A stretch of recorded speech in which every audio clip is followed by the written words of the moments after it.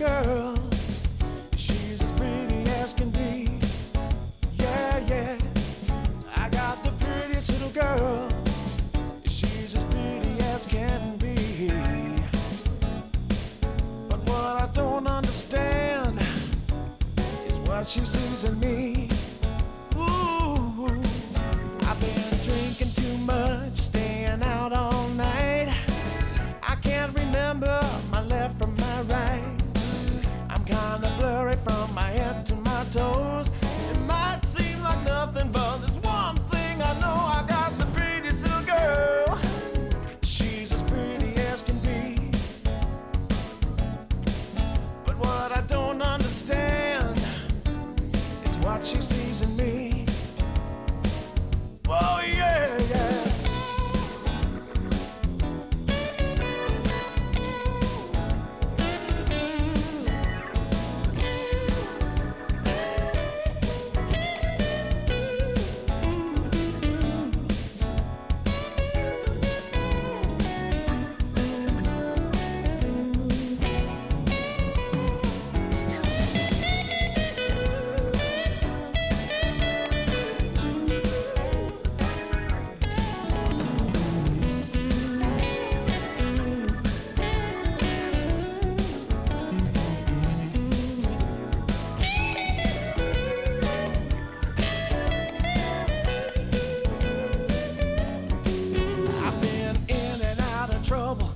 Much too long.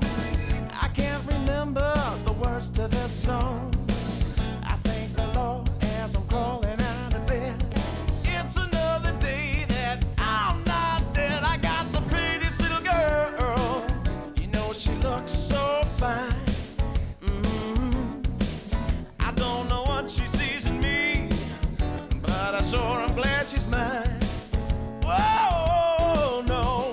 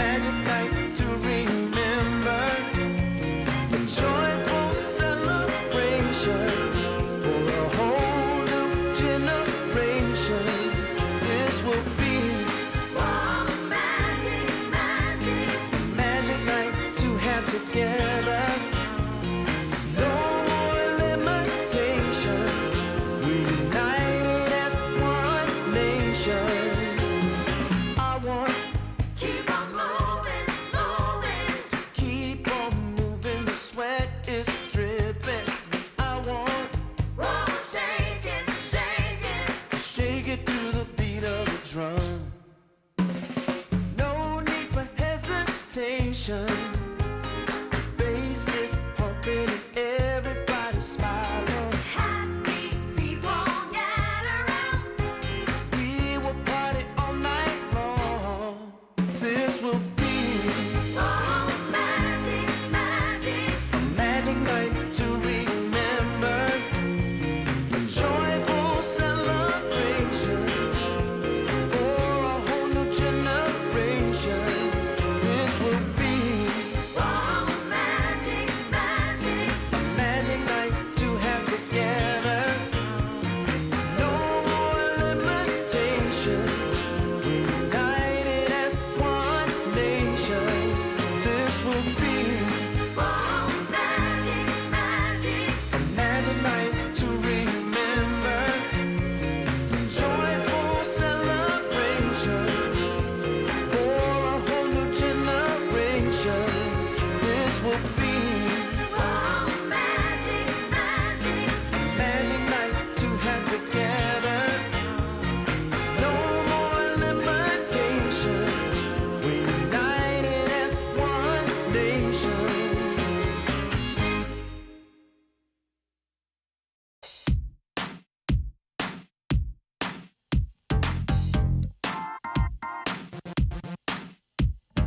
Girl, shake that body, shake it down to the ground.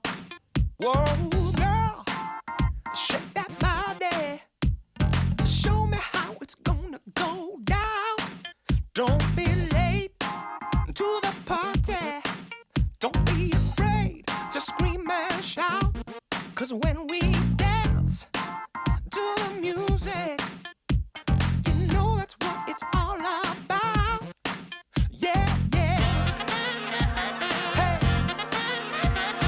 girl, shake that body, shake it to the left and to the right. Yeah, girl, shake that body. We're gonna shake it all night. We're going down to the nightclub in my stretch SUV. 'Cause you know, girl, when we're dancing, there's no place I'd rather be. Yeah, yeah.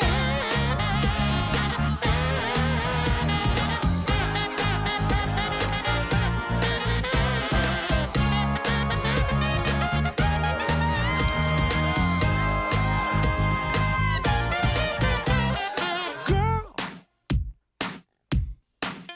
shake that body. Ooh, girl, shake that body. Yeah. Ooh, ooh, ooh, don't be late to the party. Don't be afraid to scream and shout. 'Cause when we dance, dance to the music, we're gonna know what it's all about. Hey, hey, girl, shake that body. Ooh, girl, shake that body. Oh, girl.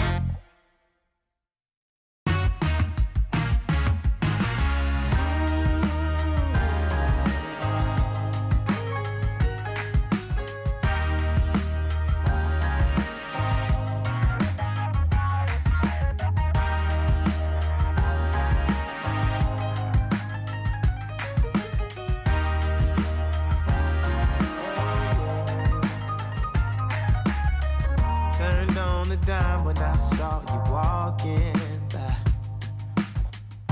Something about you caught my eye. Yeah. Ain't trying to waste my time, just standing in your line. Gotta take a shot before you pass me by.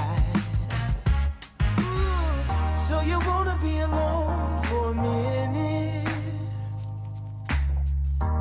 Come on, tell me what's on your mind. I wanna know what makes you happy. I wanna know, can I make you mine? Ooh, I wanna know if you know that I treat you right. I wanna know, can I spend the night?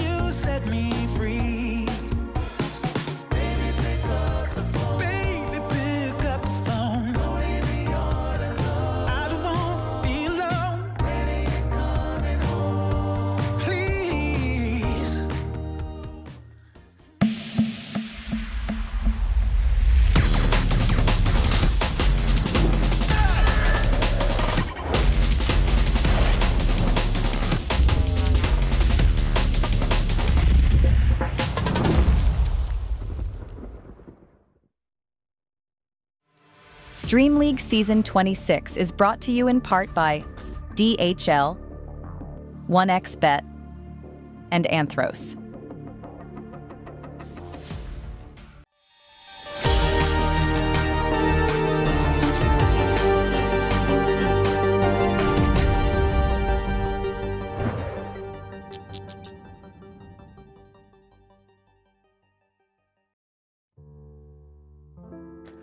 You always know when you have that relaxing walk through the jungle with the sponsors and then that lovely, lovely vibey music that it is time for Dream League. Welcome back. It is time for Season 26. My name is Nomad. I'm joined by T-Governor. We've got another day here over on the Earth stream. T-Governor, how are you doing? And you excited for today's matches? Yeah, I'm good. I feel like every time you ask me if I'm excited, I'm forced to say yes. You know, if one day Don't lie to the people. Just say it then. Just be like, okay, not fine. really. You know what? Yeah. Fine. I'll be honest. I'm content. You know, I'm Yeah. ready. You know, I feel like my expectations were very high yesterday. I think some series matched it, some series didn't, but that's because of the teams not maybe doing the best. But today, redemption. And I'm sure today will be a splendid day. I disagree. I think yesterday my expectations were actually sort of low. I thought that yesterday's games were going to be sort of one-sided. And in fact, T-Governor, my dear friend, they were not. They were actually quite close. In fact, we had teams taking games, which I wasn't expecting. I didn't realize OG Latam really had it in them. I wasn't familiar with their game, and I was chagrined, and I was put in my place by them. So now I'm excited to watch them play. Boom Esports also had some games. But of course, we're jumping the gun a little bit. Let's take a look at the Dream League as a whole, as everything that's coming up recently, because, of course, you know, we got a whole bunch of teams coming up today. Let's go from the last series of the day and work our way back up again. We've got Avalos versus Edge at the very end of the day. Previously to that, we will have Shopify Rebellion versus Boom Esports, then Navi Junior versus Edge, and then our series we've got coming up now, Boom Esports versus OG Latam. But out of the two series we're not covering, which of those do you think will be the most interesting? I'm leaning towards Shopify Boom just for the fact that, you know, Shopify just made another roster change with the Vylamba offlane. They're still trying to kind of get anywhere close to their previous form of like 2-3 years ago.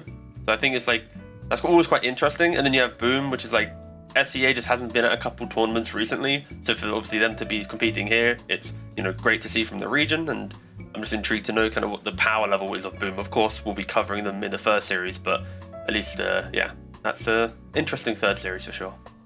It is for sure, yeah. And I think out of our games, I'm definitely looking forward to this one quite a lot because I think Boom Esports, they came in and they managed to get themselves a draw versus Extreme, who are no lightweight team.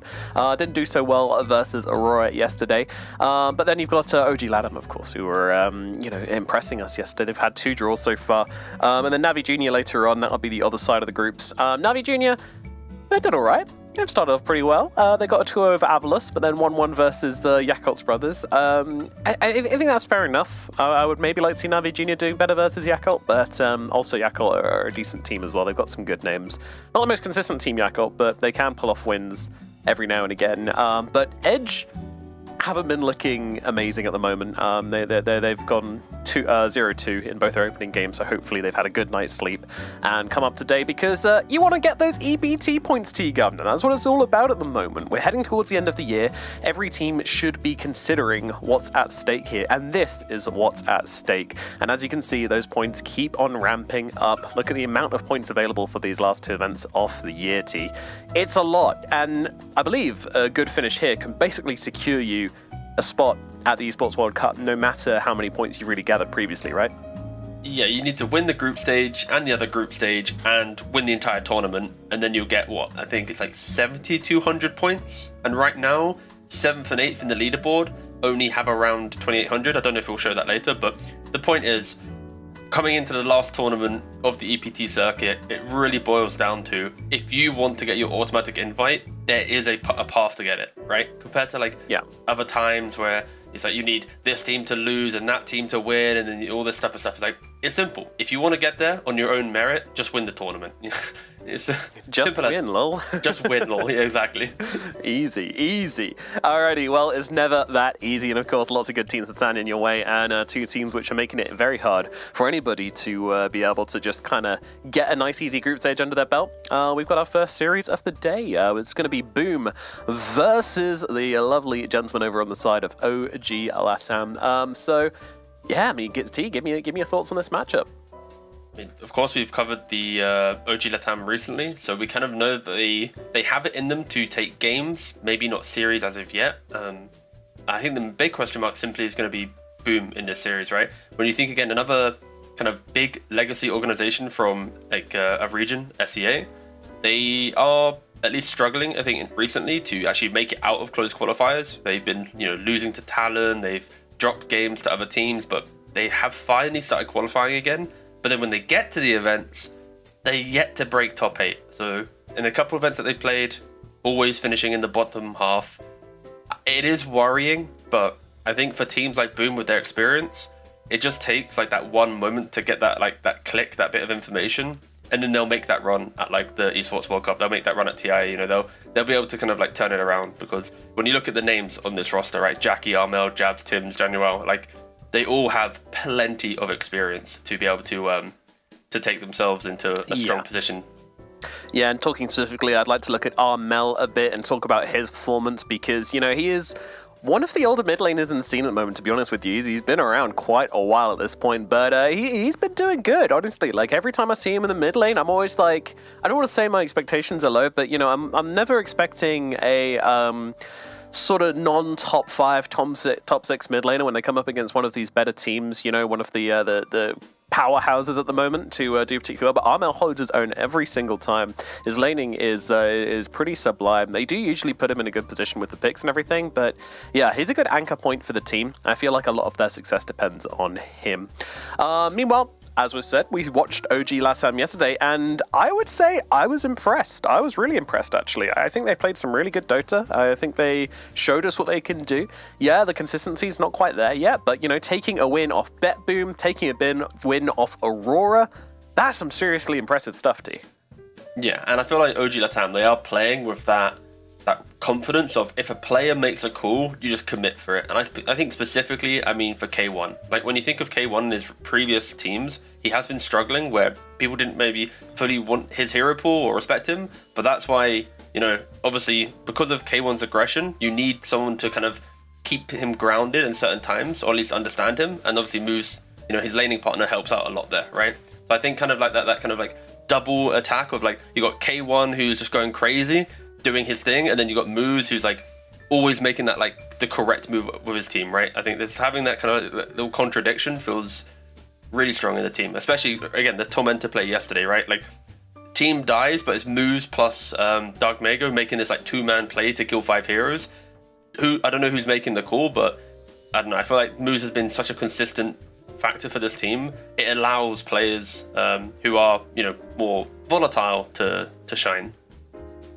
Yeah, absolutely. I mean, you need that anchor point. You need that player that's going to kind of make the calls, but also, keep everybody under control, keep everybody on the same page. And sometimes that is no easy job, but this team, they always do seem to be singing from the same hymn sheet, which can't be said for some of the other teams around their level, which is why I'm sort of expecting them to start improving pretty quickly. I think there's a huge difference when we looked at kind of OG Latam versus, say, I don't want to harp on them too much, but maybe Avalus, where I think Avalus, even in the games they were doing well, it kind of came down to individual outplays, because they just have tons and tons of skill, and kind of just rolling the games or morphling or something like this. Meanwhile, OG Latam, their wins and their close series have come from them making strategies and them executing on those strategies and them using those strategies faster than their opponents are using those strategies. And I think that's such a crucial thing. When you have a team like this, not only do you want everybody to be on the same page, but they need to be on the same page quickly, because it comes down to how fast you can make those decisions, how quickly you can shut down the white noise and just be like, this is what we're doing, let's go there now, not wasting time. And I think that's what they've been really good at so far. One thing as well to add for OG Latam is, from the games we've seen, they are heavily based on snowballing an early game, like mid-game team. I don't see them being very strong later on, because of the choices that they made. It felt like they were struggling as the game got more intense, and it was more of an even late game, they weren't making like these good calls compared to like all the top teams that we look in the world. They weren't close to that level. But when they do have this early game lead, they're so dominant. They're like K1 is like this like authoritative leader that like, rallies his men. So I feel like if they can just find ways to win lanes and create those moments, that's like their best recipe to winning. And again, about those lanes, this is the problem. This is the point I was going to make, is that their lanes haven't been as strong as you might expect from a team which is trying to snowball games. Like, their lanes have not been amazing, unfortunately. You know, like, they've tend to be kind of like sneaking through the laning phase, and then bam, we're in the mid game. We know what we're doing now. We're playing hard. We're going fast. You know, we saw a situation yesterday where they did really well on minute 0. They got them all really low. They should have won the resource game, and then it just kind of fell apart in the lanes. They still won the game, but you know, you should be doing better when you get a laning start like that. So just some small notes to make. But yeah, the sandwich, it kind of is for OG, right? They're a bit of a sandwich team where the start, meh, the middle, very good, and then the end can be a little bit scary if we end up in that situation. And Boom, of course, pretty consistent throughout the game. We haven't really gotten to talk because we haven't been able to see them that much, but I'm excited to watch them play. You know, there's so much experience on this team that we're expecting big things from Boom Esports. So let's get into the draft for game number 1. Already getting the ancient apparition straight away, and even look at the bans. We're talking about, you know, Armel coming into the series, and OG Latam, they take away a Storm Spirit first phase, an Ember Spirit first phase. Like, I mean, when was the last time we had like the double mid spirit in the opening bans? Right now, this leads through like Nature's Prophet and Ancient Apparition. What else is let through? Doom, I mean, all the Ringmasters, so many heroes, Yeah, the pool is that cup runneth over. Yeah, but Darkseer, it's okay. I mean, very, very, very good hero. The thing with Darkseer is, you know, you're always going to get pipe if you want it by around 15 minutes, maybe earlier depending on the game, right? But let's say 50 minutes is your benchmark for a pipe. That just mitigates a lot of the AA damage. And yeah, so far, the trade-off is, I think, fine. Both teams are going to be happy here. One team has the pipe buyer, one team has the I can delete any hero in the game with one other hero ganking with me. So as long as OG Latam pick up that kind of explosive damage to enable the AA, then they're going to feel pretty good. And this must be, you know, it's just, to me, a deeper level of strategy from OG Latam. Whether it's correct or not, it's kind of like, meh. But, like, the idea of just going straight in for these 2 spirit picks, you know, basically saying our answer to beating Boom Esports is to take away these tempo mid laners, these 2 heroes which can kind of always have a pretty consistent lane. If we make sure that Armel doesn't get one of these 2 heroes, then it's going to make our game much easier. And that's important enough to let them get something like the Darkseer. Yeah, they are also opening up for K1 to pick his Sven quite early on, right? Especially when Boom shows the Darkseer.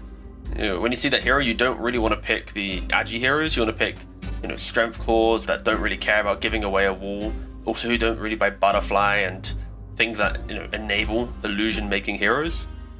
So there is a world where we just see an early pick carry for the side of OG Latam, which then further enables maybe like Illich or Dark Margot to get a bit more, or not Illich, sorry, I meant El Micho, but to get a bit more information. Nice little misspeak in the morning. Wait, it is Illich. Right, yeah. Oh, no, I blundered myself. Yeah. Was there? No, there was a graphic. Oh my, I'm getting bamboozled. I'm gonna have to double check that graphic. I was like, Illich is the offlane. I saw a graphic, and in the back of my mind, it's now hit me. It's alright, mate. It's cool. I'm going into the VOD. Okay. Going into the VOD right now. You do that. I'll talk about this Punka Jakiro we've got coming up. I mean, it's a pretty basic combo, really. You pull up the X marks, you pull up the ice path, you set them on fire, you get them all wet. Doesn't sound like a good combo, but it is. Bit counterintuitive, but it works. And you got loads of setup now. You got so much setup for these 2 supports. Normally, if you go for AA and Jakiro, I'd be saying things like, well, your catch isn't great. Well, you know, you don't really have that throwaway initiation, but Kunkka always gives that to you. He's always got the X, great against the Darkseer as well, against the Surge. You know, you don't really have the answer to it. So, yeah, I'm into it. I like it. I think these 3 heroes individually have their weaknesses, but they all kind of cover for each other's weaknesses. Well, Jakiro and AA don't. They kind of have the same weakness, but Kunkka comes through and makes them both work. I think you need one more frontline control-y hero on OG Latam, and then I'm a happy boy. We'll see what they end up going for, and of course a lot of damage needed as well. We have seen these Kunkkas struggle when they're not comboed up with some like decent follow-up, and yeah, Jakiro and AA, they do. I mean, Jakiro does good damage, AA does kind of like pseudo damage where you stop them healing, which in turn stops them kind of actually regen through. Ton of damage. There's no pseudo with AA. He does damage. My guy's a machine. Oh, and then throw in a little ice vortex on top of that as well, and everybody's sort of clicking like crazy. Okay. The Boom opting to go for the pacing to deal with the Ancient Apparition. And AA, even though it's one of the best supports in the game right now, I think people do understand how to beat it, which is like take the early towers, don't allow AA to feel like he can, smoke into the map to get kills, like force him to react a lot and not be proactive. And I love the idea of like Beastmaster with the Helm of Overlord build, but that's always banned out because how strong Beast is. Then you have Nature's Prophet as a good option as well, and a Puck, right? Like these are entire draft from Boom is after lanes. You know what? Puck, you see a hero, Prophet TP in, get killed quickly, then take tower. Tiny finds a hero, boom, do the same thing. Like, it really is like explosive skirmishing. Force OG Latam to put their heroes in the same spot. If you waste a boat, if you waste an ice blast, that pressure is going to keep applying because Boom, they don't really have cooldowns they care about. Even if a call or a wall is on cooldown, they'll still play around like the Witchblade right click of a Puck or the the Surge disengage and the vacuums of a Darkseer, right? Like Boom is very, very scary if you give them an early lead in this game. Yeah, and I'm wondering how OG Latam respond to this. Are they going to keep on trying to go down this brawling route themselves, or are they going to see the opportunity to maybe step back a bit, get K1 something a little slower perhaps, and make him the Giga carry of the game?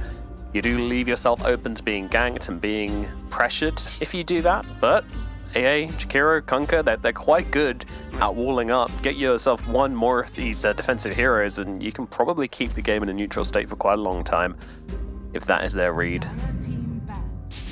Of course, I do find it interesting. Like, 2 picks ago and nothing too crazy, but yep. Interesting they banned both the spirits but then let Puck through on the second phase, which is, I kind of view it as just another spirit in a way. Mobile, high damage hero. Yeah, I think if you were to really respect Armel, then it's like Storm, Ember, Puck, and then after that you can kind of leave it a little bit open. Luckily for OG Latam's sake, Void Spirit is close to unplayable in the competitive scene, so we don't have to go that many bands deep, but justice for my boy. Yeah.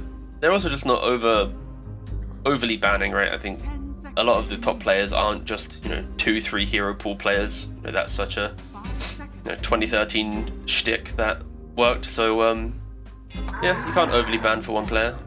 Nah. And also they've kind of like Kunkka's pretty good against Puck, right? So there's a little bit of like, oh, if we ban these two out, he'll pick Puck. We already have Kunkka, so who cares? I think it's chill. Kunkka does well against the Puck, for sure, in lane. Yeah. So it should be alright. I like this Underlord ban as well. You might think Kunkka spent Underlord would be like just 3 beefcakes in the front line, but OG Latam will be more than happy to put 3 beefcakes on their front line. I think anybody should be at the moment. It's a more than viable strategy, doing banning out as well. It really complicates Nature's Prophet's game when you're unable to just progress into fights, right? Like already for this Prophet, if your team doesn't get good pick-off with like Puck and Darkseer and you join the fight as it's developing, you're not TPing into a Sven. He's going to God Strength kill you. We saw how Avalus lost to that yesterday. You're not TPing into a Kunkka who still has boat available, right? Because now it's like, okay, he just boats himself, blade mails, I can't kill him. So that for Prophet to feel good in this game, someone has to die first on OG Latam for him to feel good. Of course, there is a scenario where he crushes his lane, has infinite gold, satanic and all this stuff, and yeah, he's going to be very strong, right? But on a surface level for how this game should go, he needs people to do stuff for him before he feels good, and that's why I think these are very good bans from Boom Esports, where if you pick up another core that is close to unkillable for the Prophet, unless he has a net worth lead, you're a couple mistakes away from him never feeling like he can fight. 10 seconds And what else is available? That is just every. Actually, you know what? All offlane bans. I just looked at Boom Esports. Yep. Just other than the Ursa, everything is offlane. Yes. Oops, all offlaners. So what do you have left? We'll go for the Dragon Knight, probably shoving that mid, let the Conqueror off lane. Sure, why not? Absolutely, why not? Another Puck answer. Go for it. More jump, more lockdown. That instant stun's going to come in very useful against Nature's Prophet and Puck. I'm a fan. I think it makes sense. seconds remaining.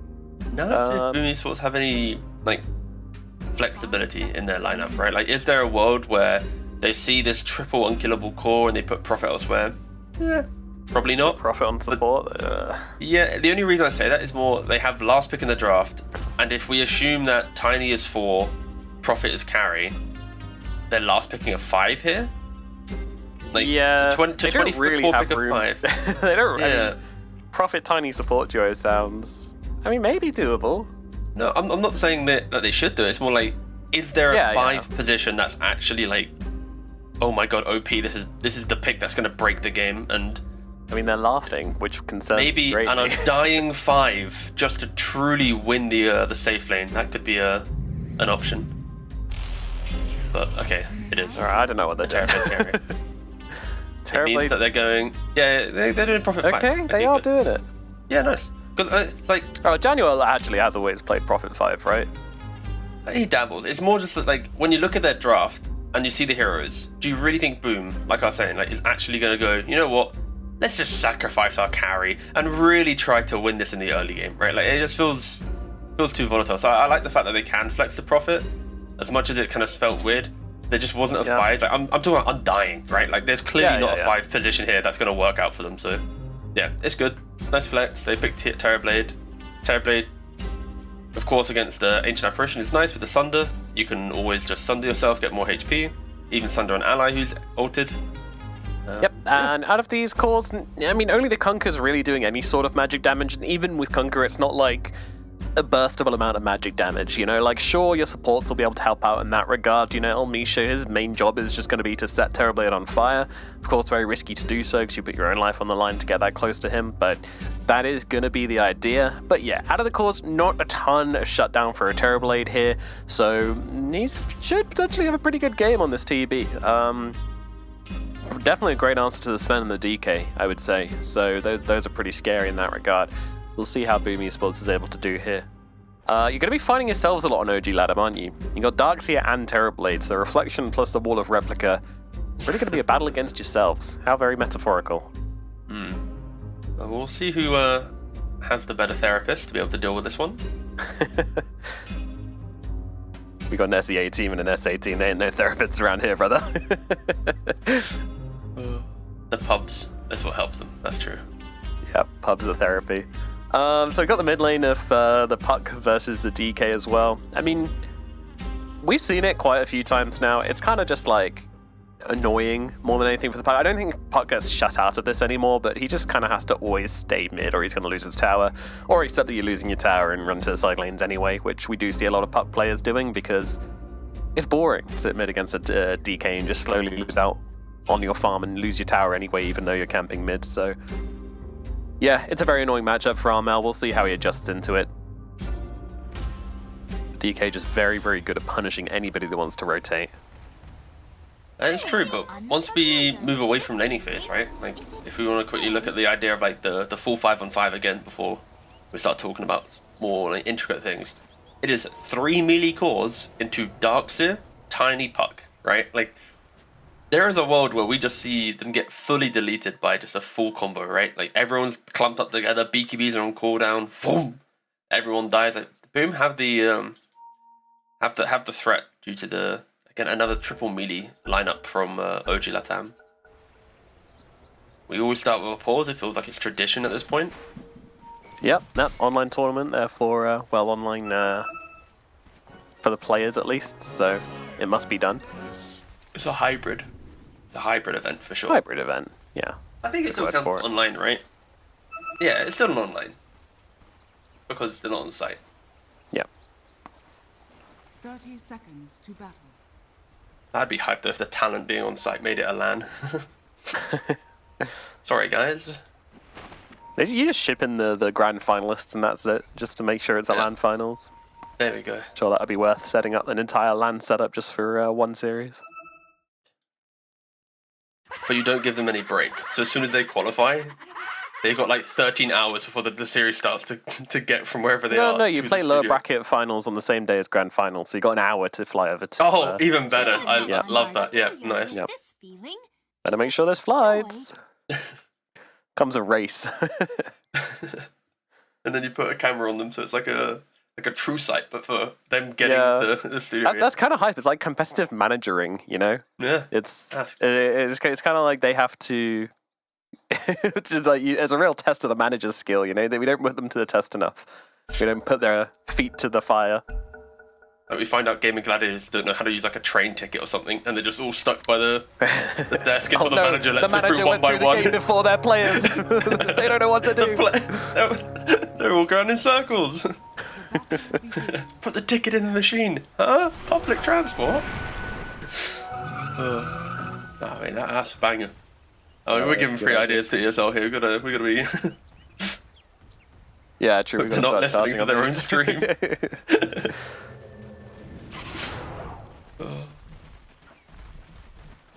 Right, what lane do you want to look at first, boss? Give me some bottom lane action. I'm down to watch this TB Nature's Prophet and throw up in my mouth a little bit because this is truly gross. You're gonna have illusions. look at Elmichu, he's just like, ugh. Oh no. I'm gonna have a tree and an illusion running at me this whole time. Excellent. I'm very, very much enjoying life at the moment.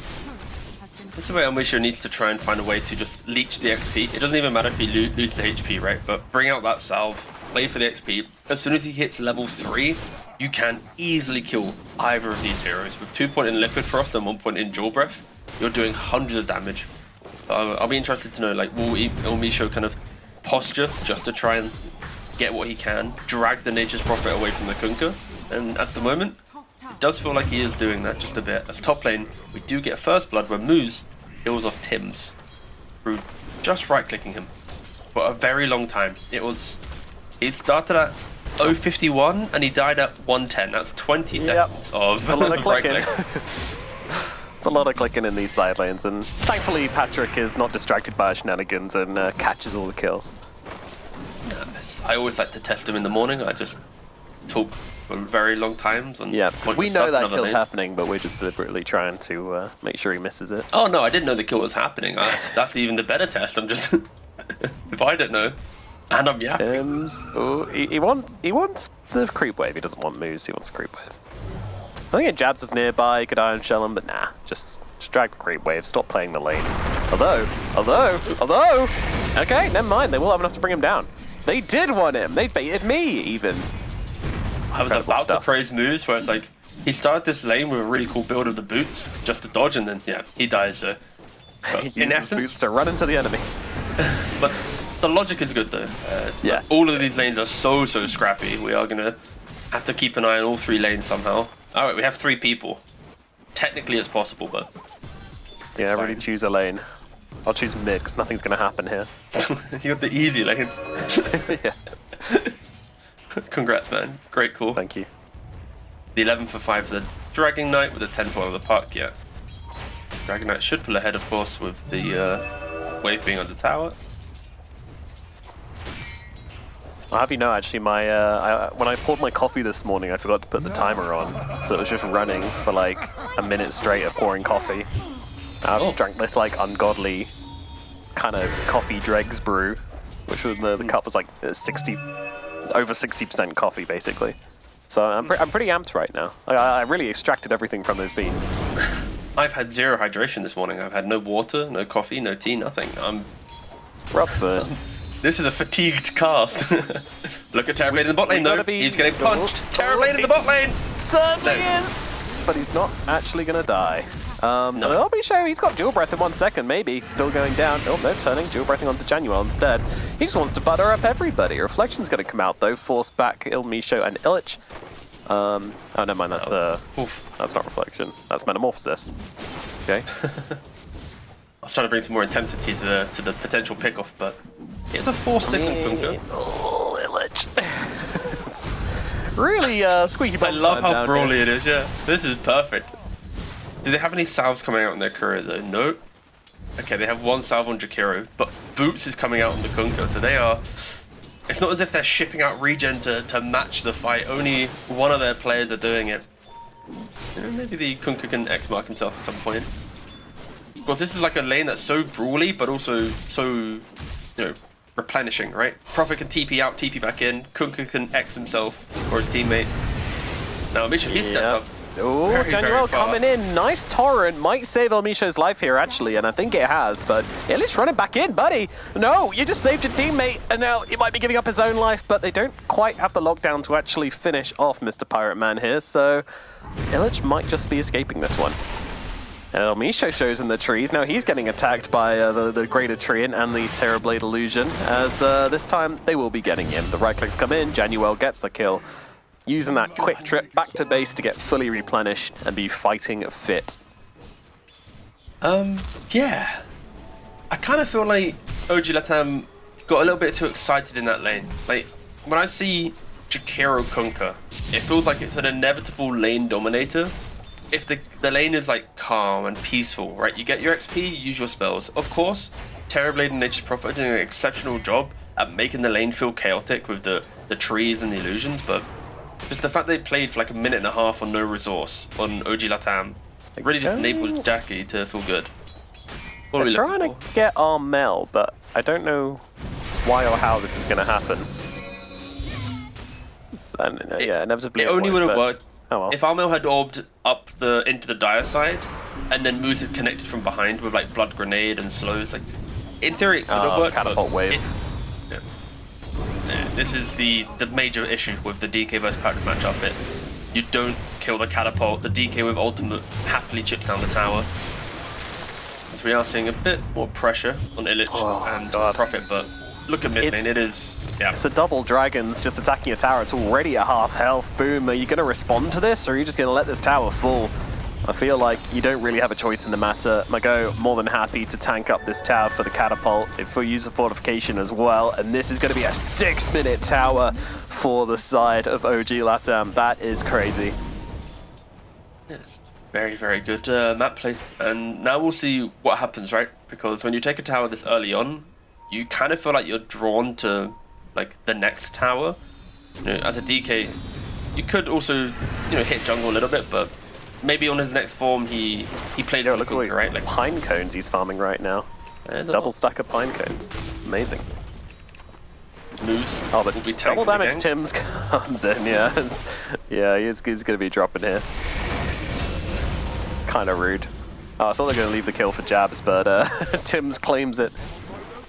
I actually like Tim's taking it, right? Because Jabs farms already a lot with the Darkseer, so why not let your support Tiny to take the mana boots with the kill, progress your way to Blink Dagger. I think getting your Tiny into the game as quick as possible will really help with this aggression that we expect. Like the Dragon Knight, sorry, will move to your tower, right? The way he's playing, he wants to try and progress the map.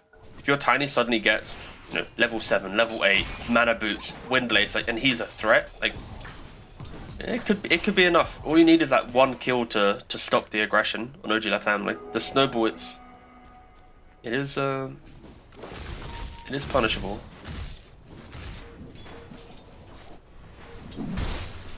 Seven minutes 30 in this one, but it feels like it's a lot longer game than that. We just had so much action, so many plays being made, and that's not stopping. It's up in the top side. They're moving on to Hector. Hector, though, gonna be okay for the time being, just being chased away by his illusion. I really want to relegate this guy to the jungle, though, which, you know, he's not entirely against. It's a little inefficient, but he's got himself the Morbid Mask. Yeah, Sven's pretty content if he does have to hit the jungle, but he'd like, I think, to get a kill with God Strength, right? Especially when you have a Jakiro support duo. But the way in which the supports are playing right now, he doesn't have that laning assistance, right? They took the mid lane, they're moving towards bot lane. They are kind of sacrificing the kill threat of a Sven just for the kind of the map pressure of the supports. But they've dodged.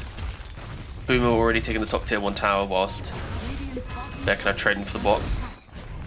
They are taking the top tier 1 tower a lot quicker. Yeah, Darkseer had already sort of tenderized it, and now Jackie just comes in to finish the job. Bottom side, though, with the liquid fire, we should be going down pretty quickly. I doubt we'll see. They are defending it. This is it. This is what I was going to say. Because they're taking it so quickly with the coil, they are clumped up on the tower. It could be a 3-man coil. Certainly is. All three of them getting stunned up. They'll break immediately as Genuine comes to the backlines. Misha is going to be the first casualty here as tossed back. Mago trying to get out of this one, running up to the high ground, but Tim's hasted up, chasing forwards. He's got the avalanche available, throws it down onto the both of them, allowing the team to close the gap, but Xmark's throwing them back. Mago on the run in one direction, Illich going into the other. They're going over for the TP out, and will just about make it out of that one. So they actually get away with all of their cores, just dropping both their supports there. But more importantly, the tier 1 tower staying alive for Jackie for now. You have to be so careful. Top Mago getting jumped here as well, and yeah, he is going to die. That's a big move. That is a really, really big move. And now you have this replication of the DK to help you push. Whew. I just feel like Boom are just playing the map just better in that state, right? It's like they take the initiative to go top tower. They identify the fact that their bottom tower hasn't gone yet.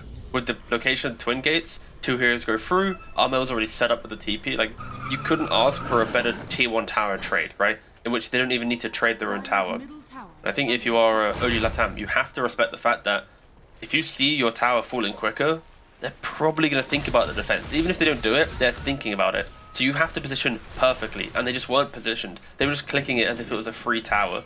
They were very complacent, I think, in that moment. Whilst Boom, they're always thinking, like, how do we get that next little kind of that pick off, that next moment to kill? Like, they technically are the ones, you know, playing it. I'm gonna say comeback based on the fact that the early game felt like OG Latam was going to dictate more of the game, right? Even though the kills and the net worth is Boom favored, it did feel like there was a chance that OG Latam could have created some opportunities, but they very quickly got stopped in their tracks. Yeah. Well, problematic as Mago looking around the middle lane. Star's still pretty damn healthy, to be honest. Puck not exactly the greatest pushing force in all of Dota 2 history. And with Jakiro here trying to defend it, but Tim's realizing the opportunity here, tossing him back in and securing a kill for his team onto this Jakiro. Very nice read from Tim there, recognizing what the Jakiro was going to try and do, reading it prematurely, and setting him up. Really cute. And now his tower will be falling with the catapult wave.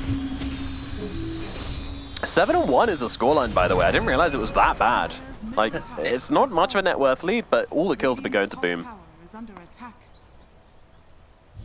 You know, there's one factor in all of this. It is Tim's on the Tiny, right? He's got 1 kill, 4 assists. He's been part of 5 out of the 7 kills.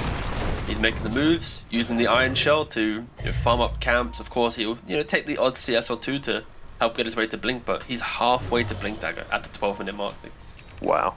He can take over this game. Like, before the lanes had met, or the creeps had met, we did state that there's a 3 melee core lineup for OG Latam. Like, sure, Dragon Knight with the form, you become range, but still, it's like the fact that the Tiny can just obliterate you in the early to mid game if he just gets to start, and he's having such a great start. Ooh, blink reveal for Armel here. Sorry, for Mago here, and it is onto Armel. They'll have him locked down. Ice Path to follow up as well. Beautiful execution. That'll be the second kill of the game, and it's a big one. Very, very big pickoff. Yeah, pretty much the OG ideal Latam hero with the blink dagger. How quickly do you think OG Latam is going to try and perfect like this whole like 4 protect 1? But already I'm seeing it, right? It's like K1, he's used every god strength to hit the jungle. Again, that's his playstyle. I'm not trying to, of all the years, we already know that's his thing, right? But they need to find that way to perfect everything else to enable this. As he just runs to top lane, yeah, punches the Darkseer. He's gone. Man, okay. Hector. That is Jab's fault though, right? Because K1's on the way to the other jungle camp, and how dare you stand in the way from his like camp A and camp B, right? Like, he just... That is true, that is true. You basically become part of Hector's farming pattern. Yeah, exactly. That's the only way you can die to Hector at this point in the game, is if he accidentally thinks you're a jungle camp, then he'll kill you.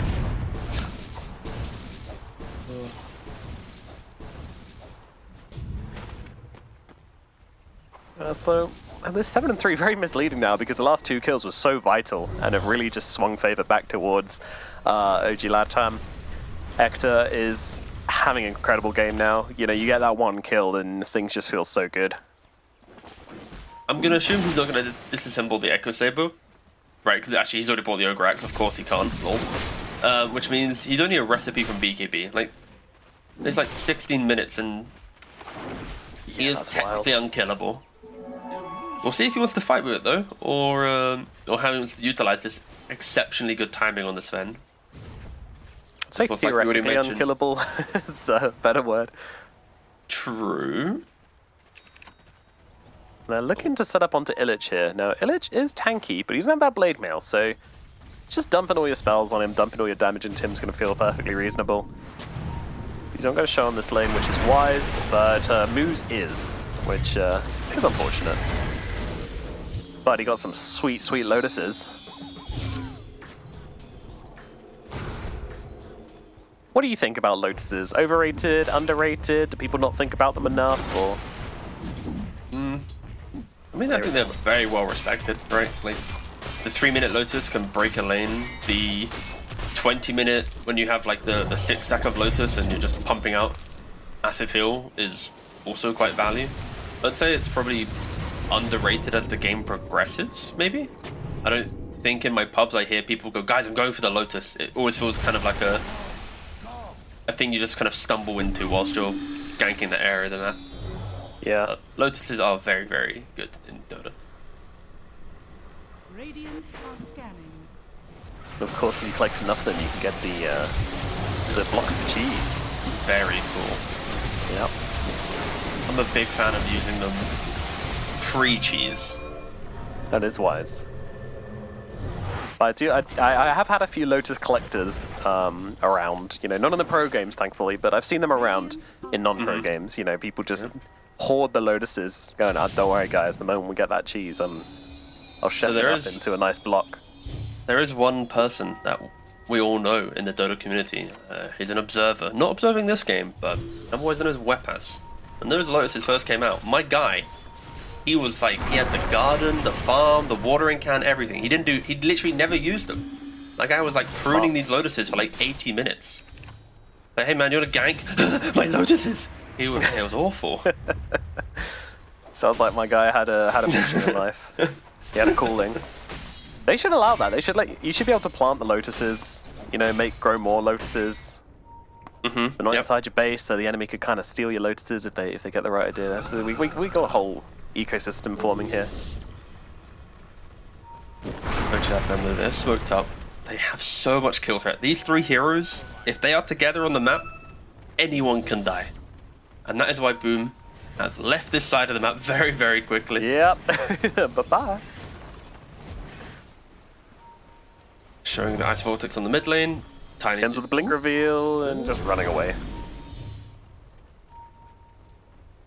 In regards to the item timings though, Dyer is very ready to fight, right? We've already said about the Sven BKB. We got the pipe on the Kunkka. He's even thinking about the drum. He has found the Terrorblade with the X into the boat, torrent, and Ice Blast. Any other damage? Need a little bit more follow-up, but unfortunately the rest of Boom have arrived, and they are looking to defend this one. In the backlines, it is going to be the A. It's going to be the first kill of the fight, but Jab's going to go down quickly in response as Hector finds him. BKB and God Strength used. They need to find some more targets, and under the tower, they're feeling pretty safe on the side of Boom, but is it a bait? Hector coming in, breaking through the tree lines, looking for Januel. Stun's going to come out, but the Avalanche in response. He's taking a lot of damage on Hector. He needs to start getting himself away as Jackie is doing too much. Hector turns around the madman, tries to fight back, and it does cost him his life. Sure, he does bring down Januel, but it is not a good trade, and Jackie ends up being the champion of this fight, taking down the enemy carriers. Coil not going to land this time around. Mago had the blink away and does get himself to safety. It's a very simple post-fight analysis. Tim's tiny. That's it. Done. Ugh.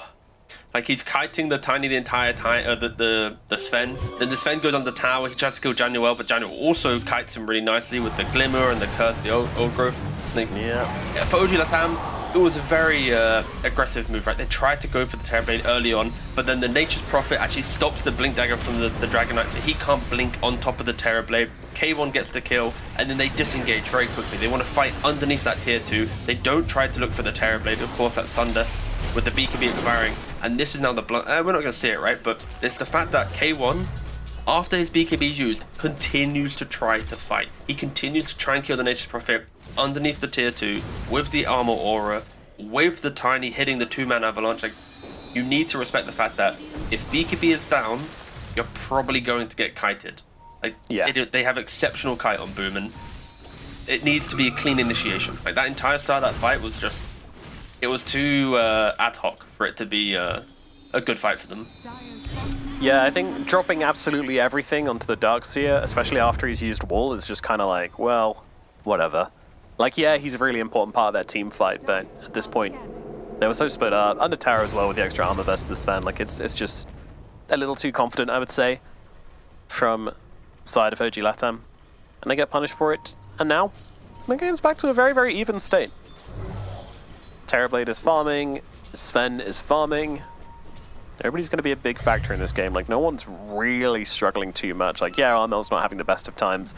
He's kind of sad that his team's not killing, but no, Hector down at the bottom side. He's got the BKB. He's going to have to pop it here and get himself away. And that's exactly what he will do. Didn't really have the lockdown to make a serious threat in his life there, but still forcing out the BKB. Always going to feel good. Take him off the map for a bit. There was a world where if they toss, coil, snap, I mean, there were some ways in which they could have got spicy, but I think Boom, all they wanted to do was force the BKB. As soon as the BKB is on cooldown, we saw how the Sven was unable to fight. Now for 70 seconds, Boom, they own the map. They want to, sweep through, find anyone they can. They don't care about the jungle camps. They're finding the Dragon Knight, toss back onto the puck. Yeah, this guy does not have a BKB. Much easier to bring down. There's the, oh, look at that. Getting jabs and Dartmago inside the trees together. Dartmago does not want this romantic engagement. There's a nice back wall coming out as well, but the pipe is there from the Conquer and the boat, keeping them all nice and healthy and stopping Boom from really translating this into a kill as they'll back themselves away on the side of OG Latam. So Boom's second play, it almost looked good, but again, couldn't quite convert. OG Latam get themselves back, and now, well, they're just 30 seconds away from that BKB back up for the Sven and possibly finding themselves an engagement. But Tim's, he is looking for Hector. He is making sure that he cannot get into the fight, or maybe is forced into the fight where he doesn't really want to be, and yet that's exactly what's going to happen. Toss on to the Sven. They're going to get in close to jab. There's actually the Thunder coming out. They'll get a little bit confused here as K1 can't decide his target. Looking over for Jabs now, but Jabs is going to be able to get himself away, but Aaron gets on top of the TB and brings him down. The big boy is dead. What else can they find? Illich chasing Januel on the sidelines, just getting on top of him. He's trying to go for the TP. That ain't gonna happen. Januel will be dropping. That mullet gets shaved off as they now look in towards the pit. I think we're learning a couple of things about this game, right? It's the fact that, is there really damage on Boom Esports to get kills, right? I think their damage comes from taking a really long fight. It's multiple avalanches, it's the Iron Shell, it's the constant orbs of a puck, right? The right clicks of a Terrorblade. You compare that to OG Latam, it's so explosive. If they see a hero with the Sven, the AA, the Ice Blast, like, they can delete heroes. And I think Boom, they didn't really take that fight respecting the fact that, do they actually kill a hero? Like, they'd used Wall at the top tier 2, they then ran to mid, then they dove here with the Tiny, pucks chipping them, but they're doing no damage. Like, everyone on OG Latam is perfectly healthy. The Terrorblade sunders to save his teammate, but yeah, I think Boom, they have to respect the fact that their fights work when a critical resource on OG Latam has been used, right? Is the God Strength available? Is the BKB available? Is Boat available? Like, if these things are down, look for the fight in a clean area, but if they're not, trying to like drag it out, it's not going to work out. So I think we are seeing a little bit of like indecision from both teams here.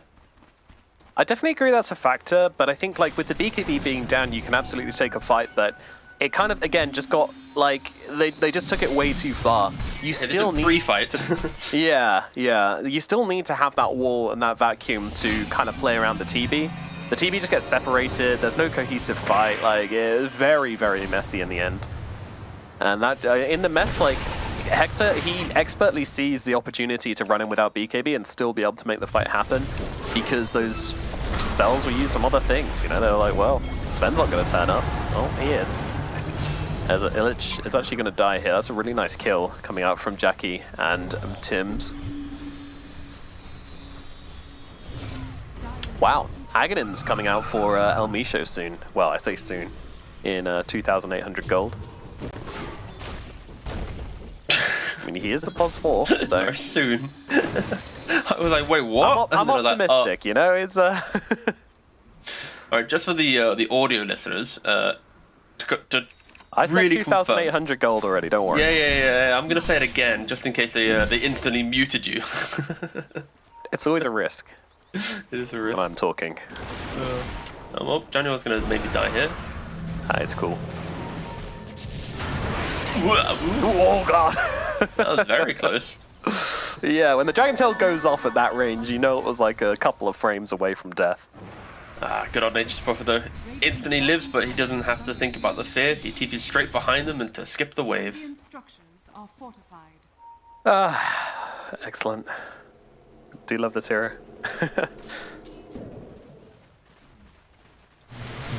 Still, I'm just going to go through the tower regardless. Who cares? No creep wave, no problem. K1 does love hitting buildings. And that was the whole, the TLDR of his series yesterday on Sven was 19,000 building damage. Yeah, in a game where they were behind the entire time, he went high ground like 8 times over. Yeah.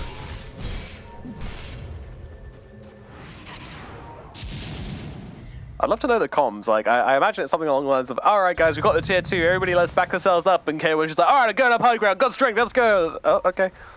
Yeah, we got you, buddy. I think you're wildly overestimating how much they're talking. 'Cause I think it's just simple. It's just building. Well, he just grunts. He just grunts and goes high ground. They know what it means. Like, they already know how perfect of a call it is. He's K1 kind of nearly dead. died, Oh yeah. my god, that was close.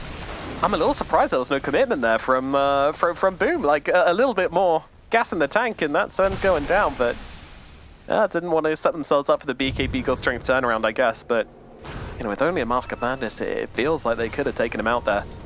A little bit worried about the response. I don't know. Do you feel like that should have been a kill? If you press meta, then you could argue yes, yeah. Glad I'm not going insane. So Aghanim's purchased by Illich. That's going to give you a lovely fleet of ghost ships.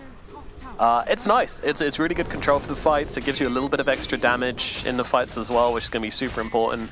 When this TV just wants to stand and deliver in the backlines, like this spell has the range to actually just go and land on his head. Forced him to redirect, stopped him being able to just sit there and fire volley after volley at you. Such a skirmishing build though from Illich, right? He's got like the drum, the pipe, the axe. Like he's not trying to be an offlane of that scaling. He really is going the I want my team to feel good with with every bit of utility I can bring. And you know, some offlaners in this situation would be like, well, I'm playing against a TB, you know, maybe I get the Radiance, but of course you don't want to do that versus the Darkseer. It's a bit of a grief. Well recognized from Illich. And now Shard coming up for them. Nice little Tormentor. Elmisha's going to have a Shard to play with, which is actually going to be super nice when he has his Aghanim's complete up. Like the volley from the Liquid Fire, Liquid Frost, Macropyre is just going to be... Whew. That's going to be a problem. Any GPMs as we're looking around? Sorry, I'm a bit late to look at it. Okay, only tiny. I'll be keeping As an a eye plus on 5 the, player, I only care. I Jakiro. only care greedy. That's it. Ah, he got the greedy on Jakiro. Yo, that's greedy on huge. AA. That's huge. Aghanim's very close now. Just around the corner for Elmisha. It is kind of busted, right? Like, It does, yeah. It makes his Aghanim's like a couple of minutes quicker as hello. They're jumping forward onto the Tiny. He's going to yield himself up, try and buy himself a bit of time, but Tims, he's going to walk away from this. They're unsure if they really want to commit on the side of OG Ladder, but Mago still in the front lines trying to find a target. Januel's going to be that target. Stun does land. Armel trying to disrupt on the back lines. And Hector trying to find an opportunity to get off a couple of these cleaves, but he uses BKB earlier on in the fight. Godstrike still not triggered. He might just be going down. Godstrike comes down onto Tims. The AA dies as well. 2 dead. Hector sees Armel, or does Armel see see Hector. I'm not sure they're playing around with each other. Reflection coming out. Daniel, no! He TP's into the front, immediately dies. Is it going to be worth it? Hector moves to the side, gets away. Mago still fighting on the backlines, trying to cancel out Armel and doing a pretty good job of it. But Elmisho getting left behind just a little bit here. Gaelgard not going to do a whole lot. He's going to fall. Another kill for Armel. Illich trying to defend, but without your supports, it's a little bit tough. And ultimately, it was kind of a trade of supports, but also Jackie's going to be able to get a tower at the meantime as well. I love the attempt from Januel there, right? Like, he wanted to get in there, use his dust, use his Curse of the Old Growth, but his Gale Guard was on cooldown, so he didn't have that additional barrier to eat through the Sven right click, and he did go down to enable the Sven to escape. But once again, we are seeing OG Latam, the Sven, when the BKB is used and he has to disengage, there is no fight left. Can he kill in the BKB? That is the entire game now for OG Latam. Can they create a moment in which K1 deletes a critical hero for them to fight more? How many times have we seen him like pop the BKB, maybe kill someone, and then the rest of the fight is just run, you know, like... Yeah. That's where as the game progresses. He's getting his steps in, you know, he's had his 20k steps of the day done and dusted in these fights. I think it helps, honestly, if they stop starting the fight with K1. I think, you know, maybe Dark, Mago, and Moose, they need to prepare, you know, sync up again. Start the fight with a DK and AA combination. Like, just get a very simple, you know, 2 hero, find Prophet or someone, you kill that guy, then look for the how does the fight develop, right? The fact that I feel like K1 has been leading the charge in every big engagement is hindering their ability to just take the fight to them. Like I was saying, like, the game progresses. Terrorblade, soon to have Skadi. Puck has a Lincolns. Like, when you look at all the itemization of Boom, they're so tanky.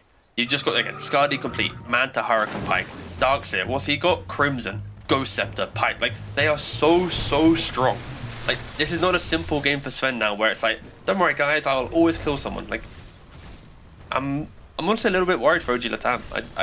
The execution of their team fight is not at the quality right now to overturn Boom. It feels like Boom now need to make a mistake for OG Latam to now win a fight.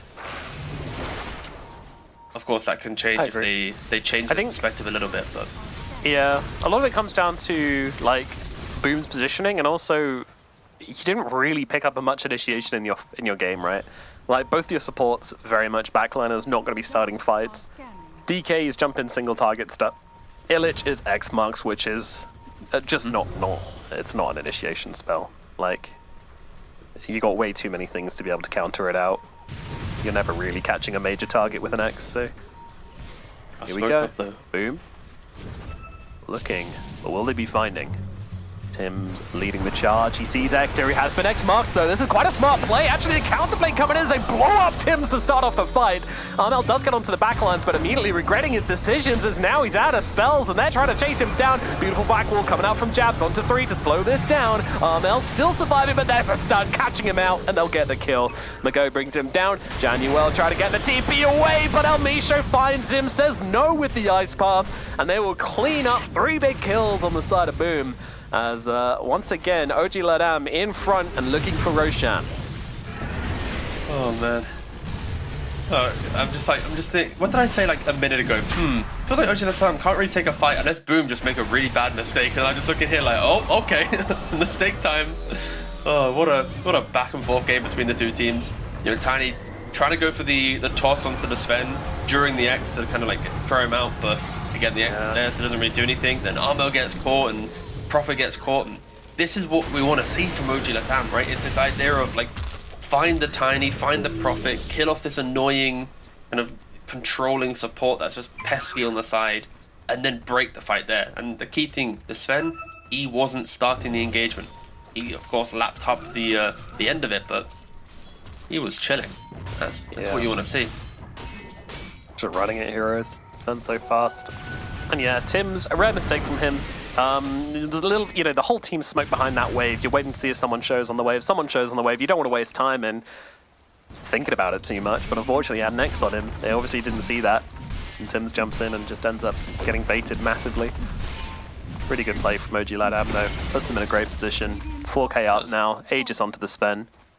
A little bit Very surprised nice. Aegis is on Sven, but he does so much damage now that he can kind of hit towers without gods. There's really no other hero that would feel good with the Aegis, I think. Maybe if the DK had one more item, you could argue he could be the building hitter, but Radiant's top tower still a little lacking on that item. And of course, K1, he sees the opportunity to go high ground. There it is, God Strength coming out, taking a lot of damage in this though. These illusions certainly don't feel great to play into. But still, they have not killed off the banner. Puck tried to give it a go, but didn't want to risk his own life for it. So banner's still alive, Creep's still alive, Push still alive. Tim's looking for a Oh, target, Tim. doesn't find it. Yaganim's Macropire coming on down and trying to deal with the illusions, but I mean, it kind of is. Coil on the backlines onto 4 heroes. Not bad, but I mean, that's a little deep for any sort of follow-up to come in. Just because you can doesn't mean you should. Still, they will back themselves away on OG Ladam. The God Strength ends, so they'll be happy with what they've got. But, Boom, they're hunting, they're looking. Will they be finding? Don't think they should though. The Terrorblade, he's only what 800 gold away from his butterfly, and his meta's on cooldown. Like he really needs to get this item to be able to stand his ground, and that is potentially a reason why OG that time is going. You know what, guys? The meta's on cooldown, right? The disparity in Yeah. the meta is very different. Like try It and is. play on that timing. Not so much longer cooldown on Metamorphosis than there is on 120 seconds on Metamorphosis. Just, I think it's like 88 seconds on God Strength. Yep. Here we go. God Strength used. No meta available. He's going to get stunned up here by the Avalanche. But it's not really going to stop them a whole lot. Crimson also helping out a little bit. The trees being annoying. It's all annoyance. It's all just please stop hitting our barracks. But K1, he's not listening. First lane of barracks gonna go down. OG Latam finds themselves a target as they jump in onto Tim. Stun's gonna be there. I'd love to follow up as well. Doesn't really land. Yeah. We missed Tim fire gonna play. there. Oh, Oh, they get the coil! Sven caught out, does have the Aegis though, so, and no one's really backed themselves away yet, so they can still take this fight. And there's a Macropire coming down, the Aghanim's Macropire onto Tim's, hurting him so much, and Jabs as well. Also getting caught in the ice bath, he's gonna turn on the Ghost Scepter, which is just gonna roast him up even quicker, but nice vacuum onto the high ground, still gonna cost him his life here by the looks of it. Jabs will fall, but in comes Jackie. He's got that butterfly, he's got the Metamorphosis as well, and starts to do some real damage. Hector trying to come in, but he's no match for the Terrorblade right now. Satanic buys him a little time, but Tim's again with the Ghost Scepter keeping himself alive, and Hector will fall for the first time here. Where is the follow-up though? Illich is being bullied by Januel and Arma on the backlines. He can't come in and help his Sven. He's gonna need somebody here, but K1 has no one. He is gonna fall. BKB saved as he realized it was a completely inescapable situation. He will go down for 90 seconds. Boom, find a comeback here, but what can they do with this kill? they see the Kunkka. That's another kill. He says with no one joining him. Yeah, he's like, guys? Oh. Can I, just, I thought Puck a was little with help him. over here?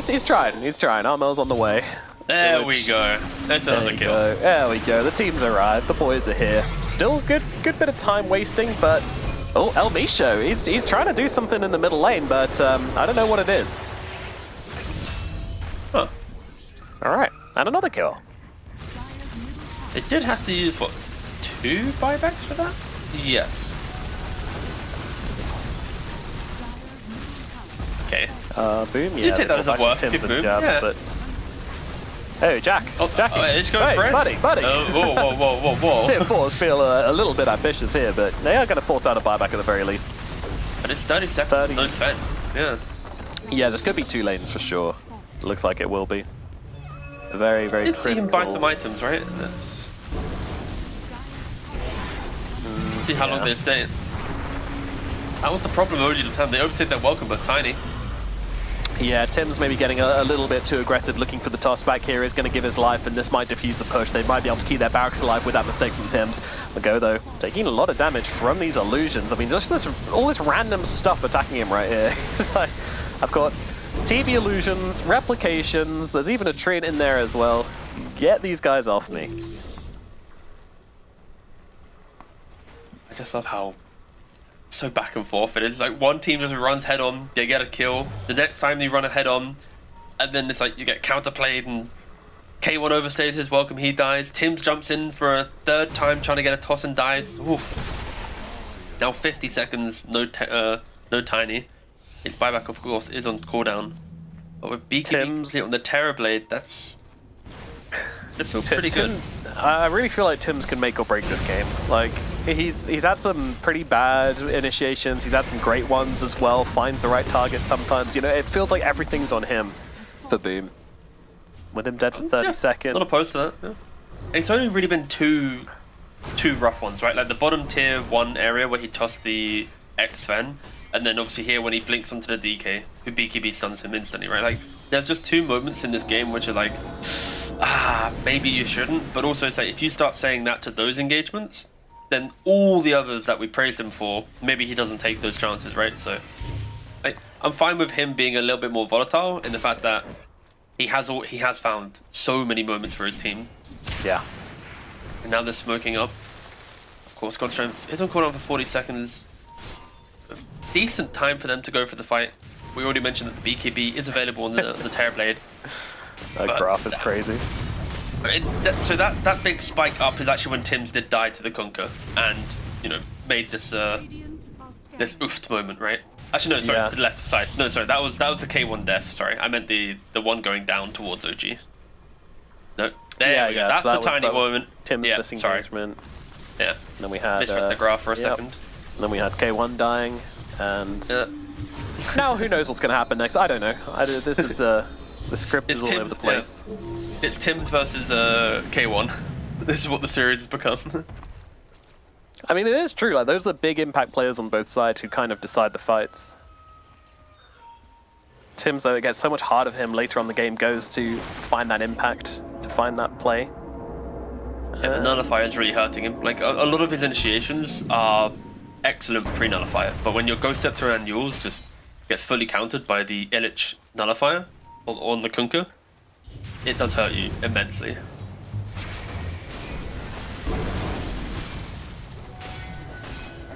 Armel, he's got the Aghanims, he's going for the Mjolnir, so you can tell he believes that the game's going to go a little bit later and he wants to be ready for that.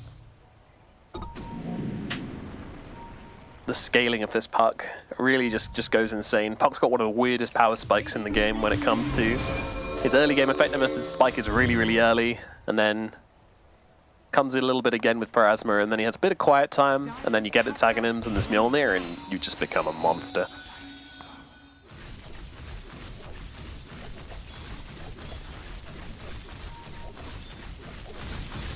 And there are illusions just being super annoying into the bases, so I'm wondering if OG Latam feel the need to come back and deal with that. Which roster would you rather be playing at this moment into the game? I think I'll be leaning more towards Boom. As I think just the late game Sven, it's always so scary, but it's like you just get kited.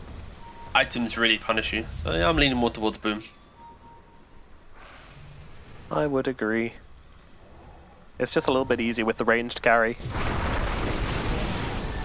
And yeah, here we go. Here comes the God Strength from Hector, trying to look for a target. The Macropyre's giving them some cover, but I think Illich might just be roasted, although the boat's coming in, doing a bit, but not enough. They'll take him down, and now Arena's kind of chilling inside his Macropyre together, utilizing it as effectively as they can, as Armel going to get onto Moose, bring him down, buyback immediately. They'll find Timso in the front lines. He's going to fall as well. Armel, though, just bouncing around, bullying these supports. El Misho needs some help there. He's going to try and go for the TP out. Will be able to make it as Januel tries to get onto the back lines here, but just gets locked up. But Hector inside the trees cannot escape. Blink comes out, though. He finds a kill, but Armel just unstoppable in this fight, moving from target to target and causing some real issues. Nice vacuum back. There's a BKB coming out from Hector, but it's just to run around and stick on the high ground, and Armel once again trying to find Tims. Might just kill him back to back as Moose does die again. A die back from the Ancient Apparition.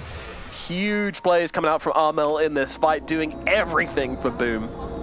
That was so toxic, that gameplay. Like, he's playing on the fringe of the fight, he pokes a guy, he sees an EA, kills that guy, he helps start the fight, and then he just continues just running around. And that is one of the issues, right? As the game progresses, you've got a single target stun on the Sven, single target stun on the Dragon Knight, an Ice Path, and then that's about it to try and lock down a Puck, and Armel he is taking this opportunity to style on his opponent. And for the first time this game, they will be getting the Aegis. Oh, jumping in though. They want to try and take this fight. El Misho sets him on fire, just looking to bring down Jackie. Jackie though has the Thunder available and he also has a cheese, so him going down is not very likely. Not the greatest move coming out there. They will lose their Jakiro. Now going up this high ground looks a little bit easier. I think Boom may have just secured this game for themselves. It's looking really, really hard for OG Latam now.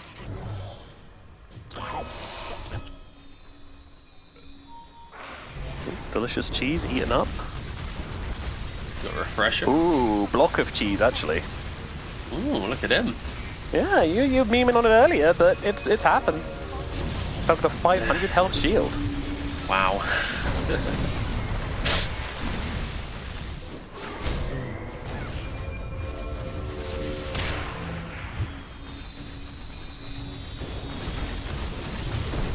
Again, just pushing with the illusions. Jump in, stun onto the puck. It's a great target. Tims comes in there with the avalanche just to try and save him, and will be able to do so.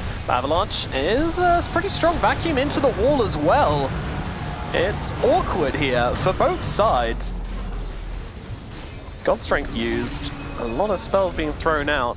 Again, still, the BKB from Hector not used yet. He's very, very patient on that. We'll wait until there's a real opportunity to just jump in and do some serious damage.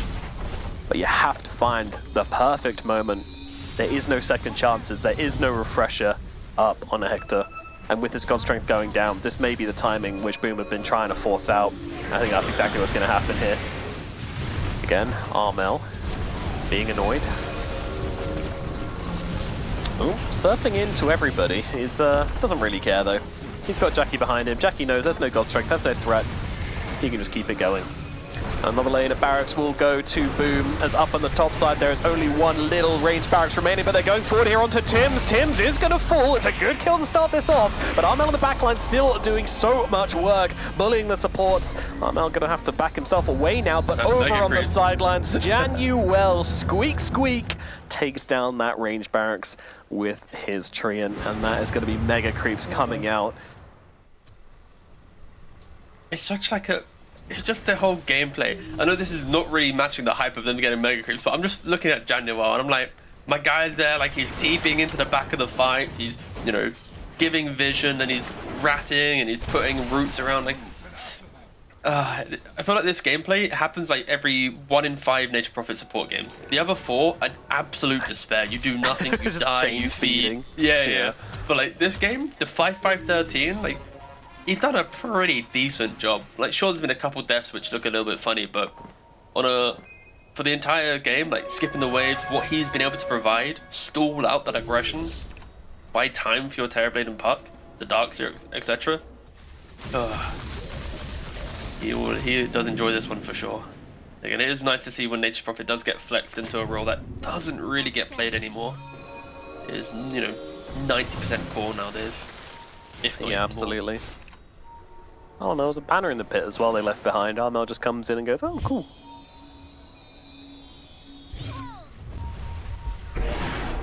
It was a little weird, because I feel like they used a banner on their high ground push, so...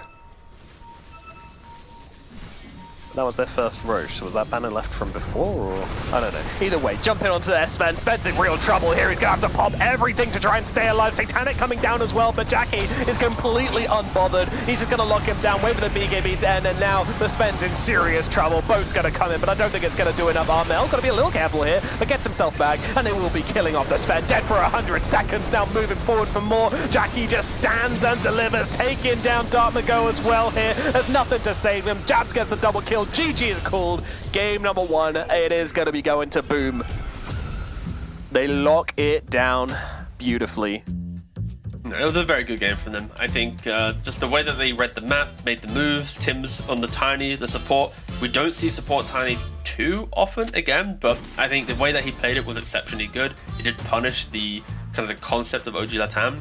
But as much as I want to praise Boom, one key thing I want to reference for OG Latam is it's another game where I'm looking at a Sven who doesn't want to buy Blink until like the 40th minute of the game, right? He's already got Broach and he's got Harpoon, Satanic, BKB, SMY, then he picks up the Blink Dagger. I kind of feel some of these moments would have been simplified if he could have like entered the fight with the "you're already half HP, try and fight me now" type mentality. The fact that he keeps playing on the "let me walk into the engagement," just that alone is a big enough talking point where OG Latam could have maybe won this game based on that item. Again, I feel like I said that in the last game they played. It was the same issue. But on Sven, when you get kited, the game gets hard. The game gets longer, you get kited more. So you have to find this like sweet spot of the game to take over. And I'm yet to see K1 identify that sweet spot in both of the Sven games that I've seen him play. He plays more for objectives and like a support kill than he does ever threatening a core. And that is like hurting them, especially when he is like all of their gold. It feels like he wants to utilize God Strength in a way where rather than forcing fights, he's just forcing objectives, and he's in a point where he knows he can't be contested. That seems to be his comfort spot, but it's a very difficult thing to rely on. It basically means that your team have to play perfectly around you to make sure that they're not giving anything up. Because when Boom are ahead, like, what do OG Latam do? Like, they kind of just run around as Sven and can't really do a whole lot. They're not taking objectives, they're just farming up. So Hector seems to have like two modes. It's either farm or objectives, and as you say, like, killing does seem to be very difficult. He's 9-3 in the game still. He got off a ton of damage for sure. But it's about how they approach the fights, and it's about how these late game fights went, where it's either all or nothing. That is the nature of Sven as a hero. But yeah, the moment Boom started correcting a little bit, breaking up the fights and being awkward, being everywhere, and they have the perfect draft to do that, by the way, it just got really, really tricky. Yeah, no, Boom just really identified the fact that, like, push the waves and then play for the best position in the fight, right? And we have Nature's Prophet, Puck, Darkseer, like literally every hero can skip a wave, right? It's amazing. And just to conclude the K1 point, at 28 minutes and 20 seconds into the game, he was 2-1-2 on the Sven, right? Like 20,000 net worth, 2-1-2. That's all I need to say. But yeah, Boom, very, very good stuff from them. Just the way that they played was great. Armel, Puck, whew. You said it in the draft, like, if you're banning a Storm and Ember, right, in the first phase, why are you not banning the Puck in the second phase? And maybe that's exactly what OG Latam are thinking as well. Game 3. Yeah. Get those 3 Armel bans coming out, please. You keep saying game 3, no, man. It's game 2, sorry. You keep saying game 3. You're stuck in a different format. Maybe they'll meet again and, later on in the tournament, that'll be the third game against them. Who knows? Maybe they'll have to learn the lesson again about the Puck ban. I don't know.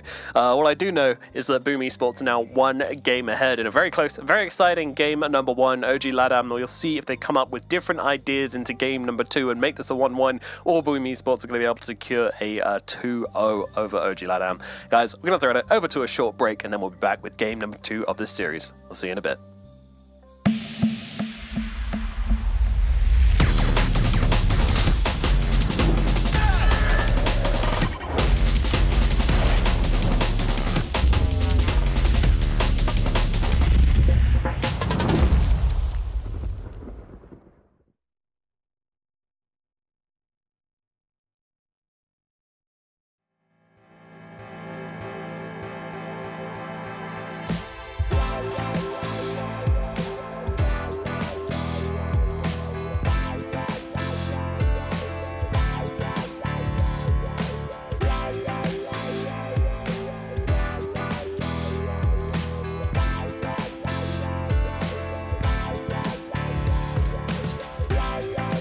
Find the feeling, live and breathe it, feel it in your soul, soul.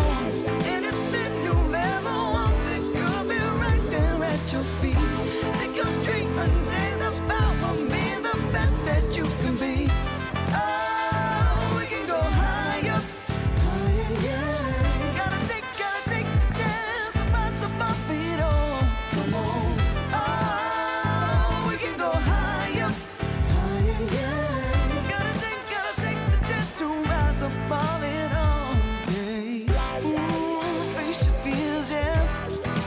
There's no limit.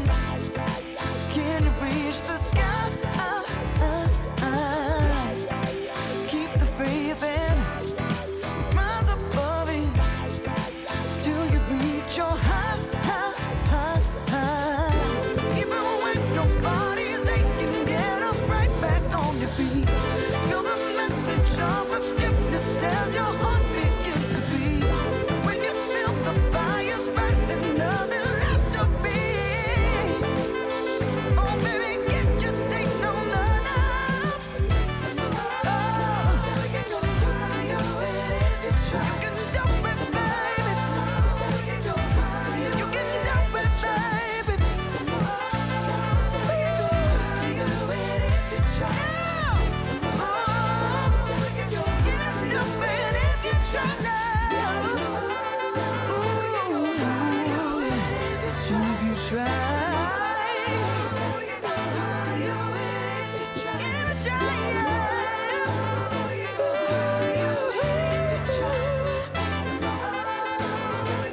You can do it if you try.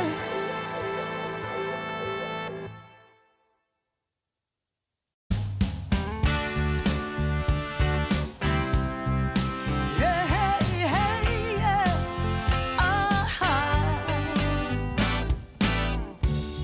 Some days you just can't find the right words to say.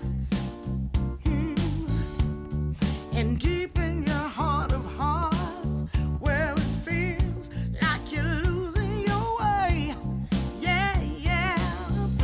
I know that it's hard sometimes when the world's closing in on you. But as long as we stand together, there's not a thing that we can't do.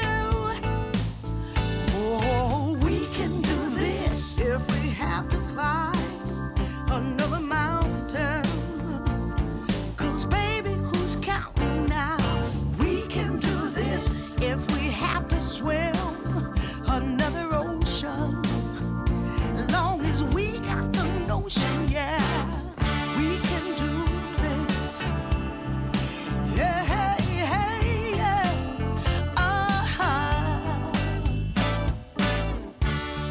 Sometimes you just can't see your way through the dark. And sometimes you're deeply hurt by some innocent remark. Oh, well, I know that this too shall pass, though I don't know exactly how. Yeah, 'cause as long as we stand together, there's not a thing can stop us now. Oh, we can do this if we have to climb another mountain. 'Cause baby, who's counting now? We can do this if we have to cross another river. Got to stand and deliver now. We can do this. Hey, hey, hey, hey. Yeah, we can do this. We can do this. Woo, woo, woo, woo. We can do this.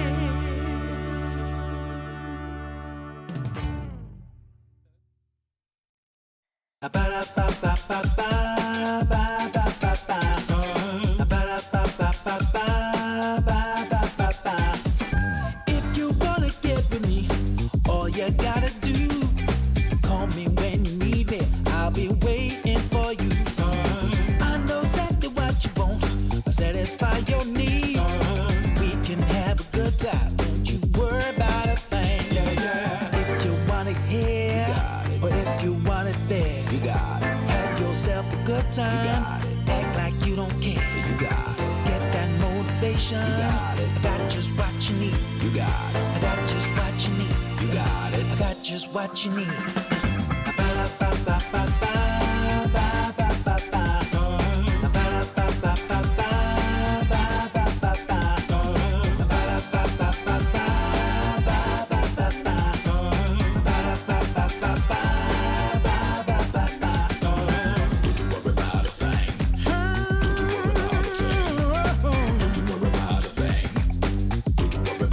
Don't you know you got it, baby? Don't you know you got it, baby? If you want it here, or if you want it there, you got it. Have yourself a good time. Act like you don't care. You got it. Get that motivation. You got it. I got just what you need. You got it. I got just what you need. You got it. I got just what you need.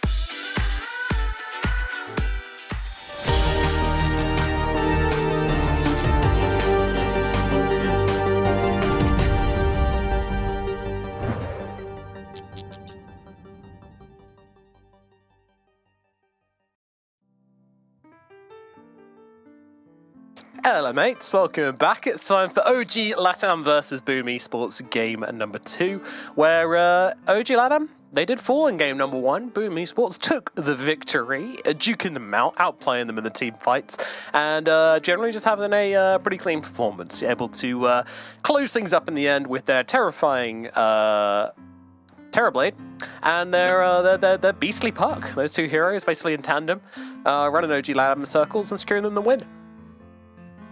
Yeah, can't name. Well, what else do I say? That's exactly what happened. No, it's I'm a little worried for OG Latam because the more I watch them, the more I feel they're very predictable in nature. Like the reason why often like South American teams struggle is exactly what OG Latam's doing. So I feel like maybe this is a very quick statement to make, but through joining the OG organization, through having the likes of, again, often when teams pick up multiple teams, they don't really work together. They kind of just like, they're part of like the org, but like we're not going to see like Seb or someone go over to them and go, hey man, let's have a chat, you know? But it feels like they are one kind of like learning lesson away from being able to polish some of their ideas to being really good. The issue is their ideas are like good, but they're so volatile that like, again, they can win, they can make upsets, they can win, but like I just don't see a consistent top 8 team right now in how they're playing, right? So I hope for their sake, through joining OG, maybe there is some like little kind of internal stuff that can enable them to take that next step. But at the moment, it's very like every game feels emotional, right? Rather than it being like a calculated process like Paravision or, you know, gaming or, you know, Liquid, etc. Like, yeah, it is going to hurt them a lot. Yeah, no, I mean, they do have a coach. Vintage is their coach, who's been like a long time coach in the the SA region for a pretty long time. So yeah, we'll see what he's able to bring to the crew and how he can kind of improve them, keep them on the right tracks, and hopefully make the right adjustments they need to make.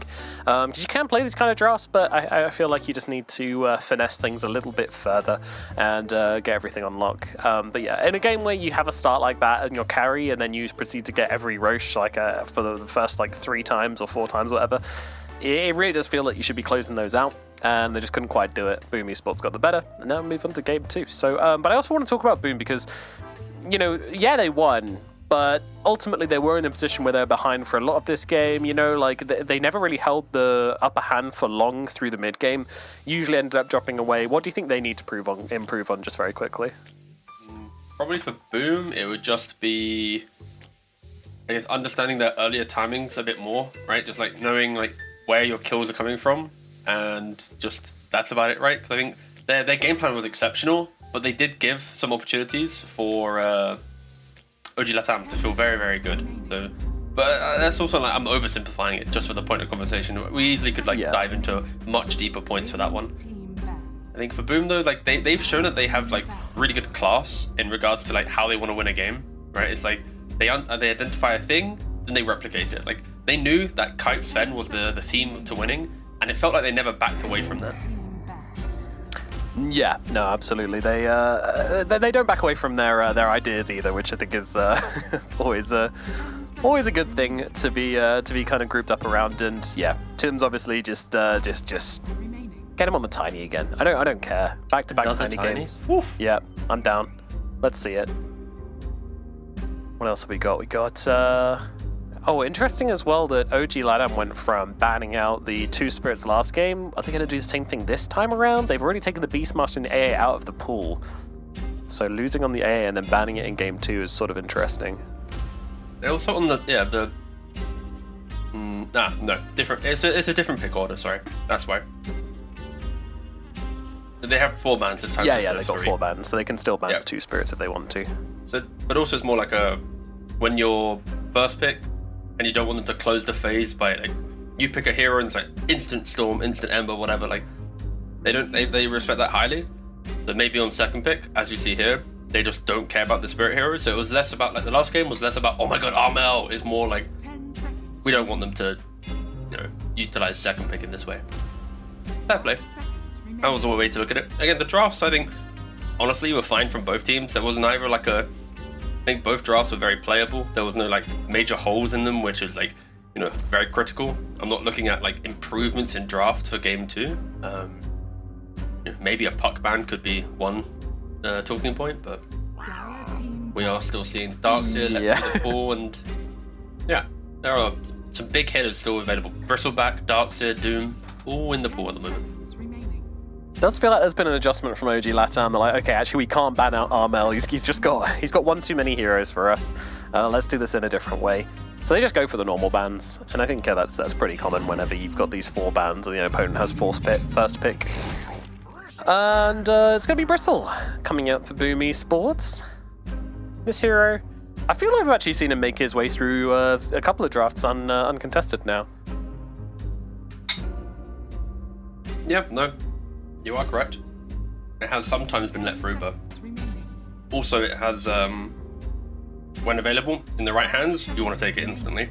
We saw Avalus actually lose with Bristleback yesterday, in a way where he was shut down in lane, and all 3 lanes of the enemy team were doing well, so the Bristleback felt like he never had a moment to enter the game. You need to be careful that OG Latam doesn't just pick up just really, really good laners to try and just thwart his early game. Shadow Shaman, maybe not thwarting his early game, but of course thwarting his mid game. We'll say it once per draft. You break for level 15, it's a pretty good counter. We'll say it once each in the draft, so I'll bring it up a little later on just to remind everybody. I always have this debate where it's like, how often do you need to say the thing that everyone should know? Because like, I get that not everyone watches the same cast or same drafts, etc. But it's like, at some point, I would like to think that as a viewer, you'd get annoyed if a caster keeps going, Shadow Shaman's gonna break the bristle. Like, like, is there ever a point where you say it too many times, or should you always repeat it just in case that one viewer is new to the stream? It's a debate that I always have in my head, no man. Yeah. I think it's always worth repeating, which is I think you always need to appeal to everybody, and it's not exactly like hearing it every single time the hero is picked is going to get too annoying. Maybe if it's like day 10 of the tournament, you can maybe stop. Yeah, sure. That's what I mean. I guess like as the tournament develops, that's like the conversation I have in my head is like, at what point should we focus more on the other aspect? Yeah. I think the best way to think about it, though, in terms of like casting and like the audience and everything, is like no one's going to be watching every game, no one's going to be watching every series. People have teams they'll usually tune in for, and the people that tune in for a Boom Esports series maybe haven't seen a Shaman as an answer to like heroes it can break yet. So same with OG Latam. So that's a good way to think about it. Try to remember. Well, I hope Boom's aware that Shaman breaks. That'd be quite scary. The fans, not the players. But I know. They're going, oh no, we forgot about Shaman. The break! Mushi's I in just checked absolute it, guys. despair. He's got a break talent. No. Admin comes in. Stop tabbing out. Stop looking. You can't check the heroes tab in draft. It's actually the most picked hero. Wait, that of the entire. That's. You love Shaman? to see it, honestly. Damn. Yep. Right. That mean. So at PJ Valahia, on panel, I was like, Shadow Shaman from Na'Vi Junior Zayats. This easily should become one of the most picked heroes in the next tournament. It didn't happen. It only went up by like 20% pick rate. So the fact that it took 2 to 3 tournaments for it to go from picked but not respected to now very respected, it is hilarious that it took that long for it to like get into the minds of all the pro players. I would like to think for the future of Dota that we should be able to pick up concepts a little bit quicker, but it'd be scary sometimes to try and push new ideas. But fair play. I think Zayats, at least from my memory, was one of the first players playing it in a patch where no one cared about the hero. But props to Zayats. Yeah, you love to see those players who can just make changes in the meta by the way they play, by the things they do. It's always very exciting. Needed. A lot of the innovators have kind of gone, but I think they need to come back, especially in the current era of less analytics being available as easily. I think getting creative is going to be very rewarding pretty soon. As we edge closer and closer to EWC and TI, and people's friends lists are going to start to get awfully small. We're going to be plunged into an era of darkness in Dota where no one's going to know what's happening. Everybody's going to have different ideas. And I personally can't wait. into it. TA Pango. They want to win their lanes. They want to really make sure that they are not facing any problems, right? Like the TA into Bristleback. You got the Meld Strike, you can always kill him off. The Jakira as well to do bonus damage. It's going to feel really, really nice. So between that, that's a good safe lane. The Shaman also sets up for the potential Pango off lane, if they were to do that with Illich. But even if it is mid, whatever, you buy Diffusal Blade, you can deal with the Bristleback quite nicely. Now, even against the Medusa, the Diffusal Blade will feel good. The Medusa, though, for Jackie in the carry role, it's just a really nice... again, it's just a timer, right, on OG Latam. It's like, guys, if you don't win the game by the time that Medusa gets Manta Butterfly, how are you going to kill us, right? Like, you might kill a Bristleback, but then he gets saved by the Ringmaster. You might jump the Medusa, but then there's a Gale Force to move them away, right? It's a really nice scaling lineup from Boom, which forces OG Latam to have to really think about how do we want to win our lanes to make sure we have the best chance to win this game. Anti-Mage, of course, taken out of the pool. We also have the puck taken away. But now you got to choose. Is it going to be Ember or is it going to be Storm? Well, pick your poison. 5 seconds remaining. Dire team What do you want Armel to play? And they say he can play a Storm Spirit. There's a chance he doesn't, but I think it'd be a pretty good pick. But with the puck and Ember ban, it feels like the Pango should probably be going mid here. And they'll go for a new offlaner. That's kind of the vibes I get from these two bans. Now for Boom, of course, knowing that the Pango is probably mid lane, again, you give... As long as Armel has good lane matchup, I think he can play pretty much anything he wants. Because in this game, if the Pango doesn't have a good time early on, then what does he really do? Like, what does the draft do, right? The Jakira and the Shaman, they need a core to play around. And at the moment, it's only the Pango that can be the early game playmaker. So Boom, they opt to go for the DK. Might not, of course, like obliterate a Pangolier in laning phase, but just by out denying him and trying to play for that, you can delay his item timings enough to make your team feel a little bit better. You got last pick, Illich, and you know you're playing against Medusa. Oh, you only have 10 seconds. Oh, I did not see they had 10-second reserve time. Yeah, that is not much. They will be going in for the Mars as a final pickup here for OG Latam. So, that'll be your draft for game number 2. Once again, OG Latam getting themselves a little bit of team fight to finish up with, a little bit more control, which the Pangolier, and actually it's going to be the Mars mid, of course, Dartmouth go Mars mid, and Illich on the offlane Pangolier. How do you feel about this switch up? I really didn't like the Mars offlane. I was going to be concerned for them. It's like, are you really going to apply any pressure? You're just going to exist and give them farm? Sure, Dark Mago does play the Mars mid. He is one of his top 4 most played heroes. Is it going to be good? You know what? Yeah, I think it's somewhat fine. I think it's less about the Mars, though, where it's like, Mars should farm nicely against DK. That's fine, whatever. You might even spear him to the tier 1 tower and like create these little moments. I think the entire draft still feels like if the Pangolier can get some early items, then you know the Mars will have items, you know the tier will have items. So like, I feel like it's on Illich to make sure he's a good lane. Because everyone else I expect to be able to enter the early game with confidence. It's just the Pangolier I'm a bit worried for. Like, he needs to make sure that he finds stuff. But yeah, they got team fight, they got damage, they have everything they need. Sure, I still think they're on a massive timer where Medusa eventually will just take over this game. But until then, OG Latam have to make sure that they use all their spells really nicely together. Because once again, their team fight is so strong if they can execute. Yeah.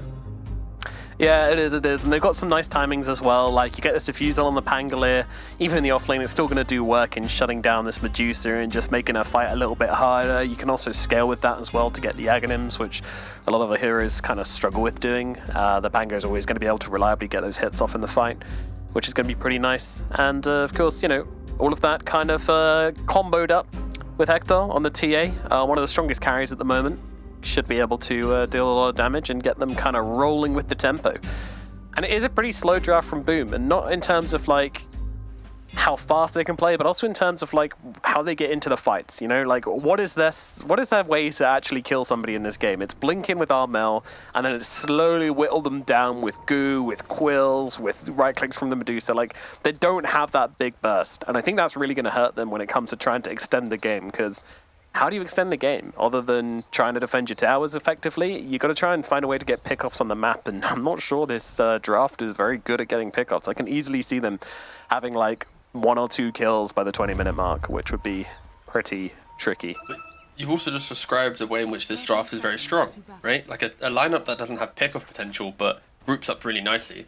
Sure, they might not kill heroes instantly, but when you're trying to, as a Mars and a Pangolier, enter a fight, but you have to get around a Bristleback, you have to get around a DK, right? Like these heroes, even sure they might not kill you instantly, if you can't kill them, they are going to survive long enough to click you for 20-30 seconds, right? It really is a matter of can Boom itemize to ball up in a way where they just don't care about any of this fight from OG Latam. It'll be interesting to see if they can achieve it. Indeed. Tim's smartly not walking into his death. I mean, could have always grabbed Windrun to get away there from the double meld strike TA. But doesn't go near by himself sensibly. Saves himself the level. So, mid lane. We will have the Mars versus the DK. Mars always pretty good in these mid lane matchups just because he's got the ability to secure CS with 2 of his abilities, which really helps out. And he's actually going to get a kill onto Armel's courier here. Armel, a little bit sloppy on that one, trying to get out that early bracer, I presume? Not too sure, but either way, that one kind of hurts a little bit. It was getting his tankers delivered, so he didn't actually lose any items, just giving away some additional gold. Yeah.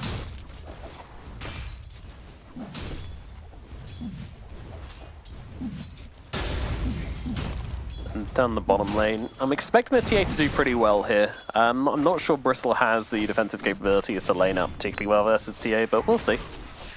It's just TA Jakira sounds pretty deadly. He's probably one of the strongest safe lanes that you could probably get right now in the patch, right? You meld strike them, and then once they meld strike, the Jakira utilizes that.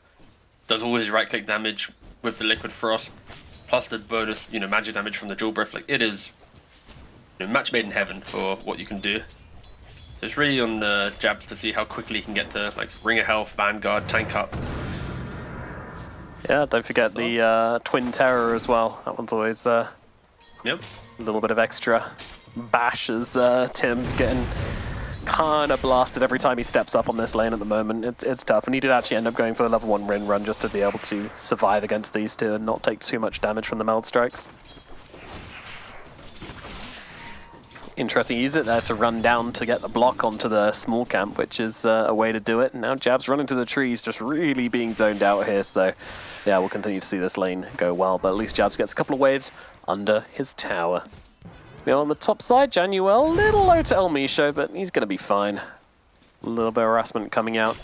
The chicken fingers, the shackles, very, very annoying. Regardless of that, I think both teams are going to be pretty happy here. There's no like, oop, you've accidentally died. Like everyone's just hitting creeps.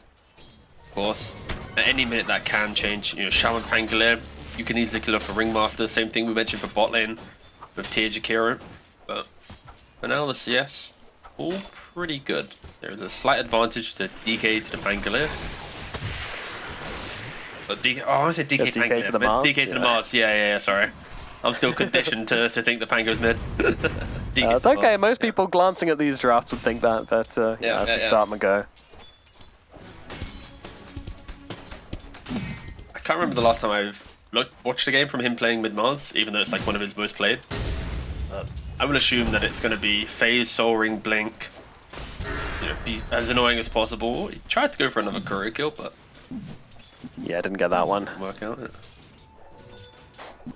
Yeah, it's nothing special. I mean, I don't think he goes. I haven't seen it in a long time either, to be honest with you. But I don't think he goes in for like the whole Desolator shenanigans tempo. Maybe if he has a really good start, he might. But I think you just go normal Mars build, play the map, just be a little bit further ahead, and give yourself a bit more kill potential. I'm looking at it now. 2 months ago, he played in a qualifier, the mid Mars, and he just went phase soaring blink beekeeping. Yep. That was it. Not As super standard surprised. as you'd expect, yeah. The difference is, of course, from mid lane, you get XP quicker than off lane, you get farm quicker than off lane. So where Mars often struggles, where it's like by the time you get your blink or you get your BKB, you feel like you kind of want another item. You would assume that a mid Mars will get them at the correct time that you're threatening a hero. And of course, you know, against Bristleback, turning him around to face the right direction, to then sync up with K1 with the Meld Strike. There are some good synergies kind of embedded into their draft. And it is just built around him getting the items as quick as possible. Very, very meanwhile, the game. Whilst he's not, you know, he's going to have all of this like kind of playmaking potential, but not the most in terms of damage. Illich should be making up for that. He's actually just naked rushing a Diffusal Blade, which is very interesting. We'll see if that pays off and maybe leads them to an early surprise kill onto Jack Boys. Could be really like cool that, if he yeah. pulls that off. And we said that at the end of the draft, it's like, we need Pango to have a game, right, for them to feel good. We need him to get the Diffusal Blade, and I guess he is, he's Mission identified the same, accepted. yeah. Let me get that as quick as possible, yeah. On it, boss. Yeah. Beautiful. Yeah. So, Okay, I was wondering if he was going to maybe hide it, like keep the Blade of Alacrity a secret, you know, and then try to pull it out, but he's just getting the Alacrity to him right now. I mean, it would be absolutely insane to try to farm up another 1,000 gold without getting that Blade of Alacrity to you in the lane. Not worth it, so they will know. They will be very aware that that's what Illich is doing. But can they do anything about it? Probably not.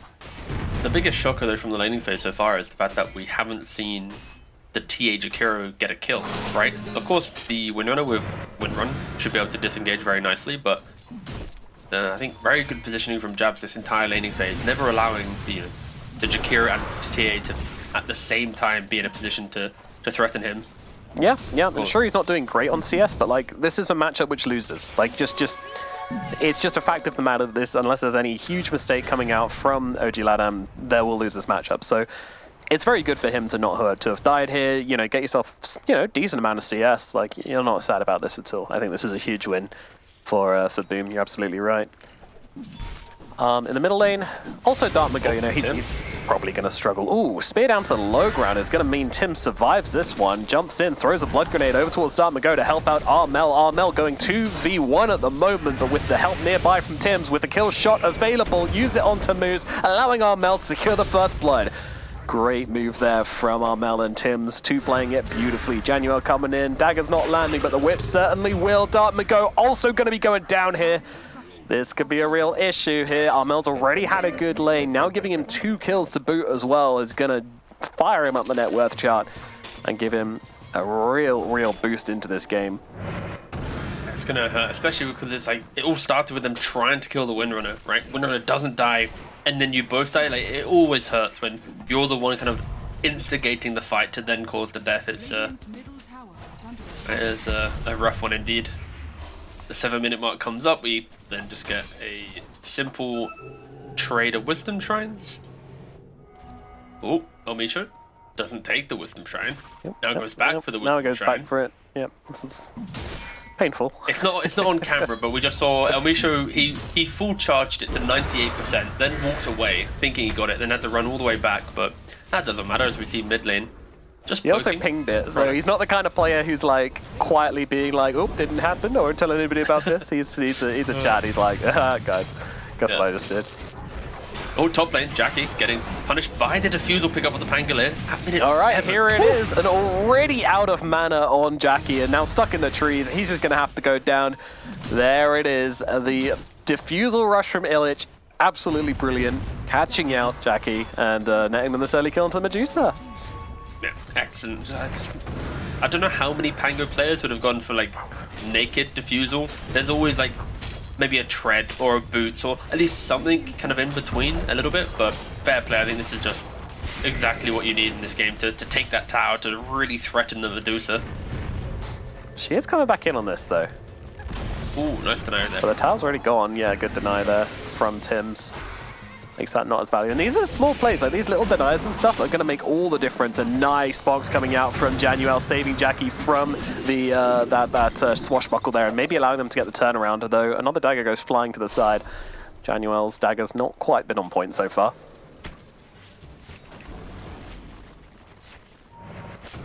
That's okay. There's a whole lot of boglets over here. There's just a mountain of boglets in the jungle. You know how Yeah, DK boglet Mara- party. Wait, there they are. Oof.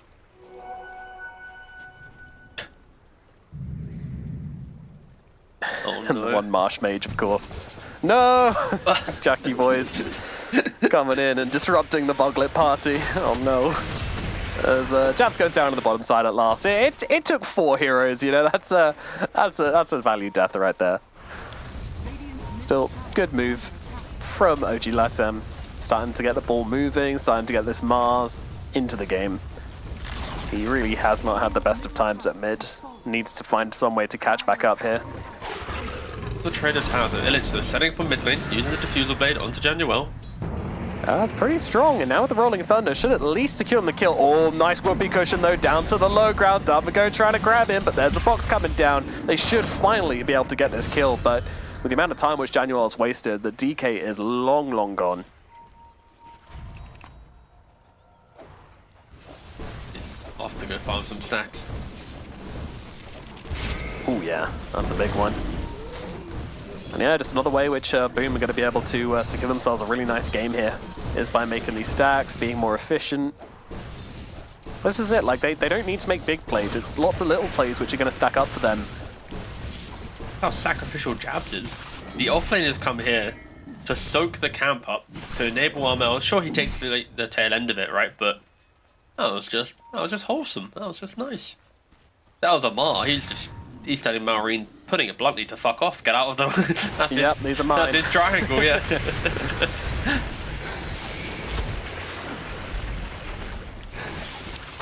Jams is a good lad. I'm snotting all over Hector at the moment. Dire's bottom tower Hector, is under attack. kind of getting scared off this tower a bit. 5 stacks of goo is no joke. It's minus 17 armor. Not As super much as the fun. lane goes really well for TA, a problem for TA into Bristleback matchup is the fact that Bristleback can itemize very aggressively to deal with TA, right? You can buy Halberd with your Vanguard. The meta of buying Ghost Scepter on offlaners has risen immensely, right? But there is a world where he could, you know, buy Halberd, Ghost Scepter, Treads, and at like 16 minutes, the TA can never kill him. But then you're always getting 4 or 5 goos on you. There's no way K1's gonna have like Hurricane Pike and Blink and all these items at this minute mark. Potentially Jabs could just really thwart the aggression of K1 if he wants to, but they are smoked up onto mid. Damago getting jumped, Wheel of Wonder coming out, that's going to land, the taunt is there in between them, they've got more than enough damage to finish off the Mars, who's still just not having a game. Illich jumping in deep though, going for the ulti, they want to take this fight, but it's a little awkward there as the Snake Trap comes out, immediately knocked out of it by Illich, but still good damage coming out by Illich in this fight. Lovely box though coming out onto Jabs, that'll keep him alive, the supports are dead, and Illich can't finish off anybody, he's just got to back himself away. Terrible, terrible fight there for OG Latam as Boom just getting the better of them at every opportunity. It all starts with your big teamfight contributor being picked off first, right? Like your Mars getting hit by the Wheel of Wonder with the DK clicking the power shot. That was just enough for you to kill him, as we do go from that very quick Mars replay into Illich trying to get Januel, but with the cover of the arena, he gets out. Also the Yeah, I think they really wanted to try and get a kill onto Januel up Tim's there, but Arena not quite on the mark. It's gonna hurt, right? Like the Mars mid, right? So let's try and rewind what's happened in this game so far. He tried to kill the Windrunner. He then got himself killed with his support. He then got picked off mid by the Wheel of Wonder, and his team then died around him. And then he used another arena to try and get a support, but didn't get them. Everyone walks away. Like 3 big moments in the early game, all have been kind of squanders, right, by the Mars. Where if any of those moments had slightly changed, what if the Windrun had died? What if he didn't get picked off mid and then had the arena to turn it around? You know, what if he killed a support here? Like all of these little instances, the 50-50s, they've all gone against him, right? Which is maybe going to be a factor once we enter the next kind of the 20-minute mark of the game. But Well, it already has been. I mean, you should be staring down the barrel of a Mars Blink at this point into the game against the mid lane Mars. That's what you'd expect from it, and he's just nowhere near it. He's so far away. Doesn't have a way to fight jungle effectively. His way back into the game is, well, I don't know what it is. It's just a really slow, awkward limp to the Blink Dagger. And then by the time you have it, you know, the Boom Hero is going to be even harder to kill. The supports are going to be healthy enough have the saving items. You know, I think this is really, really difficult now for OG Ladam to pull a game together. It's kind of all going to come down to Hector clutching up and being able to make plays.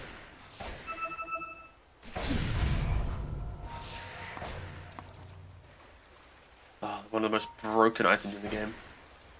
Mana draft? Mana drought. Yeah. Wait, oh, draft? Yeah, it's draft, isn't it? I think I Draft, just said yeah. drought. Draft, my bad. Why did I say drought? Like a nice draft of Guinness. It would be a shame if Mana Draft got nerfed. Okay, the thing is though, Mana Draft is so good for like. Okay, this you know we can segue away from the game for a second. The problem in Dota is like something that's good for a support. If it becomes too good for a support, cores will take it for themselves, and then it gets nerfed. So then support, who actually does need a mana resource because often they're ganking the map, suddenly will lose this mana resource and they'll get super starved because the cores also use it, right? It's like. Yeah. I personally would like to see more. That was a really quick dormant. I'm not sure these very snakes quick. were needed. Radiant's top tower But I would like to see more of these items, which is like, you know, gives you a big bonus but gives you a big negative. I think that's a really good way to balance stuff to allow supports to have things. Because no carry is going to take a mana draft if it reduces your attack damage or your attack speed or your health or something like this, or your armor. So Yeah, you are right. I think like a good example. Obviously, you know, greedy is the best example of that, right? Nothing really comes close to that. Same thing with the tier 5 that we just showed you there. But I mean, I guess cast range. There's a couple of them. I don't think everyone should Patrick need it, knows right? them. Yeah, he does. Okay. Yeah. He's a keen bee. No, he knows what we're talking about. He went through passionately them all. believes of us. But I also think that we shouldn't be in a world where like you have to take to give it. Like you shouldn't. It shouldn't be like to get magic resistance you have to lose armor, right? Like it shouldn't be every enchantment has a positive and negative, right? But No. maybe no, like just the- maybe like the best ones can maybe get balanced that way, right? But yeah, it's a very big topic for sure. But that's where I'm kind of excited, right? Because like the artifacts and enchantments, they were released only recently, right? This whole new concept of neutral items.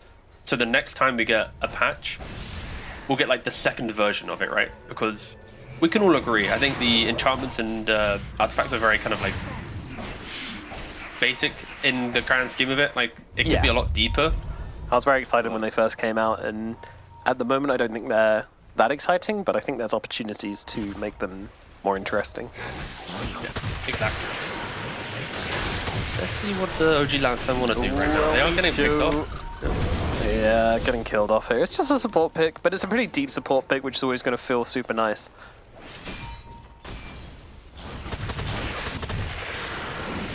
Jab's just being annoying, but in we go. Oh, Dartmouth go a big spear miss there onto the Bristol back. Still the arena going to come down, but the Wheel of Wonder going to stop Hector along with the Heaven's Halberd. Really stopping him from doing anything as Dartmouth goes just going to fall at the start of this, which means that anything they get from this fight, he will not be taking part in, but still, Jabs does go down. I would say it's a good trade so far with Januel dropping here as well. It's turning into a very good trade.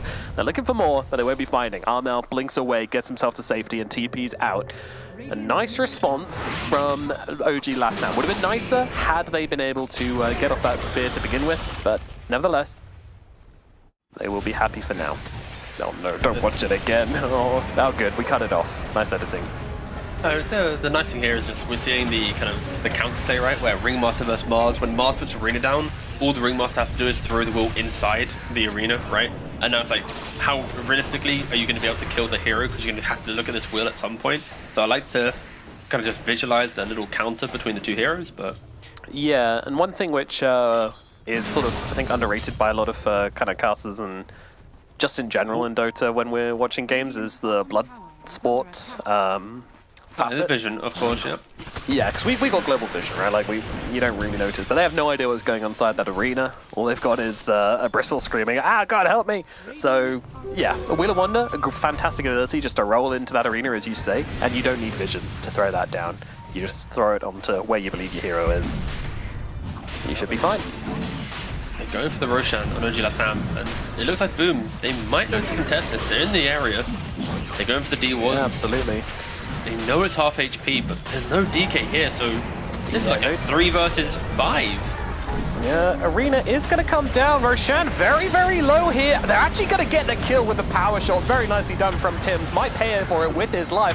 As Januel also limping out of this engagement. Jackie's turned up to this one even, but they're going to be able to kill off Tims. Moo's also going to die in response though as Jabs getting onto the front line. Look at Illich. Illich going for the TP out, but he's not going to make it. Killed off by Jabs and Jackie. So they get the Aegis, but it does cost them a couple of heroes in response. And of course, the Roshan going to boom. Yeah, it's just a little bit of a split decision there, right from OG Latam. As the Roshan's falling low, Januel throws in a Wheel of Wonder into the middle of the pit. At the same time, the Mars had engaged up to the high ground to then throw down the arena to kind of contain the engagement away from the pit. And then Boom just showcased their ability to kind of chase them down. We're going to see the replay, but here, this is the key moment, right? You've got 2 heroes caught in the pit taking the Roshan. On the other side, you have Mars using all his utility just to keep them away. And the fact that you have Illich by himself going on the winner, Moose by himself going up the high ground, these couple moments actually give Boom a lot more life in the fight, where it was a very bold Roshan call, but yeah, it could have been cleaner. Very good what are stuff they going to do with this Aegis? Just giving it away in the mid lane doesn't seem the best idea. Man to dodge out. Well, sorry, the illusion rune out actually, yeah. This is getting weird. This is just a really K1's just dead. and pointless death from K1. Whole team going to be ready for the respawn here. There comes a nice spear onto the 2 of them, but where is the follow-up? Oh, very nice Macrophire coming through as well. And Illich bouncing through the fight. I mean, the execution is good, but it's not good enough. It's Hector. He's just dead on the sidelines. Dead twice on your Templar Assassin. Aegis for what? As Mago just going to try and force Armel and Tim's back, but they're just coming straight back in for him. They are not done as on the back lines, Illich and El Misho, they're actually trying to go for Jackie here. Jackie is low, but he's not going to die. It's a really, really nice fight from Boom. Wait, he might die. Oh, No, go. I'm lying to you. Redemption, I'm lying to you. redemption. Oh no. This mid-Mars has just been absolutely, just nothing's going right for him. No, yeah, he's sitting at 0-4 and 2. It's a rough one. Bottom of net worth out of the cause. Yeah. His own shaman's looking at him going, well, we got the same items, bro. What's going on here? Once again, K1, he gets Aegis and he sees objective, right? He instantly goes to the mid tower, he loses the Aegis, and then they're kind of desperately trying to keep him alive. And, How is that a...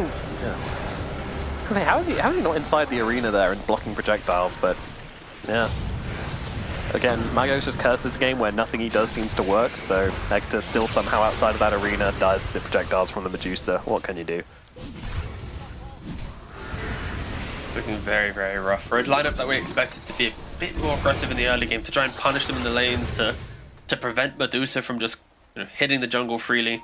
We're now at the point where Medusa has hit the jungle freely. She has the Manta and the Butterfly. 2 or 3 components away from her Skadi. It is... At what point can you now fight? That is the difficult thing with TA. Even though she's one of the best carries, it's like, if you do lose the early game and don't really make your stamp in the game, you need your Pike, then you need a BKB, then you need an NKB, right? It's like, you suddenly need so much gold to fix your inability to snowball the game, where normally you would just get that through taking towers and, having multiple kills.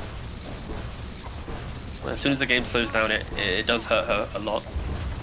A slow game. Yeah, it was a very snowbally draft from the side of OG Latam, which I think is why it's feeling so despair at the moment, where they haven't. And we said from the start, Boom are going to be fine if they can just group up as 5, and OG Latam can't approach them, and that feels like exactly what's happening here. Radiant's bottom tower is under attack. Yeah, he did. So he had Halberd on Jabs, and then he disassembled the Halberd, made Crimson, sold the recipe, kept the crown. I don't know, that's pretty cool. Just doesn't used it for like king. You can say that in the interview if we are to talk to him. That'll be weird. Oh, hey king. Oh, that's fine. Misho looking like he's a little bit dead. He's so easily able to clean up those chickens. Mago gets out, TP's back.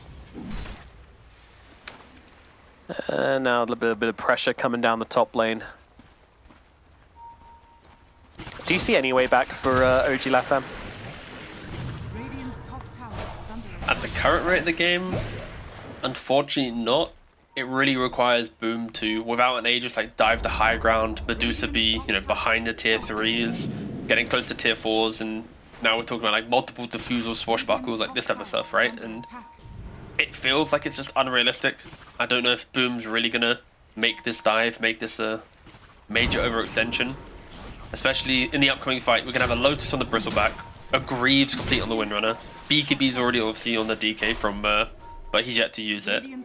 They have items on everyone to ensure that Medusa does not die. And they are to find K1, they got the dust, and the perfect That's a really big kill. Yeah, it really is. He found that angle, he got the protractor out, and yeah, that TP is never going off, not in a million years. Hector is dead in the enemy triangle. Armel takes him down once again, and this whole time Jackie's just been shoving top as well. To give you an idea of how unkillable this Medusa feels, just a carry player playing a million miles away from when their team is actively making plays on the other side of the map.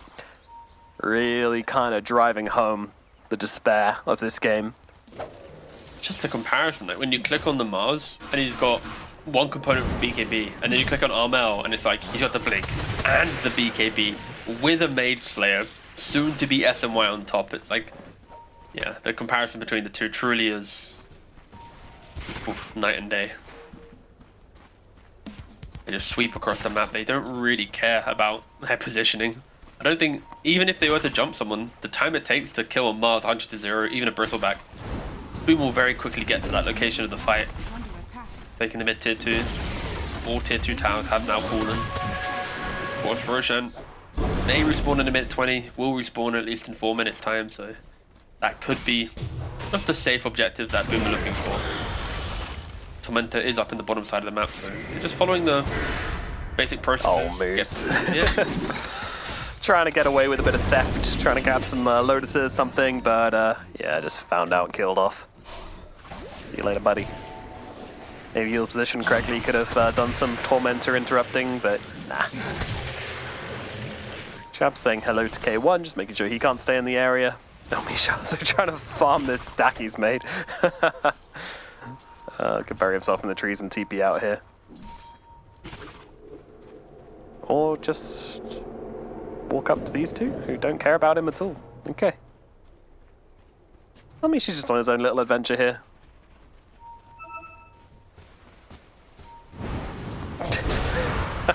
Dropping snakes just to cut waves. Arena? TP out. Alright, he lives. We'll take it. Radiant are scared.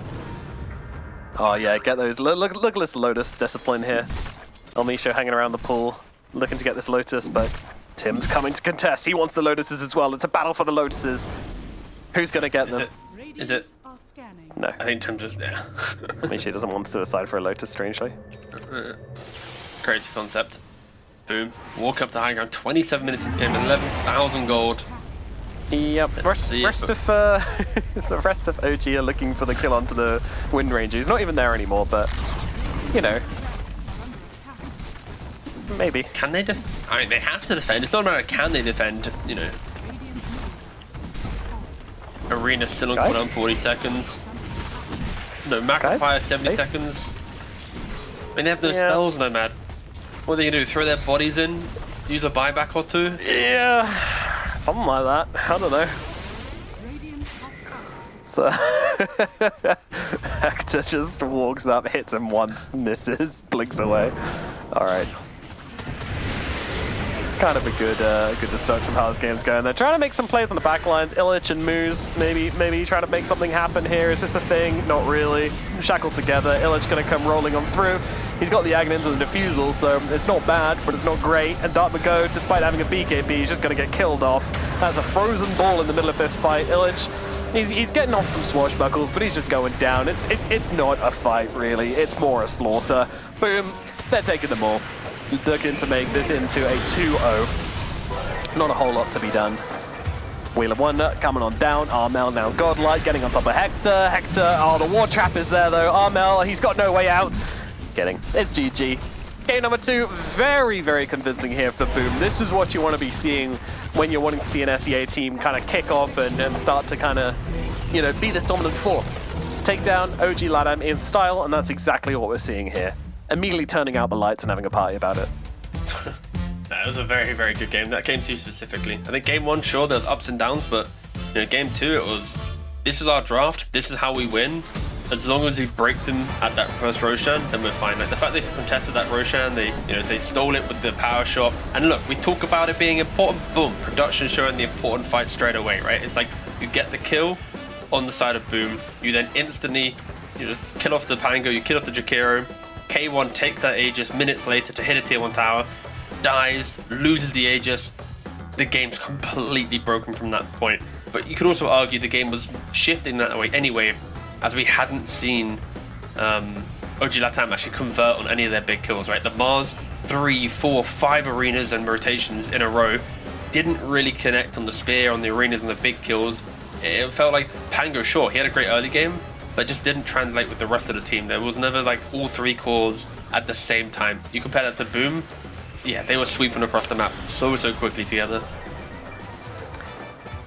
It did feel like inevitable, like the Roshan, all that stuff was kind of happening after the game was already in this really, really bad situation. Darmago just got absolutely crushed at mid and then couldn't really make any plays happen. A couple of misexecutions from him as well.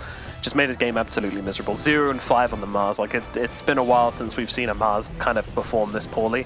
And unfortunately it was in the mid lane as well, so really, really rough. But it is a kind of all or nothing play to put your Mars in mid. You are kind of expecting him to do well, to lead from the front, to help you snowball.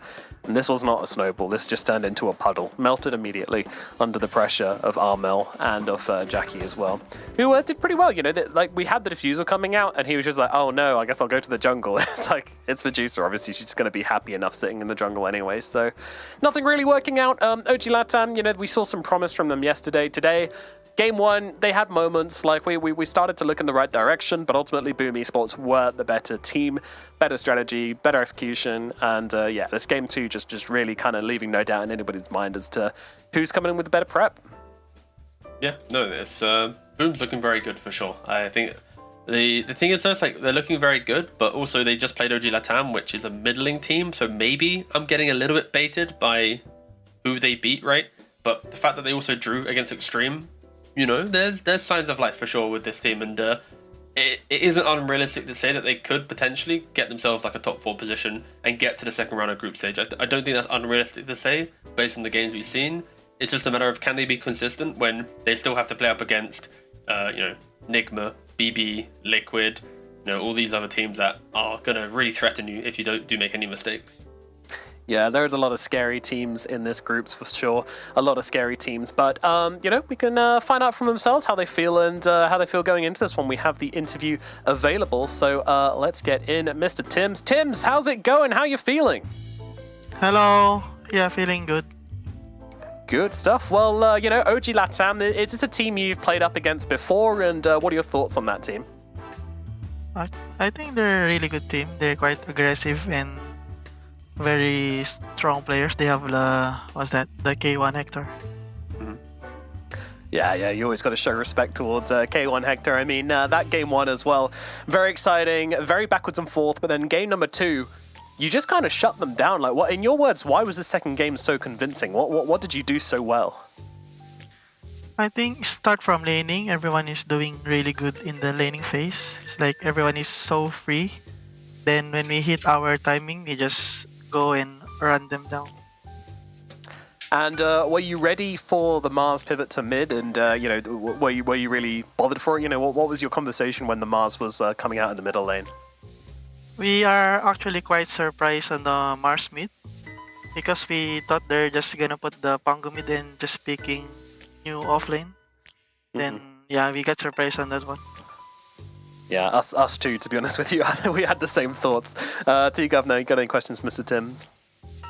I'm gonna ask a potentially hard question, so I apologize. But why do you think the SEA region has maybe struggled this year in kind of competitive Dota?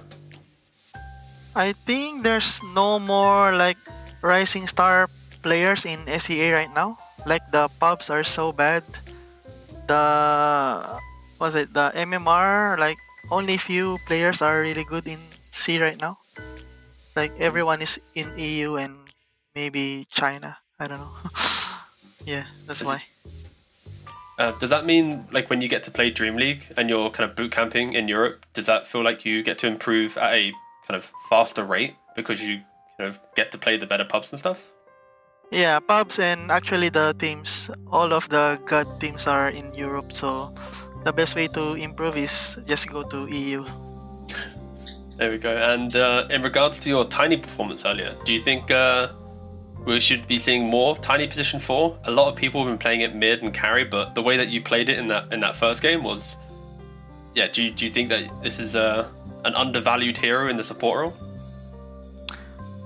Yeah, I think so. Tiny is actually really good, but as long as you're really like ready to die for the team, because once you jump, everyone just gonna look at you and kill you straight away.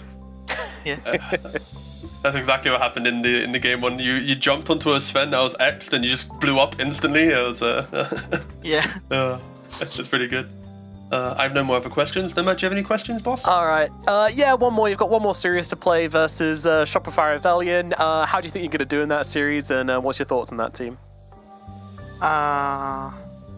They're really good players. They have the two Pinoy players, Japoy and Scam. Then I don't know. We just gonna talk about it after this one. All right. We'll let you get to that. Get prepping. Get ready for that second series. Good luck. Always lovely to talk to you, Tims, and yeah, looking forward to seeing you play some more. Thank you. Thank you very much. All right. Well, that's going to do it for our first series of the day. It was Boom Esports taking a pretty convincing 2-0 over OG Latam, despite OG Latam's pretty compelling performances yesterday. They couldn't quite bring it together today. A little bit defeated after that turbulent game one, and yeah, maybe need to hit the showers and get ready for their second series of the day, which they'll be playing later on.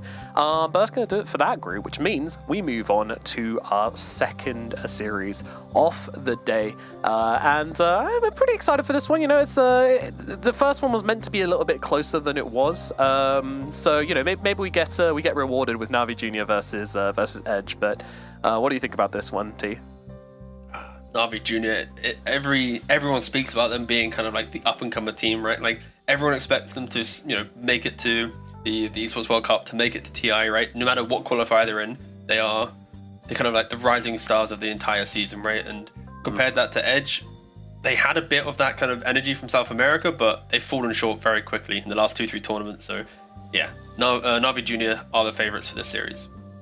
Alrighty then, well, we can throw it over to a break and talk a little bit more about that series later on, but we'll see you in a bit for Navi Junior versus Edge here at Dream League Season 26.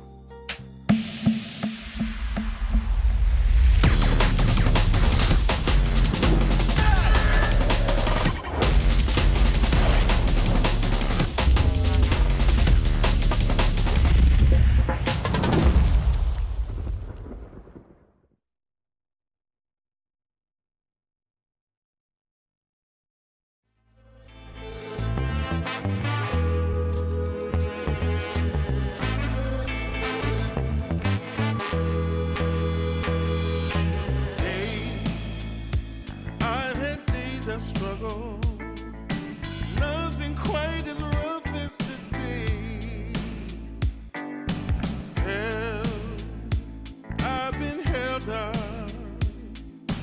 nothing seemingly goes my way.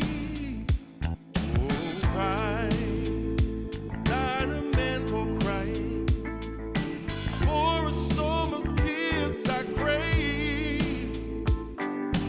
Take all this sorrow from me. How much more do I have to pray? Foolish of me, you might say. I make my way out of this here my way.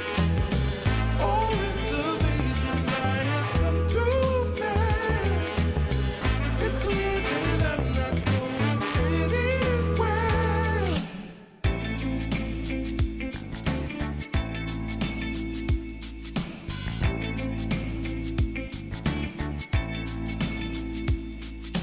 Hey, I've had days of struggle, nothing quite as rough as today.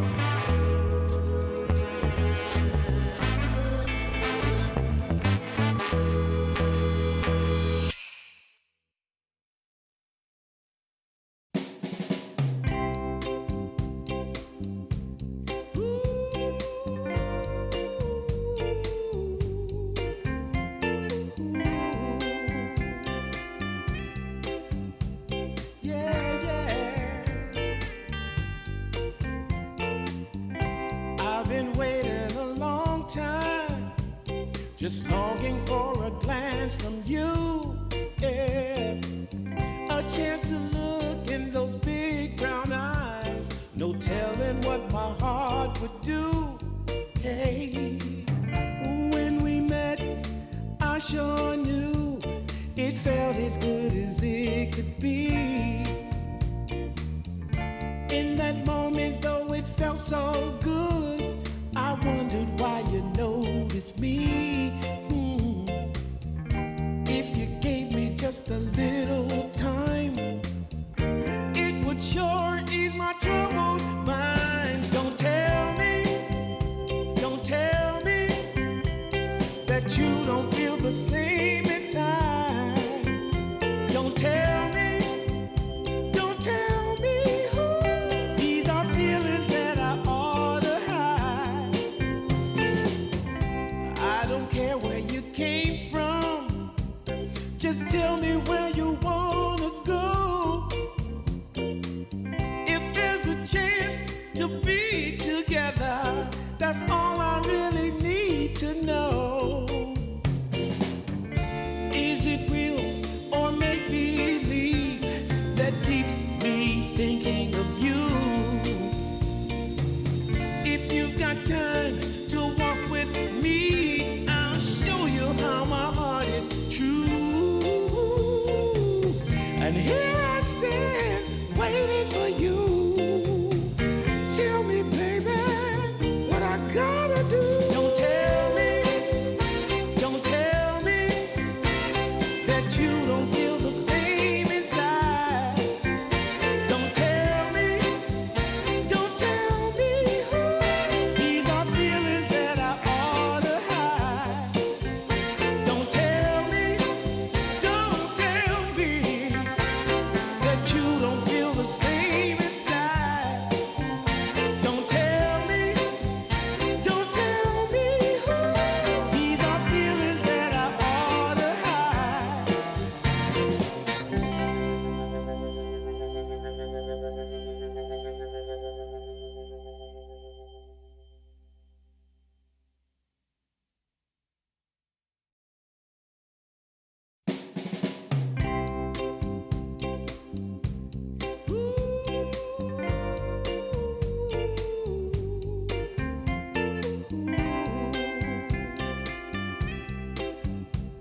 Yeah, yeah.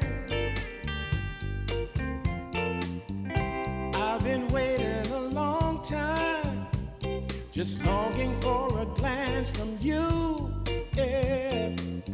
A chance to look in those big brown eyes. No telling what my heart would do. Hey, when we met, I sure knew it felt as good as it could be. In that moment, though it felt so good, I wondered why you noticed me. If you gave me just a little time, it would sure ease my troubled mind. Don't tell me that you don't feel the same inside. Don't tell me who. These are feelings that I ought to hide. I don't care where you came from, just tell me where you wanna go. If there's a chance to be together, that's all I really need to know. Is it real or make believe that keeps me thinking of you?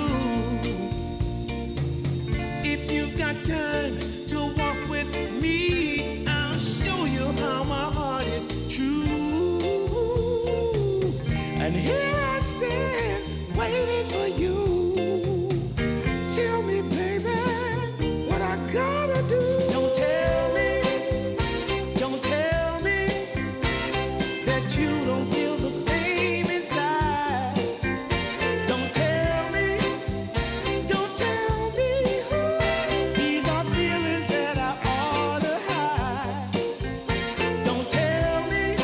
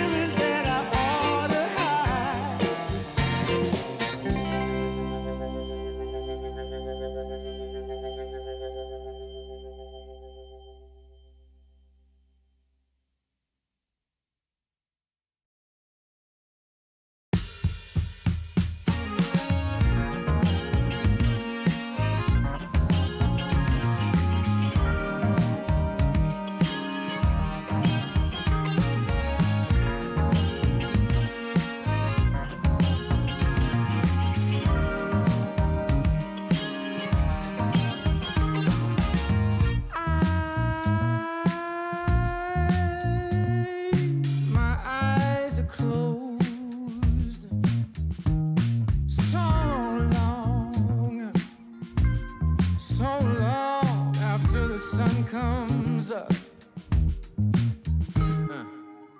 do a dance in the dark. Down the hall, pictures fall. Even the neighbors call. But then you rip out my heart. Every artery, a part of me. Ooh. It's obvious to me that you love to watch me bleed.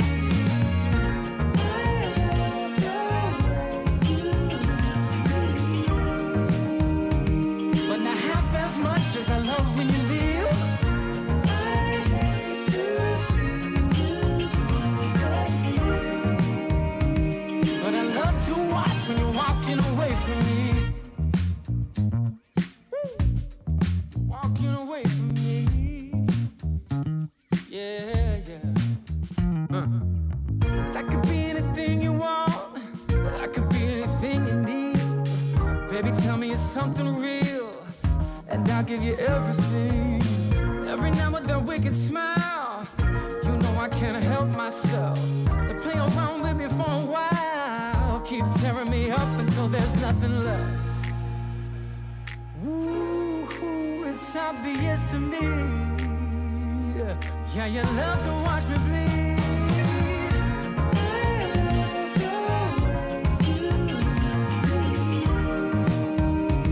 But not half as much as I love when you leave. I hate to see you go. But I love to watch when you're walking away from me. Yeah, yeah.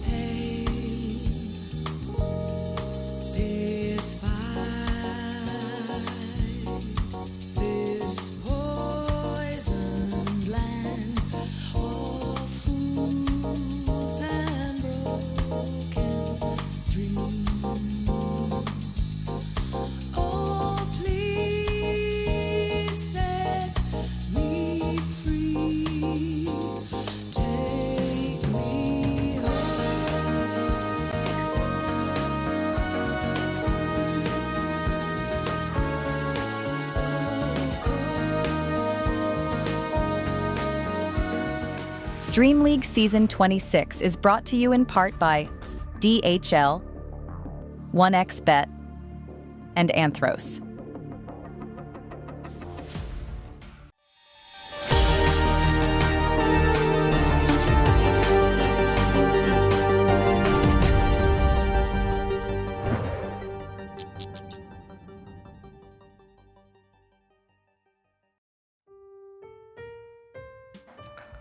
Welcome, welcome, welcome! It is time to get into our next series of the day here at DreamLeague Season 26. I'm the man, I'm joined by T, and we're going to be jumping into Navi Jr. versus Edge in a thrilling best of two here in the group stage, T.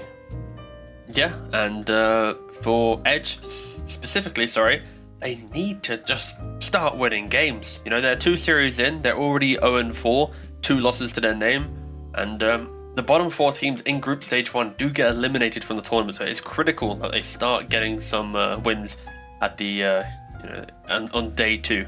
But yeah, for Navi Junior, they are sitting at 3-1. They are already kind of tied for first with the likes of Gaming, Paravision, and Occult.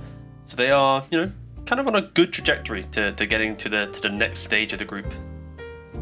Yeah, I'm a little bit worried for Edge because it feels like Navi, as you say, feeling pretty strong at the moment, have a lot of confidence. Again, the other team, Edge, they came against Yakul 0-2. They came against Gaimin 0-2. So, yeah, they're not bad teams, but also, there are no bad teams at this event, I don't think. So you really need to be pulling it out of the bag and getting some wins here on the side of Edge. Otherwise, it's going to be a very quick tournament for them. So hopefully they can pull it together. Hopefully we get to see a little bit of that Edge magic, because we know they're capable of it. They're not a very consistent team, but when they do hit their stride, they can definitely pull off wins. They're very fast, they're very aggressive, it's sort of the SA meta, I guess, but they know how to take fights. It's just, can they get through the lanes cleanly? But of course, Navi Junior here on the side. Anyone you want to talk about specifically on the side of Navi Junior, T?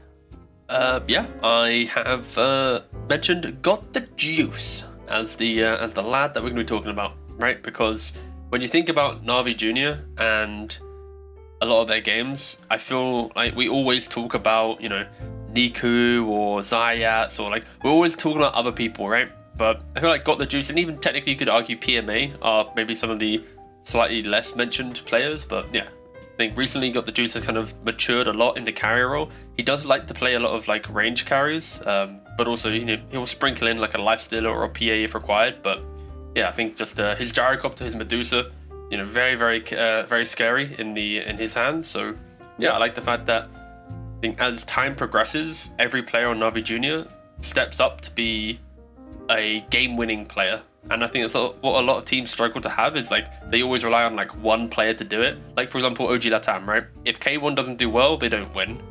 But with Navi Junior, it's like Got the Juice can win them the game, Niku can win them the game, PMA can win them the game, right? Like they all can step up.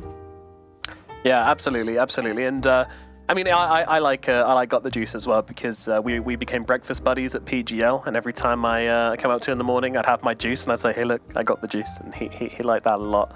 And so that's our thing, so special bond with this player. Over on, of course, on the other side we have Edge. So this team, they pulled up some wins in their last tournament they played.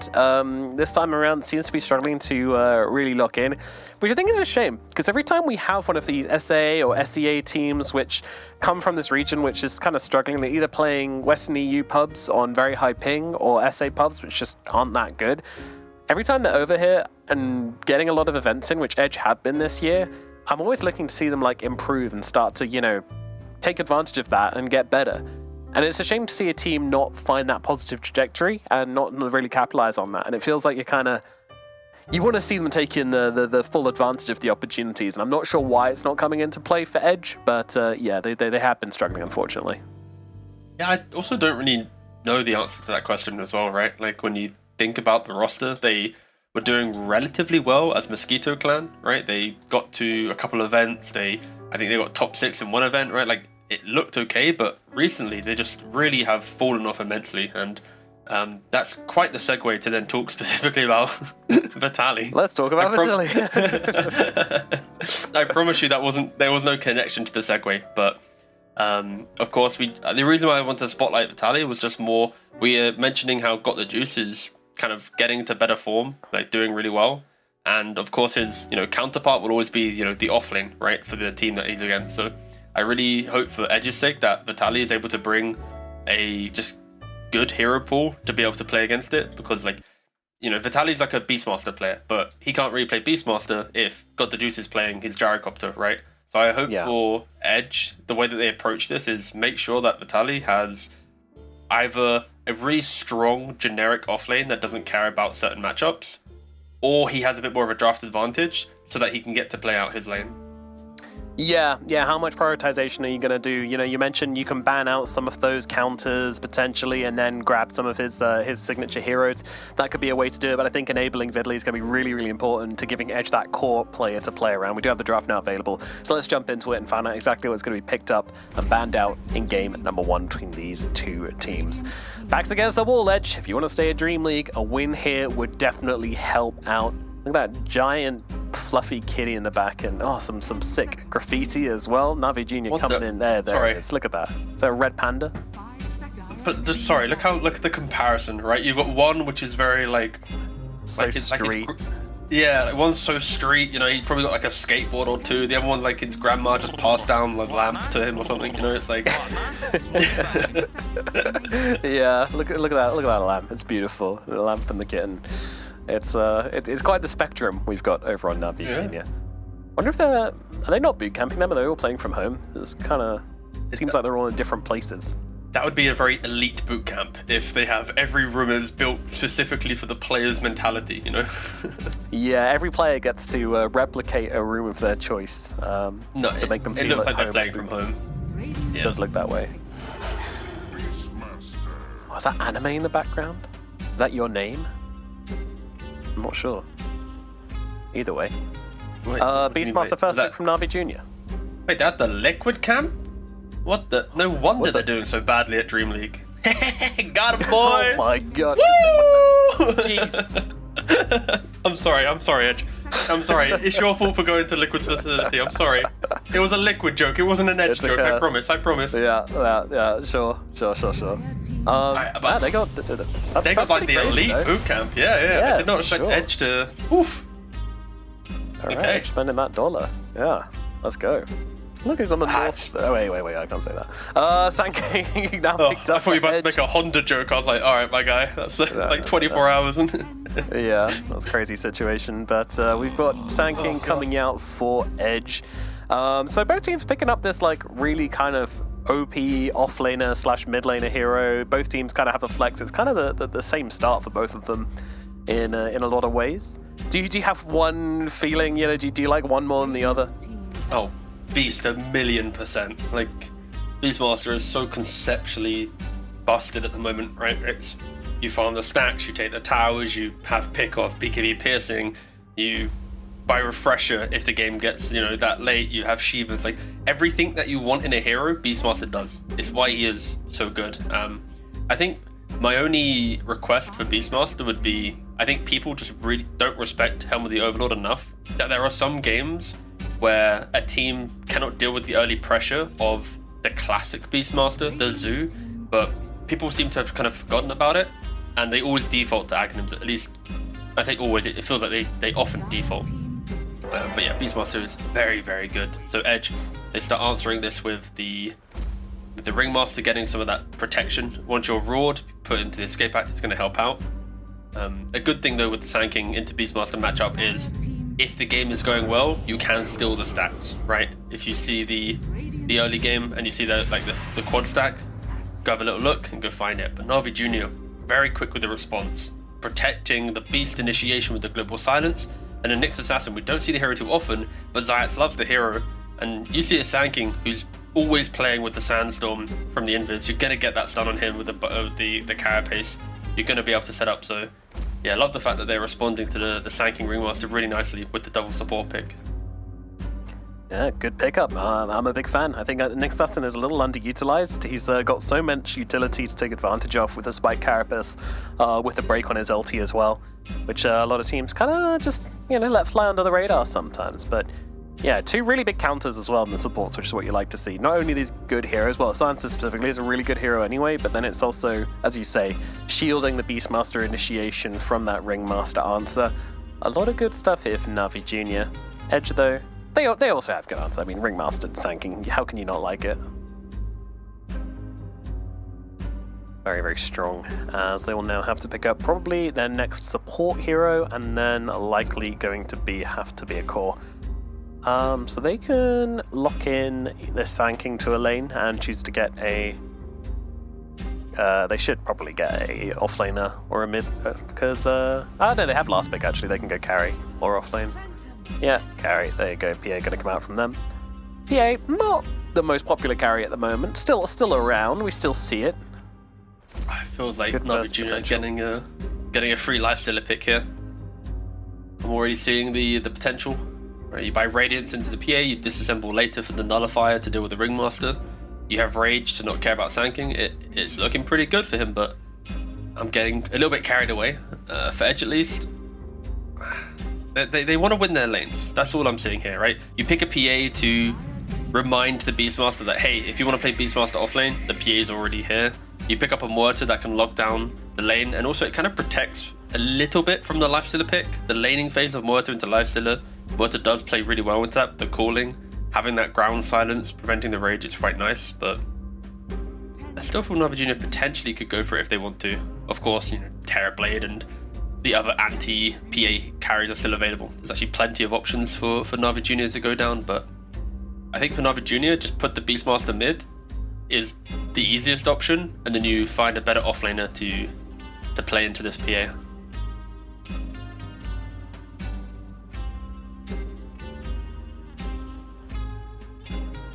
Still a big Muerta fan. The hero's not as popular as it used to be, but it's always, it's just always going to be good. And Storm Not comes happening. out. Okay. They've moved the old Storm to the mid lane, Beast is then up in the air. But yeah, less of the flex that I was thinking of, but they just want to murder these supports. Both Muerta and Ringmaster hate getting jumped, right? They're always very like backliney, annoying heroes, and Storm will thrive on this immensely. We already mentioned how Silencer loves playing with Beastmaster. I think every hero on Navi Junior would love a global to help them, right? It's like when Nick finds a hero by himself, please global. Beast roars, please global. Storm jumps, please global. Of course, global is very good, but these initiating pick-off heroes will thrive under the global assistance. Yeah, the fight theory is just so straightforward for Navi Junior as well. Like, if Sand King tries to initiate, you've got Spike Carapace, you jump in on Storm for the backlines, you drop the global, they can't save themselves. Fight's pretty easy. If you find the initiation, Beastmaster goes in, gets the roar, global silence to stop the ulti from the Ringmaster, and then you know, Storm can just follow up on that initiation from the Beastmaster. Like, it's really, really straightforward here from Navi Junior. I think they've given themselves a very easy draft to execute. Edge, meanwhile, they're going to have to get bait in. They're going to have to bait out some spells. They're going to have to try to make Navi Junior make some mistakes. If Navi Junior are allowed to just press their buttons freely, if they're allowed to free cast in these fights, then it's going to get very bad very quickly. But you do have the PA who has got that initiation potential to just blow a hero up, which is what you really, really need. I would like to see a bit more lockdown from them, which I think is why the Tiny gets banned out from Navi Junior. Like, one more bursty lockdown-y sort of hero. And Edge do have ways in which to blow up Storm or Silencer. Also with the bans from Edge, they're still trying to go like, maybe there's an off lane and maybe there's a carry that Navi Junior want. Of course, Beastmaster can be both roles, but both of these bans are just damage absorbers, right? Like, really annoying heroes like that. Is there another hero that does this? Technically, there's still Centaur from the off lane that can absorb damage. There's Underlord. If you just want to play on the auras, that's fine. If Beast goes to off lane, I still don't mind Lifestealer. Sure, the lane is a bit annoying against Muerta, but I think the Lifestealer is still pretty good. You jump in a Storm Spirit, El Clasico jump. Yeah, the old-fashioned Lifestealer bombs. I was so committed to this exclusively for that. Yeah, unfortunately. Look at Zayat, so even after the pick, he's like, this is that, we're doing this. He's, you know, commanding the troops. Nico's like, yep, I understand, bro. Oh, he didn't like that one. No. He's like, Rejected. Yeah, he's like, okay, we're gonna have to find a way to deal with this. But for Edge, Sand King, of course, mid to offlane, they have to decide what's happening with that one. They can't really cheese pick mid to try and punish the Queen of Pain because Navi Junior's draft is so strong that that cheese will just put them on a timer. Is Enigma or something available? Oh yeah, there is. You could just pick a big offlaner to win the lane against Lifestealer. Silencer will do nothing to it. Sure, there's a global, but you're picking Enigma to win the lane and open up the early game. You're not picking it for the black hole in this matter, so they actually just go for the cheese pick. Ooh, Okay. Okay. Yep. Yep. PP picked up the Huskar. The yup. You know when the Huskar comes out and you just drop that, well, okay, alright, Yeah. it completely changes everything. We're basically just I gonna was see, hesitant, can though. Huskar control them up and beat them up and play at tempo. The thing I like about Huskar is the low cooldown, right? Like, you can really sort of punish the Silencer if he messes up on a global or if the Beastmaster messes up a Raw. It's really going to enable PP's game. Sure. I mean, the reason why I was expecting not to go for this type of pick, because once the game develops, Lifestealer can eat a Huskar really nicely, Beastmaster can lock him down, then, you know, the Nick, like, you can easily evade him or kill him in this game. But the counter argument to that is, okay, fine, Huskar is somewhat dealt with in the mid game, but as long as he shuts down the Storm Spirit, then the supports won't die in the early game, which means they can make stacks for the Sand King, and then PA will get the Battle Fury, so it's like the domino effect, where it's like, Huskar is not the game-winning hero, it's just the let's get everything else into the game as quick as possible because he'll absorb all the time. So, sure, it's gonna... it's not my favorite pick, I don't think, but if they can execute on all the timings that I just mentioned, then it can be really good. But I think if this was like a Falcons or a Gaimin, I probably would be leaning more to hyping up the Huskar. I just don't know how disciplined Edge is to be able to utilize the hero. So this game for me is more kind of like research on the team to understand kind of their levels as a team at the moment. And we'll see if the Huskar can bring life to the early game to enable the PA.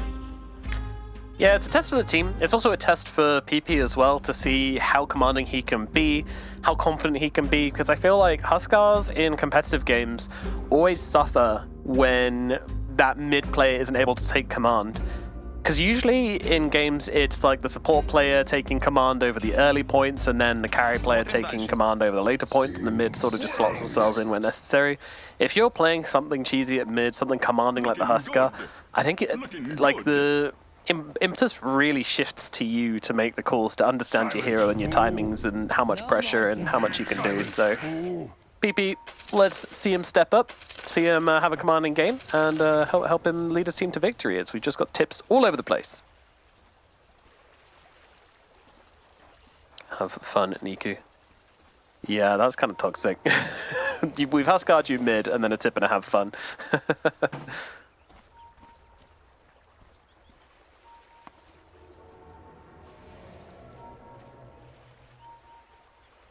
30 seconds. A lot of pinging, a lot of moving, but both teams being quite defensive at the same time as well. Edge especially just grouped up in their triangle. Not the strongest level 1 lineup I've ever seen in my life.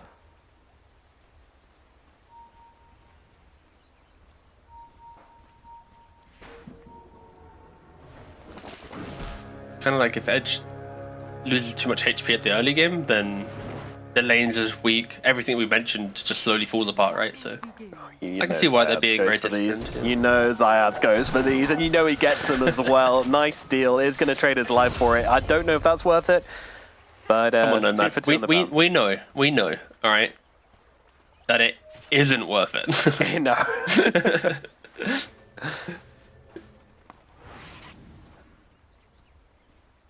Funny though. And that is always like you're just calling the bluff, right? It's just like, are they there? Are they not there? If it's only 2, I live. If it's 3, I die. But yes, of course, mid lane, sorry, is the biggest focal point of this game for Edge. You pick the 24 pick Huskar. You see the Storm Spirit. Another thing that we haven't mentioned is that Storm Spirit, once you get to like level 3, 2 points in the Remnant, you do farm the jungle quite efficiently, right? Like, Yeah. you're not a mid laner that gets full AFK, right? So.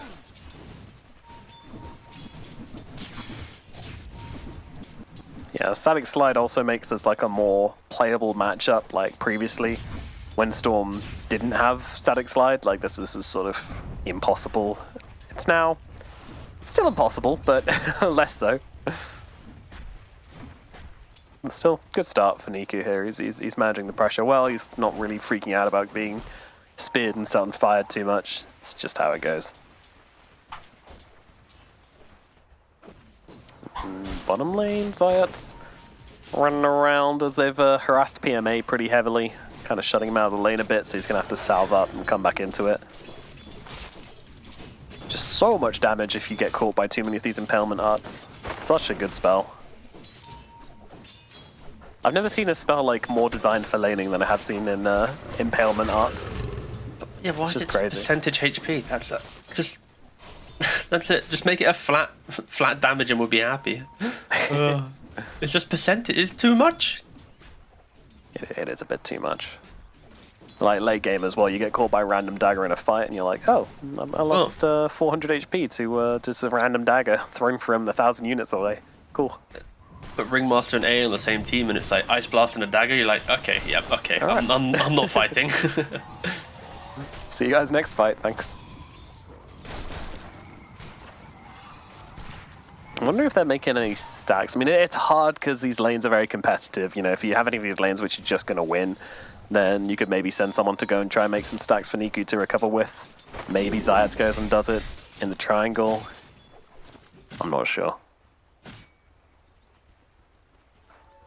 But again, it's a Huskar game. Like a lot of the time, like teams are very good now at just being like, okay, they picked Huskar. We know what it does. We know what we're going to do. We know we're not going to have a great start on our mid laner most likely. That's just what the hero is. That's the way of it. Michael, he's going to make some stacks over on the Radiant side. Fiddly farming nicely behind his tower. Got the juice though, still giving a lot of pressure. He's doing really well in this lane so far.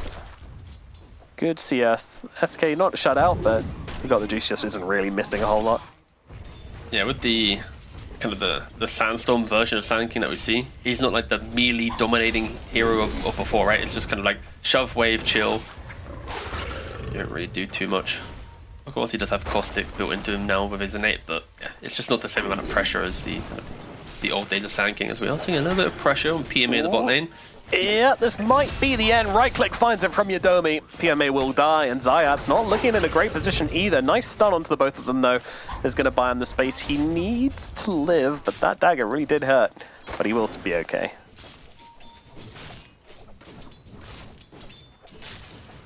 Very good start there for Edge. Your PA's top net worth, the Huskar is slowly shutting out the Storm Spirit, but as expected, Niku, he moves towards the jungle, 2-point in Remnant, 2-point in Overload. What am I doing?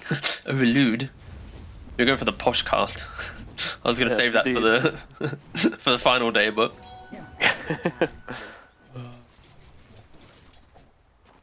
this is yep, slow and steady. 1,000 gold lead for Edge.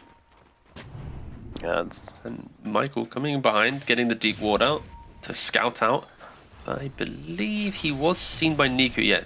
He is now very much going to see him there. yeah, Michael being annoying. You know, taking some of these creeps. Oh my god, if he kills him, that'd be awful. But I think Niku's going to be okay. But he is going to lose out on at least one of these big creeps and be sent back to base. I'm intrigued to know if all Niku try and de-ward the high ground. It kind of feels like an obvious ward to place, right? Especially like de-warding that. Oh, sorry, contesting the camp with so much confidence, right? Like there is a kind of a cool, big read for it, and Reddy's getting found by Vitali as he tried to block up some camps here, and even PP from the Huskar going in for a little rotation. Sure, I mean they'll get him, they'll kill him, and yeah, nice rotation. Michael's gonna just take the mid lane, so mid lane wasn't left alone at this point as well. Very nice from Edge. I like that.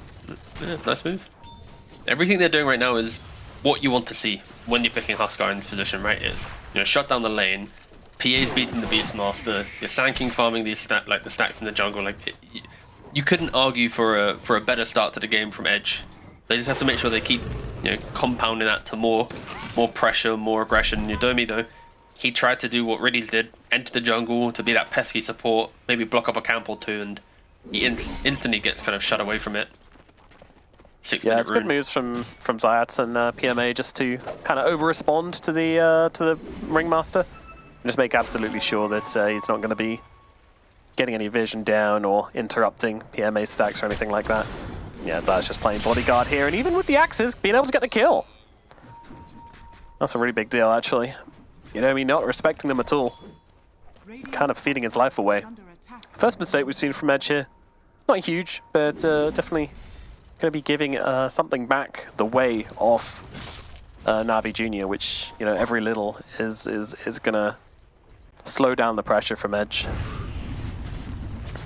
Really, he's trying to be annoying, but there's really very little he can do. If he goes near the Huskar, he just gets jumped on and dies, so from a distance. Soak the XP, try to blast the wave down with a couple of arcane curses.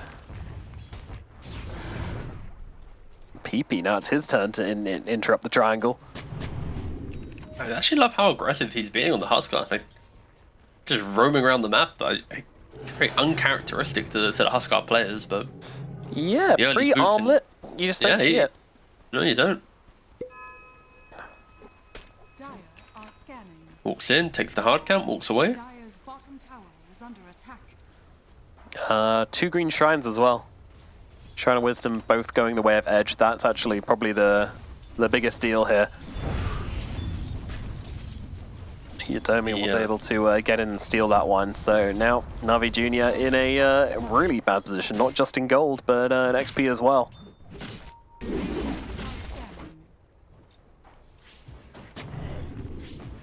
So it's all about that comeback play now, which is a bad thing to be saying at 7 minutes into a game, but Na'Vi Jr., they need to find their opening.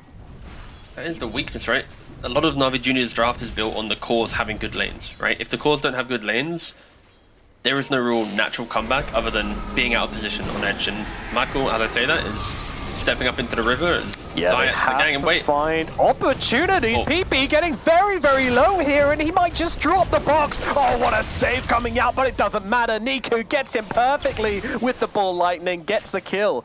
They trade out for it, though, as Riddies does go down, and it looks like Niku might be falling as well, but he's kind of already gotten what he wanted from this. Will be falling. But kill onto PP going to feel very good indeed. But still, Pyke coming in, getting a kill himself in this. You know, the Edge is just like not... Nobody's chilling. Nobody is chilling. Everybody's fighting. Yeah, it's critical, though, for Na'Vi Jr. that they bring the correct amount of heroes, right? With the saves of the calling on the ground, plus the escape hat, you know, keeping Huskar alive a little bit longer. That was arguably quite a big blunder from Edge if they didn't get the turnaround kills, but... You know, the Lifestealer comes in to help out, the PA comes in to help out from the other team, and that's kind of exactly what you needed. But for Edge, they cannot make that type of move again, though. They need to... PMA getting a bit greedy here. He thought he could get a cheeky kill onto Pyke, but Yodomi was behind, and the damage out from Yodomi is way too much.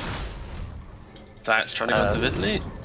Yeah, it's a good catch. It's a very good catch. They will be able to kill him. Riddies gets that one. Pyke, though, TPing in, trying to look for the both of them here. Jump forwards from PP just to make sure Zayats goes down, and Riddies will also be following him to the grave. Very good response. Sure, they lose Vitaly, but they'll get 2 support kills in return. How Globally present they are. Have you seen the the PA TPing to mid, the Huskar invading the jungle? Got to give it to them. The cores on Edge are very free on the map. They're not really just AFKing for their items, and the net worth, it is showing. You got all 3 cores above 4k net worth. Compare that to the 3,000 gold of Storm Threat, the 2.6 thousand gold of the Beastmaster. When you say a team's playing for a comeback, they are really just... They have to find so much farm out of nowhere if you are Na'Vi Junior. I really want PMA just to go in for the Blink Dagger. I'm not sure Aghanims is really going to get them out of the situation in time. Like, you need to be playing up on this beast, I think. Enable your other cores. Playing for yourself feels like it might be a bait, I'm not sure. The issue with what you just said is if you buy a Blink and then don't get a kill, then you have 0 game rate. So you really are deleting yourself if you do that. Yeah, it is going to be falling again. Yeah, going to be a difficult question for him to answer. Like, God the Juice has a game. He doesn't. Yeah. That's the ultimate problem right now. Yeah, God the Juice also went for the armlet, right? He went for the game is somewhat... He's been followed. He might just be dead. He's got the infest. Oh, he's not going to make it. Oh, too much damage coming out from PP. Right. But immediately, smoke up from Na'Vi Jr. Zayats and Niku looking for a response. But there is a lot of heroes here, both supports moving up to help out PP, seeing that a play on speed. They have a sentry. Kind of obvious, yeah. Sentry in the trees. Zayats, is he going to respect this? He's Zayats, of course he isn't. In he goes, trying to find a target. Sees Yodomi. He's very quick on the initiation, but even quicker on the box. Yodomi's going to live for now. PP is low, though. The right click's coming through. They'll need a little more, and they will not find it just yet as they jump in on Pyke, blow him up. PP toggles through it and lives. 3 heroes gone. They only get Yodomi. Trying to find an opportunity here on Na'Vi Jr., but an opportunity is just not presenting itself. And I had some, I was querying if Edge had the discipline to be able to utilize a Huskar pick under 24, and they very, very quickly answered that question, right? 12 minutes into the game, you cannot fault their early game, right? In the way that they've broke the lanes, moved around the map, it is, a flawless 12 minutes for Edge. As they pick up the Huskar with the haste rune, just continue sweeping across the map. Go get him. This is where we're all talking about silver lining. Silver lining. PMA did pick up a point booster during his team dying top. If he can continue to fully ignore his team, I kind of want like Lifestealer and Beastmaster to fully just... You know what, guys? You don't exist in my eyes. I just clicked this creep. Because there, of course, is the debate of what happens when Lifestealer gets his Radiance. What happens when Beastmaster gets the Aghanims and then they step up under the cover of Global. They have damage finally. As much as this 7k lead is very good for Edge, they can, if it doesn't grow to 12, 13k, you have to respect the comeback potential with the draft that Navi Jr. has. Yeah. But that's why it's on Edge to continue forcing the cause of Navi Jr. to take these fights, to be in bad positions. And so far, they've been doing it extremely well. They have, yeah. I think that's kind of my issue with the Beastmaster going for the Aghanims. Well, I mean, it's still important for him to have a game, right? But you jump on the PA, you're probably not doing enough damage to bring her down before she just turns around and crits you to death. You jump on the Huskar, kind of same thing, right? Like, I don't think you have enough. But I suppose when they're jumping on you, the Blink Dagger might just be a little less value because you can just TP in or get the response. Got the juice being jumped once again here, but he's got the Rage TP. He's very, very quick. Is he going to survive? Looks like he will. Has enough regen in the fountain. Ooh, just about. Jesus Christ. Didn't like that. You know what? I've lost a lot of respect for Got the Juice there. What? Rather than going for ultra hard mode and armlet toggling, he went for a simple Lotus. Got the Lotus up, yeah, true. The Got the Juice I know would have armlet toggled that, so... That is true. I joke. That was just a Lotus. Don't even try to play with the tick damage of the Burning Spear. Diat's going on a bit of adventure. Radiant are scanning. Let's see what's going on the enemy side of the map. Oh, looking nice around scan, the tower. though. He's been scanned out. Yeah, that was a really good scan. They must have seen where he was in the mid lane and figured out he was up to no good. Nasty little scorpion. But also good eyes from Zayats as well. Just not running in blindly. Kind of knowing that something ain't right here. But the net is sort of starting to close onto Zayats. It's like a wall of heroes between him and getting out. He's like running kind of low on Vandari. This is getting a little bit uncomfortable. Why is everybody here? Michael, though, not going to see him. He will get the TP away. Phew. It's good time wasted though, right? Like nearly 50 seconds where he dragged everyone over to the Wisdom Rune.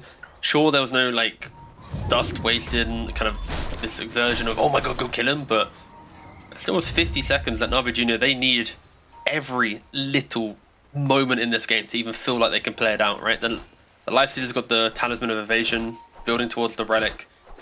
The net worth, it looked very, very despair for Navi Jr. on the 3 cores, but I feel like we're about 3 to 4 minutes away of Edge not contesting the map, to us now talking about, wait a second, Lifesteal is now higher than the Sand King, higher than the Huskar. You know, it's like, I need to see a little bit more pressure, and of course pressure can be applied through taking Tormentor, taking Roshan. Doesn't need to be kills, but it needs to be things that kind of progress the game in the favor of Edge. Need to start killing, getting some more vision on the map, putting the pressure on. But it gets harder as the game goes on. Heroes get tankier, ultimates become available. No, I haven't really seen this global silence come out yet. Again, waiting for the Aghanims. PMA, he's very close to it now. In fact, this stack should get him there. The issue being he's on very low health, and there are heroes nearby, but I don't think they're going to be looking to invade just now. The PMA should be able to farm this up, get his Aghanims, and then we should see a smoke coming out from Navi Jr., and we'll see a bit of life coming out of this squad. Although that said, they're actually going early onto PP here, and backing away. Niku's just joking. Just doing some memes with his regen rune. Absolutely fair enough. force them to respond, get Reddy's killed. Good stuff. Really didn't get the memo. This wasn't a thing they're actually trying. The sacrificial lamb. I mean, guys, it's worth. Don't worry. All right, now we're into the pit. Now the Aghanim's timing hasn't quite lined up for this because PMA still needs to go back to base, get his health back, and then TP in. And actually, They're he's not still contesting thinking, maybe a Blink Dagger as well. Maybe not just the Aghanims. Yeah, for Navi Jr., this is not the fight to take, right? Like, the first Roshan will go the way of Edge. Oh, Ato's Niku. down onto Niku Yeah. with the silence from Michael. That'll catch him out. Yeah, pings a ward correctly, but it doesn't matter. It's too little, too late. As PP picks up an Aegis now as well to go along with that armlet, that Sanj. Oh, he is scary.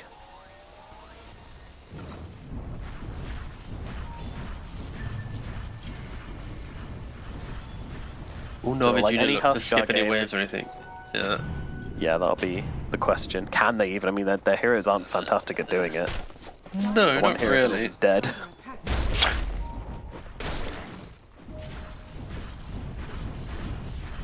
But, as with any Huskar game, it's never over until they've broken high ground.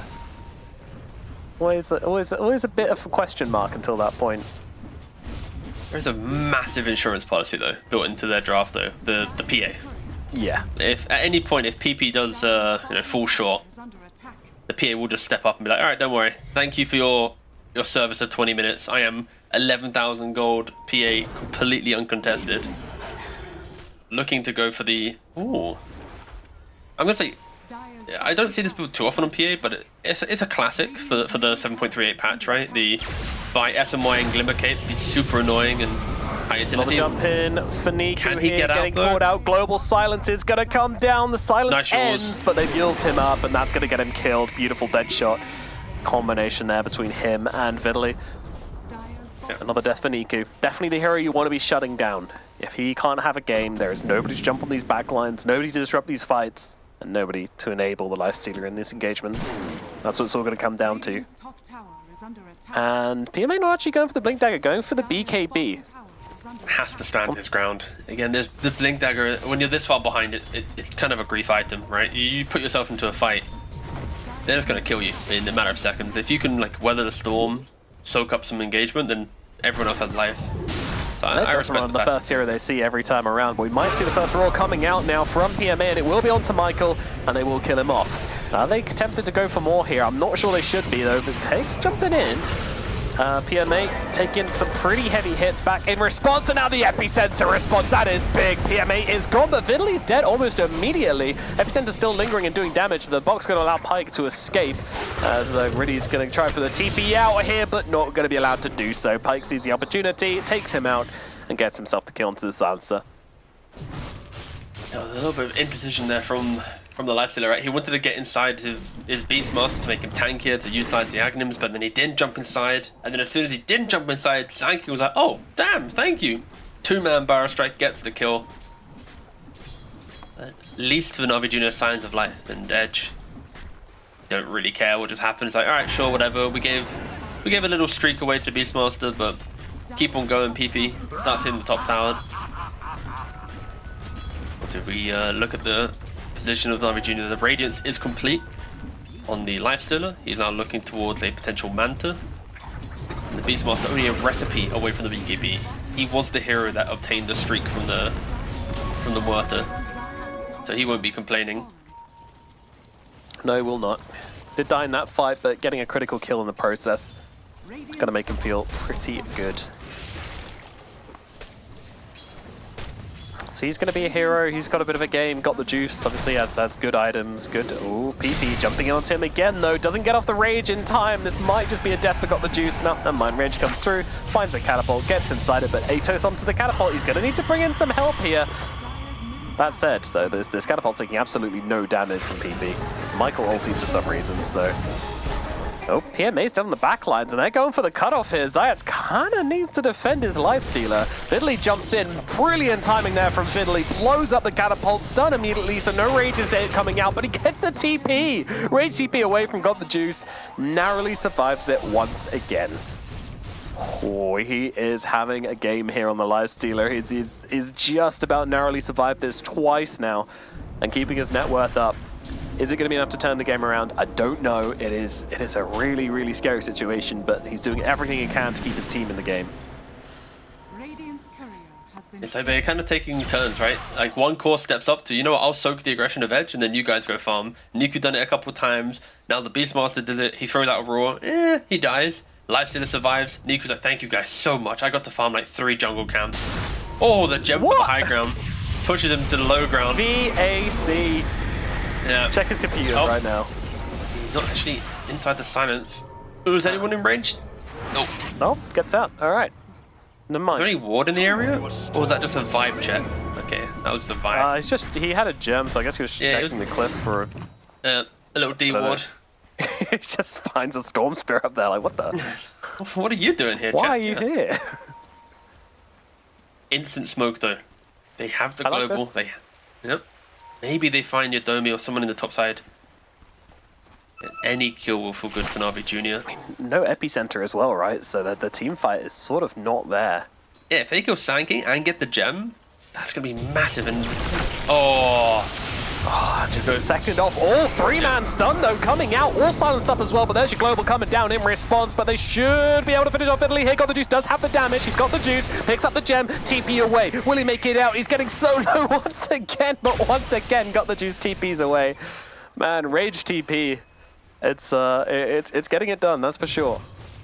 they are playing with just the line fair. I don't even know how to word it. That is whew, like milliseconds. Like imagine if the Lifestealer goes down there and then sure he doesn't get the gem, he dies. What if they don't jump the Ringmaster, but they wait to get the Sand King, but then by jumping the Sand King, Ringmaster, like every little choice Navi Jr. is making right now is so close to just them losing 10,000 gold on the map, right? Like if Lifestealer dies, everything disappears in front of them. So the fact that they're making these calls is so impressive, and for Edge, it's going to be frustrating, right? Like with how dominating your early game was, to feel like you're the ones playing kind of reactionary is going to hurt immensely. And the BKB is now on the Beastmaster. The gem has been stolen, like we mentioned before.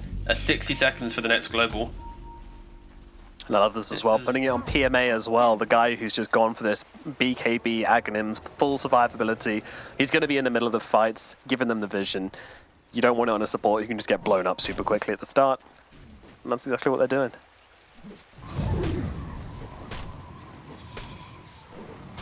And then slowly shifting from being this Huskar versus the world to actually Phantom Assassin versus the world. Radiant's bottom tower has been denied. Peep even's gone for the Glimmer Cape as well. That's interesting. Yeah, PA pivoted away, right, for the BKB, but Huskar said, yeah, I want a little bit of that magic barrier. Very nice. I don't mind it just for the logic of there is a Beastmaster, he can roar through BKB, so why not get like a different type of defensive item and it's cheaper. But in all things, the BKB is always very nice, especially against the radiance of a Lifestealer, the nuisance factor of a silencer.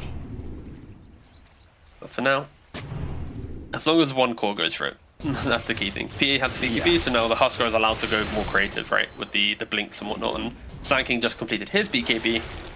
Radiant's top The PMA has to hit the roar. The Beastmaster has to connect. It needs to be a clean jump under the cover of Global, where Ringmaster cannot save. Yeah, that's the key thing, right? You need to make sure these saves aren't coming through. And of course, with the reverberating silence, it means that there's not even an opportunity for Yodomi to go for some sort of purge of his own. Doesn't work that way. We didn't really discuss it too much. We probably showed it already, but the RNG for tier 2 was very advantageous for Edge, right? They had the quad Gossamer Cape with the Essence Ring, so they were very much playing for survivability, being annoying, being tanky. Both the tier 3s are now coming through. Beastmaster keeps his Searing Signet, just for the utilization of his actors. And we will see how they go for now. Well, Navi Jr. all together. Tormentor gets taken, and it's going to be the shard going to Michael, so probably not what you want. Smoke up though. Storm has the BKB complete with the haste rune picked up. SMY Does also help. completed from Lifestealer. Like, they've hit their timings. They are ready to try and Oh, take it's going on to be a really 14 bad, fight. Rudy's. Oh, God. He came so close to breaking on that smoke there, and he is still seen first. It's a great target to try and kill off, but it's getting awkward. They're running up the high ground, straight into the Raw. They're just going to try and blow up the Phantom Assassin, but realize that's not actually going to work. They do not have the damage to kill a BKBPA, and they've just lost Riddies in the backlines. They traded for Yodomi, though. It's not a bad trade to start this fight off for either team. Both losing a support, but with Global already being used and the wheel not, maybe a corner's a slight win for Navi Junior. They're going to look forward for more, and they're going to try and get PP, but PP's a really tricky target as Udomi's got the buyback straight into the outpost as well. Stun through onto just about everybody as the lifestealer is going to keep Niku alive by jumping inside of him. Zayat super low on the sidelines as well. PMA is dead as I look over towards Niku, who's also carrying, got the juice inside of him, and Niku will drop, got the juice. He's going to do a very unique move of rage TPing out of this one. The only survivor of Navi Junior. That was a slaughter. A self-inflicted slaughter, to say the least. I don't really get why Navi Junior went for that next play. Of course, the ward did bait them, right? They had their high ground vision. They saw them kind of clumping up in the triangle, but you know, you kill off the ringmaster, you lose your silencer, you then move away from that area of the fight, but then you're jumping at Huskar. You're jumping Huskar with a Storm Spirit. He already has the Glimmer Cape. You didn't have detection immediately. Like, your damage is contained in the lifestealer right-clicking during Raw or during a Vortex, but that just did not happen. For Navi Junior, they for so much discipline to play under that pressure of Edge, when they finally get their own choice of the game, they overplay their hand instantly. Oh, is Niku going for the steal? He's going for the steal. Yeah, he's a little early to this party, but he's gonna get it anyway! What? He overshoots it, comes back in and says, oh, just gonna scooch back in here and grab this real quick. Will die, but absolutely worthwhile. What a steal from Niku. A legal steal, I would say, but nevertheless, he gets it. That was like the most underwhelming Aegis steal I've ever seen. It zips over the pit, lands on the other side. He goes, oh, I can still go back in. But fair play. You needed to make some big play, especially after you were the one who kind of initiated in the Huskar to kill your entire team. You needed to kind of recover it, right? So taking away an Aegis on Edge is gonna potentially hurt them immensely as they do look to go up to the high ground. Yeah, PP does not have that second life. Pyke does not have the second life. Zayat's just going to use up the PA to get rid of that DD. Purging effect is quite nice. Drag the creeps away with the Arcane Curse out of the range of Roshan's banner so you can kill them off. It's slow, it's methodical, but Edge are undeterred. Global Silence is now back. Little surprised they don't want to do anything about this. What are they missing on the side of Navi Junior that means they don't want to fight? Could just be the fact that Gotler just wants to try and get his MKB before the next engagement. He has 2300 gold. He does only need more like 2500 to complete it. 100, yeah. But they are losing their entire base for it. Huge overreaction to that zip in there from Niku. I mean, sure, you don't want to get Vortex there. It could be a really good way to start the fight without using Raw. MKB is now complete. All right. You get the D-Ward. Do they have a smoke or anything? They do. You lose a fight there, you lose a game. They didn't want to take that risk without the MKB. They wanted to make a final stand or potentially turn this game in style. Who do they see? Oh, there's going to be the Muerta. She gets off the ultimate, though. It's going to make this an awkward kill. Now the box comes down as well, but the Raw out onto Yodomi straight away. You show your neck like that, and the knife shall come. And Michael also going to get taken down by Got the Juice. Global Silence does get used, but to what reason? None, particularly. A little quick on the trigger there for Riddies, which is going to force Navi Junior to go back to their side of the map. But still, very good fight from them. 2 supports killed off. They get to reset the game once again, keep buying time, keep finding opportunities. And as time Shiva's going passes to be on, next. Sorry, go on. Oh, so yeah, Riddies is kind of getting close to a refresher. Like, he is halfway there. Like, the debate Is this a could Nomad be... close to a refresher? No. The reason why I'm saying it could be is he could sell the Solar Crest, right? And now he's only 1,000 gold. Like, there is a world where does he need the Solar Crest as he gets to like 35, 40 minutes into the game? Is double global better than solo cresting your Lifestealer? That's kind of the debate I'm having. At least, depending on how desperate the game gets, of course. If the game continues to go like casual pick off here, casual pick off there, he won't need to sell it. But I know some players in this situation would at least consider this idea. If that's like kind of their team fight win. It's a really difficult one because you got to make the read preemptively because of how Refresher Orb is built. You need to have 3 items from the secret shop and then your recipe. It's not like it's a really big recipe which you can kind of be like, well, if I need it, I'll sell it and quickly pick it up. Nope, you got to commit either way. So yeah, I'm not expecting him to do it, but go for it. Yeah, something to at least consider. Maybe if like he randomly gets Refresher, it's like, nah, my guy, he did it. But yeah, like you were saying just before we said about that, Beastmaster is closing in on the Shivas. It's good time. It's a really strong timing, the Shivas. Huskar hates playing into that item. Yep, that's true. But also, everyone hates playing into Satanic, and PA has a Satanic complete. About 300 gold's time, so the calls are just so big though. And fair play again, got the juice. After being very low net worth, he has caught up with the PA quite nicely, only 3,000 gold behind. Or 2,500. So it really does feel like the fight is based on who jumps who correctly. There is neither team has that like clear advantage. As Navi Junior, they want to smoke up. They want to be the ones leading the game, being proactive.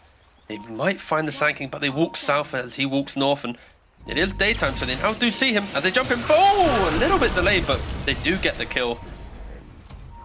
Yep, pretty And good another pick gem. off there. No big cooldown to use, just the raw, which is only like 60 seconds, so you'll definitely take that.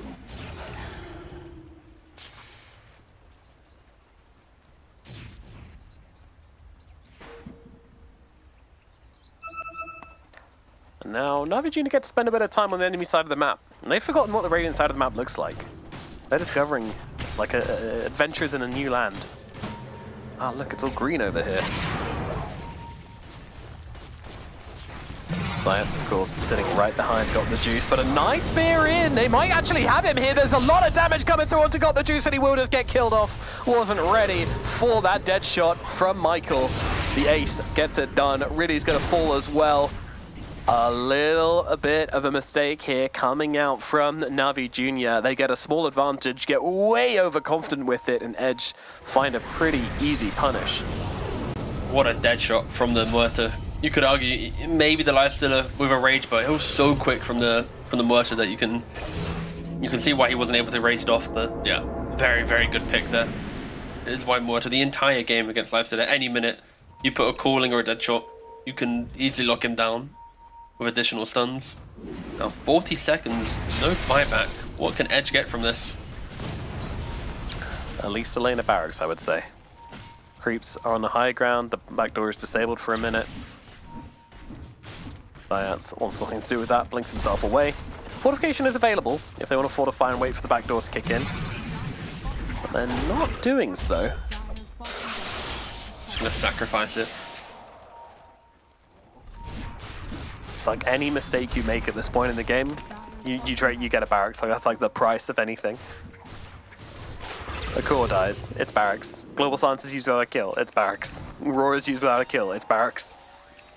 It's a lot of pressure to play under. Edge are doing this really, really well. The biggest change of play though is now Ready to just jungling. He's like, alright team, you do you, but I need to play the top side of the map. I'm desperately trying to get what I can. Yeah, and to be But clear, actually, selling the this- Soul Crest and getting his refresher wouldn't have really changed anything. But oh, we just bought a 4-star. Oh. He went for the, oh my Lifestealer is going to die to a ground, Yeah. a single silence. Right, maybe we should change that one. I'm not a fan. I'll just say it. I'm not a fan of this. You wanted the double global? Yeah, I mean, I'm down for it too. Who doesn't? T-Governor, who doesn't? That's a good point. Well, Riddy's apparently. Yeah. Alright. Did, what was it? Disassemble Radiance? Completed the Nullifier? So at least he can deal with the yaws of the Sand King, the escape act of the Ringmaster. As Tormentor once again goes the way of Edge. And a Basher is complete on PA. Oh, you That's gonna be Domi! really annoying. Oof. You got to be careful of Zayats. He can kill you, but he does just sneak in, grab the Shrine of Wisdom, Now get seen though, they have the gem, so they'll be able to jump onto... Oh, that said, the save's coming out. Global Silence coming down as well. The Roar is there onto PP, but where is the damage? Here it comes. Got the juice, has enough. But immediately stun out onto Niku. Niku with the BKB and zip away. He might be okay for now. Doesn't have much mana to work with. And another Impalement Art is going to find him, which might just bring him down. PMA so low, cannot fight into Pyke. He's just going to have to drop here. And a beautiful catch with the whip onto Zayats. Cancels his TP. He's now got to walk out the old-fashioned way to fear onto Riddies. So many TPs cancelled right here. They may have just secured themselves the game. Riddies goes down. Zayats on the run. Got the juice, desperately trying to push out top, but now knows that he needs to run. They thought they found themselves a fight. They found the Huskar. They took him out pretty nicely. But then you use that Roar and you've just got nothing to do with the Phantom Assassin, and she is way too strong to leave unchecked now. They desperately need a refresher on this Beastmaster. I know it's very optimistic to talk about, right? But you need to roar the Huskar, kill, pivot, then roar the PA and get the kill. Like the Lifestealer, he can kill either of these targets under the cover of Roar, but it is so unrealistic for him to obviously kill both. It is, yeah, very, very difficult for them. They just need more time, more gold. And it just feels like they just won't have that time. Roshan, it will be available in a minute. Yeah, 40. And, you know, got to give massive respect to the supports there, right? The whip to cancel a TP, the dead shot to cancel another one. It was just a perfect chase down. And actually, Roshan's up. I've lied to you. You did. Should have said May. Yep, there it is. Abyssal Blade now complete. Alright. If you jump the Huskar, the Lifestealer is not getting the kill anymore. P will just jump over. Boop, you're Abyssal. My Huskar's now alive. Good luck. Yeah, this Aegis is going to be so key as well. Like, your Roar, it's now kind of pointless. Refresher Shard going to be up for Vidaly as well, so he's going to have double Aghanims, Epicenters in the fight. Like, it's yeah. Gonna need a miracle for Na'Vi Jr. to hold against this. Or an Aghanim on the Storm Spirit. I was thinking For that the as well. 5-man grit somehow, even though there's multiple range shares. Yep, into all that AoE damage they have. Radiance burn. Oh, we sold that. It doesn't have radiance anymore. No. Yep. Alright. Well. Drums of Slom. Famous for its insane DPS. Got the juice, just going to come in, kill off that little banner, jump in onto the Huskar. I mean, it's a big play onto him to try and kill the Aegis target, and it's going to work, but what is it cost? At the moment, it has got the juice of Niku. That is a very high cost indeed. Buybacks coming out immediately as Pyke going pretty ham on this one. Don't forget, has the Aegis and needs to deal with everybody else. And PP, he's straight back in here, jumping onto the front lines. Killing has got the juice. It's a dieback onto the Lifestealer. Feeling like there's not much left in the tank for Na'Vi Jr. Edge just too strong, too many lives, too much damage. Defending without your Lifestealer doesn't feel possible. Oh, okay, Riddy's just getting caught out on the side there. If Pyke can jump you, Pyke will jump you and Pyke will kill you. As Niku's now finding out as well. Another one goes down, Vidaly grabs that kill. Zayat's in the tree line, gets found. GG, they're out of here, they're done. Game number 1, they got Huskar'd, they got beaten up, and Edge find their first win here in DreamLeague Season 26, so pretty big one for them. Yeah, and they had to start winning, right? They were 2 series in, 2 series losses. They had to start getting some wins if they wanted to survive the first group stage, and they did it in a very, very good fashion. Of course, Na'Vi Jr., there was some points in the mid-game where they outplayed the map, they found some moments, but they got too excited. They jumped this Huskar into Triangle, who had the Glimmer Cape, didn't get the kill, and then Edge was like, you know what, thank you so much for making this blunder, and they just ran through the entire game. So yeah, it was incredibly impressive. I think that early game, there still was some concerns for me that it wasn't like this like flawless Huskar win lane, PA take over the game type game, but the fact that they identified a mistake from Na'Vi Jr. and then capitalized on that once again, it was, yeah, a very, very good showing from them.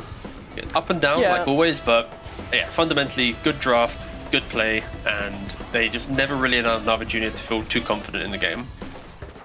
Yeah, I think around that 25-minute mark where we got to see a bit of life from Na'Vi Jr., things got a little scary, but nothing major happened. You know, it was just a kill, a pick-off, you know, a death, giving away an Aegis, something like this. Like, nothing game-losing, just small inconsistencies.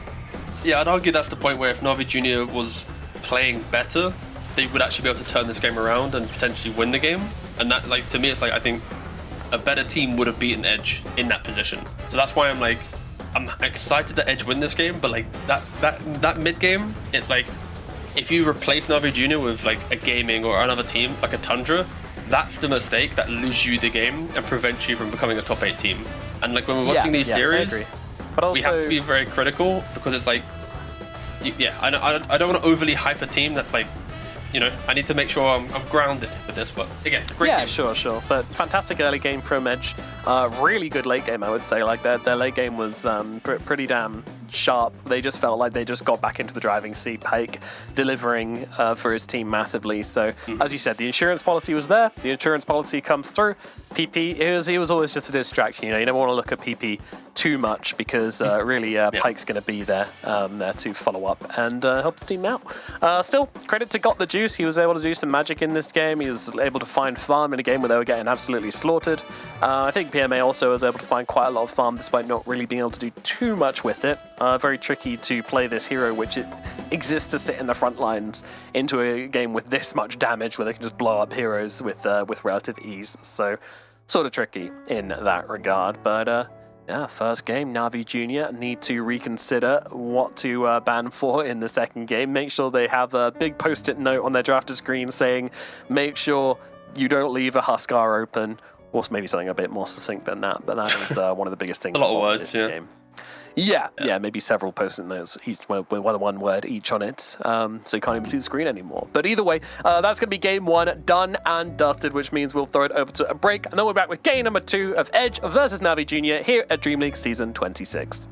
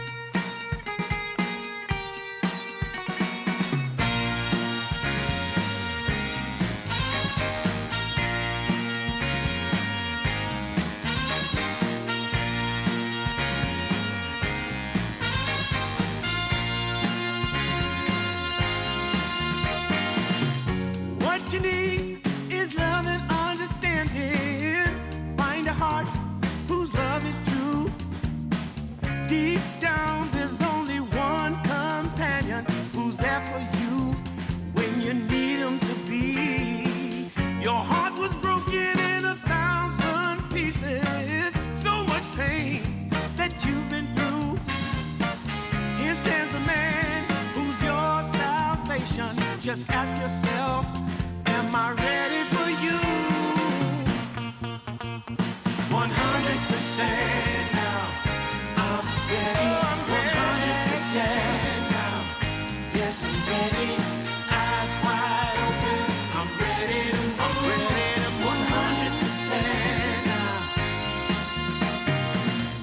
Take a chance in a new direction.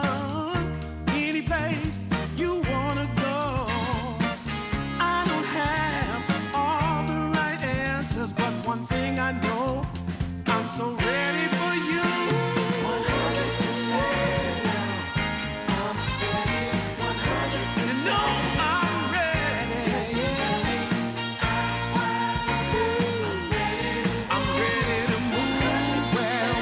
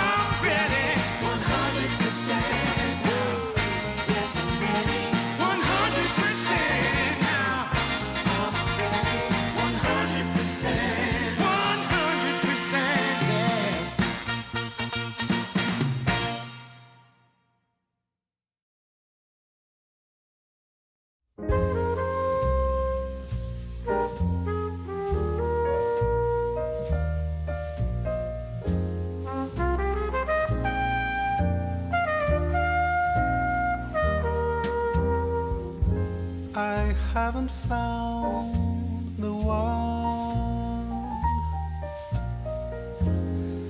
I never knew what others do.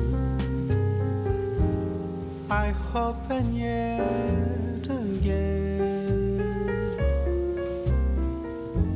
what do I know then? I believe it's all meant to be. All my dreams are so out of reach. I fool around, but we never know. I fell in love, but a long time ago.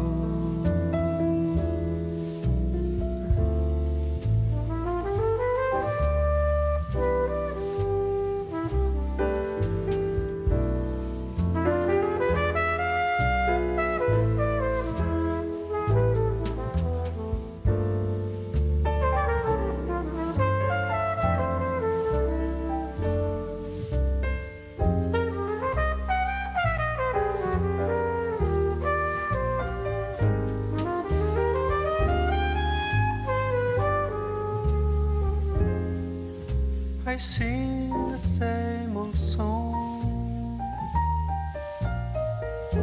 been going on for far too long. I hope and yet again,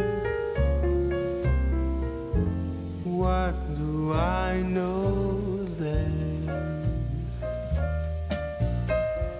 I believe we're all meant to be. All my dreams are so out of reach. I fool around, but we never know.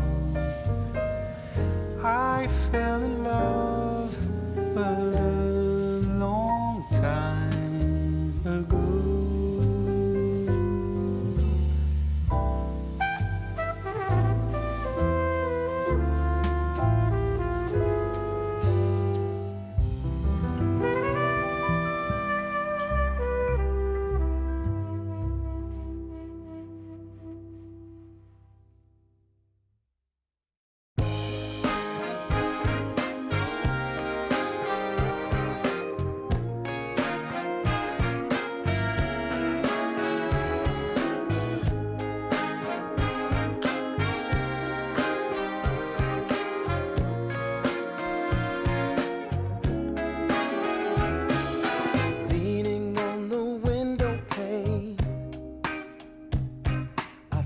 my mystery woman.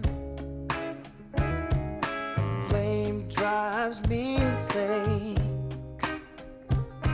She's heavenly creation. The spirit of the hot summer day. Controlled by her emotion. Tomorrow seems too far away. Now I've got my shot. I'm meeting my soulmate. Lady, can you see me? You're my everything. You're my lady. Lady, can you?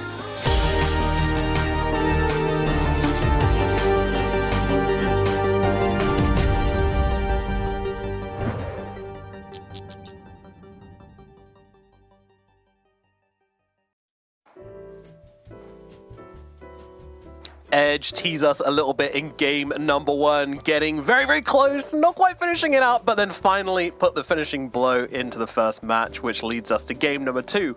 Can Navi Jr. fight back and give us a nice game 2, or is it going to be the Edge 2-0? I mean, I think we're already a little bit surprised that Edge were able to take this first game here. Do you feel like saying, oh, it's just a Huskar game, this is just a Huskar ruining Navi Jr.'s plans and ruining the game? It's kind of weird because like finishing that series, there was like many thoughts about it where it's like Edge won the game because of the Huskar forcing the Storm to be a jungler pretty much the entire time, and then Navi Jr. kind of felt like they were in a winning position and then instantly threw it away. So it's like I kind of want to lean towards the Huskar, but then when you look at the fights that Edge were taking, like their supports were insanely good at their spell casting with the Ringmaster and the Muerta catching out the Lifestealer when he was taking the tier 2. So it's like even though Edge did have the kind of the snowbally draft that could all do all the stuff, they also made very good plays to cushion a potential comeback from Navi Jr.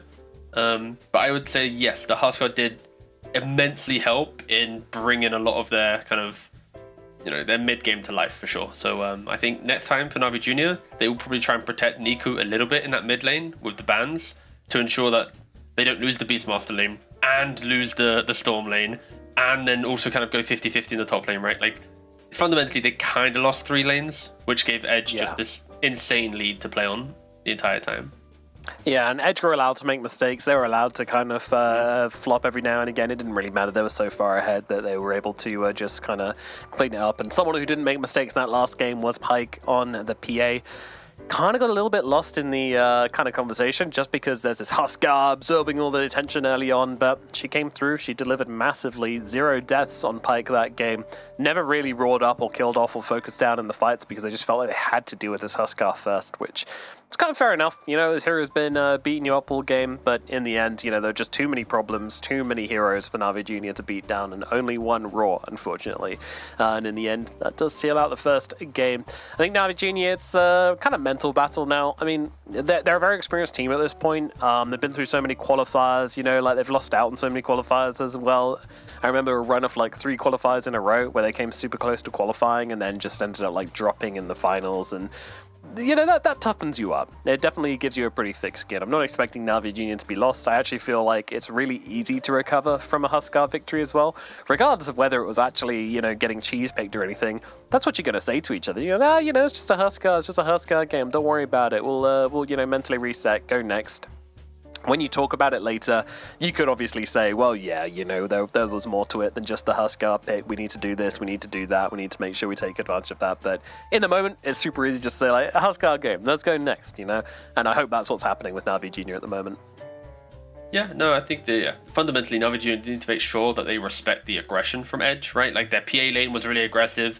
The Huskar, of course, was aggressive. Even after the lane phase, they moved into sweeping across the map together, right? So I really hope for Navi Jr.'s sake to make the series competitive. They just understand that Edge will be very, very aggressive in the second game.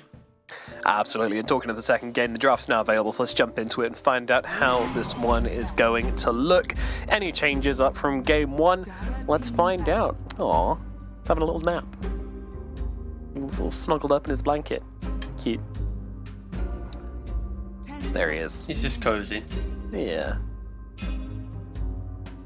5 seconds remaining. Well, we have the first ban change from last game. It's going to be Beastmaster taken out of the equation, which allows Edge to go for their Sanking again if they want it. But with AA available, that is going to be their choice instead. I feel like AA is probably a 100% contested hero, if I were to guess. Oof. I'm sure we have the stats for that. I can check myself. 95%. Oh, okay, Yep. production clutched up as well. Nice, good job. Absolutely. And we see that Sanking's still available there as well at 91%. It's only like 1% of 10% of the drafts with no Sanking is sort of interesting. Makes sense though. I think the hero is a little bit weaker than the three above him, so I think you also just need like specialty players on it, even though it's like a very I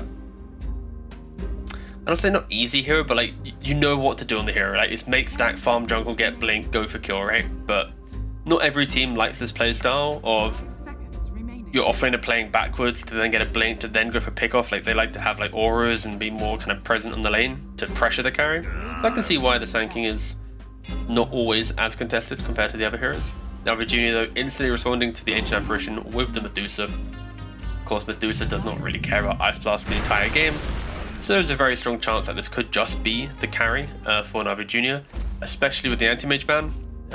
But again, you ban Anti-Mage if you're playing off-lane Medusa or carrying Medusa. You just want to get rid of you being the biggest mana bomb in the game for the Anti-Mage to kill. 10 seconds It's good to see Edge pretty happy after that game, right? Again, they've lost 2 series, now they're coming into their 3rd series. remaining. They want to get a bit more of a kind of a win streak now and hopefully don't get too carried away because, of course, drafts are so important. yeah. Yeah, gotta make sure you lock in and, you know, maybe find yourself an equally as good strategy for the second game here. And they are getting everything they want. AA's theirs, Sand King's theirs, Navi Jr. choosing to ban out the Anti-Mage and grab themselves Medusa Tiny instead. So Edge get to go for the Sand King and Kotl, okay. Alright, Navi Kotl's Jr. pretty need interesting. they need a pipe instantly. Alright, anyone who could buy a pipe, please. You need this because Edge, like the AA Sanking already very potent on the map, right? The Vortex to buff up the epicenter damage, the Ice Blast to be the killing threat on top of the epicenter and Burrow Strike from the Sanking. Such a strong combination, you kill anyone. Keeper Light now can drag them around the map, keep them like healthy with mana. You go from pick off to pick off. It is so aggressive, high pacing as well. And then Navi Jr. They need to be ready for that. Like I said, an aura buying hero that can just soak up this pickoff would be very useful. Yeah, I think probably looking. I mean, Silencer always makes sense in this situation. Ringmaster gotta be is also- tempting. Oh, Ringmaster's still available as well. Yeah, good support options all around. Yeah. In terms of Ringmaster pipe for the buyers, escape act. yeah. I never really care too much about who you're going to pick up. Like, you don't need to phase in a pipe buyer here because like so many heroes can buy pipe. It's not really something you're too bothered about. I think when you say pipe buyer though, that can vary drastically because some pipe buying heroes have 0 stuns, some have great stuns, right? So you need to make sure that your draft has kind of the good foundation so that you can cover it later. And Navi Jr. at the moment are trying to match the fight rather than survive the fight. It's, you know what, if you want to run at us, we'll run at you. ET with the deconstruction facet, with the snapfire damage, ET toss combo. 10 seconds It's like, sure, you jump us, but we'll jump you. Oh, this is... Whew. The post-laning phase aggression should be exceptional, especially when Yeah. Tiny and Sand King both get their blink daggers. And like, look at the difference in the supports here, right? Like, the edge support's very good, don't get me wrong. Like, Kotl and AA, excellent, global potential, all that stuff, but so squishy. And the same can't really be said for Navi Junior supports. Like, these two can survive. These two can, you know, it's going to take more than just someone blinking on them to kill them off. So there is going to be a difference there, and I think that's kind of the advantage Navi Junior are looking for in these fights. Get a bit of support diff coming in, blow up those supports on edge as soon as possible, and keep your own alive, which they should be able to do this. So just by the nature of them being slightly harder to kill as heroes. Very interesting response from Navi Junior, not what we were expecting. Just open up the Storm, open up the Ember, plenty of mid options to further utilize the Keeper Light. Radiant team back. Some of the best heroes in the patch love Keeper Light.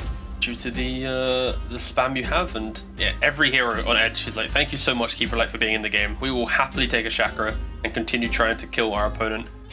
Like Navi Jr.'s lockdown, what is it? It's Avalanche, it's Toss, it's Cookie. That is not enough to kill a Sand King and a Storm Spirit and a potential last pick down the line. Yeah. Navi Jr., they need just one more stun.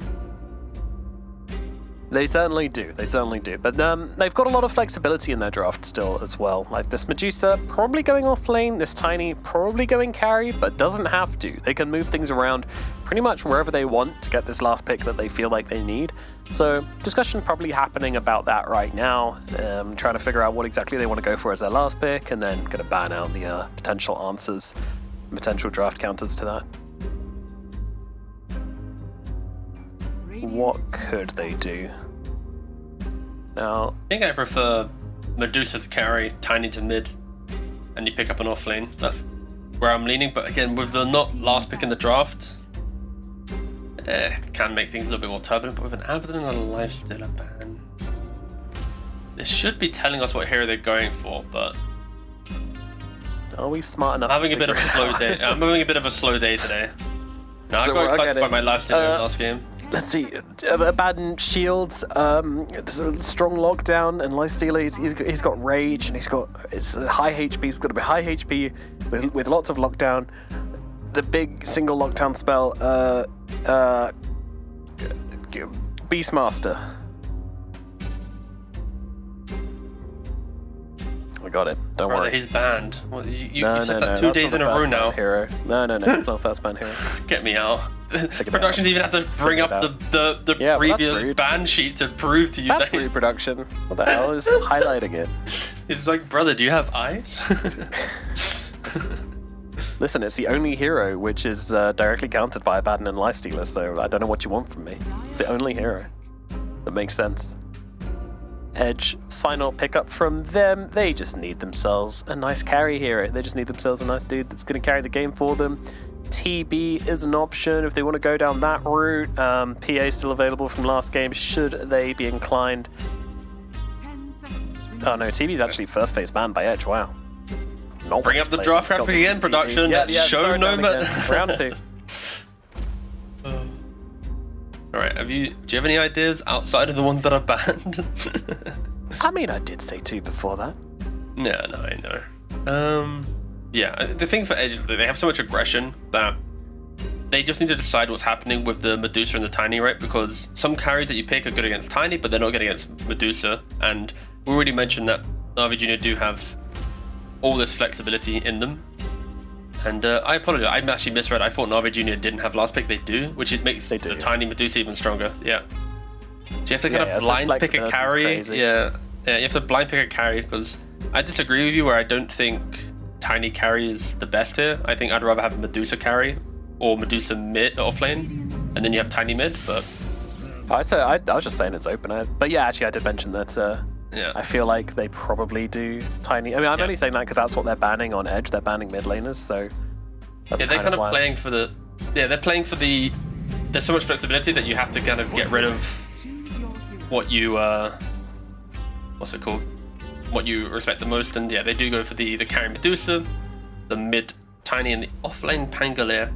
Sven is quite a low pressuring carry, right? Where it's like you just shove the wave, you don't really kill on top of your Stormhammer. You kill only if your support is strong. And with an AA, even if you have, let's say, like the Cold Feet, you can just swash it away. So I like the Pango pick. You survive the lane, you farm well, you can be quite chaotic.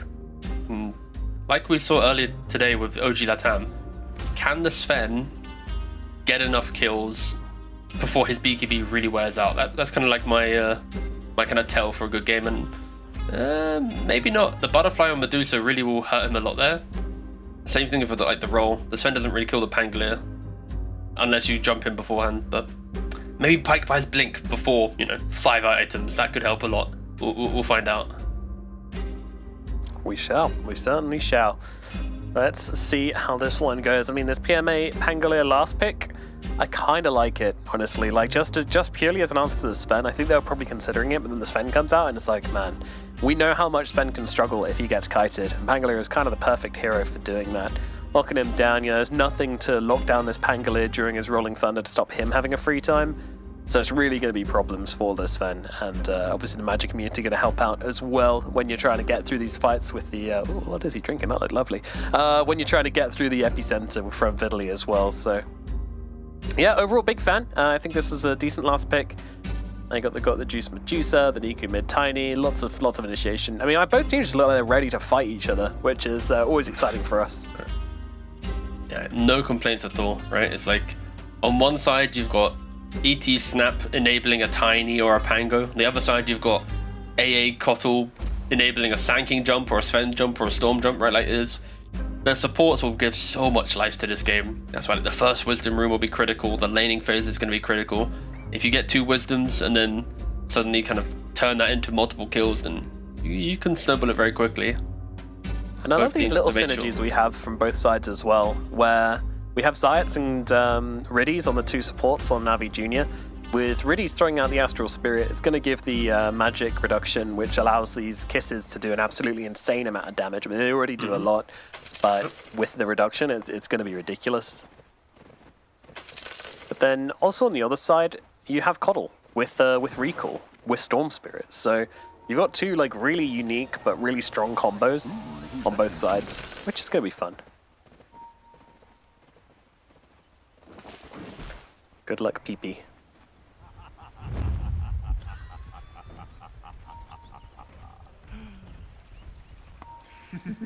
Everyone just seems to like Navi Jr. It's just kind of, I don't know. I think it's the Junior in the name which brings out people's nice sides. Maybe.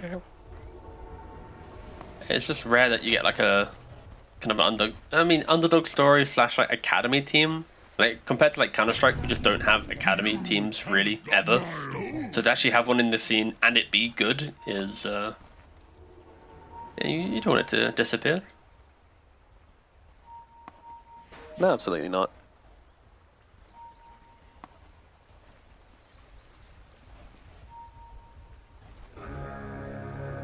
Bit of posturing for the runes here, but nothing really going down. Well, I say that, Edge, they are looking not so respectfully at this rune Pike, considering coming forwards here. He's got the stun, gonna throw it out onto Zayats and look for the kill onto the Snapfire here, but Snapfire immediately turning around and says, no, actually, we're jumping onto you, and Riddy's gonna have a whole bunch of extra damage, but Zayats is the first one to fall. Pike gonna follow to the grave, and it will be a kill just going to PMA. So first blood to Yodomi of all people. Not sure how much AA is gonna be able to get done with this. Like an early boots will allow him to kind of posture a little bit better in the lane. Even just additional regen. Probably not going to buy boots, that does sound quite grief actually, but you know, complete one by branch by, yeah, exactly. But even if he gets like boots at, let's say like minute 4, minute 5, these are things that he just wouldn't get without the first blood rate, so we'll see. It'll slowly add up. It shall. Of course, Little Shredder level 1, so scary to play into, you just can't really trade with this hero. Not until the Little Shredder's on cooldown, then you can come in and take some punches, but... Man, I miss Snapfire Core. Bring it back. Yeah, it was quite nice. It was a little bit too easy though, in regards to like his old talents, right? Where it's like you get the damage at 20 and then it had like 25 to split shot. It was like when you play mid lane, you always got to level 20. You always like had these like moments, right? Yeah. I think it got some good nerfs, but it also kind of got deleted a little bit too much. I definitely think it did. I mean, this N8 makes it so hard to be a core, because you just got a 25% to mess up your last hits. It's kind of terrible. Yeah, I don't know why they like all the options for Snapfire. It feels a little bit random. Listen, I understand you're a gunner, etc., but yeah, maybe it gets changed. Who knows? Like I think overall it's like an 110% damage compared to like you get 10% extra damage on it. So it's like, well, okay, but it's really not worth it to just not get last hits 25% of the time. Unless you're a complete gamer, you're waiting for them to get within that 60% attack damage range before you go for last hit, but that's just silly. You get denied on everything if you try to do that. So yeah, Hero very much struggling as a core at the moment, unless you can magic everything down. Yodomi. It's every time he goes near Zayats, he just gets blasted. I'm a little surprised he didn't try to go for that with the Blood Grenade and the Scatter Blast, but PMA wasn't looking for it. Oh, he's got 14-1 charges, that's why. That'll help. That'll definitely help, so he's on way more health than he looks like. You can already see though that the Sven just not really shutting down the Pangolier. And CS is pretty much the same. He found out quite nicely, and any minute, I feel like, you know, level 4, level 3 for Navi Junior, you can actually start killing off the Sven, and you get the courier kill. That's going to be the wand and the belt of strength killed off. Yeah, I think Navi Junior very happy with their lane so far. Yeah, they should be. Got the Juice having a wonderful time down at the bottom side, backed up by Riddies on the Elder Titan. Just the kind of hero you want to pair up with your Medusa. Something nice and strong, which can amplify her damage and just generally get in people's faces. Yeah, just also later into the game, the sleep to disengage the fight if the Medusa's in trouble, the natural order to obviously just hit upon multiple heroes, and then the split shot, multiple heroes getting right-clicked from Medusa. They're just many forms of damage getting split around between them. Riddies walks to bot lane, secures the rune for Niku. Yeah, and Zayat steals the top rune as well, so it's going to be no refill for PP on the Storm. This feels kind of bad.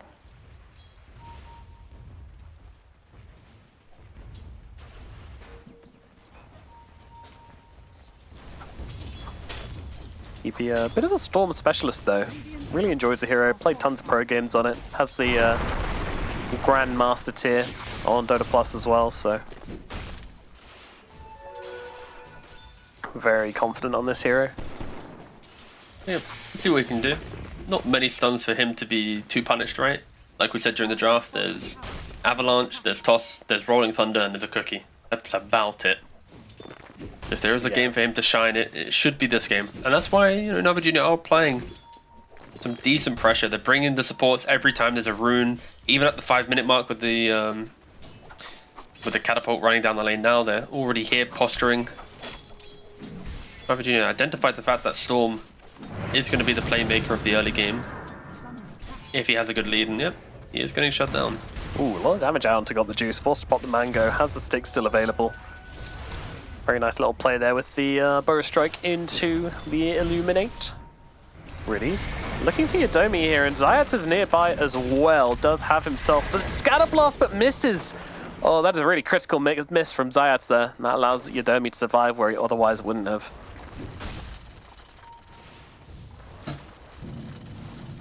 It is really annoying to land this full bore Scatter Blast, I will say. But it is satisfying when you do hit it. Oh yeah. I prefer it. I like the idea of not having to be close for it to do more damage. That's quite nice. Yeah, agreed. Allows you to use the Cookie much more freely as well. You don't have to always use it to get in people's faces to blast them with Scatter Blast.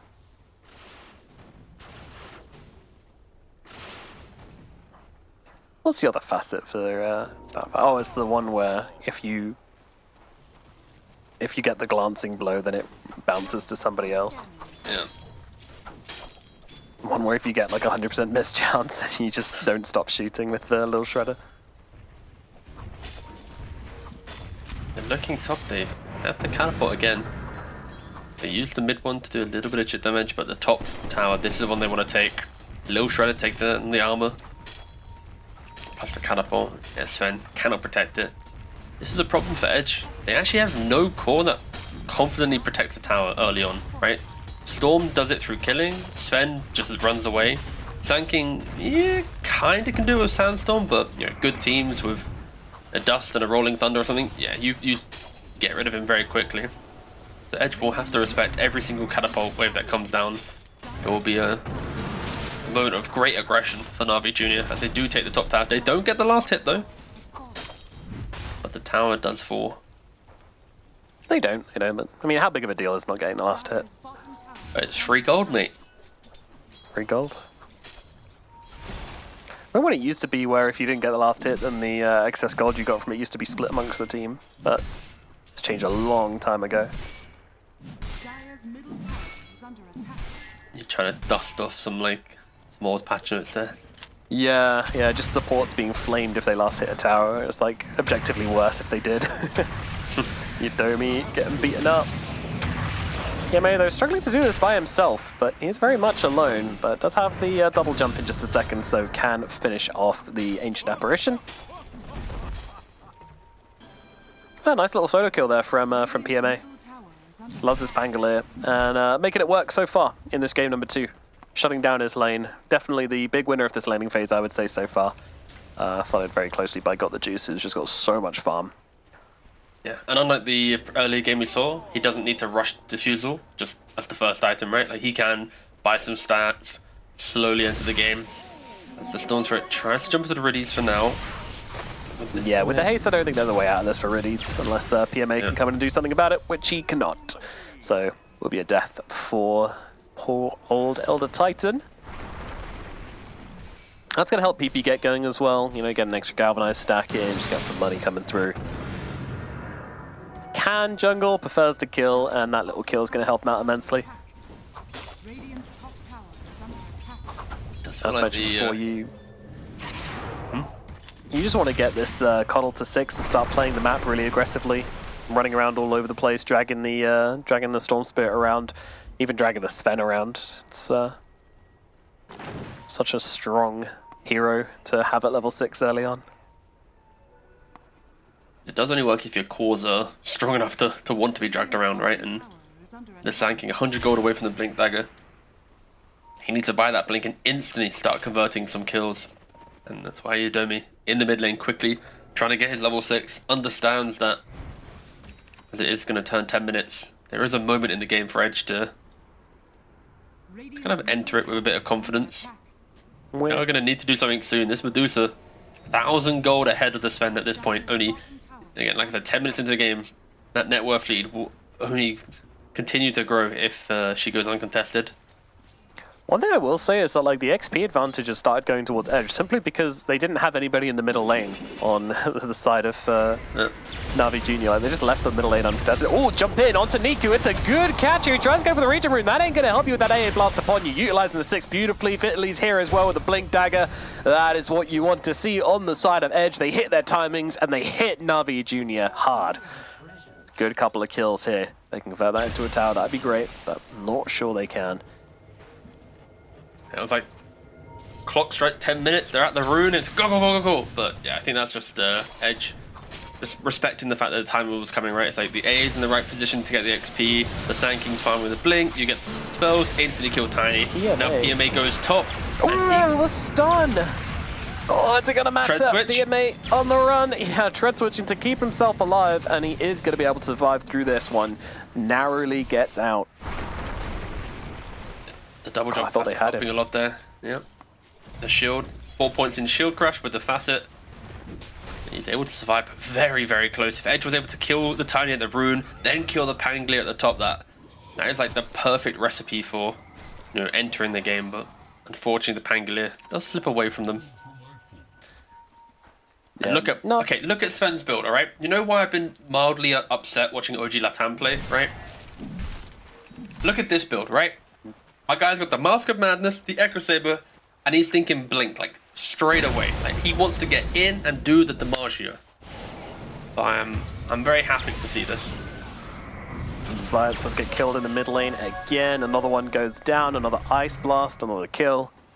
They're playing at quite a pace here, Edge, which, again, is kind of what we wanted and what we're expecting. You have unlimited mana on your Storm. You have reduced cooldowns on everybody as well. You have the ability to move everybody around the map however you want. It's quite strong. Got the juice. Has the Manta coming out on career. He's poking down the tier 1 tower. This is aggressive, right? It's a little bit, but Sven did use the God Strength. Niku, jump in onto Michael. Michael very low here. The Blinding Light going to throw everybody apart, but PMA comes in with the swash to finish the job. Fiddly looking on the side. Manta immediately used as well, just to give him that extra pushing power and to try and take down this tier 1 tower, and they will be successful. Edge, they're really out of juice here. They do just about have Ice Blast off cooldown, but it was too late. But again, they can just wait, make another play, Blink, Burrow Strike, Epi, Ice Blast. Like, their combos are really, really easy.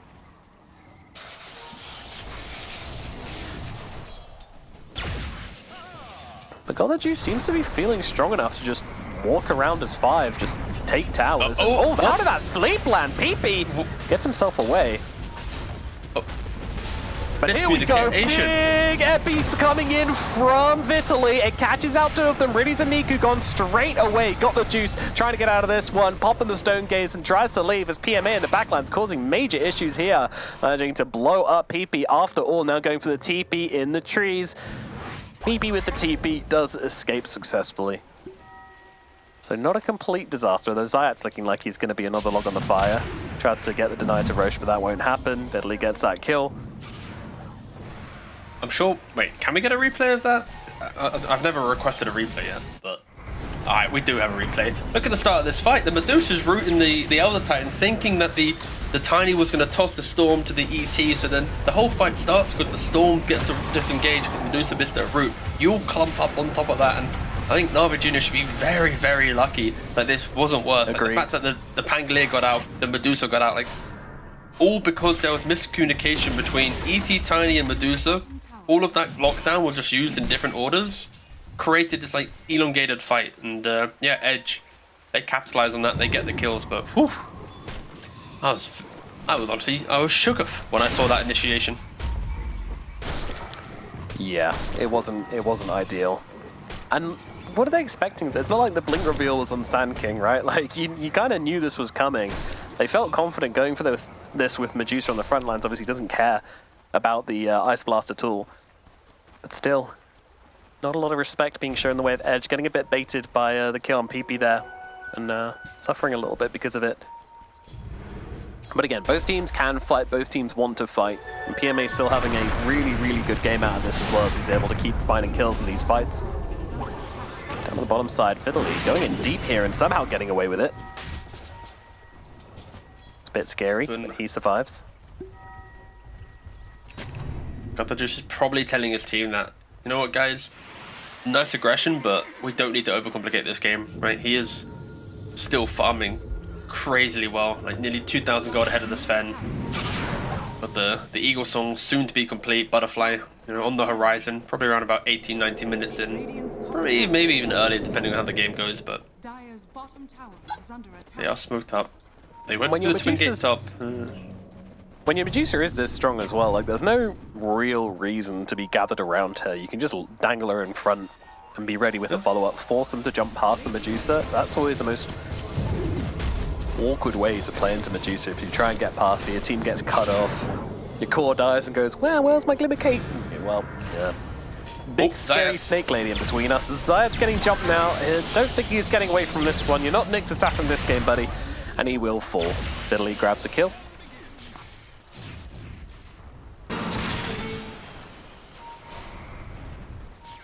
"15 minutes in, 1k gold advantage for Edge, playing the map a little bit better, I would say, getting a couple more of these key kills. Of course, the Medusa component is still here, but she seems to be a little bit humbled since getting confident, going for the bottom tier 1 tower, just charging at it as 5 heroes. That was punished by Edge, so they're going to wait for the next timing and see if they can do the same thing again when we hit this Butterfly.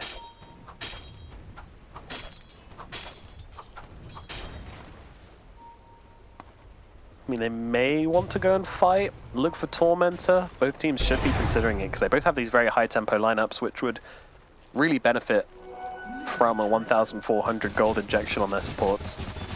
But that's kind of the problem, right? Both teams are very good at fighting, especially when they're kind of like invading an area where a team is like placed, right? Because you have the Pangolier to jump into the back line with the Mortimer Kisses follow up, and then for Edge, it's like you've got the Storm Zip with the Epicenter. Like, you can really just take over areas very quickly. So going to Tormentor, if you're the one hitting it, that counterplay potential is so high from both teams. So I can see why neither one has like rushed towards the guys. Let's go straight away for Tormentor. It's 15 minutes. You know, respecting that massive team fight that both teams have. Yeah. The 4 of Na'Vi Jr. are now positioned in the bottom side of the map. They don't have vision here. Also, there's a lot of vision by Yodomi placed. And Michael, they put 2 wards along this river on the bottom side. 3, We'll right? see if they... Is it a third? Am I blind? 3 dire wards. One's right the way back by the Tormentor. Oh, I am blind. Yeah, sorry. AA's model was hiding it from me. Be pretty I thick. got the... yeah, I got the big icons. I like the scaling icons where they get bigger when they're away from anybody, they get smaller when they're close. Anyway, Tormentor is now being taken by Eds. They've got so much vision in this area, they've got complete control. Very quickly letting Navi Jr. know that as they tried to come close through the jungle, and Navi Jr. just say, yeah, okay, we're not set up for that. With Fiddly showing at mid, is this something they're tempted by on Navi Jr.? I'd like to see it. I want to see something coming out from them. Just rolling over and giving up the Tormentor is something, but with this butterfly coming out, forgot the juice now. Surely they just want to go for stuff, and that's exactly what they do. Bitterly shows, and he's gone. And well, you can take your Tormentor. We want Roshan. Yeah, toss her in there. Get in there. Got the juice. This is why Navi Jr. was kind of conceding the map, right? They just identified the fact that Butterfly was about to be completed. Roshan's the objective they want, right? It's like Yadomi, he is throwing out the Ice Blast towards the pit though. And Storm Spirit is in the area. If they want to get a little bit creative with the stills, it is possible. And the scan, it does connect Navi Jr. They are aware that Storm is above the pit. PMA might be considering just ulting inside the pit here to try to make sure that nothing silly happens. They won't be able to Niku toss it to him, and they will kill him off, and they'll be okay. You know what, I'm a little upset that we didn't see the Storm at least try for a still. It's not quite the same situation as last game though, where we basically had a Storm Spirit support on Niku last game who could throw his life away for Hey, a silly he wasn't a 8%. support, he was a jungler. Very different role. Yeah, true, actually. More accurate. Although they're going in onto the Tiny here, which is a brave play. Big Nice cookie, cookies. gonna stun them both, but where is the follow-up? Well, here it is. PMA coming in through the back lines, locking down PP, and allowing Vitaly to just get hammered down by the Medusa. Now, Medusa does not have any mana left, but she has an Aegis, so who really cares at this point? Just kind of walking through the fight, clicking them down, and now we have to do. We have to bring up the topic of Sven. It's my favorite topic of the day, it seems, but It is, yeah. he's 0, 1, and 3. Right. When does he want to truly scuffle? Yeah, and the Well, Aegis, might be now. Butterfly Medusa, so not looking I take it super back. hot. Not scuffling, not scuffling. Okay, he's running away. Just turning red. Again, like the thing with Sven is like he is one of the best carries at executing a support who's out of position, right? Like not many supports can ever survive. I'm sure with a Ghost Scepter and stuff like this, good reactions you can, but when you see the ET or the Snap, you need to just commit. Even the Pangolier, you can cut him down to like a third of his HP, even kill him potentially in the right circumstances. But you know, Pyke is yet to kind of find that entry to the fight. But also it's relatively low score game, right? We were hyped about the idea of how aggressive these lineups could be, the skirmishing potential, but to only have 16 kills at 21 minutes is kind of testament that the teams are playing more for the let's get the item to win the big fight rather than let's win all these little mini engagements. But it does put more pressure when that fight does come that if you lose it, you are going to lose so much of your map. Yeah, definitely. Medusa, very, very close to Skadi. Pretty much just an orb away. An ultimate orb. Yeah, and with a Skadi as well, it just makes Sven's game so awkward. This idea of running around the fight, blowing people up, moving to your next target. Unfortunately, as a melee hero, you got to run to your next target. There's no other way to do it. Ain't got a flying carpet. And, Skadi Well, into actually, Nomad, there's an Aghanims, but no. Sven eggs, god. I did enjoy the Superman Sven meta. It was very fun. Like, SMI Ags into this big crit, and then just off you go. Yeah. Because it used to attack on landing as well for some reason, so with Echo Save, it was just 3 attacks straight off the bat. No support survived that. And it dispelled as well, didn't it? Yeah. It still dispels, to be fair. Dire's bottom tower. Radiant's top But actually, even with the 2,000 gold lead, they are just happily farming up. Not really exerting themselves too much. Of course, 2 minutes left on the Aegis. Probably that's going to be the window. By then, Sven will have completed the BKB. Sand King won't have his BKB, so there's not actually be any other core item timings when the Aegis expires. It's just going to be a single item pickup that they're going to be leaning on for their entry to the fight.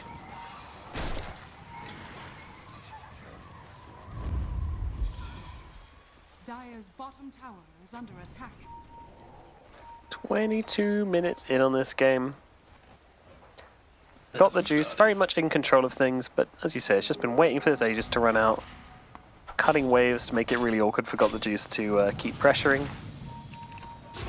Top side, they're going in right now. They're looking for a target, and that target's going to be Zayat. Zayat will fall. PP looking for another one here. PMA's nearby, but not much mana left on PP, and if you pick a fight with a Pango, that mana's going to go very quickly indeed. Of course, Michael here to refill him. It's important to look after your PP, guys. Make sure he's all filled up with mana. Bottom tower is under attack. Harvey Jr. only 36 seconds left on this Aegis. Do you think Edge have done a good job playing into the Aegis? Let's wait and see. hold They're about on. to buy into it now.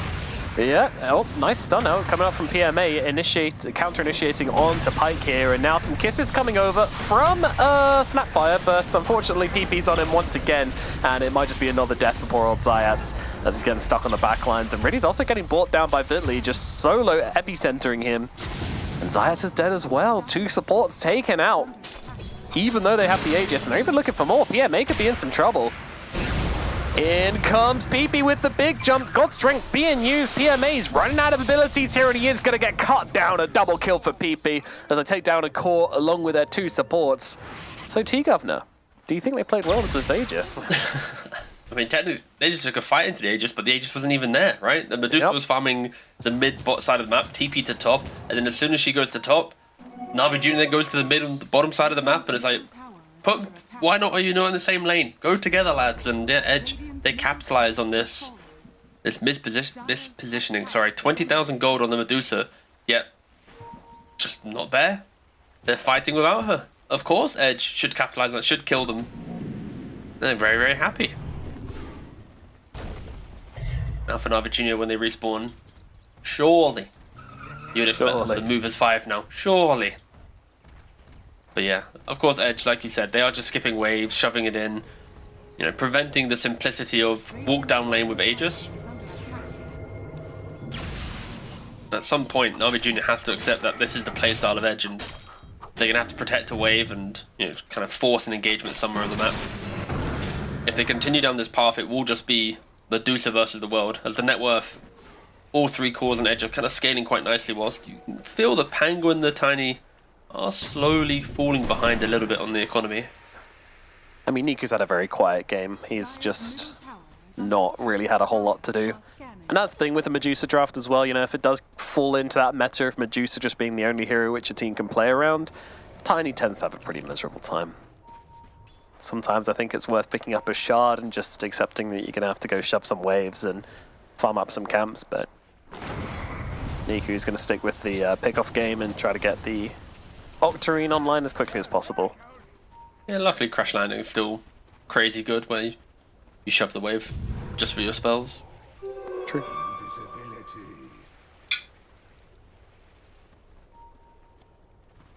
Oh, what's she doing? Ice blasting. Over to bottom Roshan pit. Where are we going? Tormentor. No comment. Yep, I think that's best. Scouting, just looking across the map. Something like that. Oh, it's my favorite time. Any greedies? Yeah, greedy ninja gear for Michael and Yodoni. Double both of greedy them. again? Edge Yeah. back to back double greedy at tier 3, game 1, game 2. Whew. And Ninja Gear Greedy is probably my favorite tier 3 combination for as a support for enchantment and artifact combination. Good positioning, free money, don't die, life's good. Yeah, it's pretty busted. That's a good one. Now, coming up Tormentor time again. Edge really like their Tormentors, don't they? They are just standing here. Very patient. But the Juice does complete the Daedalus, so...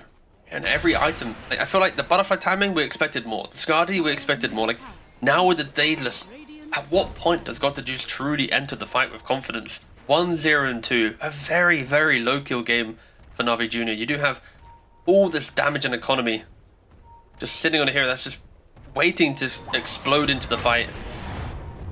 But they're TPing, they're pincering around the Medusa now, trying to catch her.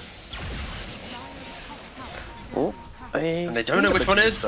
Yeah, they're not sure. These guys are so tanky, it's pretty annoying. Nice micro from Got the Juice, managing to a full edge on one of the few heroes which actually can. Sounds like the common ball game, right? It's like, which one is it? Oof. Yeah. A, B, or C, and all options kind of felt kind of bad. Even if you get the real one, it's like, do you kill her? Dire's structures are fortified. Tormentor's up, quickly, go. Dire's middle tower is under Hedge have urgent business to attend to, guys. Dire's middle tower. We've been casting spells at this thing for the last 3 minutes and it just hasn't spawned. Oh, here we go. Yeah. Alright, let's go. Phew.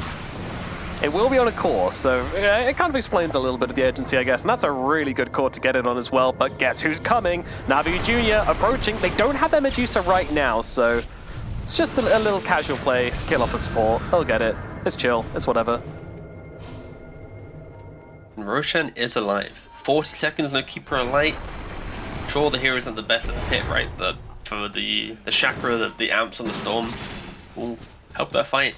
We'll see if the Na'Vi Jr. want to go over there kind of quickly. They do need to push out top, they do need to push out mid.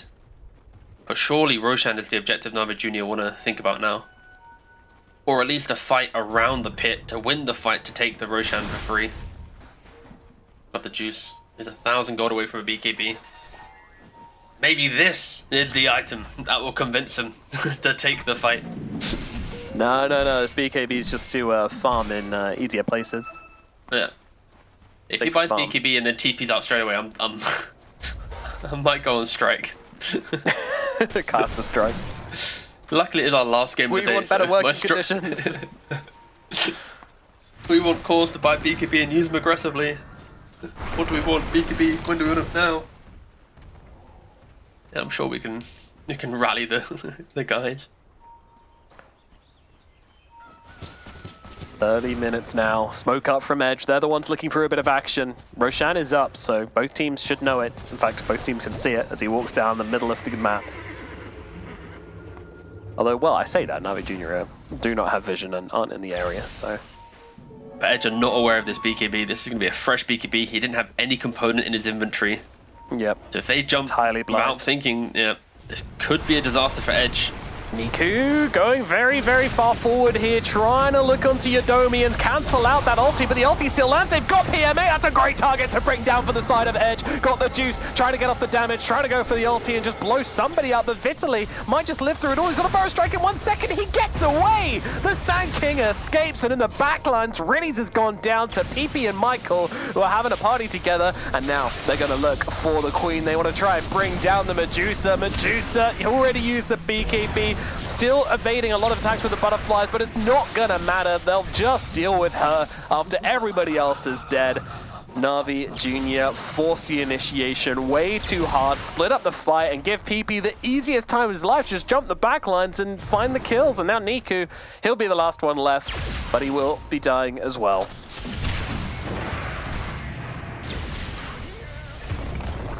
See ya later, Rocks.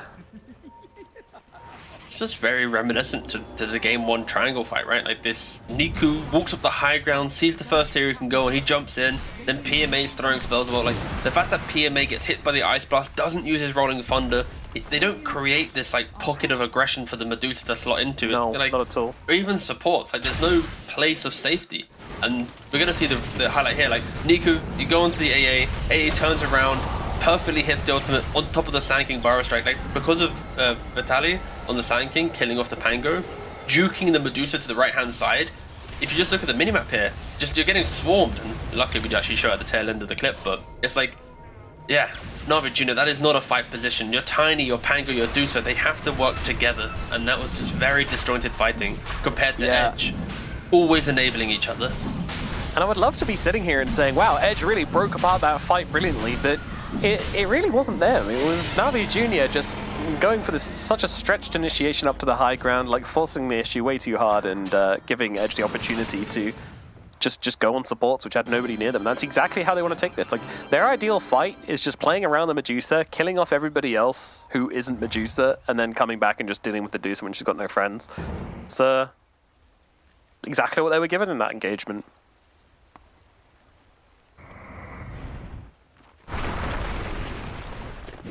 Radiant's bottom tower is under attack. Stupendous. I'm not going to try and hide it, Nomad. My browser opened up a tab quickly and it got really loud, so I have no idea what you said in the last 2 seconds. Alright, it was may have just been silence, I think, so you're all good. I was like, what the hell just happened? It was out of nowhere. I was like, what? It was awful. Alright, we got the Will-O-Wisp on the Keeper of the Light, so a little bit more team fight control. Again, just something to disrupt the backlines. Also, I love Snapfire. Snapfire is like one of my favorite support heroes. Okay. Absolutely useless this game. It cannot do a thing. Yeah. I was waiting for the but. I was like, okay, there has to be some type of like scathing one-liner about to hit. Yeah, you know I'm kind of like softening the blow a bit, but Yeah. this is just a really rough Snapfire game. Like, you cannot ult without getting interrupted. You can't really play the map at all. You can't really go shove out waves by yourself. Like, these are the things you want to do as in a Snapfire game, and Zayas just can't do any of it. Ooh, nice TP and tried ice blasting the the Elder Titan, just found the tiny. He can escape, luckily, as the TP. PP not quite enough mana to zip across the map quite like that, but can basically do what he wants. Bro has 20 Galvanized stacks. Feeling very nice about that. You can see Round 2 of trying to kill Riddies. Absolute freedom. Yeah, Riddies getting beaten up, taken on down, so much damage. You pop the Ghost Scepter, you get Ice Vortex, that's like, that's a lot of magic damage you're inviting onto yourself. Jeez, 606 damage from Parasma. Kind of have to get that Ghost Scepter off before the Parasma lands on you, otherwise you're just going to get roasted.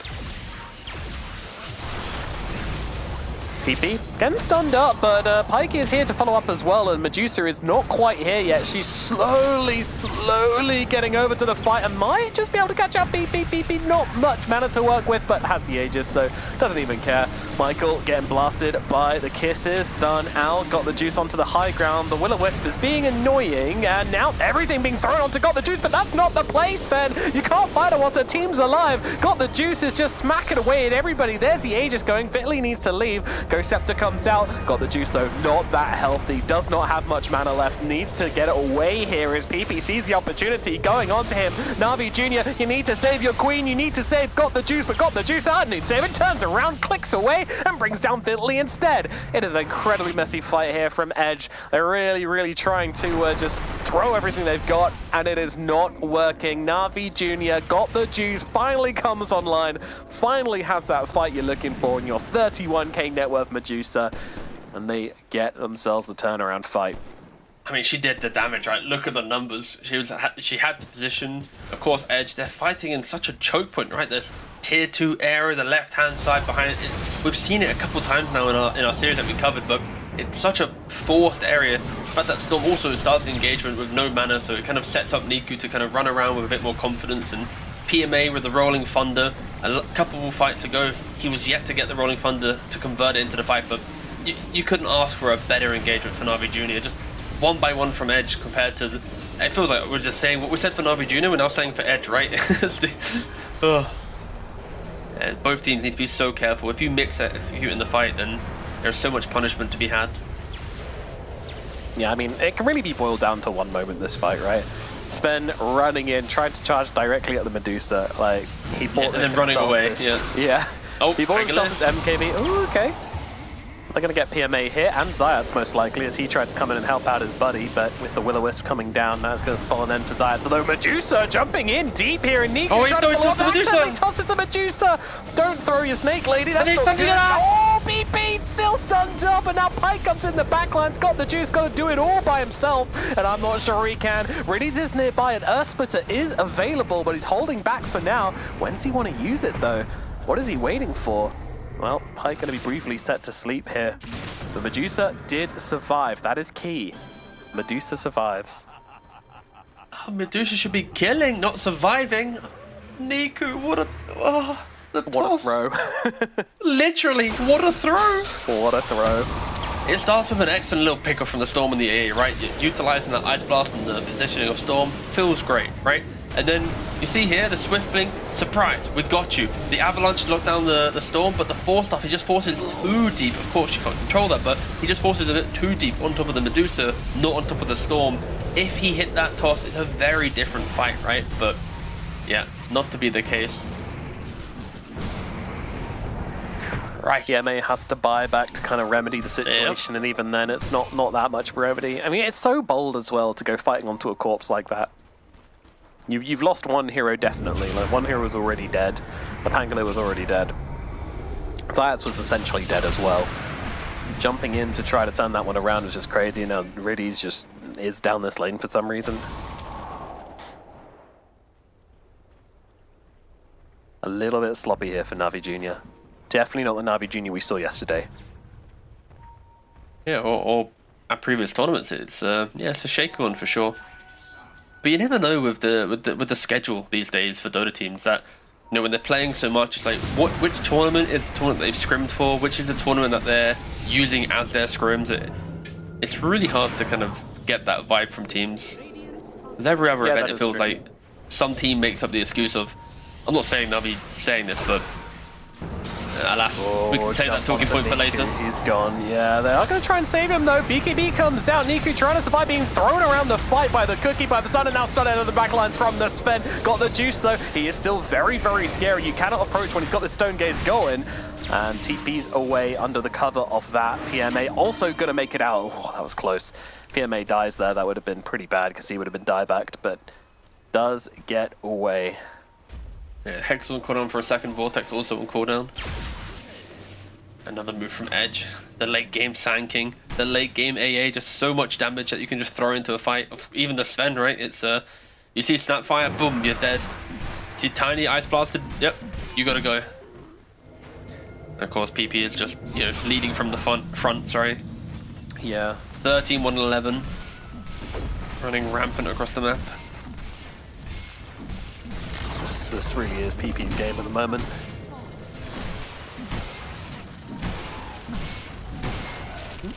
It's gonna regen rune into the mix as well, why not? And Pike's main job has generally just been to put Medusa on the backlines. Like, he doesn't kill her, but he does force her to use Stone Gaze. He does force her to back away. He does force her to be unable to be that raid boss in the middle of the fight. It's very weird. It looks very weird, but it works when PP is doing this much.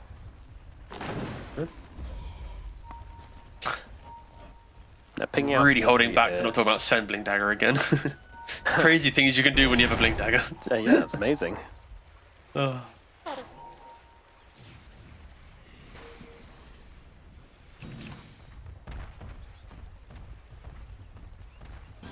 No, Virginia, they're smoked up.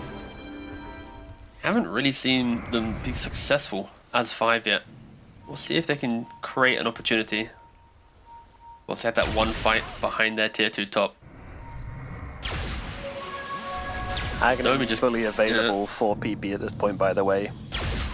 If he wants to go for it, yeah.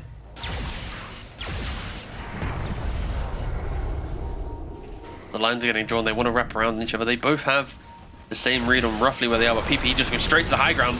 It's a good avalanche, though. Is it going to matter? In comes a Rolling Thunder as well. PMA breaking the initiation from Edge. Got the juice. BKB is out along with the Stone Gaze. And Pike, once again, forced just back away, but not before he's done a whole lot of damage, taking down both Nico and Riddies. And now the Stone Gaze is over. The BKB is over. The Epicenter is out. They're going to need to come and help Got the Juice, but there is no one alive to do so. Got the Juice is going to fall. It's a triple kill for Pike. They'll move over. They'll take care of Riddies as well, who's just die back into this. PMA also looking at a terrible situation. The Harpoon comes out, the damage is there, and PP with the triple kill just exploding all over this fight.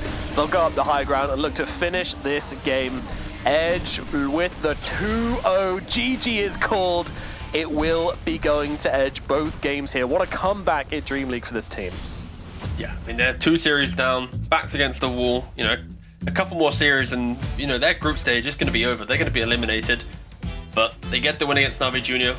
One of the, you know, the hot contenders to get a top 4 position in the group. So, yeah, very, very good for them to kind of turn it around. And, you know, you can see that they're happy. They're like, you know what, guys? This group stage isn't too bad after all. We got this. Yeah, it's got to be a lot of confidence for them as well, because Na'Vi Junior, they're a great team. They're a very good team. They've been pulling off wins against even some of like the best teams. They've been going deep in tournaments. So to take them down in this fashion as well, I mean, both games pretty convincing from Edge. Like they were ahead in both games most of the time. So really good from them. Great stuff. I'm excited to see a bit more from them for sure. I'm going to look at some highlights, and these highlights aren't just going to look very good for Na'Vi Junior. It's a lot of forced errors and fighting and just weird shenanigans from Na'Vi Junior in this series. It really just was not the Na'Vi Junior that we were expected to see. But yeah, of course, when you have a bad day, a good team will always capitalize on that, and while we are here talking about Edge with a 2-0. Absolutely. Playing around this Medusa really well as well. Like, even though we had a couple of fights where Na'Vi Junior were kind of forcing things and making it awkward, we had also beautiful fights like this where, you know, they're just picking off everybody else, you know, trying to deal with Got the Juice as a last sort of when everybody else is taken out of the equation. And this Medusa getting beaten on down time and time again. And that's the thing, they had the scaling and they knew that on Edge. They didn't feel any reason to push the game too hard, to try to end things out too quickly or make any silly mistakes in that regards going high ground, because you've got such great scaling on these heroes. That's the thing about Sanking these days as well, is that he can scale really, really well. His damage never really falls off. I think AA is a good example of a scaling support where his damage and his impact in the fights isn't really determined by whether it's early game or late game. It's always going to do the same thing. So I think that's another factor here. And yeah, one combo I talked about early on working super, super well. The Storm Spirit and the Keeper of the Light just enabling PP to go absolutely insane this game, 16-1. Meanwhile, Na'Vi Junior, their combo just didn't really work at all. We never saw a Kisses doing anything this game because how can you? There's way too much jump and catch and cancel. Yeah, it's about the controlling the game, I think, specifically with Snapfire, right? Snapfire's a hero is like, if you don't control the game, you kind of feel lost, right? Because you don't have natural optimization and stuff like this, so you need to kind of roll that tempo, but it didn't really happen. No, it didn't. It was messy, and I think Na'Vi Junior, they got a lot to talk. We got a lot to have a conversation, and they got a lot to look through on this series. But they'd have long to do it because, of course, everybody's playing 2 series today, so they will have to get back to the grindstone pretty quickly. But yeah, Edge excellent throughout. You know, like. And when you get that Huskar win as well, like there's always that temptation for people to be like, oh, they just Huskar'd them, that sort of stuff. So really validating it with the 2-0 and the second win, I think is going to feel great for them. Yeah, no, 100%. I don't know. I'm hoping we have an interview soon. We'll see shortly. But no, again, it's like with these group stages, it's always very scary because like this win can mean a lot, but you have to turn that win into, it's going to sound so basic, but more wins, right? Like you can't just get too carried away here. You need to understand like why you beat Na'Vi Junior, like what was their mistakes, what were your mistakes. Of course, I think later today they're playing Avalus, and it's like if Edge could beat Na'Vi Junior and beat Avalus, that's kind of like they're the 2 middle pack teams that feel like they could take the 4th spot. So if you start beating them, that's when you create these opportunities for, wait, we can actually still be a top 4 team in the group as long as we beat all the other teams that are fighting for that same spot. So yeah, I think Edge's group stage is still in their hands. They don't have this like unrealistic path where they have to suddenly beat Power Visions and the top teams to get there, but it's still going to be a very hard journey for sure.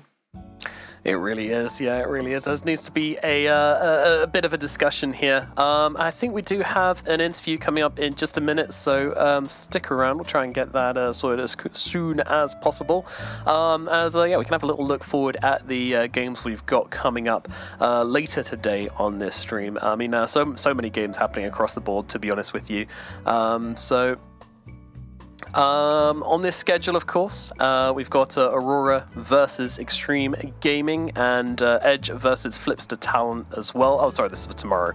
That makes a lot more sense. And we'll be bringing you OG Latam versus Extreme and Flipster Talent versus Yakult Brothers tomorrow. So these will be our games on this stream. I'm intrigued to know what's happening with Yakult. You know, like they took a game off Paravision earlier today, and their roster is kind of like a mix of the players who didn't make it into Tiebound and Extreme, right? So it's kind of like a funny little team that's kind of now rocking up to here. They're already second, as you can see in the groups, and like we said, right, it is kind of anyone's game for getting that automatic invite to the Esports World Cup. It's like if you can, as hard as it is, if you win it all, right, you can get there. So and maybe there is like the makings of this storyline for a team like Yakult or someone, but yeah, I'm really intrigued to know like what type of Dota they're playing with the likes of like Emo and Baboka on the team. Yeah, I'm interested as well because it's a very like fun team I think to play in. Yakult's Brothers has always been based around vibes. As we now have our interview ready, and it's Yodomi from Edge joining us. Yodomi, how are you doing? Te pregunto cómo estás. Bien, contento por la victoria. He said he's really happy for the victory and he's really well. Good, glad to hear it. I mean, what do you think changed for you guys from yesterday to today that you've been able to come in so strong in today's series? Sí entendí. Creo que no fuimos muy objetivos con lo que estábamos haciendo mal. Y ayer, después de perder las dos series, hicimos un análisis, creo que completo, de lo bueno y lo malo.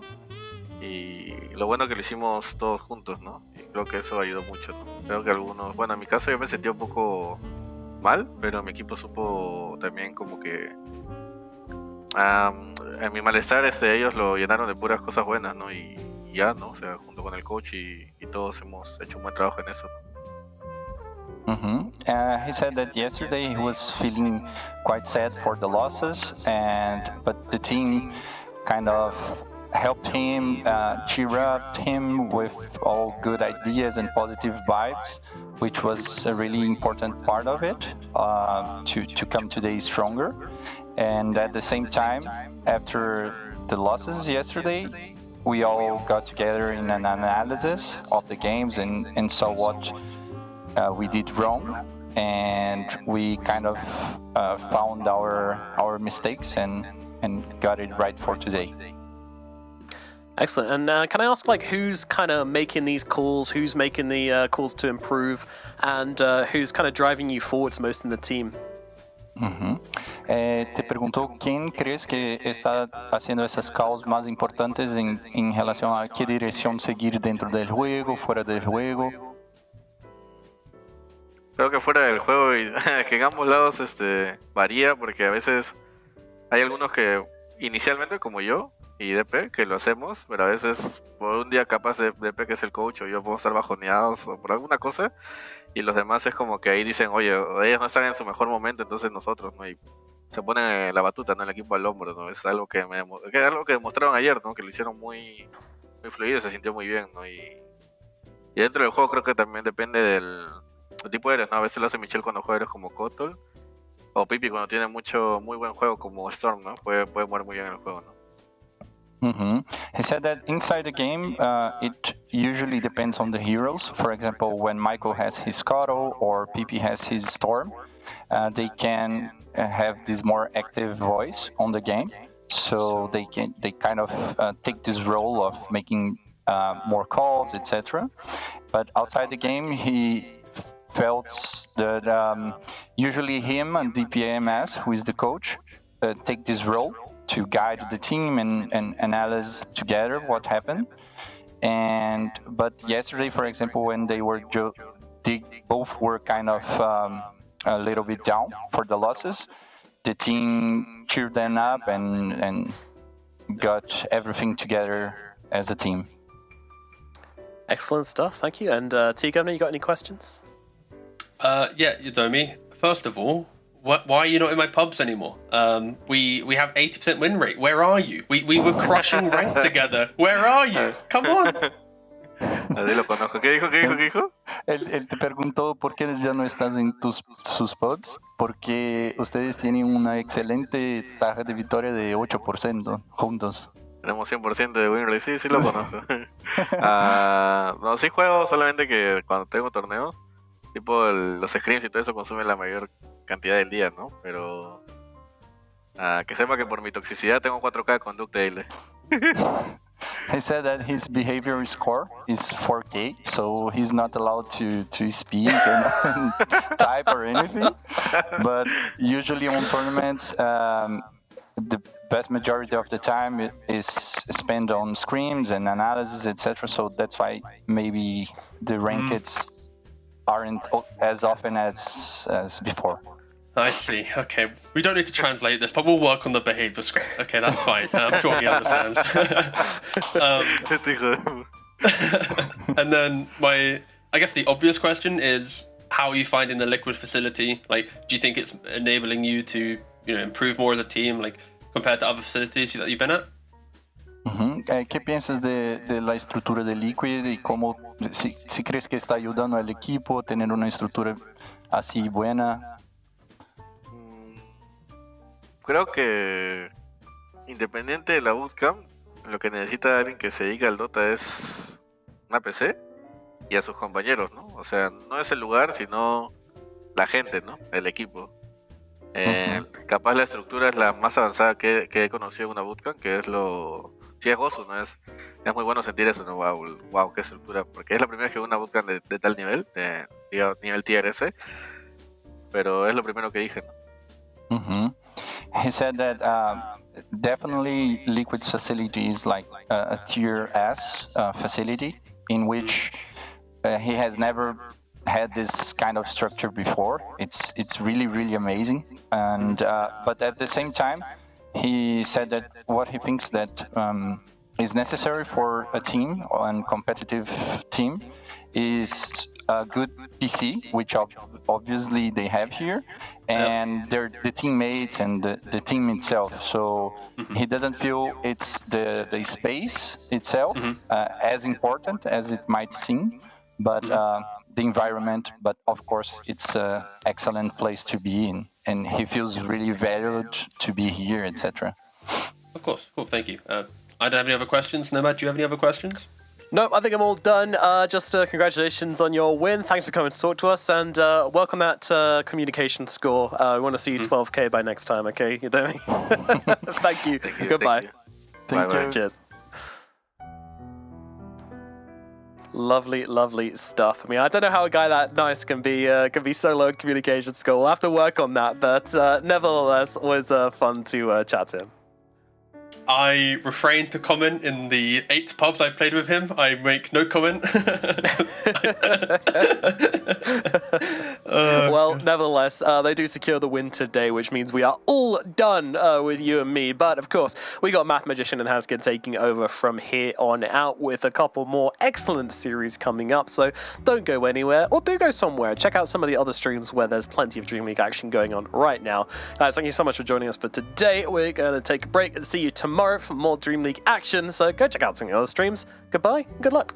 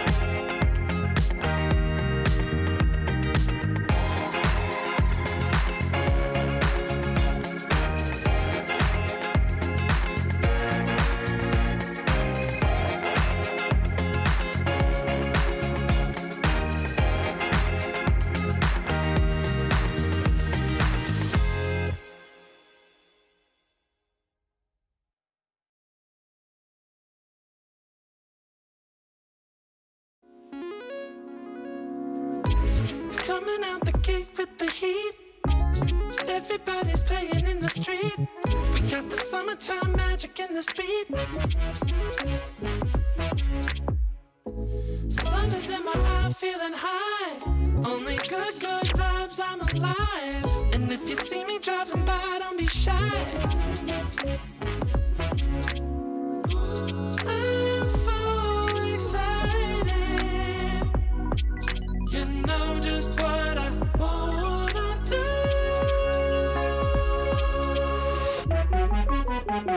I'm glowing on up, I'm glowing on up, I'm glowing on up. I'm glowing on up, I'm glowing on up, I'm glowing on up. Don't it feel like summer? I'm glowing on up, I'm glowing on up, I'm glowing on up.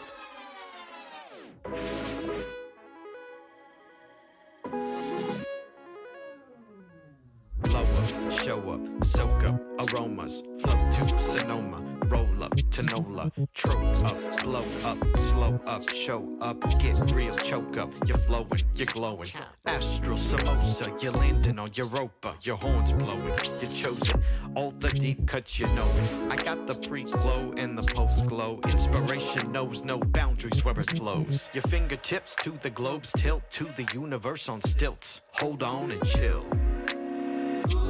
I'm so excited. You know just what I wanna do.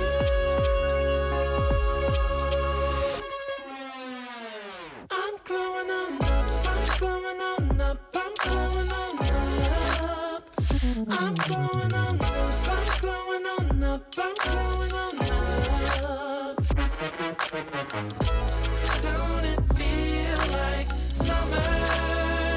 I'm glowing on up, I'm glowing on up, I'm glowing on up. I'm glowing on up, I'm glowing on up, I'm glowing on up. I'm glowing on up, I'm glowing on up, I'm glowing on up. Don't it feel like summer? I'm glowing on up, I'm glowing on up, I'm glowing on up.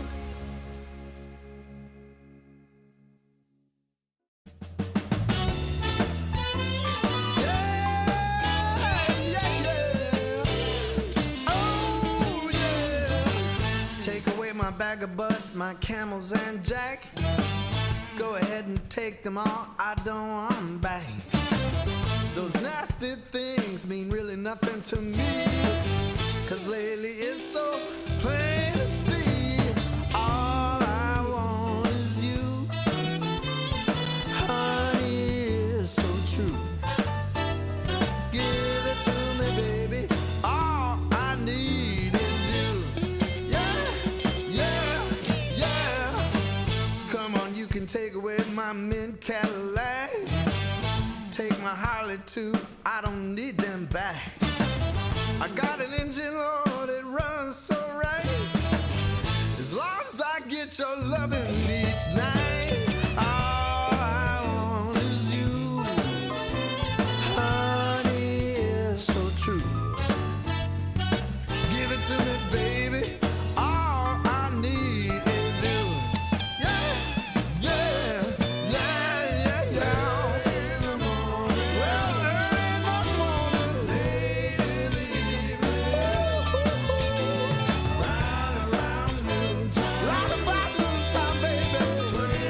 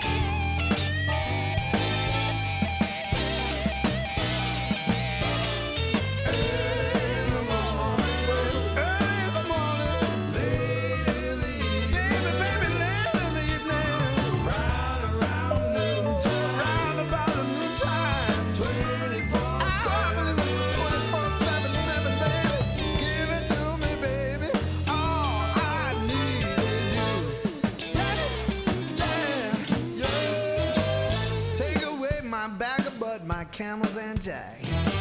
Go ahead and take them all, I don't want them back. The only thing I could ever really miss is what I feel when I get your kiss.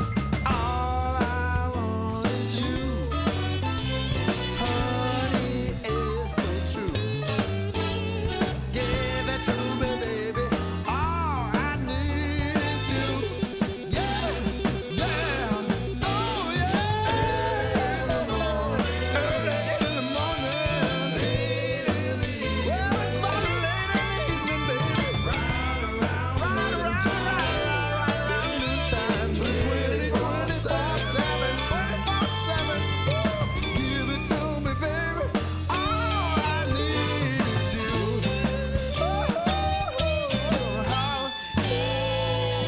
Oh, yeah, yeah, yeah.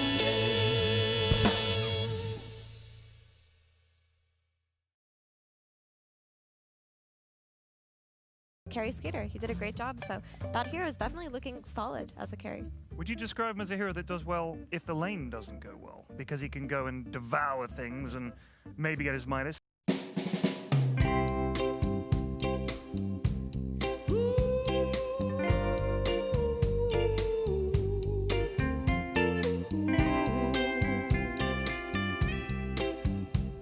Yeah, yeah.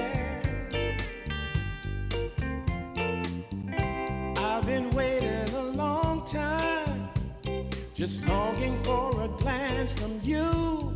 Yeah, a chance to look in those big brown eyes. No telling what my heart.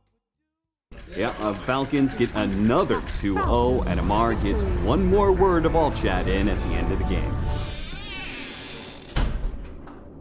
Damn, I don't know what to do. Are you alright? AY just told me that I need to stop talking so much during games, but I don't know what to do. I just get crazy and start exploding. Have you tried meditating? Meditating? I mean, I just read it in a book and it says in Thai culture it's a common thing. It helps people to relax. Maybe you could try it. Fine. At this point, I'll just try anything. So, just close your eyes.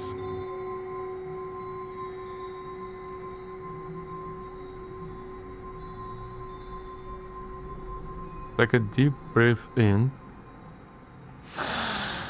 and out. Where are we? I think we're in your mind. Then why are you here? I'm just here for fun. Hello? What are you doing in my brain? I'm here to teach you. I was like you once. Did you know that I start tipping people in Dota the first? You started all this? Yes, but I soon realized that it's not important. The most important thing is to be the humble. I haven't won a single tournament in years. It's humility. Humility. But no one. How do I do this? That was fucking weird.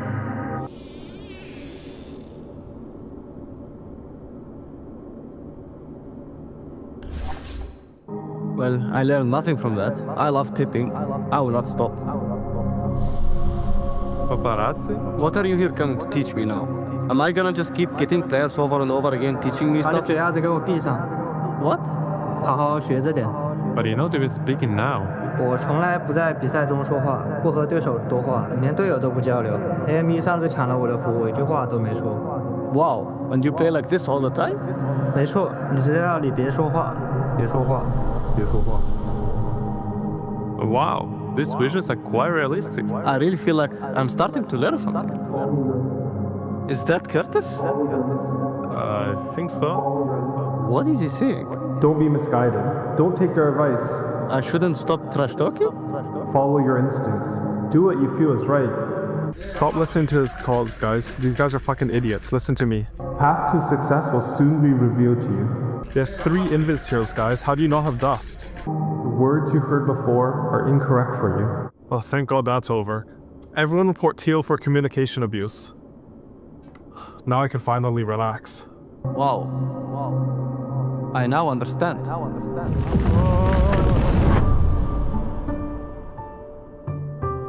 Thank you so much, AY. I really appreciate your support. What are you talking about? I will never stop tipping, all chatting, and trash talking, and even on Twitter for the rest of my fucking life. Ugh.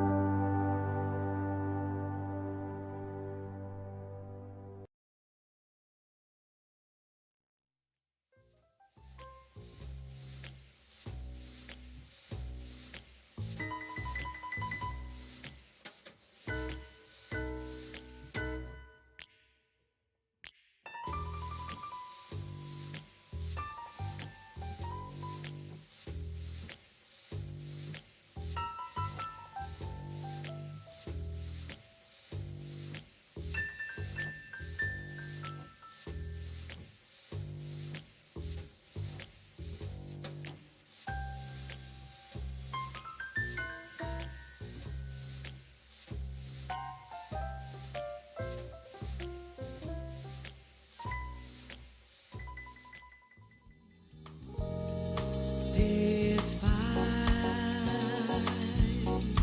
this poisoned land of fools and broken dreams. Oh, please set me free. Take me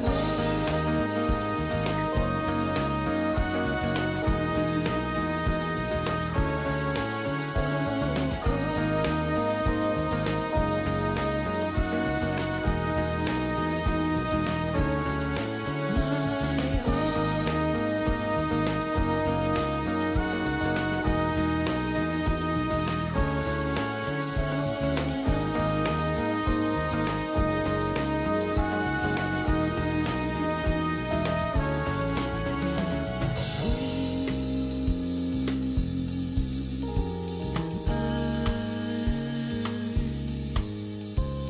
dragging on the floor,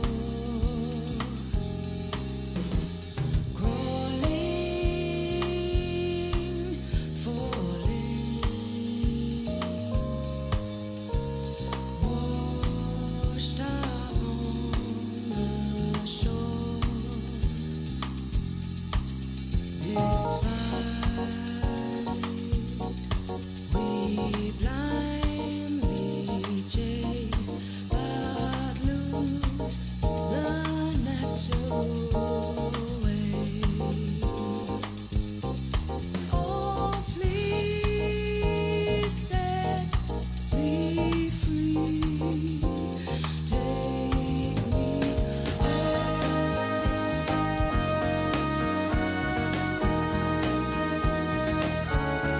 so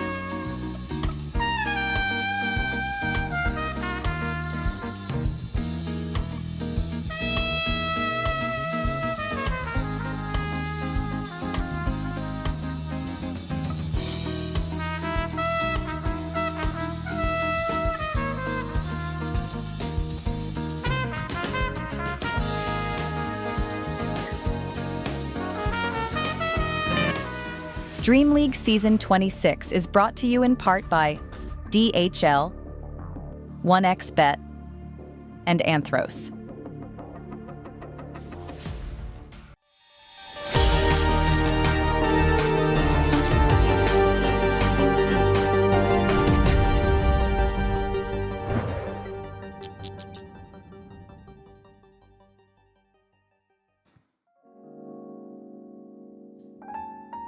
Hello, everybody, and welcome back. It's day 2 of Dream League Season 26. We got the group stage in front of us here, and we get to see Shopify again, Hanskin. How excited are you for today? I think it's going to be good, man. I'm excited to see Shopify if they're going to keep the momentum. Of course, right now they're sitting at 3-3, and same for Boom, which they're heading up against right now. And I think, this might be the start of, the downfall or the uprising of either of these teams in the groups. Right. Yeah, I mean, this is... Oh, are they doing it for us? Oh, there we go. Already got the team matchups up and going.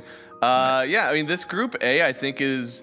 As you skate through the teams with some of the replacements that happen, I think this is an easier group to survive in if you already are sitting at even, just because I don't think there are as many bombs as you get through the rest of this group stage. I think in Group B, it can be really hard. The Gaimin actually just started on a tear so far in this group stage. You have Perry and Falcons as well sitting there. Navi had a strong start day 1. In this one, the difference between first and last place is 2 games, all right? Yeah. Anything can happen today. It almost can't get any tighter, right, than it is right now. Right, so. Yeah. And also, the heavy hitters, they're using stand-ins for this tournament as well, right? Bet Boom and Liquid. I've been using stand-ins, Enigma as well, of course. And there's been a lot of roster changes for these teams as well, overall.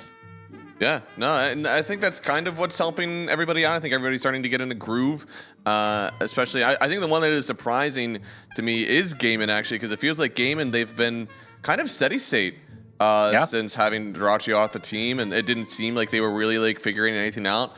I do hope that they continue this one, of course. Again, North American man myself, I'd love to see Quinn do well, so I'm hoping that they can keep it going, but a lot of testing ahead of them here, because on that, I know that's not our side, but Gaimin, they still have to play up on Paravision. They won 1 Falcons. Who knows? I think they can hold on.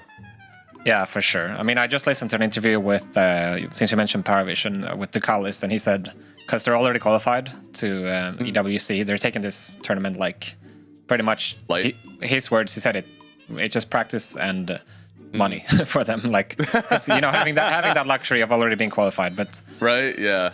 The EPT points matter so much, and you can see here, it makes sense with the qualifications, right? Already all of our qualified teams still in the top 4 of their groups. We can see here, we're hoping to get Shopify in there as well. Hopefully they can qualify out of this one. Already 3-3 so far in this group stage. And that was with an 0-2 start. So currently on a 3-1 run for them. That's got to feel pretty good. No, for sure. I think Shopify in general has looked, for me, a lot better, more refreshed since Llama joined. I think sometimes SR and even when they were EG, they've run into the trap of being very slow team, very farm focused. And I think Llama comes in and really changes that. They can be more dynamic and explosive. And I think that's really going to help them, because you can't really out theorize or be more effective than these really strong European teams. So I think for them this is a much better balanced lineup, and I hope to see them continue their stride here. I love the aggressiveness that I think Divide brings to this team. I think oftentimes with other offlaners, they were kind of try to ball up around them, but they were very dependent on the team being together as they make these moves. For whatever reason, it shouldn't work this way. I feel like it shouldn't be working, but Divide Llama kind of going out and doing his own thing in these fights is really enabling everyone, I think, to make their own plays on the map, be a little bit safer, and he's tanking so much for his team whenever he's doing this. Yeah, for sure. I mean, he's very he takes a lot of initiative on his heroes. He creates scenarios pretty much in the game, kind of if you think about what Schofield can do for a team, he's a bit of the same from a core role, but it's also the energy that he brings outside. I played with him a little bit, not that much, but he just brings a lot of energy and a lot of ideas, and he's not the guy to just sit back and take a seat in a team. He's gonna be there. Oh, I know, yeah. Raise his ideas and really make a difference, for the better or the worse. I know, we've heard a few of the unmuted videos where he's going in. I think it's definitely a different communication style sometimes, which is also why, whenever you hear that he team hops from team to team over the course of a few months, you got to feel for him, because a lot of that is there is that communication style that he's used to, and sometimes that doesn't just immediately transfer to a team. Sometimes they don't respond to it, and it can be really rough to talk to each other after that one. But again, it seems like right now, at least, you had a really rough 2-0 to start the day. All right, and then you managed to come back from that one. If that game didn't make you all feel dejected with how you guys are talking to each other, then, boy, I think the sky is the limit for these ones here. And, of course, we do have Boom on the other side as well. Also, still got a great chance in this group stage. And you can see here, dude, Tomato.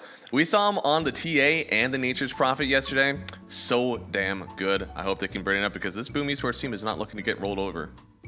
Yeah, for sure. And Boom as well. They recently added Jabs, which has been like he has been like the rock of SEA for me for the last couple of years. Ooh, okay. I feel like pretty much any teams that he joins, he's going to be a contender for the best team in SEA. I mean, obviously his career has been up and down, but I feel like most of the really successful SEA teams has had one key component, and that has been Jabs. So. Yep. They're rocking the 1-1-1 right now. They 2-0'd OG. They won 1xG. And then they got 2-0'd by their SEA brethren there in Aurora Gaming. So I'm sure for them, they're still faring pretty good. Obviously, a lot of respect for the Aurora team right now. So to have the 1-1 versus XG, that kind of had a strong start. Yep. And then get the 2-0 on OG. Gotta feel good for them. And there it is, the Jakiro to come out first. Another game where AA is left untouched. That is interesting, actually. I mean, Shopify, they go with the Darkseer first pick, which we were discussing it yesterday when SR played. It seems like they just want to get this Darkseer no matter what. It's not like a counter pick for them where you see a TB, you go Darkseer. It's more like, we're just going to have Darkseer. It's super solid. Llama loves to play it and is good with it. And Jakiro, pretty solid response, but it leaves a good question. Like you said, the AA is ignored for now, which isn't necessarily, an answer to Darkseer. But I feel like it has to be up there in terms of priority still, right? I'm a little surprised that it was a Tiny ban instead. I think Tiny has actually kind of gotten figured out the last few times I've seen. I actually just got to see Avalis play it again today. I kind of want people to stop just picking this hero first pick and not caring about any counters during the game versus it. Because it constantly seems like even though you may not get a lane counter versus him, his gank can be very hard. Or what usually happens is his lane does get countered and he never comes back in this game. So I'm at least happy to see it out because I feel like I've seen a lot of Tiny failures over the last few games. Yeah, he's currently the lowest win rate hero out of the top 5 picked heroes. So it's really bad. I think if you're not liquid, if you don't have this really formidable tiny carry, then it's not going to be that scary, right? If you know it's the mid, people are going for this caster build, Octa renewals build compared, like, there's no more counter, right? People are not doing that anymore. So I think the heroes lost a lot of its potential. Yeah, and a lot of the flex is happening right now too. I mean, Slardar has been a very good counter to the Tiny, and we're also seeing people picking up Slardar mid. So it's not like you're kind of landlocked to like, they picked Slardar, it's okay, we'll put it mid. Like, no, the Slardar can just follow you there. It's no longer so easy to just flex this hero around anymore to dodge matchups. Yeah, same with all these, really tanky heroes. We see a lot of Dusa and TB, and I mean, maybe not the TB, but Tiny really doesn't like the Dusa, and Dusa being picked pretty much every second game right now. I think that's already troublesome for Tiny. Oh yeah, that is. And this game, it's still available now. The Doom is actually banned out, which is kind of the opposite. It means that maybe they have less of a chance to see the Dusa, but also the Ursa. It's one of the better matchups versus the Starkseer. They're really wanting to protect this hero for Divine Llama. Yeah, which is interesting because you would figure that if you're first picking it, they would have left the Doom or the Ursa for Boom if they wanted it, right? I mean, not the Ursa probably, but they could have Doom insta if they wanted to over this Jakiro. So I feel like Doom, you're definitely like, okay, like you're either dooming a Darkseer who already has his auras off, or you're dooming someone who's getting surged away. Yeah, I mean, you're okay. I mean, the Doom is always going to be useful against Darkseer too, right? But it's not like it's not gonna screw you over by any means. They go for the Insta PA, which is this was like the hero of the month for like the 1 or 2 months ago. It was kind of like considered a first pick hero at some point, but now it's fallen off more and more. People are not really aiming towards it as much, but against Darkseer it makes a ton of sense. I think the illusion is not that good, right? And having mobility against Darkseer is always useful in the lane too. So absolutely. No, it's really nice. Also, a little bit underrated is your Stifling Dagger damage to help kind of take down the Ion Shell creep. You're able to kind of like dagger it if it's running under tower towards you, so you're not getting hit by Ion Shell and you can get a nice CS. Yeah, it's also very easy to chase a Darkseer down, before a Vanguard or anything like that. You can just search. It's not really a factor. You can just stay on top of him with your Corrosion and your Phantom Strike. Since Shopify has been looking better, another thing they've started doing is actually, I think, offering more bans actually to protect their offlane pool. That's not something I think I've seen them do very often. They had an offlaner that would play like 3 heroes really well. They would just get one of them and be like, they'll play any game. I think they are starting to protect this a little bit more. And it's definitely shown in their games, knowing that like they're not just automatically losing 1 game and trading for 2. Like they do have a chance to win all 3 lanes. Yeah, it's actually interesting with SR because they've ran through a bunch of offlaners now in the last year, right? They had Saberlight and then MC for a while, Pakas, Mangekyu, yeah, and now Llama. And I feel like they are not usually so keen on protecting their offlaner. Not yeah, no, they're like they toss you to the wolves. Right, you're gonna play Centaur and you're gonna like it. Yeah, and it's your fault if you lose, right? And with Llama, it's different. It looks like they're really catering to his ideas, and that could be a good thing for them, you know. Understanding. Oh, I absolutely agree. Yeah, I don't think it's. I know there's a lot of min-maxing happening in Dota 2 right now, but I think offlane is genuinely one of the best positions to have a good start on, because so many of these offlane heroes are multi-purposed. They do the damage, they tank, they set the tempo for your team, and your supports aren't necessarily running around a mid laner right now. It is kind of that like 3, 4, 5 setting the pace, and if that 3 has an awful game, then like the pace is slow. It's really, really slow. I think 33 is one of the only people that really like kind of rises above that by taking his heroes that like, you know, farm a triple stack of side lanes right next to the Wisdom Rune, you know? Yeah. So boom, they go for the Kunkka and the Windrunner. Nothing crazy, just pretty solid here, right? Kunkka is pretty nice against whatever you see right now. X is really good against Lark. You can stop Rasta, you know, Shackles easily. Also, you counter the Surge with your X and kind of balance out the team fight a bit. Coming out from SR with their Darks here. Now you have the Kunkka to bring some team fight for yourself, and just 2 solid supports. Not the craziest scaling supports that we usually talk about. These they don't have like a Warlock or AA or something, but still solid. Interesting. Picking the Storm into the Kunkka, I mean, with Static Slide, that definitely makes things a little bit easier, knowing that you're able to kind of get that double hit on the Kunkka, but I still a lot of harass. Yeah, it is. I mean, the Storm is nice though. They have a very limited lockdown on Boom right now, so I think the Storm makes sense here. It's also like this hero is a bit hit or miss for me. I guess it depends because I see that everyone is doing different builds right now on Storm. I know Kiyotake goes for like travels every game right now for some reason. Don't really understand. I saw Emo played it earlier. He went for Eternal Shroud. We've seen, you know, Witchblade Rush. Everyone is doing something different with this hero, but I feel like he's always going to shine regardless of the build when you're playing against limited lockdown. That's true. Man, there's a lot of respect for RML right now. You have a Shadow Shaman on your team and you're still banning up Puck. I'm honestly a little bit... I don't love that. I think that part of the reason that the Shadow Shaman is so good is that you're able to kind of protect yourself versus these like super mobile mids. I think this ban kind of needs to be against a Huskar right now, honestly. I don't think a Hex Break comes out for a long, long time. So... That's true. Huskar has a silence now again as well, right? So... Yeah. It'd be hard. It'd be really hard. But still another ban left in the pool. I think for Shopify, they have plentiful jump, plentiful control, a little bit of tank. I think they need some dam. They need some big dam to come out early. And Nature's Prophet still left in pool. Tomato played a great game of it. Is there some reason that Boom thinks that with a PA and a Kunkka, that Nature's Prophet isn't that big of a deal for them?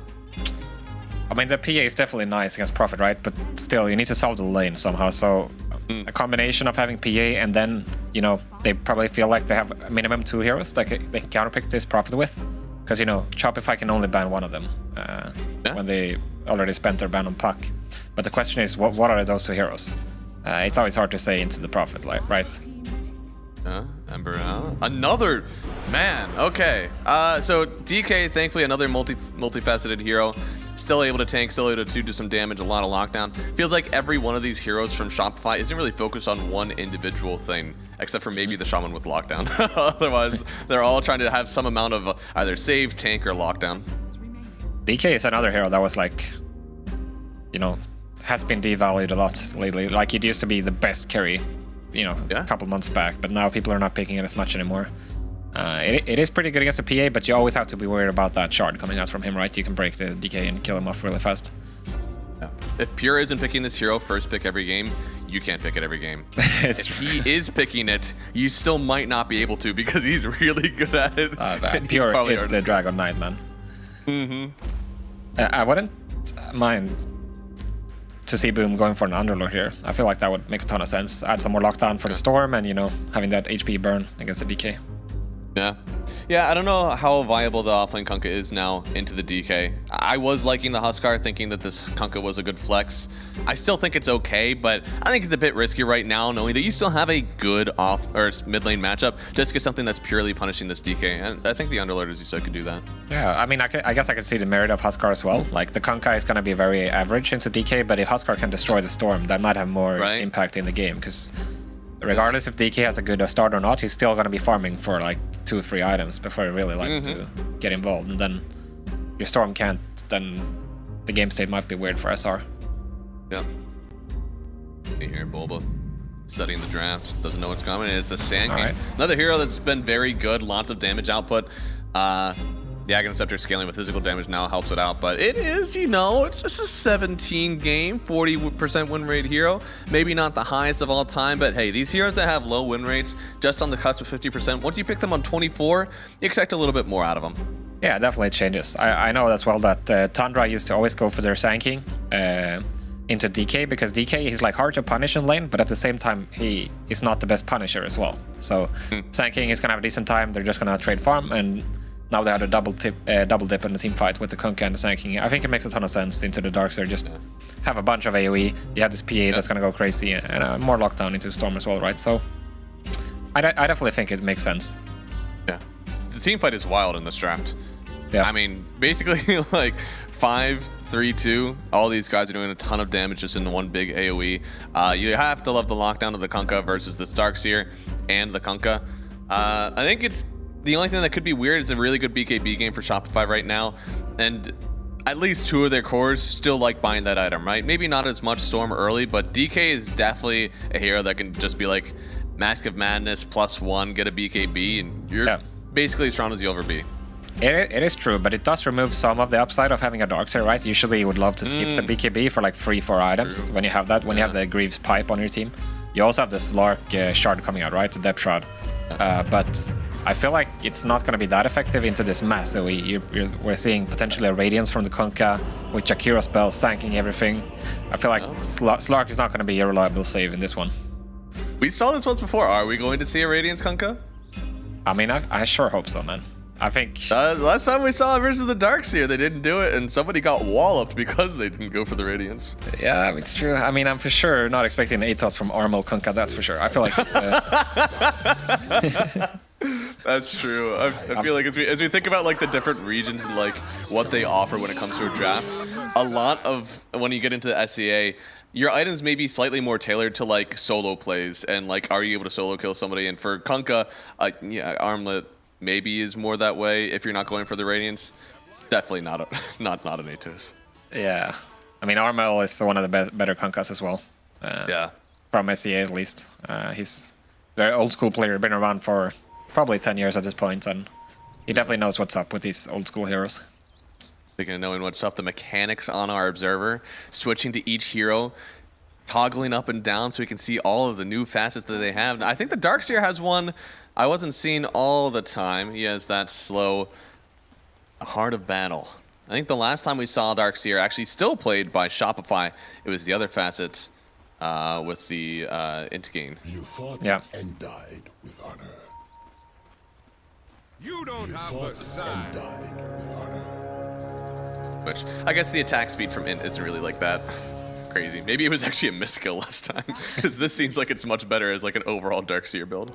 Yeah, I know that, you know, you mentioned Free went for the Intgain one. He likes to think a lot about, you know, mindset when it comes to facets. You know, if the facet makes you think differently about the game, then don't take it. Go for the one that makes you see the game in a good way, if that makes sense. Yeah.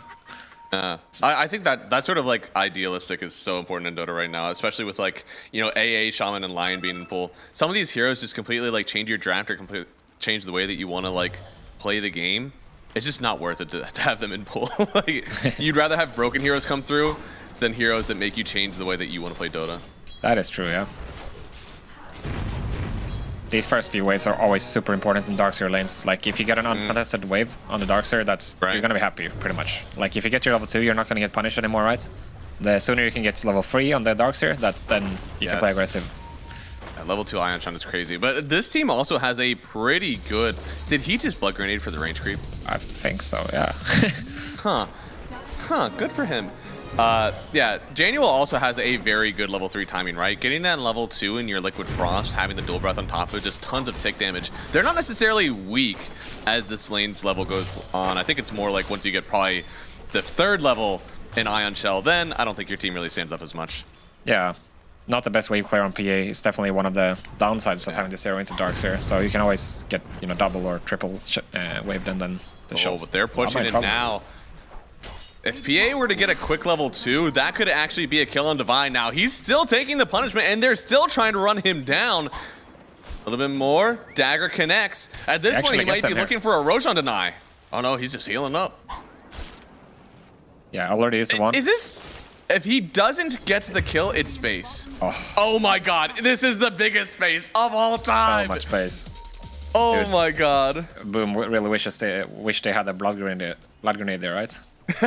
That's true. It's actually how one range creep can ruin your lane. It works out pretty good for Llama here, because now, you know, obviously not giving away the gold, but look at this wave. He's gonna have a huge wave under his tower. Now, as long as he doesn't get, you know, killed once more here, he's gonna be chilling. That's gonna be his level 3 pretty much. Yeah, I mean, Hellscream's already level 2, so you're down to just kind of like stay away from this wave. Let the Darkseer maybe even get solo XP on it.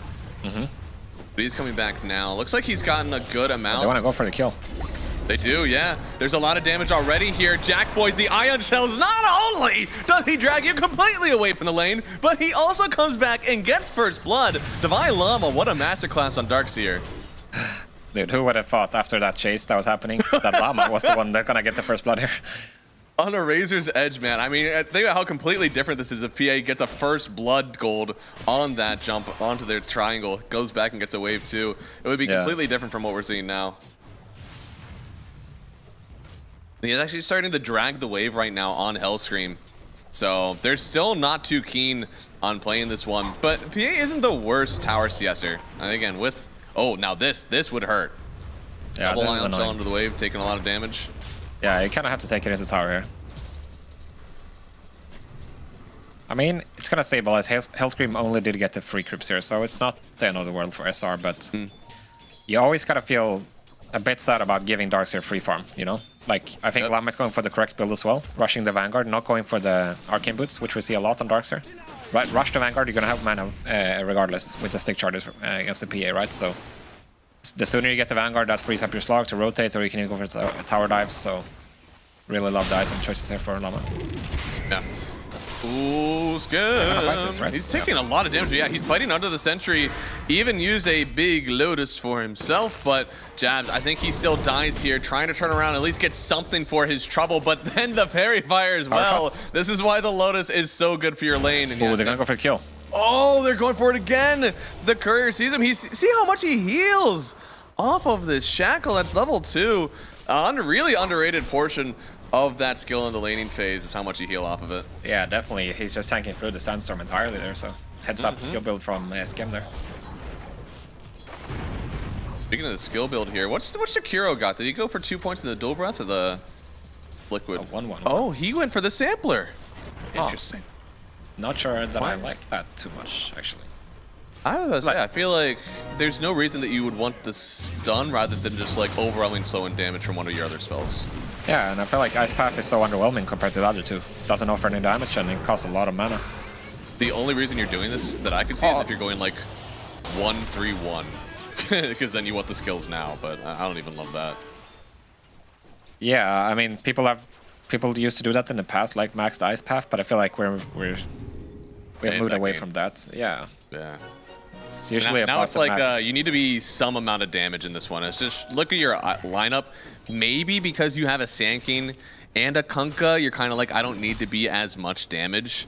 But that is assuming that your team is going to have a very good laning stage victory and come out here strong to the point where all you need to do is stun people. I don't believe that's going to happen, especially not if you're able to win this lane for the PA. Yeah, Darkseer's going to get a lot. I also think that if you look at their team lineup, they don't have a clear tower hitter, at least for a long time. I think Shakiro would be that. Oh my god, yeah. Like, that's how you do it, right? You take over the map, you win the lanes, and then you get all the tier 1s, which is max liquid fire, and then they don't have that. This game might turn out to be really slow, and that potentially favors SR, right? With their really nice Tricore. So, yeah, I mean, DK is going to be one that, like, at least can press R, just run right up to a tower, Shadow Shaman press R, run up to a tower. So these guys have very low committal when it comes to a tower pressure. They don't really have to say, you know, if you rotate 3 people for a dragon form, he's just gonna go hit creeps. You rotate 3 people for a shadow shaman, well, it's a shadow shaman. He doesn't care that much. Well, Armel TP'd over. He really wants to get on top of Llama, but they're gonna see him now. But they're 2 ships of the night. Yeah, Kunkka walks into just a shackle, and now Skem, he's gonna be the one taking the gank essentially for his brethren here. Armel to pick up the kill. And Skem, yeah, he tried to make a big remove, but really well done countering that with the Shadow Shaman. Yeah, nice tank for Llama there, making sure they don't get this beefy Darkseer kill. And I mean, it's not the boat you wanted for Armel, but I still prefer you use it as soon as you can rather than holding it. Yeah. Cool. Taking some stacks right now, and Yopaj aggressive stack taking as well. And yeah, moving over. We've seen this time and time again. Mid laners go for runes. Now, does he skate up the high ground here? He gets in with really Januel. low. There are 3 heroes here. Yopaj, do you solo this? I don't think you do. He gets shackled, and here comes Hellscreen. It doesn't have to be a solo now. Jumping away, he'll at least get Januel before he goes, but now here comes Tomato to help out. Gets the kill on Sand King. Tims really wants the kill on Hellscreen, but the win run will only just get him away. So they trade away the mid laner for 2 kills and a wisdom. At the end of the day, I guess it's not so bad. No, it's pretty good actually. Like I like the read from Joe Pash. Yeah, Llama got the other one, right? Didn't he? Yeah. Oh, yeah, so they got that one. I thought that they were essentially trading one side of the map for the other, but no, they brought too many people on Boom, and now they lost 2 wisdoms. Yeah, it works out perfectly, right? Because we saw Armel TPing down to the bottom lane, where Skem took the gank for him, for Llama. And then Joe Pash reads his, right? There's no TP for Armel now. He's not going to be top for, you know, 2 minutes at least, and then he can just go for it. Even though he dies here, it's still going to be so worth it, because his supports are going to get absolutely giga high level, especially compared to the Boom side of things. You have Slark Shadow Shaman on your team, you might give up a full team lane for 2 wisdom runes. All you want are those levels. Jackie potentially in trouble here. Joe Pash rotating over. Oh, they saw the ward. Now they see him, yeah. Yeah, no. Up on all the way through here. Yopaj still wants it. You are facing up really deep, and Vi dropping down the wall as well.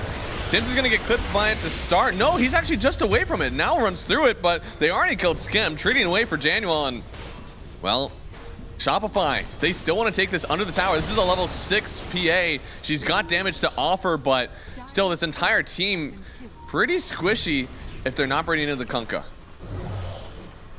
Yeah, ended up trading 1 for 1. Unfortunately for Llama, it didn't end up hitting the wall there, so... Yeah. They didn't feel like they could keep on going. Of course, the Armel still has the boat, so going for a dive there would be a disaster for them. So good choice backing off. They probably expected / wanted more, but yeah, in the end, it's kind of a neutral trade. Yeah, I didn't see him there to begin. I think he TP'd in just late, and it feels like Shopify, they almost had to have seen that TP in because they left as soon as he wasted the time basically to get there. All the meanwhile, though, Jabs is farming up, so he's kind of trying to come back off of this rougher laning stage for him because the DK, man, this guy is farmed. Actually, support stealing ancients, not him for the AC. Dude, they're both level 6 right now. Oh my god. Yeah, they just got so much gold. And yeah, 4 and 5, still waiting. I mean, Jakiro, Ice Path is pretty good. I mean, you have to wonder, are you in this position if you didn't go 1-2-1? I mean, the lane would have been stronger for sure, right? I think regardless, though, I think the level 1 trade Storm Spirit, a lot of damage, probably kill him before he actually gets to the rune. I don't think that Ice Path did anything. That is true, actually. Yeah. No, you're right. Okay, here it is. Ice Path into the shackle. That's okay. Never mind. Level 6 lock already is like. Yeah, that's hard. That is hard.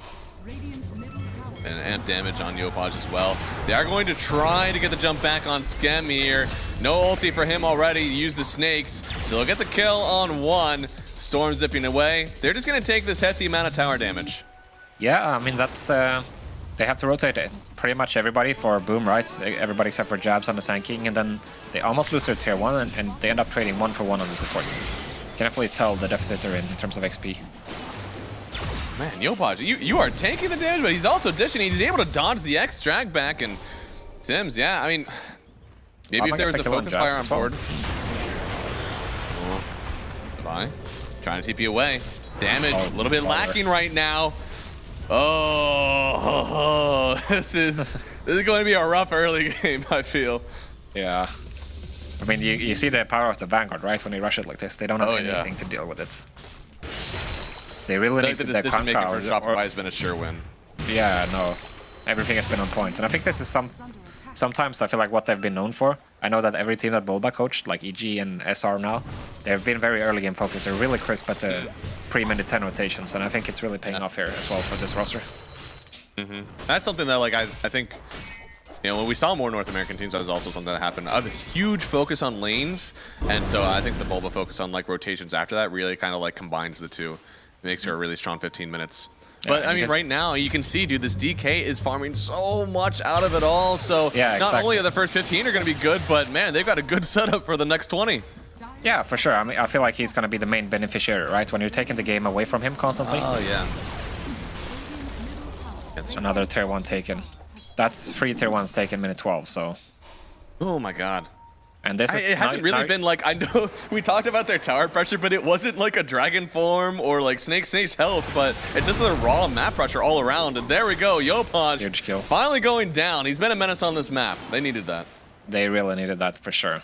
I mean, the map is going to be so small, right? With the 3 towers taken, you're playing as a Slark and the Storm that is fairly unkillable. You know, obviously he died here, but it's not easy to solve it, right? An X is not going to cut it. You're going to need a SK Blink for jabs to really deal with the Storm. And SK Blink will be a little while. Not the best amount of net worth for them. Do manage to find the X back, but there it is. Ulti from Hellscream right now. Even dropping the wall to turn this fight around maybe, or just to keep them away. So you trade a wall for a few ultis there, and, well, boom. They're really struggling to find their foothold, but they're still farming fine. They are, and now they got the dagger, so they're going to try to catch Llama here, but let's see if Hellscream is able to tank it for him. Means no ulti on him right now. Does manage to get one jump away. Looks like they're just delta splitting. He'll run low, and Devi will run high. They'll only take Hellscream, and meanwhile, still a lot of farming on the rest of the map. They had to bring 4 people for the skill. Now getting Devi, this would be pretty good. Gets the Burrow Epi, and Devi trying to run out of this Sandstorm. He's really tanky, but I think he does go down. Jackboy's getting the kill. Really nice for him. Getting the kill, finally getting that revenge after the laning stage, and PA much closer to that Battle Fury now. Oh, they're running for the shrine.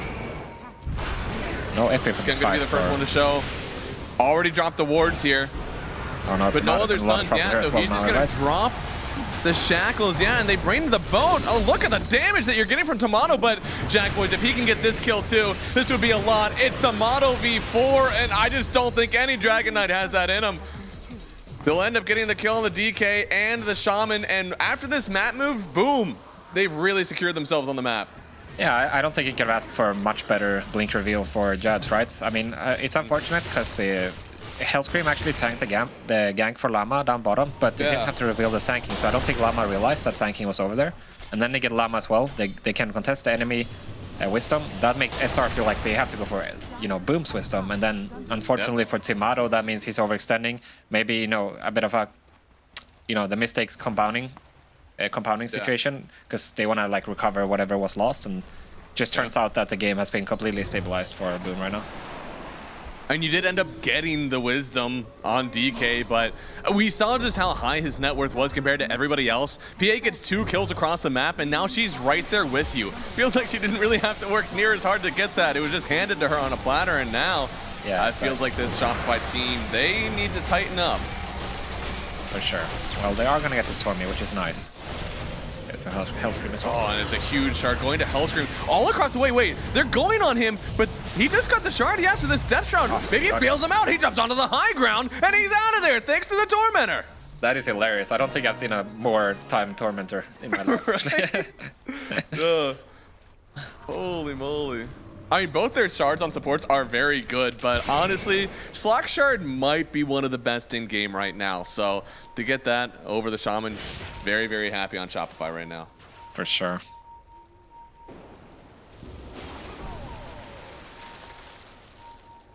1,000 net worth lead back in the hands of Shopify here. They had a wonderful laning stage, pretty good mid game, and then they tossed it all away, trying to go after 2 Wisdom Runes. But now they're trying to get it back with this Tormentor and maybe setting up for Roche. I don't think they can take this though. I mean, DK's strong, but he ain't Roche strong.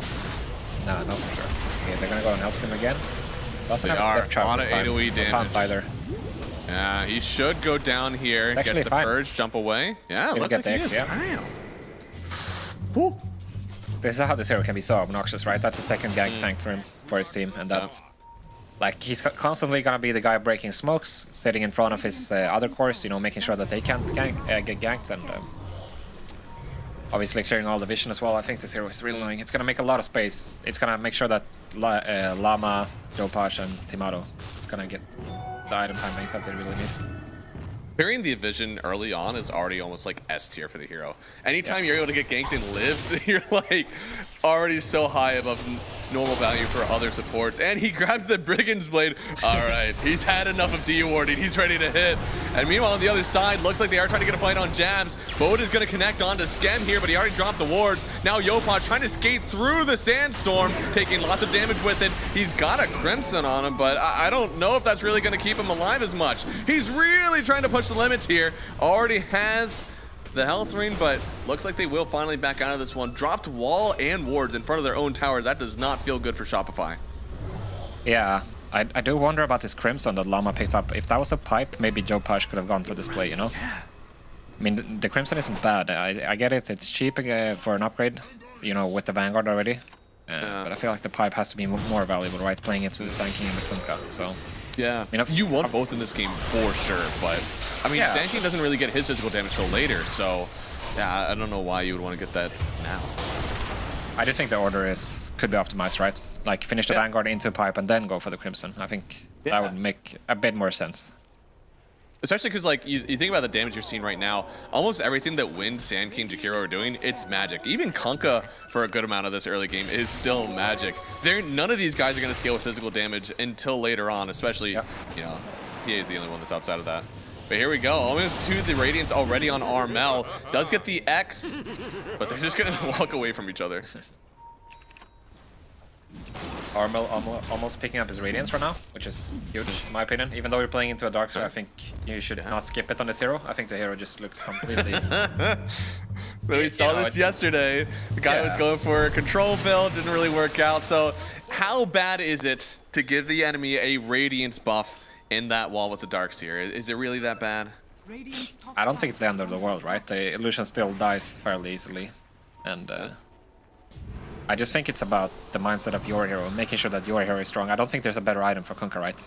Like, what are you gonna get? Like some Armlet, Shadow Blade, or Crit, or BKB? I don't know. But, like, you want a Radiance in between your BKB.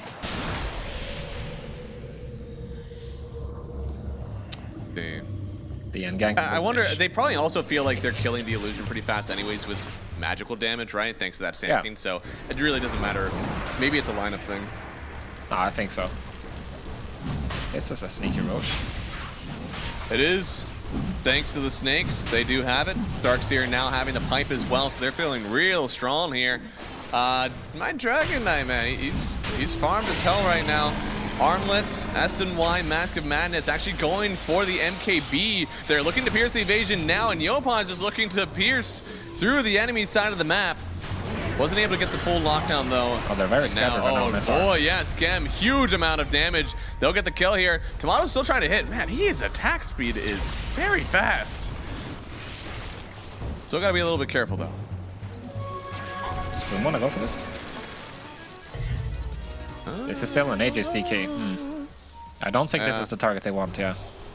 Yeah, he do be thick. And honestly, I don't think the Aegis is great on him compared to the Storm Spirit, but it does mean that he is an ungoable target. You just cannot try to face up on this guy. Yeah. I would probably prefer it on the Storm as well. I think it's... The Aegis on the DK can be good if you're really going for towers, but I think Timado, he still wants to get his MKB, right? Before they, like, try to speed up the game completely, so... Really good BKB game. Yeah. Pretty much all around. If Llama wants to go for this. They got the Radiance there it is, illusion. the Radiance illusion. It's doing so much damage. It's impossible to fight into until they actually try. Now they have the ulti on Darkseer. He's pretty tanky, but he's still going down here. Popping the health ring as well. And it looks like Armel, he should fall here. That's going to be a big kill. Skem getting the pickup, but Jack on the other side does get the kill on Hellscream. Not quite the same amount of worth. You know, Shopify are very happy with that trade. Yeah, for sure. I mean, you see the powers of Pipe, right? He tanked everything. I know there's no PA there, but still, he tanked the full epicenter, full boat combo, everything, and the Radiance Kunkka as well, so... Yeah, we're gonna see it here. He understands making this call, they can completely go for it. Hellscream is also, you know, keeping them occupied in the mid lane at the same time, so... This is just... The whole fight started completely away from team. I actually do think this is maybe fightable if they were all together to start, but unfortunately, Kunkka just way too far away. Yeah, exactly. I mean, Hellscream, props to him as well. Even though he died here, he provides the vision, right? He sees that the PA is not present, so they feel confident to go for that kill. Because if they're all there on Boom, then it's a different story, right? Llama is not going to be as confident to go in. He might just get stun locked. Now this could be a good go. They get the shackle as well, waiting for the ice path. There it is. Now Tomato's trying to break the combo, but the damage is already done. They'll kill Yopaj. He might get some return. No, the Glimmer Cape, keeping them alive. And now Tomato, he's caught out, but still has the Aegis. I think they're just going to push him back. Can they really get this kill? They want the Darkseer. They sure are going to try. Gets the latch, and the BA doing so much damage to the Darkseer. Huge depth round, maybe keeping him alive for just a second longer, but still goes down. Boom. They are all over the map. They are running right over Shopify, still with this Aegis on DK. Unfortunately for Hellscream there, he didn't actually have the depth shroud when they went on Jopash on the Storm. It was like 3-4 second cooldown. If he has it ready, with Llama showing up, it might be a different story, you know. Getting the depth shroud, Crimson Pipe onto the Storm. They might be able to fight this, even though they don't have the MKB yet onto Tomato. Yeah, that's what he's waiting for. Still a good amount of gold, looking about 800 more. His hero definitely feels strong. I think we're starting to feel a little bit of a lack of, well, everything from the Darkseer and the Storm Spirit, but I feel like we just need to take one coherent team fight, right? Top looked really good, but this mid fight was so disjointed. Yeah, I think as soon as you pick up this MKB, doesn't matter if you have Aegis or not, just you really want to make sure you get a team fight going with this Darkseer team fight items. Because I think you don't want to slow this game down too hard, right? I know that the supports are not going to scale super hard on Boom side, but the cores are going to scale super hard. This PA is just farming up a Storm still. After a slower start for Jack Boys, he's been very, very good. Got the SNY and the BKB. It's a very defensive build right now, but with the way PA is right at the moment, you don't really need a lot of items to do damage. Once he gets the Nullifier though, sky's the limit. Yeah, exactly. I think part of the reason why people are going for this SNY, right, is you just want to stay on top of targets for as long as possible. And also being able to go in and out of fights. So. My God. Corrosive Dragon plus Snakes is one hell of a jug. Now, also Tomato is level 18, so he's very big, but man, these guys are just running down towers. They can do that on just, well, pretty much the Dragon form cooldown. Dire's top tower is under attack.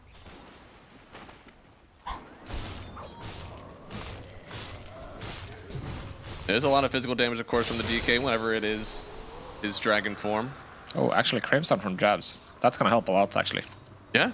Hey, all physical damage coming out from the DK, so. Greaves, too. Yeah, they have a lot of damage neglect, actually.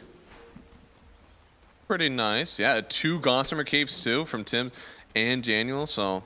Glimmer from unfortunately, with the MKB already out, a lot of Tim's survivability is kind of gone.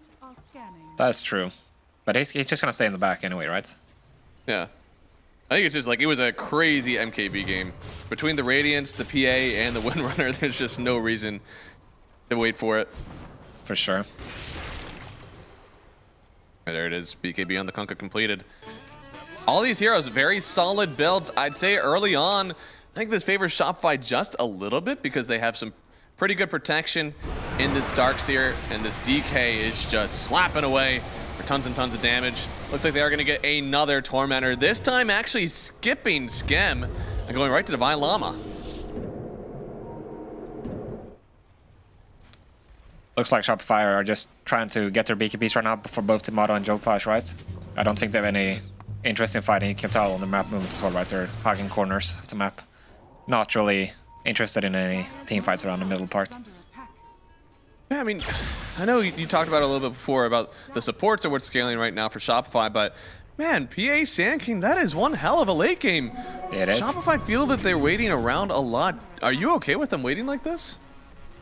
I mean, I understand it. I feel like Timado really wants his BKB, and Joe Pash as well, especially Joe Pash, actually. I know we mentioned they have pretty limited lockdown onto Boom, but it's still like just a ton of damage, right? There's going to be mischance coming out if you don't have your BKB.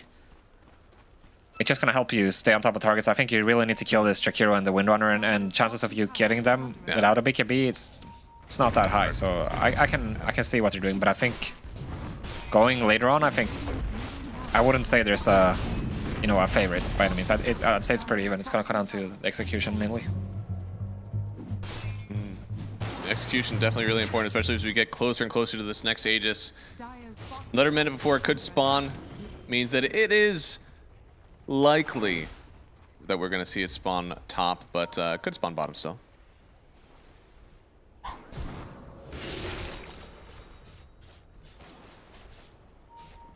So far, I mean, they've kind of been like biding their time on this. Thankfully, I guess for Shopify, the Sand King still not crazy farmed. Yeah. I think if this was a +2, +3,000 net worth Sand King, you'd be really worried about his damage output really just like skyrocketing with the next item. But we're still waiting for a good baseline on him. He's had to go defensive as well for his team on jabs. So once the Shivas is completed, he can go more for maybe getting the Aghanim Scepter, maybe getting Octarine or Fresher or something, just getting more of this ulti out. Yeah, it's interesting. Like I feel like the go-to build for every Sand King right now has been Blink straight into Aghanims, but he goes for the Crimson. And okay, we're gonna see a fight here. Face off or not. Trying to fight on this Wisdom Rune. Didn't get those. Getting Ice Path stunned and Ice Path again, and that's gonna be Hellscream going down. Shopify, they are really hemorrhaging on these Wisdom Runes. Nice ward placed on by Tims earlier, making sure that they, obviously get the vision there. Hellscream didn't realize in time, and they just end up getting a quick kill. Did cost them a lot of TPs though, so that's going to give Shopify space to finish their BKB for Timado, which is about to have in a second here. Very important, very, very important.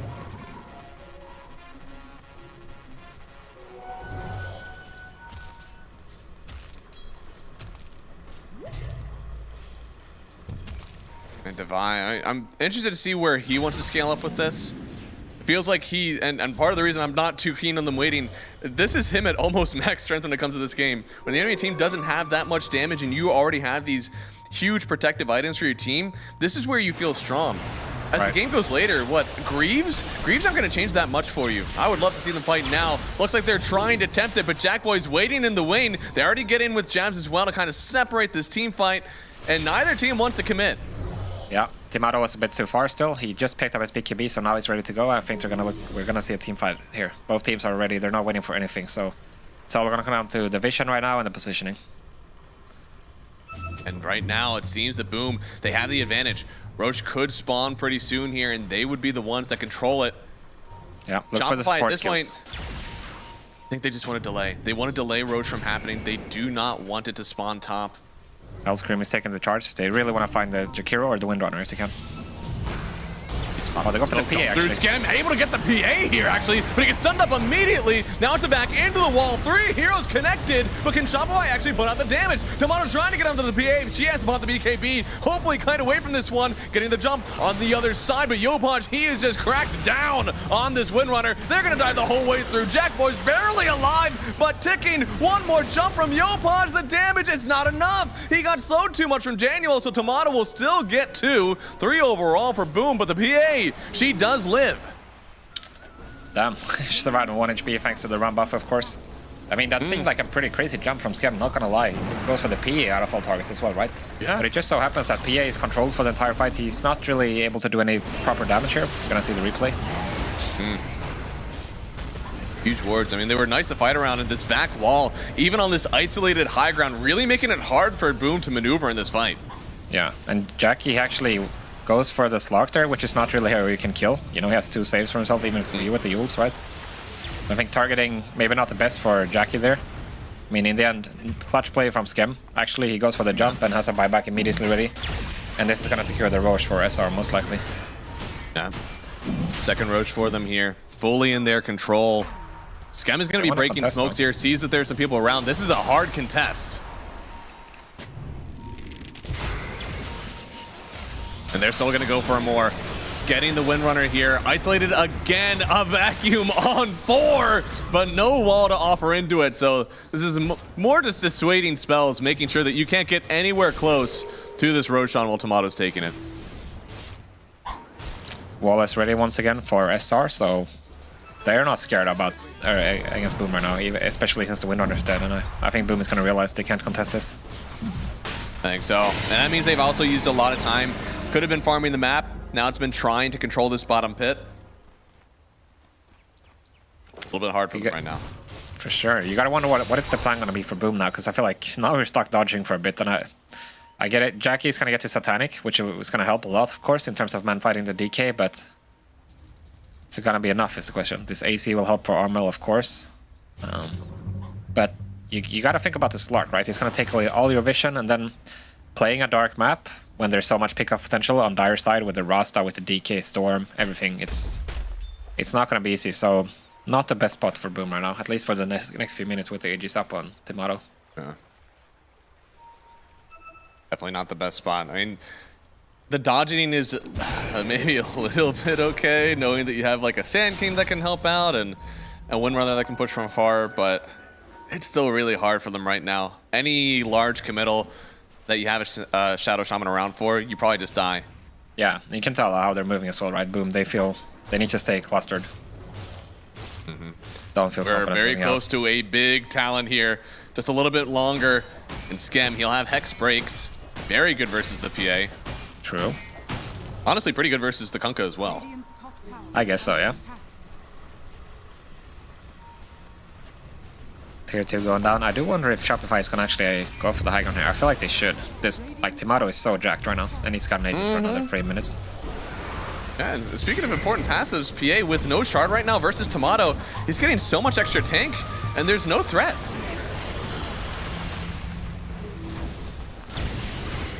Oh, Llama is going for it. Oh, yeah. They get a nice back wall. The Windrunner should be the one to go down first here, and that was a BKB from Jack Boys as well. And with his BKB, well, they don't really get anything. So now if you want to defend this Rax, you're going to have to do it without any spell immunity. I think that's damn near impossible. Yeah, it's tough. Jackie has to be really, questioning his jumps here. I mean, I like the approach from SR. Llama just buckets. He's going to go for the jump, right? And now Jackie has no BKB. You're going to have like another minute for sure. And then the targeting as well, getting the Windrunner right away. He's got the Greaves. Yeah. All that sustain gone, so. Divine Llama and crazy ass jumps. Name a more iconic duo. I feel like we saw that so much yesterday too. Even on Timber and Darkseer, just like completely moving in, just wanting to create some space for the team. I think that's where it would have been Yopaj's job, right? But now because Tomato is here, he's the one that's willing to take that and make that space for the team, especially without the wall. 30 seconds on the Dragon form, so when they have it, they're probably gonna look to go again. They're waiting for the wall as well, of course. So in 30 seconds, they can go just do the same thing, really. Like, drop the Shaman wards, send Tomato up, and then go for a smoke and go crazy, Llama, I think Boom are kind of sensing it that they need to do something now because, yeah, this is a very repeatable push. This wasn't some magic sequence of consequence. Like, they just put their ultis on towers, and that's it. Like, you can do that again. Yeah, they still need Jackie's BKB. It's about to be ready now, but if they had it, they might have gone for a play sooner, right? Knowing that SR's cooldowns are down, but when they go for it now, they're going to be facing all these cooldowns once again, and it's not an easy fight.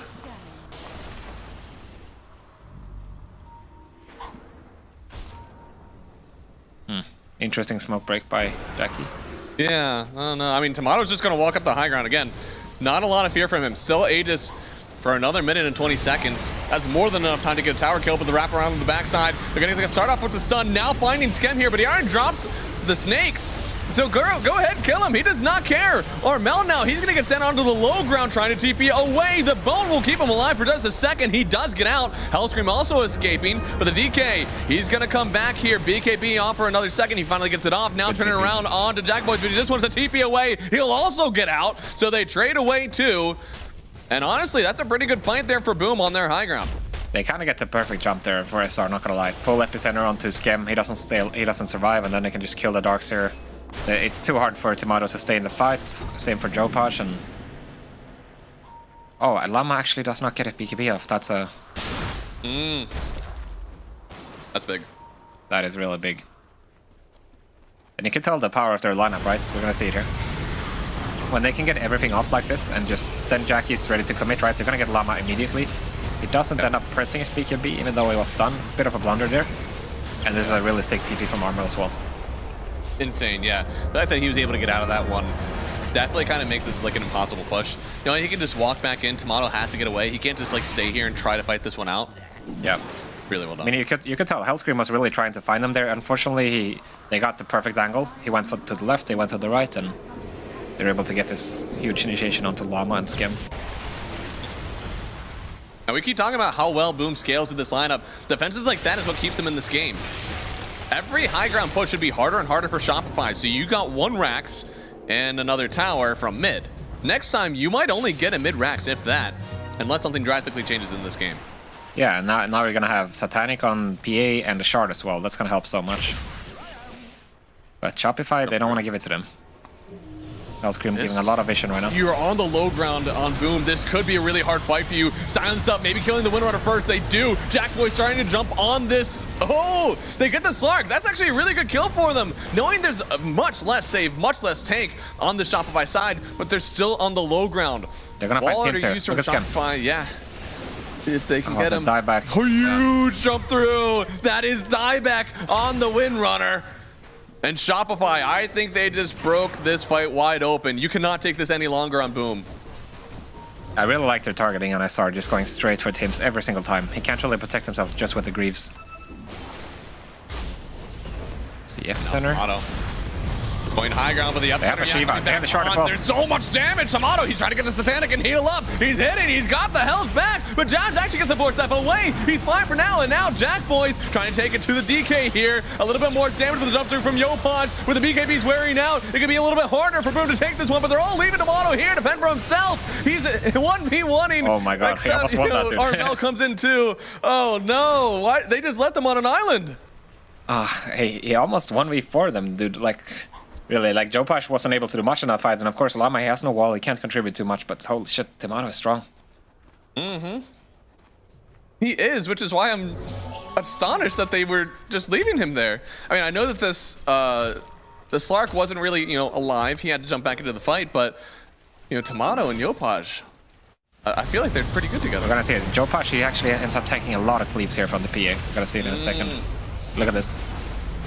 It's also the epicenter. Oh, man. Yeah. You gotta wonder if he had, you know, full health, he could have done a lot more there. But I think it's a matter of the... Dude, he got so cleaved. Yeah, I think he had to spend a lot of mana just to outrange the cleave, and then he didn't feel confident committing once he had like less than half HP. It's unfortunate. I feel like the fight could have looked way different, potentially, for SR. Because that was not like a decisive fight at all. Yeah, no, it's crazy. The team with a Sand King and a PA, it feels like they're the ones that want these long, drawn-out fights now. Dark here, it seems like he's kind of like getting off his kit, and then he, like, that's it. He doesn't have much else to offer after he uses his spells and his auras. Yeah, it's true. And yeah, I mean, he has a BKB on Darkseer, but it's not like a Shiva or a Hex. It's not this huge teamfight item. And you can tell also Tomato, whenever the BKB is out, he's gonna be dealing with all these spells from Jakiro, multiple stanking stuns, torrents. Changes a lot for him, so I think the Satanic from Jackie, making sure that he can stay alive as well, it just benefits him so much, being able to take a really long fight. So of course the run buff helps him so much as well, right, in these long drawn out fights. Yeah. Now the Sand King, Shiva's complete now. Still feels like he's largely playing for the rest of the team, not necessarily for his own game. Should we see an Axe from him, or do you want to see him still angle into this kind of like utility or protection for the rest of the Boom lineup? On the Sand King? Yeah. Yeah, I wouldn't mind the Axe. I think the item's just so powerful, right? Isn't it? Right. I would have liked Axe a few items ago, but he's still... I mean, he's been going for this like other style, which is I'm thinking like, is there something else that I'm missing that maybe helps out just kind of keep the PA alive? But I think he has his own value to offer, though. I don't think it has to all be on Jack Boys to kind of get these fights won. Yeah, for sure. I mean, I guess He goes for the passive approach because he understands that Armwell is going to scale Jackie as well, but I guess he's going to go for the Ags next. Jakiro has his one now, so I think just more and more damage is going to come from Boom later on in the game, right? Yeah. And the pipe is not getting stronger. That's true. That's true. It's not like the Crimson Guard. You can go double hard Crimson and get some more protection, you know? That would be funny if it worked like that. I don't even know what item you would have, though. Like max mana? Protection based on your max mana? I guess that would have to be the same way. OD Medusa pipe? To a game near you. Oh, OD pipe, yeah. Or Silencer. Oh, Lord. I don't want this. This is a bad idea. Please nobody steal that.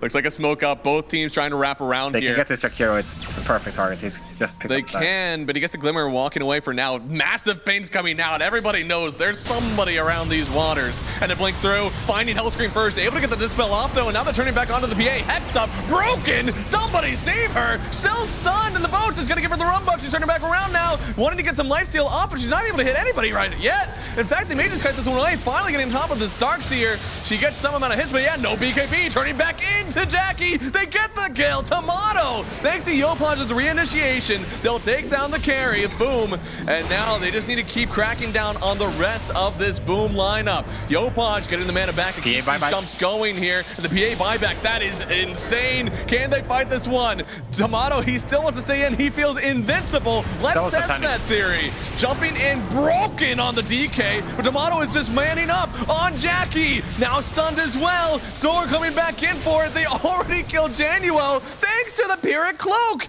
He actually killed his own Jakiro. Holy shit, man. I mean, you can tell the difference that it makes when SR are the ones getting the initiate, right? It's just so obnoxious for Boom dealing with his Lark. He's just running in and they can't really go for him. Eventually jabs, he loses his, you know, we're gonna see there. Hellscream goes in, he tanks the stun, but he gives so much vision for his team and they get the jump onto Jackie before his BKB. Eventually he's gonna get a BKB Satanic off on Jackie, but he's not able to connect on anybody, and he unfortunately can't get the heal out. And then after all this, Tomato is basically untouched for this whole fight, and then he can just clean up. Yeah. No problem for him. Yopaj put in work with this Axe. That was another really good grab from him. And yeah, that was Jakiro taking about 1,000 damage in 1 second to a Pyrrhic Cloak from a Dragon Knight.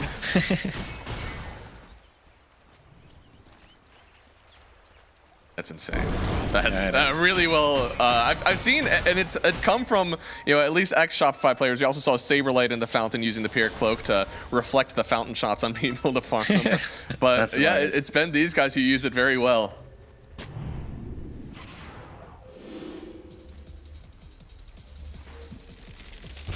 It creates a whole new timing that you have to kind of like fight around, honestly, if you are the PA. Yeah, I mean, you have to really pay attention, right? Yeah.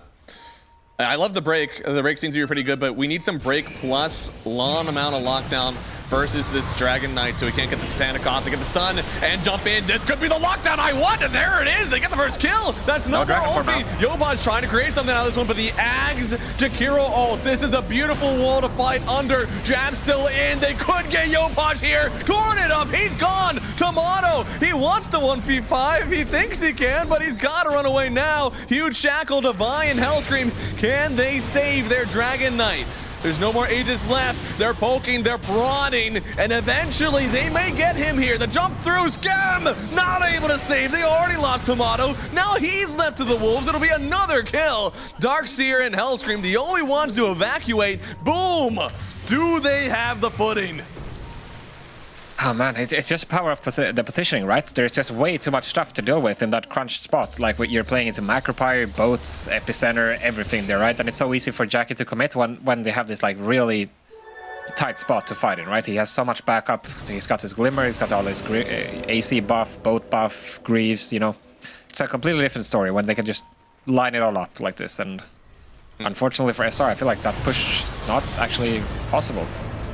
No, it didn't feel that way. I mean, they lasted a long time on this Dragon Knight. He certainly feels tanky enough, but the rest of his team really isn't able to help him out in some of these fights. I mean, look at how quick he lost that Aegis. That was 2-3 seconds?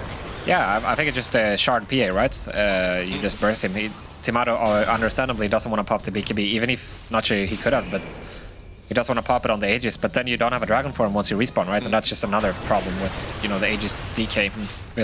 Yep. When you have this easy condition to kill him with the shard, it's like he would need a Lotus or something, but... Oh, Jackie actually getting the Rapier right now. This is risky. Oh my. Because this is just a first Rax, mind you. There's tier 2s remaining on the other sides. I mean... No way you go for a throne here. Ooh, that is spooky. I mean, he does a lot of damage, but it only takes one hit. I mean, he has no buyback anyway, so I guess I understand it, but this is risky. At the same time, though, like, you saw what happened to Timad last fight. If they just get one stun on him, and Slark is not immediately ready, he can just get popped in a second, right?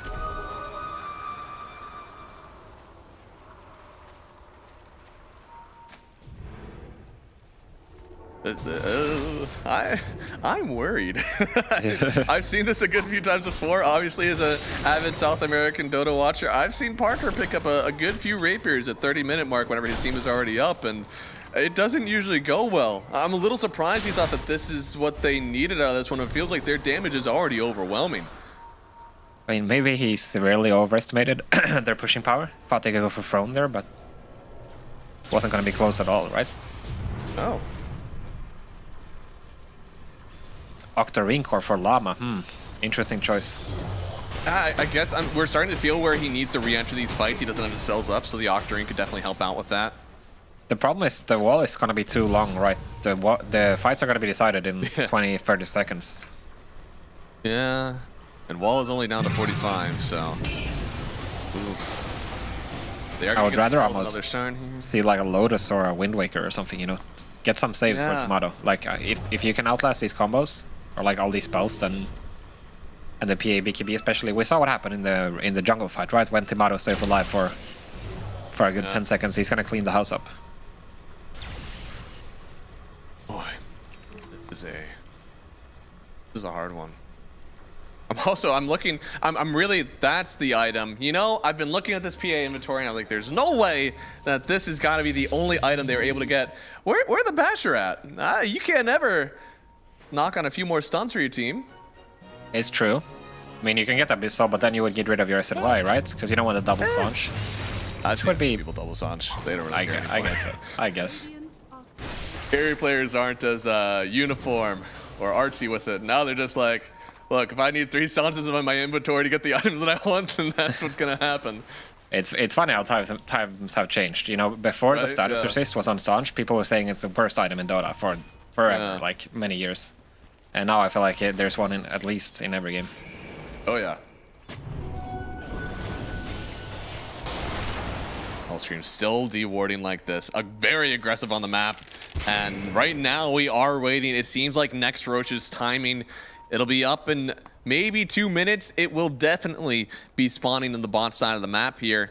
And, well, it's a little bit rough for the Boom Esports side because their top lane is pushing in. So somehow they have to make sure this lane is all the way out and respond to a bottom Roshan push. It is very difficult for them to play the map.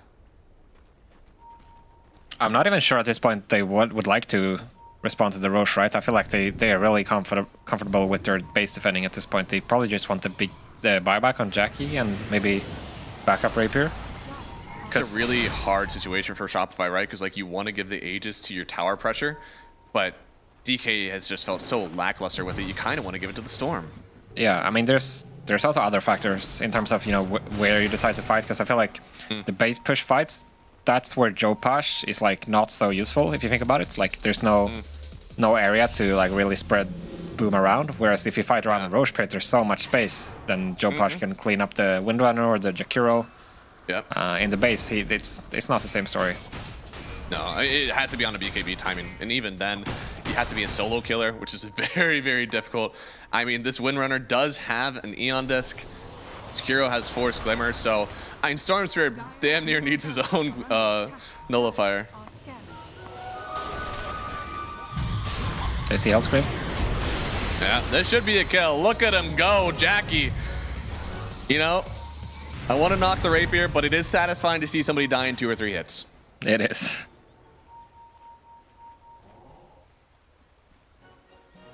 Well, Hellscream has buyback, but I don't think Shopify wants anything to do with this, especially considering the fact I don't think so. They don't want the smoke. Roche not up. Now, Jab's 25 with the Aghanims. he can finish it if he wants to, but obviously keeping the buyback for now. Yeah, no, he needs to. Losing buyback at 50 minutes in the game would be a disaster. Anything you can do to keep it. I say this as Armel is still strolling around with the Finnish sheepstick, but you know, they've been winning the fights. I'm sure this won't come back to haunt them.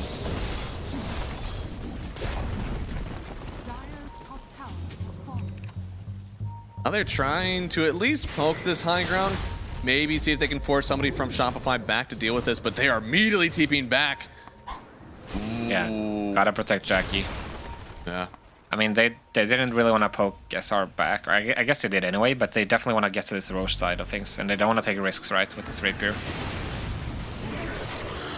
Rapier makes everything just a little bit more fragile, making sure that you don't take any bad fights. I think this Roche should be like a 1 minute, spawning at 1 minute left. I think if I'm reading this correctly, so that timer at the bottom left is fake, and I hate it. It's all gonna come down to initiation now. Like, if Jackie gets to stay on top of a target, he's gonna smack them so hard, but if it's the other way around, if SR gets the jump like they have been sometimes with Skem going for these crazy jumps, I feel like they're gonna be in the advantageous side. One team has a Slark, right? Surely Shopify then had the advantage with these initiations, knowing that they're constantly dewarding, constantly have this guy scouting around. They should be the ones that find that first jump, but boom, they have weathered the odds. It feels like they're getting some very good jumps in these last few fights. I guess the scarier thing right now for Hellscream though is that if you get tank one like burst strike, you're just gonna die immediately to this PA, so it's a bit of a different story. It looks like he's gonna try for it now, but he might just pop so fast. Rocks up. Dropping the Llama is thinking about it. Yeah, he jumps in. Vacuum wall on 3. What can they get out of it, though? Jabs already sitting in this sandstorm, making it hard for the rest of Shopify to fight here. But that is BKB's out. Shopify even used the Dragon form, though. I don't know if they want to continue this fight. They're gonna hit the Roche. It's gonna spawn now, yeah? I thought so. I don't know. I don't know how to read it. Oh, hey! I was right. Okay, no wall for SR. Dude, Skem has the high ground vision. He even dropped some words too. He has his pick of the litter. Do they want to go on somebody here? They do. They pop at least the Hex on Tim's, and a huge ulti for the Sandstorm though. He comes in. Tomato taking so much damage now. He has to back away. The Sand King is keeping them away, but now without the BKBs. Yopaj jumping right back in. They get the wall on 2 as well. Jackie jumping on the other side. They're going to take down Hellscream with the buyback of Skem as well. They want to keep fighting. No, Yopaj! My man! Immediately in, dragging in everyone. Forcing 3 buybacks, getting the Hex on this BA. Rapier on the floor. Yopaj, my goat. It's not over yet though. Tomato is in trouble. He is. But they already got one. They had the buyback on the PA. She doesn't have the Rapier back in her hands just yet. He is dropping. Jump through. Broken on the DK, but Yopaj again! He's got so much lockdown for the team. A Sand King's done as well. Shopify are evaporating under the midst of the Sandstorm. Under the midst of this PA. They've got so much. Skem, he's going to start dropping down next here. Another one falling for Shopify. Hellscream down with dieback. They just lost everybody on Shopify except for the DK. Dude, how did they lose this fight after all of this? I mean, holy shit. The Yopaj jump is insane, right? I mean... Oh, we're going to see it here in a second. I mean, this is about as good as it gets. Yeah. No, for sure. I mean, unfortunately for Skem here, he ends up tanking everything. Doesn't get his BKB, but he has buyback, so it's no big deal. But then we're gonna see Yopaj here. He's gonna get the jump here in a second. Oh, this is so. Never mind. Wait. Oh! Something else is happening. Wait, what? That's buyback. He called it. What? He just walked up the high ground and.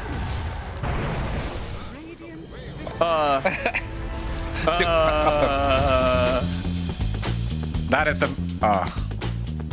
Dude, I feel like Yopaj. Very excited about this one. Yopaj, I feel like he just won Dota and then they just lost the game 20 seconds after. I can't believe that just happened. Yeah, I am astonished. I feel like that did not go at all how I expected. Yopaj played out of his mind, getting all of these lockdowns for his team, setting up, and you know Tomato had the damage as well. I'm just not sure what exactly failed. I need to see that replay back about 5 more times. But like, they got their full 5-man team up, right? Based on that 5-man vortex, and then they still end up catching Tomato somehow, which is we would have to know how that happened, right? Because if you just get out there on Timado and everybody gets out on SR, then game is kind of settled, right? There's no buybacks for Boom. You can just take a team fight and throw 4 buybacks if you have to on SR, right? And then, but unfortunately, he gets caught on Timado, gives the rapier back, right? To Jackie. Yeah. He barely survives based on picking that rapier up. And then Timado walks to the Roche Pit alone and then just dies and he just calls it. It's gotta be so demoralizing for SR, actually. Like, a way to lose this game, you go to the Roche Pit like 2v5 here, and then it's just over. I really want to see that, the fight just before this one. Knowing that they had, again, it was 3 buybacks on Windrunner, on Sand King, on PA, and I just don't know. I think actually on the stream they're about to watch it. I think I might watch it there. Yeah. It's just insanity that they lost that fight. A huge back and forth game. Either team definitely had a chance to win this one, but boom, they persevered the whole way. Really well done from them to kind of keep a hold, especially that last fight. So chaotic, really hard to keep track. I mean, props for them for keeping it together, really. Like, the game was looking grim for a long time, but they believed in their team fight, and Jackie went for the rapier, which we were not sure about. It ends up working out here, but as you said, you never know what to expect. Sometimes it works. Oh, thank God. It looks great, and sometimes it looks horrible, and this was one of those times where it just paid off big time.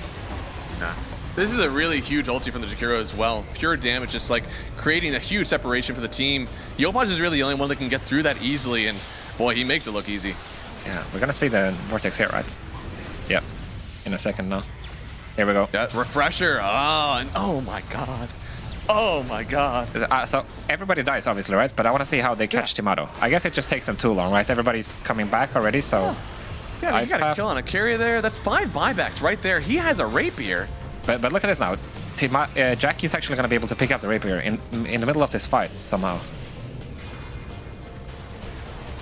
See, right now he's going to go for the jump. He doesn't have the rapier right now. No, yeah. And then another huge stun from Yopaj, but he doesn't have it right now. Was that a neutral creep stun? There's no way there was a neutral creep left.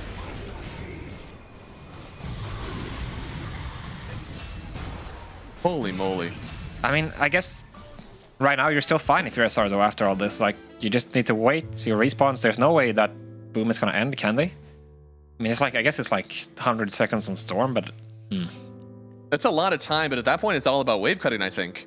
Right. Even with some wave cutting with buybacks on 2 people, you should be able to force a lot of time. Yeah, but then Timado, he just goes for the buyback and walks solo to the Roche Pit and dies, and then it's over. I mean, understandably, it has to be like a super hectic situation there for you in your comms and everything, but it's gotta feel so bad losing the game like this if you're SR. They probably felt like they had this game like completely after that Vortex, and then they literally just lost the game in 20 seconds after. Yeah, I don't know. I mean, they had bought back on the Slark, and they had already bought back on the Shadow Shaman. But yeah, everything else, that's 22k gold lead as well in this fight. Yeah, we're both just watching it back on stream right now. We're like, I swear. Okay, was there that stun? Yeah, that oh yeah, it's tanking, right? It has yeah, that was huge. It has the like impale effect or whatever. Yeah, dude, that was crazy. All right, well. That is insane. You guys are watching it now. That is one of the craziest fights I've ever seen in DreamLeague. And I mean, I'm sorry, Yopaj, man. That looked cool, but boom, baby. They're too good, all right? They get game 1, guys. We'll be back. Hopefully game 2 is just as exciting. We'll find out right after this break.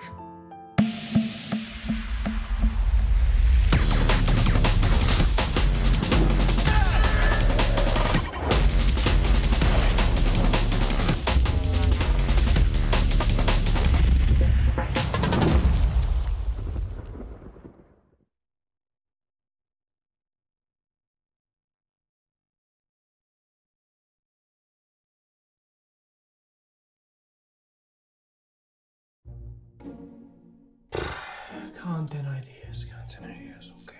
Oh, okay, I got it. Arteezy has a sleep paralysis demon, Shadow Fiend, huh? Okay, right, too obvious, sure. Oh, Dota 2 award show! Dota 2's been around for like 18 years. How come we don't have an award show? It's perfect. Well, come on, bro, that's actually a good one, for real. No, it's not a good one. Think about it. Actually, think about it. Imagine what a Dota 2 award show would actually look like.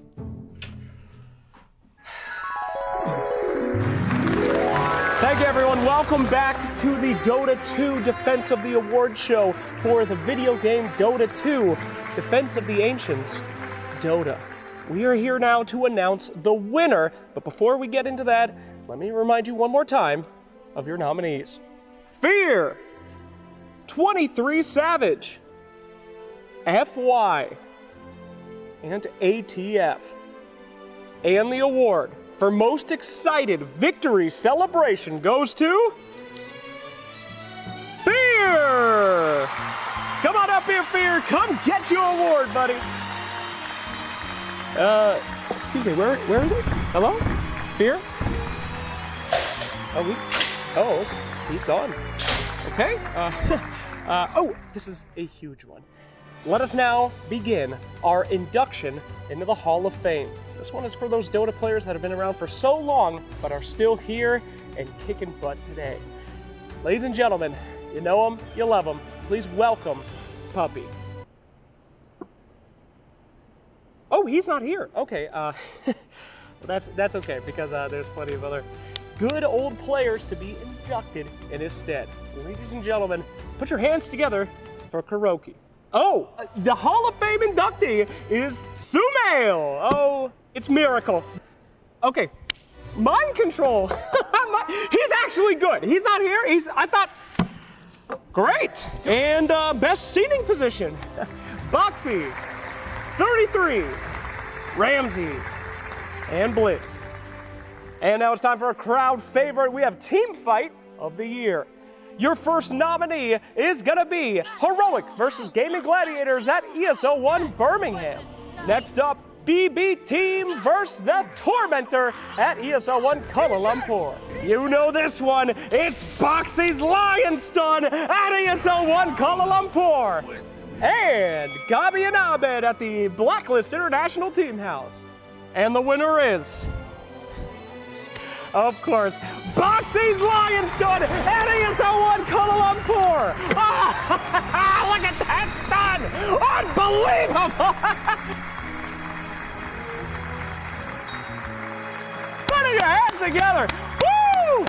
Woo, God! And your final category of the night, thank goodness, is gonna be Least Retired Player of the Year. Your nominees are Crit, Ame. Oh. Get Ame's name out of your mouth. Hey, do you have something that you want to say about Ame, or I want to give you a hug, or what are you doing up here? So, sleep paralysis demon? Yeah, sleep paralysis demon. Okay, let's go.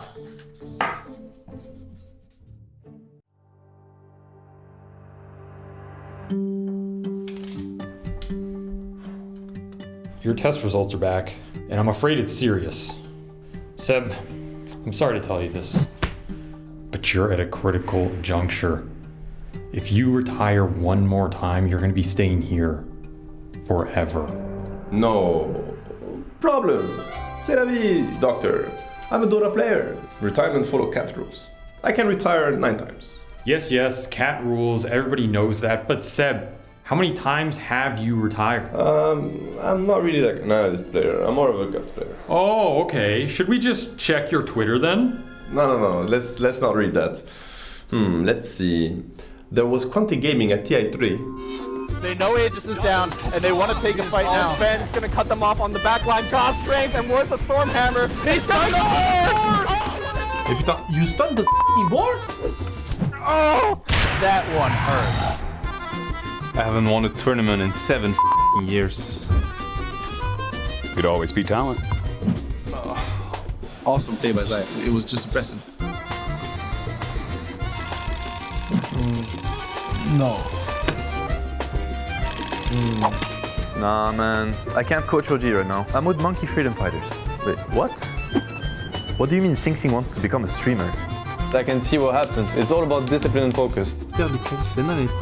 One of my teams. That's it.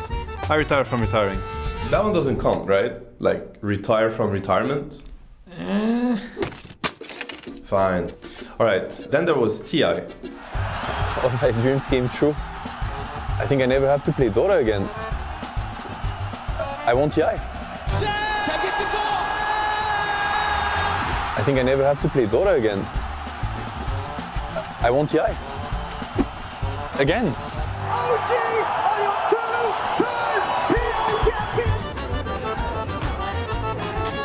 Merci. Is that soy milk? So how many retirements is that? Like 3? Seb, that's your 8th retirement. That's 7 too many. You're down to your last one. If you want my prescription, not that you're probably gonna listen to it, you need to get rid of the stress, no major life changes. Otherwise, I'm gonna have to put you in a room next to Zai. Hello. Doctor, what could happen? 1 second. Hello? What's that you said? The baby's coming? Oh, I really haven't played too many pubs. Your son will understand.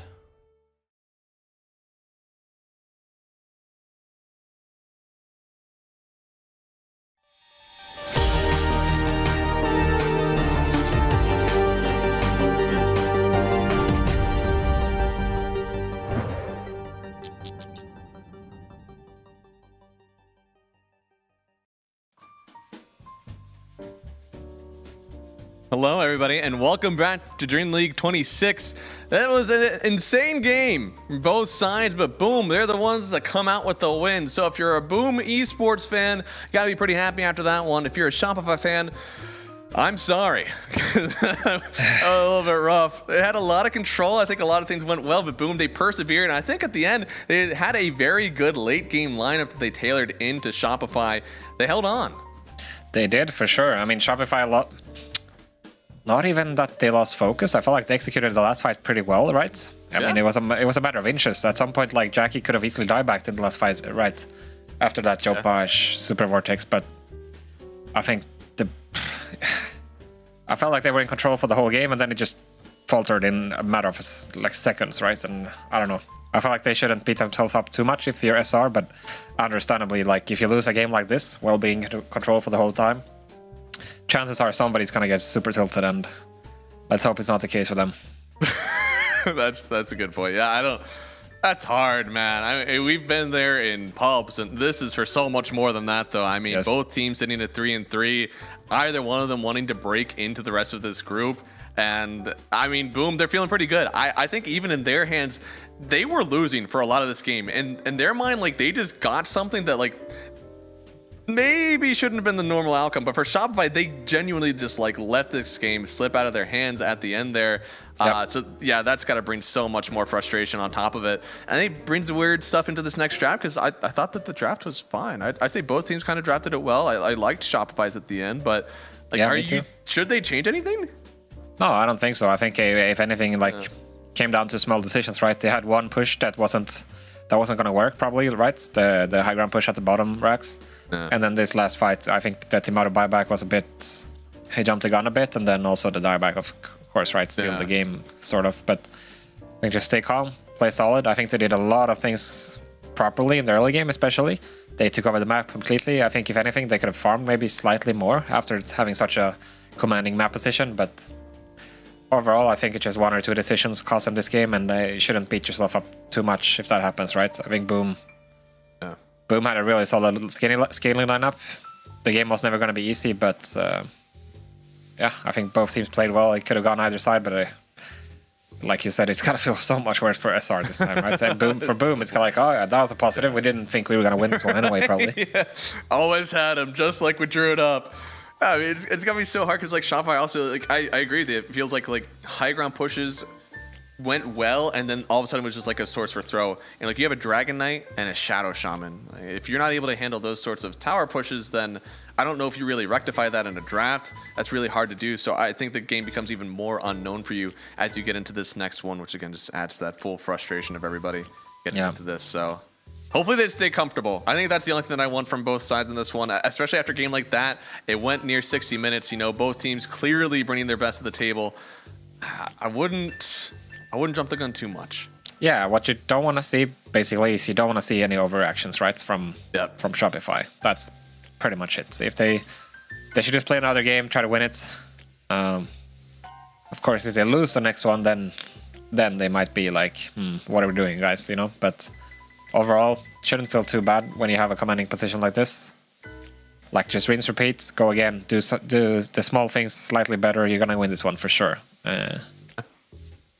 We'll see. I mean, I think their laning stage obviously went really well. I'm sure on the Boom side, honestly, if anybody has a draft that they want to revamp, it might still be Boom. I know they won this one, but the early game was looking a little bit rough. They started to really falter. They were losing all of the Roshans. They weren't really able to take the team fight. At one point, Shopify was probably like, 80 or 90% win probability. Even though you did win this game, you want to tighten that up just a little bit and make sure you don't have to battle back through the depths of hell to get this win.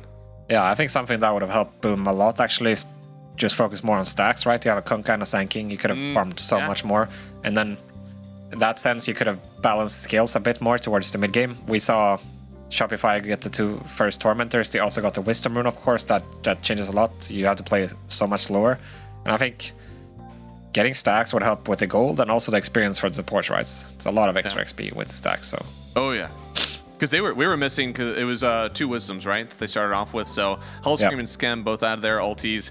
Tim's Janual had. I feel like even if it's not like a draft issue, just focusing on making sure you get at least one of these Wisdoms to start off the 7 minutes, like that could even change the game drastically for Boom. No, 100%. Yeah, I feel like there's nothing compared to losing double Wisdom in minute 7. Like that is, I feel like the biggest shift in advantage that you can get in an early game, regardless of lane outcome. I feel like it has to be the biggest one because the supports are going to be the ones grouping up with your other 2 cores and making space. And if you can't do that, if you're just so much weaker, the game is going to be hard naturally, and then that transitions into a Tormentor for the other team, and game is hard. Yeah, Armel actually ended up doing a good amount of damage, even with just the build that he had. It was 11,000 with Tidebringer. 10,000 with the Radiance, so I think that's the kind of difference. Literally 10,000 damage over the course of this game that we were missing the last time we saw this. It definitely made a huge difference. Yeah, also some hidden damage in the Tidebringer, right? With the Radiance. Yeah, true. With the bonus damage. But like, I will say, if he went for the same build that we saw yesterday with 8 toss, they 100% lose this game, no doubt. Like, there's no comeback. The 8 toss on Sword Spirit wasn't going to be enough. It looks like draft is ready to go here. It is second pick for Shopify this time, first pick for Boom. So, of course, we saw Darkseer prioritize. And again, I think Shopify, they're able to run it back. I don't see huge issues. And now, the more that I think about the first 7 minutes of this game for Boom, I think they could probably run it back too. As long as they focus more on that first Wisdom, they'd probably be happy anyways. Trying to pay attention to the cameras right now, what's the atmosphere going to be like in SR camp? It's got to be hard losing games like that, especially because I think both of these teams are already putting a lot of pressure for themselves to get out of the group stage. So I think once you add that pressure and compound it with like losing that game, it's just so much more volatile. Yeah, I mean, is it going to be 4-4 for both of these teams, or is it going to be 5-3 for Boom and 3-5 for SR? Pretty much. That'd be a hard one. Obviously, Boom, they would love that, getting themselves higher chance to get out of here. And man, SCA pride so far in these groups. Aurora Gaming already at 4-2. Boom could see themselves at 5-3, and even on the other side, Talon, they've got a chance to get out of there, right? They're only 2-4 at the moment, so you know they're really excited to hopefully get a positive win after this series. Ooh, they banned the TA and take the Tiny. Oof, I don't like that. But why not get the TA, right? Right? Yeah, I mean, we've seen Tinies get super countered in this one. I'm looking at the bans, like, yes, Monkey King being gone is some amount of opener. I'd even say the TA being gone is some opener for the Tiny. But there's still Timbersaw that we've seen being a huge issue. Sawdar is another one that we've talked about. There's a guy on Shopify who plays a really good Timbersaw. That's also in the pool. That's true. There's a lot of good heroes you can do. Not even, you don't need to respond him directly to the Tiny. You can go for like a Morphling or a Dusai if you want. Really hard matchups for Tiny. So I think it's, yeah, Tiny, you don't feel scared when you see a first pick Tiny. Yeah, and then just go for the Morph, which is like probably the best carry of the patch right now, I want to say. Ooh. Maybe after TA. TA has definitely, I think, been... TA has even eclipsed what I've valued in the Nature's Prophet. I still think the Nature's Prophet is really good. But yeah, more and more that I see the TA. I think the issue with like TA right now is that, like, there are thematic counters to the TA. Not a lot of them are really good. Refraction seems that you're still kind of invincible when you do it, and you just murder people before they have a chance to turn and look at you. So it's quite different from the Nature's Prophet, who is still a little bit more long drawn out, demands a lane win for himself to get that extra gold. And there's the AA, so it's still Shopify. I think a super strong first two here. The only thing, AA is an okay laner with the Morph lane.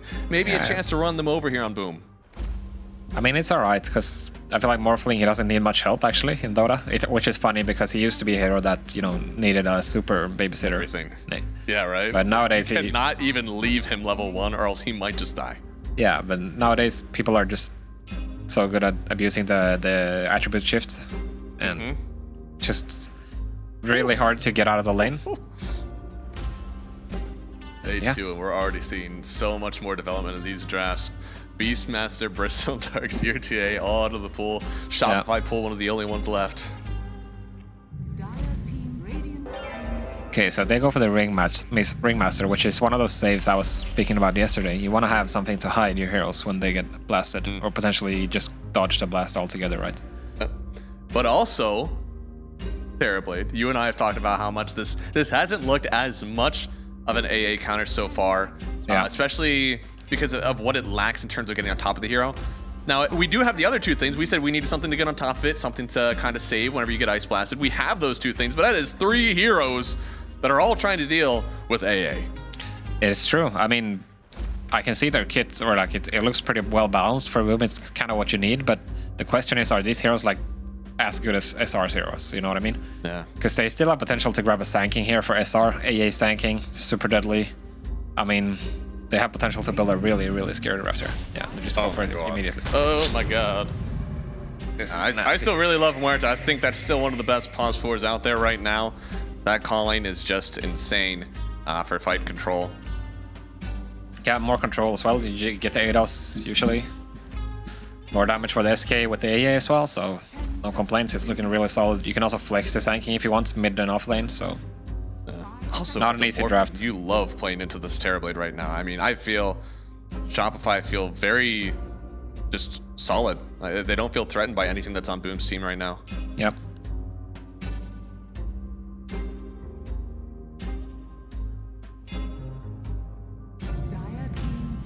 I don't think Sankin is as much of like a Yopaj arc type of hero. I have to imagine this is Sankin in the offlane, and yeah, there is the Enigma. It looks good. Morphling doesn't do a great job of clearing the Eidolons. They don't have any BKB piercing disables. That usually is coming from your either offlaner or your pause 5. Those things are already figured out, so. So this means that TB is going to pause 1, like for sure. Which... not the best TP plus 1 game, but I can see why they go for the Enigma, because it's like literally the only hero that can shut down a Morph in the current patch on the laning stage.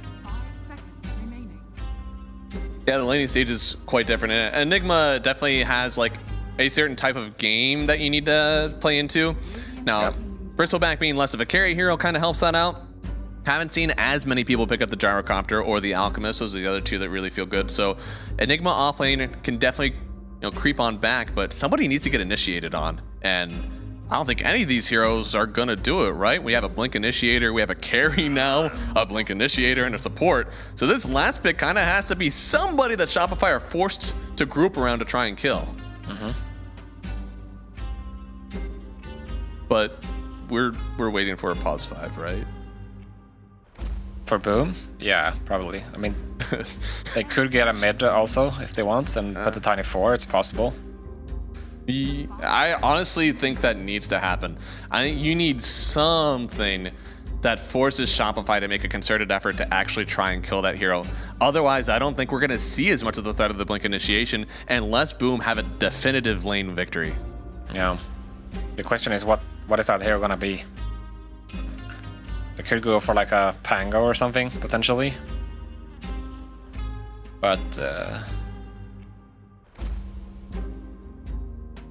Yeah, not sure, because I don't love the Tiny on the 4 position right now. I mean, it's okay, but it's definitely not like one of the better ones right now, right?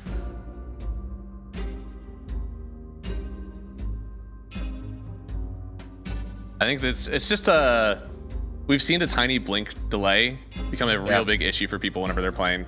So I don't. Right.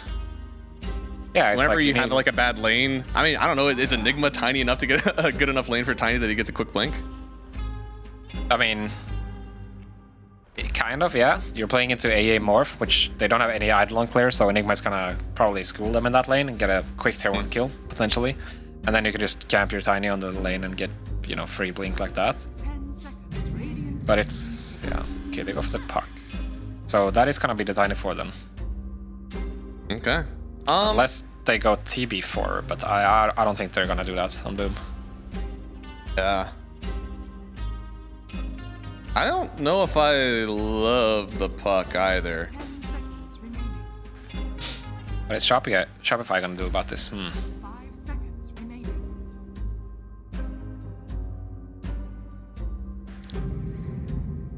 DK mid, okay. Yeah. Alright, I guess it's something classic that's answer. more locked on. Yeah. Yeah, it's not terrible. Like, it's obviously a good puck answer, but not my favorite mid hero right now in this patch. But I guess it's okay. They got everything they need, right? They have a bunch of damage. They have scaling. They just really felt like they wanted a puck solution. And of course, we know that if you hit one Dragon Tail, you got the Muerta follow up, you got the Sand King, you can have plenty to do with the puck. So. Oh my god, I didn't even, dude. Puck into Muerta is hard. Yeah. That is a hard matchup. I think this is a little bit of an attempt to style. I already didn't really love the puck for what I think they need in their lineup. I think the last thing you need is more control. I mean, look at the heroes that you have around you. I like the damage that maybe puck offers, but I still think you need some hero that's allowed to be like, please hit me so my Enigma can black hole you. But that doesn't exist here. Yeah. I mean, the upside for Boom is that their side lanes are really strong. Like Enigma, Tiny we already mentioned, but the TB remaster is really strong as well. I don't think Sand King Muerta is like the strongest lane at all. For Llama, it's going to be more like he's going to try to maximize hard. Jackie's going to have free farm, most likely. And then Hellscream is going to be free to make stacks and potentially Fred and Armel. I think if they are able to really shut down this pocket early game, maybe go for 1 or 2 Water and Steals, that's a way they can really snowball this DK into the puck. It's definitely, it could be really important for them because if they walk out of this laning stage with like a 2,000, 3,000 net worth lead, right? You get Jackie to the point where like he actually is a hard hero to take down. Maybe he has Manta Butter.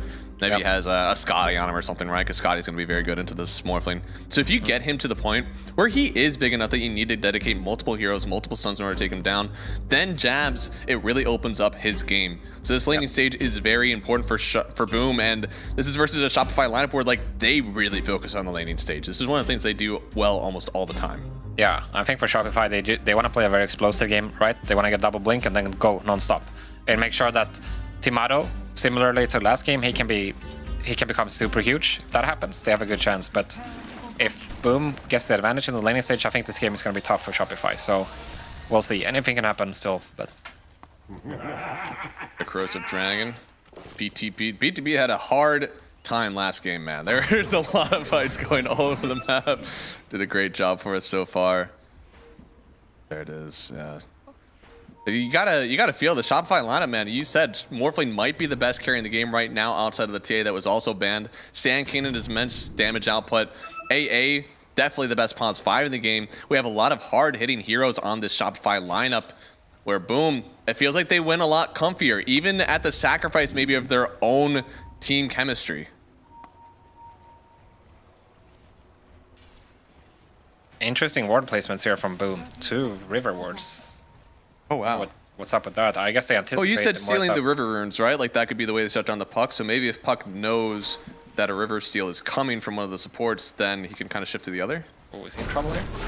Toss? Yep, he's dead. Oh, level 1 toss, but level 1 stun. I don't think it's going to be enough. They could. Still a lot of damage here. Alright, did they get this one to Tim's? No, Januel the one to take it here. So he's going to have a lot of gold coming into this laning stage. Unfortunately, they couldn't give it over to the puck, but it's still first blood. Yeah, it's still good. they didn't end up losing a bounty for it either, which is great. And that's Burrow Strike now skilled for Sand which is not what you want, probably. You almost always want the Stinger or the Sandstorm.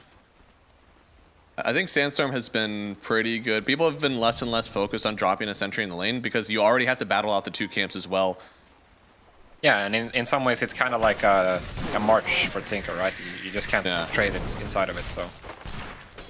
And Jack, man, okay, Jack is still keen on right-clicking Divide, though. Yeah, focusing really hard on the Morita as well, with the Reflection, helping out General there.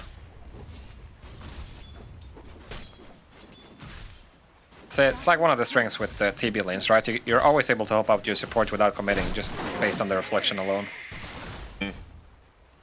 Reflection is definitely one hell of a drug. It turns lanes that it really shouldn't. Yeah.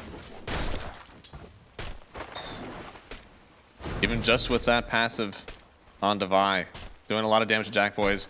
This is only going to get worse once we get a Sandstorm in the mix here. A lot of damage taken from this Terrorblade. Not the greatest lane for him here. It's why we don't see this Terrorblade carry picked up very early so often right now. Good zoning by General on Llama, forcing him away from this XP. Dire's top tower is under attack.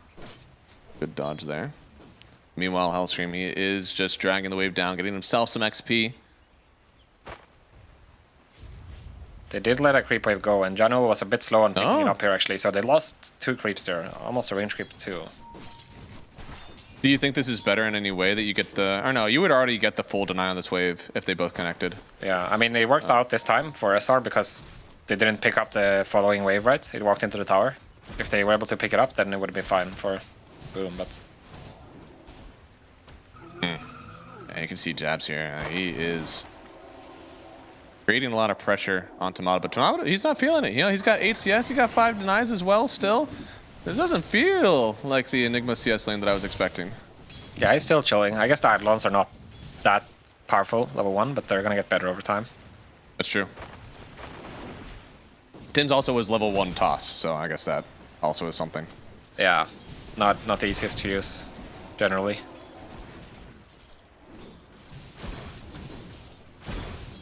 Right now, I mean, CS going pretty favorable for Shopify at the moment. Top 2 for them. Sand King's gonna start picking some up after the lane shenanigans are done with. And, ooh, scam! Oh, 40 damage that he got there. Good CS on the Eidolons. This mid matchup is an interesting one for me. I mean, they definitely were expecting this to be a lane victory for the DK, picking that into the puck here. But so far, at least the wave clear is good for Armel. Yeah, he's doing pretty good. Like, only 3 denies behind. Yeah. Not bad at all. I think this is a good lane matchup, not just for like the direct CS matchup for the DK, but also that Puck does want to be a rotating mid hero, and DK kind of wants to sit here. So once you get your ulti, it's kind of hard for Puck to make rotations. Otherwise, you might just lose your tower. Exactly, and it's also pretty hard to kill the DK once that happens, right? Because Puck is fairly low damage for the most part. Yeah. He's just allowed to tank the wave there too. A lot of damage, but not a lot of pressure. Oh, nice toss. Oh, toss back. Into the Eidolons here. Skem should go down here. That'll be the 2nd kill. Thanks to all those Eidolons. Tim's doing a good job. I mean, that's what you got to get done on this Tiny in order to get a good Blink Dagger timing. Yeah, can't do much about that if you're AA, unfortunately, which is gonna be the you know, the early game for him. It's not easy. And when you're gonna be giving up a lot of denies potentially in this lane, and then you're gonna have a slow level 6, so potentially a way slower game for Skim this time around compared to the last one. Team setting up another toss play here on Skim. Right on top. Gets the stun. All these Eidolons, more than enough damage here. Now, oh, Tomato trying to get a return kill, and he'll get it on a very farmed Enigma. That's huge, so actually. Kind of Pinata strat, right? Give all that gold over the Enigma and then let Tomato get the solo kill and XP for it. Yeah, he's almost level 5 now on Tomato, so that, I mean, it sucks for Skem, but at least Tomato's gonna be pretty happy about this. Oh yeah. That's just the atypical pause 5 play, you know, sacrifice everything for your carry to get the most gold and XP. And then get flamed. For only being level 3, walking to the lane. Poor guy. I mean, he's got boots, but certainly Tomato doesn't really need the help right now. Not after that kill. Yeah. Okay, maybe he needs help. Those are a lot of Eidolons setting the tower. They're actually setting up to go onto Jopash here in the mid lane. Both supports rotating. Gonna see if it works out, because this is a very tanky Dragon Knight. It is. But that's on his ward. It's on a 6 timer as well. Okay, nice read by Skim.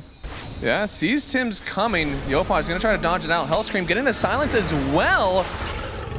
And it looks like Tim's could actually be in danger. Yeah, he's not even got the toss that he wants, and a huge dead shot from Hellscream. But the very in Jackie with the metamorphosis.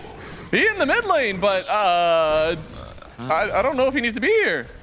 Not sure if that would have worked, even if they got the toss, to be honest, because Armel is not 6 yet on this puck, so they wouldn't have had the lockdown, right? Yeah. Nonetheless, really good response by the SR supports, you know, being in the right place at the right time. Yeah. And Terrorblade has to walk all the way back to the top tower. Honestly, if you're Shopify supports, it's a hard decision because there are going to be Wisdom Runes coming up soon, but if you go up and kill that Terrorblade, he's in a sad, sad spot. Setting up on jabs here. Not the easiest kill. Maybe not. They do have the Blood Grenade as well. Big damage. Tim's not able to protect him now. Tomato getting the shift off as well. This is 20 seconds out of the Wisdom Rune and 20 seconds for the Enigma to respawn. Unfortunately, he missed the avalanche there, so I feel like jabs could have maybe stayed alive if that wasn't the case. Now they're gonna go for the... This morph is scary, actually. Jabs is not gonna be here in time. What? But... Avert your eyes. Don't look. It never happened. He started channeling, and I was like, oh, he's just gonna cancel and like shift, right? Like, it just never happened. Now they get a kill on Skem. Wait, was he behind a tree here? Let's see. Oh no, there's no way he doesn't see him. He already got. Oh my god. It feels like kind of reminiscent of the last game, right? Tomato pops up, kills everybody, and then derp happens. If you weren't tilted after last game, you might be tilted now after that. It's such a shame because he played so well this entire lane in phase 2, right? Yeah, right? Getting the solo kill, like a lot of this lane has been very good for Tomato. He hasn't just been making mistake after mistake. It's been very good. So unfortunate for him, but for Boom, man, they are loving it. This Enigma is getting back into this laning stage, about to just kind of push through this full bottom tower, even though the Morphling still has a higher net worth. And Shopify, though, they've got plenty of stacks. I mean, you kind of said last time stacking was going to matter a lot in this one. I don't think that Boom actually have many stacks set up for their team. It's only Shopify doing it still.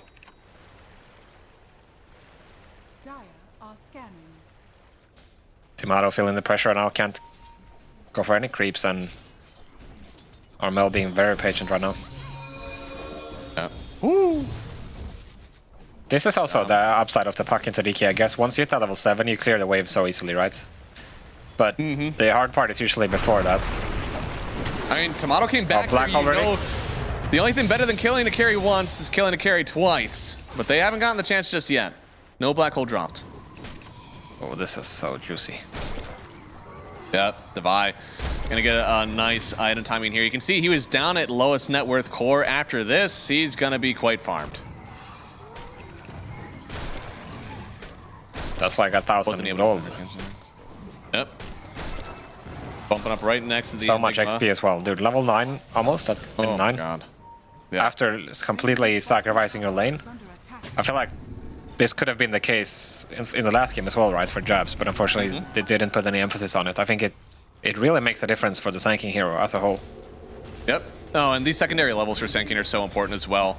Bigger range on the Sand King stun is just... It feels so different whenever you have level 1 versus level 4 of this spell. Yeah, not completely. It like doubles in range almost.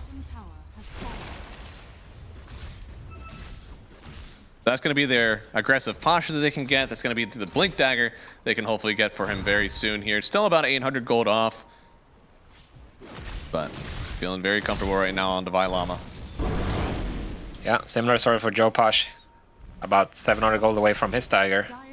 That'd be a nice timing for the both of them here. What's the Morphling going to offer in this one? Is he going for the Vlads? He is. So there is still a chance that Tomato will get involved just a little bit to offer that extra armor and lifesteal for the rest of his team on these early goes. At least maybe to a Tormentor. Yeah, Tormentor, potentially early Roshan. I don't think he's gonna look to get involved pre-Manta for sure.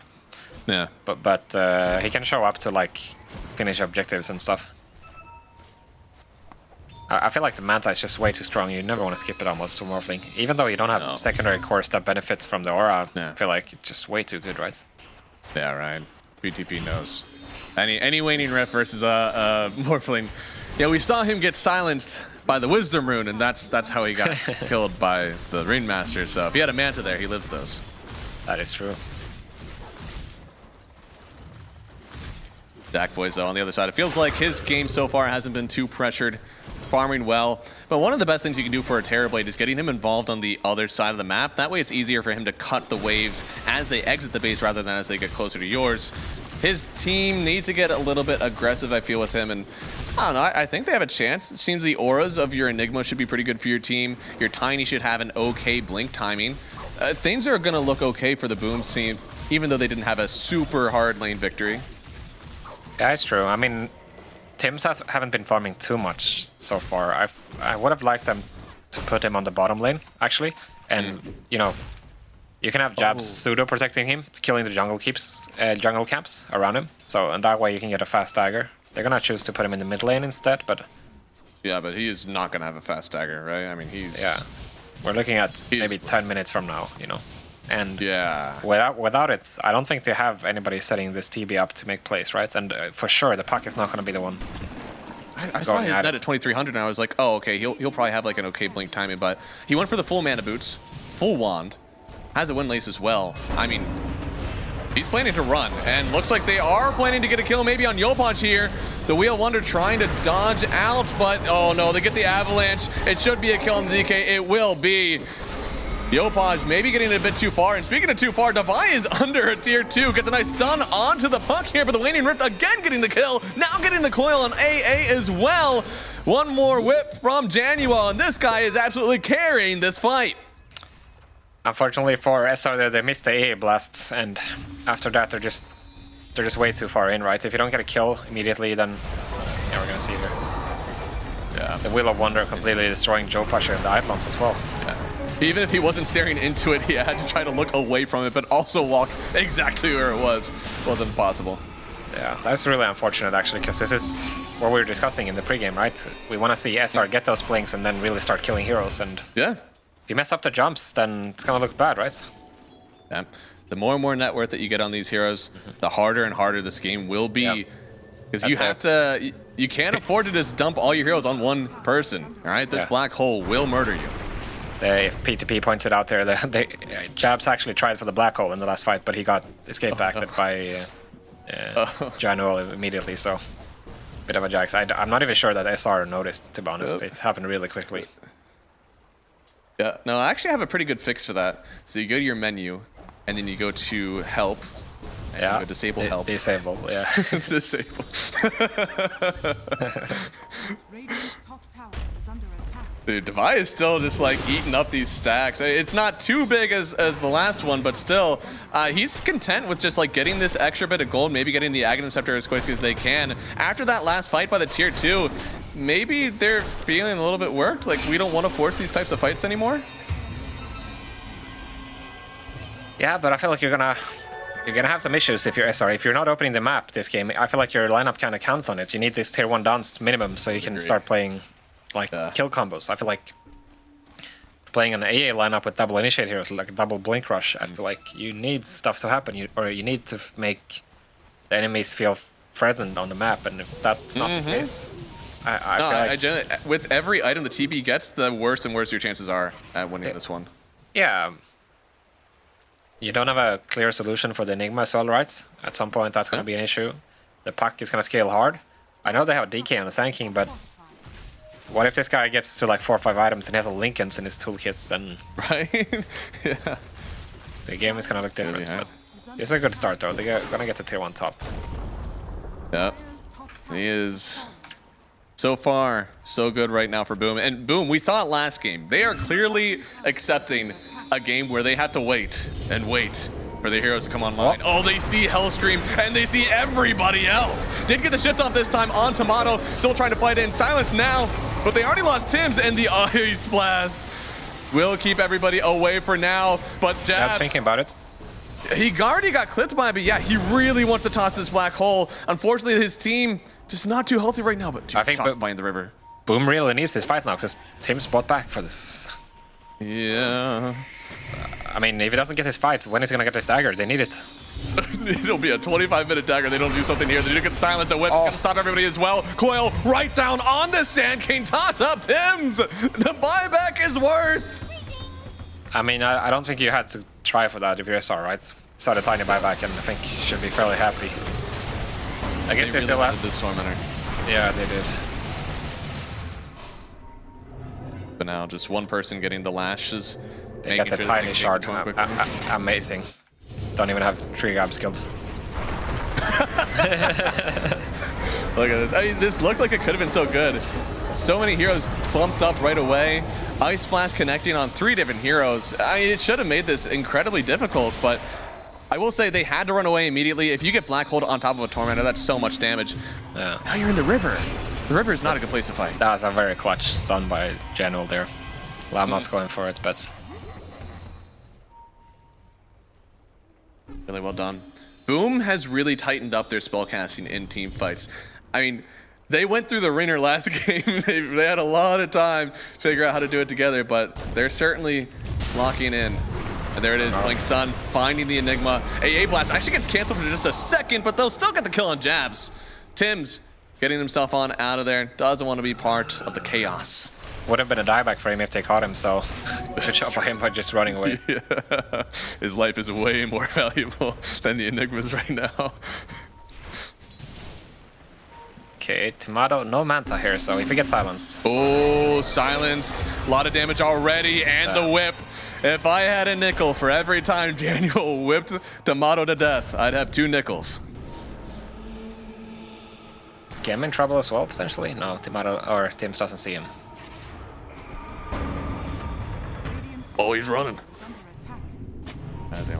It's really hoping so he wouldn't have far, stagger at this Armel point. is really running the map. Look at this again. Another kill for him. Taking out the carry of Shopify, taking out a Pause 5, and finally coming over to see where Devi has been living all this time. What's going on over here? Dire's bottom tower is under attack. Radiant's top tower is under Yeah, I feel like Shopify really needs to find a way to use their spells, right? Like, get a kill or two. It's been really quiet for them for the last 5 or 7 minutes. It has, and all the meanwhile, boom, they're getting some really good net worth. After this buyback, Tiny has gotten a lot of net. They will kill him, die back down for 60 seconds. It's a long time to be without your Tiny, but yeah, he still doesn't have the blink. It's gonna be a very slow blink, man. It's gonna be like 22, 23 minutes even. This is crazy because he is the most farmed support right now. It's just, he's got the Windlace, the full mana boots, the full wand. This is a lot more gold. I mean, even taking away the 250 gold you have on this full wand, you're very close to your blink. I mean, it's the shard, man. He has so much gold. Oh, that's true, yeah. And he has the shard without the tree grab skilled. Man, you gotta start hitting away, man. That's a free farm. That's actually another part of why Tiny 4 is not so good, right? The shard being so bad, right? That does nothing. So what you're saying is he should just like not go for the blink. You just queue up the Echo Saber. You know, if you consider that, if you knew this, if you're SR, like, Boom commits for this Tormy, they buy back. And you know that the Tiny is gonna get the shard. You don't give a shit, like right? Just let him waste their time. Yeah, I mean, the 2 shards you get, right, are the Tiny Shard or the Spotlight. And Spotlight isn't bad. Yeah. But it's definitely not, like, game-changing. I think the only thing, like, Sand King obviously doesn't love it. That's true. But still, it's definitely not a, you know, Slark Shard or something that, like, genuinely changes the way that you're going to take these fights. Yeah, exactly. Hype finished for Jabs now. He's had it for a while, actually, but that's going to help a lot. I guess that's why, or part of the reason why SR don't really feel confident. Yeah. Because now your puck might survive and initiate from the DK, right? Mm-hmm. The Ice Blast is not going to do much, same with the Sand King, so... Enigma has done a great job. He's enabling the rest of the team to be super tanky, so he doesn't have to show first. Now Daniel is going to get himself boxed up. But on the other side, they did find the puck for a second there. Does get the coil off. It's on 2, but they still aren't able to take this fight just yet. The Ice Blast keeping them away for now. See the power off. Oh, there he is. He's back in. No more Ice Blast. Wanted to get the kill here. Maybe gonna get the Hell Scream. No, he gets the Vi instead. Now on the other side, they're looking to still take this fight. Does he want to pop the black hole? He does. Bringing him right up onto the high ground. There's no cancel for him. But Tomato, he did get the strength shift off, so he's fine for now. Armel's still the one that's trying to dance around this fight. Invis rune for the TK, but it's not enough. He'll still fall. And boom, man. They are so crisp in these team fights. Yeah, I mean, they're just able to out-sustain so hard with this pipe, right? And escape act as well from Januel. Oh, Blink. Oh, I didn't see him. Or? I think he sees him. No. Radiant's middle tower is under attack. Radiant's middle Almost had him. With the Atos, it's still very hard there, but yeah, really well done there from Boom. Waiting as long as they needed to get that black hole. And you can see how much Puck is able to dance in these fights as well. Even without the coil, there's not a whole lot of stuns if the Muerta doesn't feel comfortable dropping the silence down. Yeah, and also the pipe, right? It changes the way Armel can play so much, just based on the fact that he has this 400 magic damage barrier. Like, if they ever want to commit on him, they need everything through this to get through this pipe, and if all of the stuns are out there, like you said, then they can't finish him. See here? It's tanking like almost a full FP, right? Yep. Doesn't really bother him. Crazy. Crazily well done there. Roche also coming through the middle of this kind of made it so nobody wanted to step in front of him, but look at the Puck reinitiation, man. Getting the Waning Rift plus the Orb, just taking down Divine. Maybe he wants to copy the build that we saw Japs go for last time, more tank than damage. Unfortunate for Tomato, he actually gets pulled back up to the high ground there with the black hole. But Yopaj is the one that ends up dying here. Tomato ends up getting away. I mean, even with the Invis rune, just way too much damage tracking down here from Boom.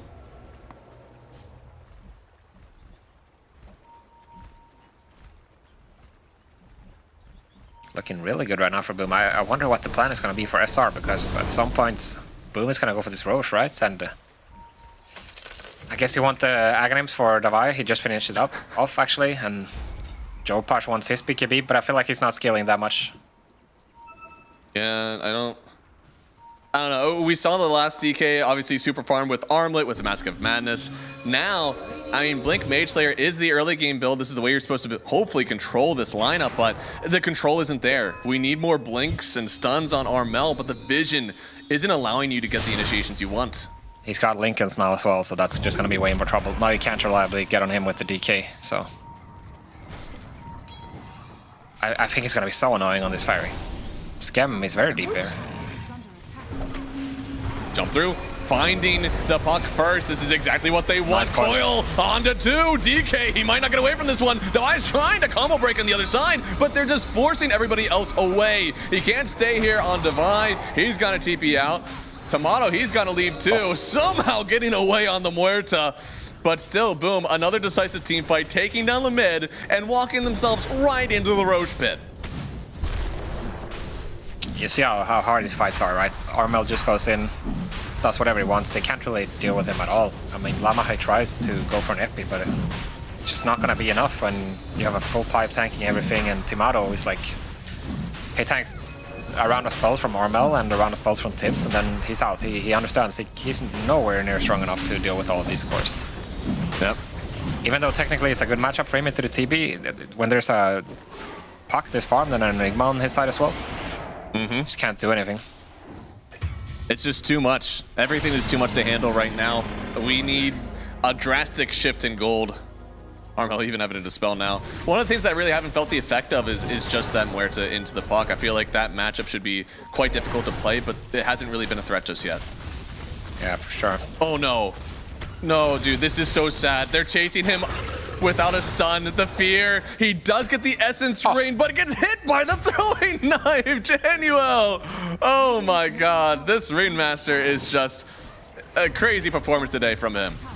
Yeah, super well done over like this whole game, really. Like ever since the snipe on Tomato, he's been doing everything, right? Feeling it. He's definitely feeling it. They're gonna take 2 tier 2s simultaneously here, and I don't think there's gonna be a significant trade for Shopify, right? Tomato, no way he's gonna go hit a tier 2 at this point at the top. It's a really good use of the word simultaneously. Thank you. You know, sometimes it's two things happening at the same time. Some people, you know, they don't use it like that. This was good though. Now they go right around, maybe setting themselves up for a tier 2 here. And Shopify, like, what are they supposed to do about this? You kind of have to watch these fall. Your Sand King can't stand in front of it. And it's barely getting any farm on Tomato as well. It's tough, right? I feel like you still have to try to fight them. So maybe you wait out this Aegis at this point, but I mean, you're gonna have to team spirit it up a bit, you know, like camp a hill ward and you know, clutch it out. I feel like the answer is not easy, but you're gonna have to really clutch it. I think, yeah, Boom is gonna at least poke Tiger here. Llama has a pretty interesting angle. It does. You need the vision to get this done, right? Oh. He's just gonna hold. Never mind. I think this is better than trying to force a fight here. Yeah. Interesting spots from Joe Push. Pretty good. Kill this camp, kill another wave, and then TP out. That's almost gonna waste BKB. So what's the item wish list? He's getting the BKB now. He is perfect when it comes to either stunning him or murking him with magical damage. But what's next? Should he go into more of a physical damage build? Should he go into like a Hurricane Pike for more mobility? Maybe an Orchid? Like what does he need to do? Yeah, I wouldn't mind the Orchid actually. I think you need to scale, but you also need a solution for this Lincolns on the puck, right? So yeah. I wouldn't mind Orchid. I think the problem with this build on DK sometimes is when you go Blink Mage Slayer, you don't farm that fast, and you're always gonna need a BKB of this hero, right? Yeah. So, I mean, we see it already. He's falling behind, right? And you're gonna need a lot more. Because otherwise, if the DK is not a threat, then you can reserve the Black Hole every single time for Tomato, right? And then he's not gonna feel comfortable. Oh, staring at the wheel and look at Jackie. He takes down everybody in his path. This is one farm TB. And he's got the Scotty. This is the dangerous timing that I was thinking of because you've got to dump bodies on this guy to get the kill. And man, Enigma will be waiting in the wing for the perfect initiation if you're trying to jump on him. Januel is really good at you know, forcing enemies to move into the Wheel of Wonder with his what is called. Oh, immediately broken on the smoke. They just both blink behind each other, but the BKB already out from Jazz. He wants to get a nice black hole, but now with no BKB, maybe things are open here. Jump through from Tomato, but a nice Yules from Tim's. He'll finally dive, and now he's in the river. Needs some help. He's all strength with the Scotty. Too much work. Tomato, can he actually get away from this one? The sun will finally connect onto this Terror Blade. He's silenced, but the box, it keeps him alive for now. He won't get the Sunder off. They're working through the magic damage. He feared, but he'll die the first time. Just barely getting the kill. I think 1 damage over what they needed, but Jackie, he still has another life. They did end up killing the Morphlane, and they may go high ground. Yeah. Holy shit. I mean, Tim's did so well in that fight, right? He held the Yules for so long, making sure that Tomato had to overcommit with his waveform, and then Jackie, he just has Aegis, right? He's able to tank through everything. Now there's no Epicenter, there's no DK form, no Morphling. I don't know how he stops him. Yeah, it's too much.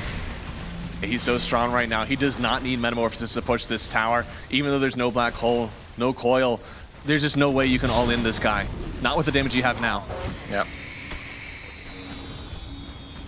I mean, maybe they can hold. Maybe one of the racks. Maybe racks? Yeah. Not the tower, though. You can see, like, even though the Morphling was behind, he is still doing damage.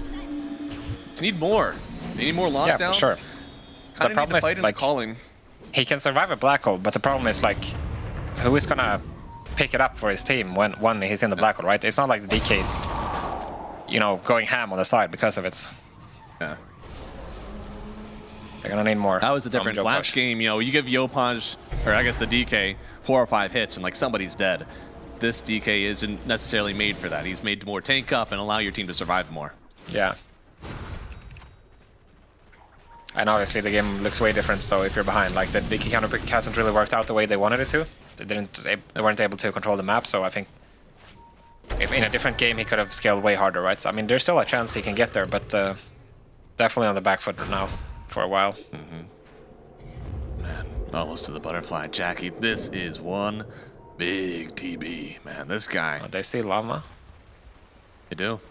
Under Sentry as well. He's trying to get a BKB. Still a good bit away. He's actually just evacuating. He does not want to be caught out.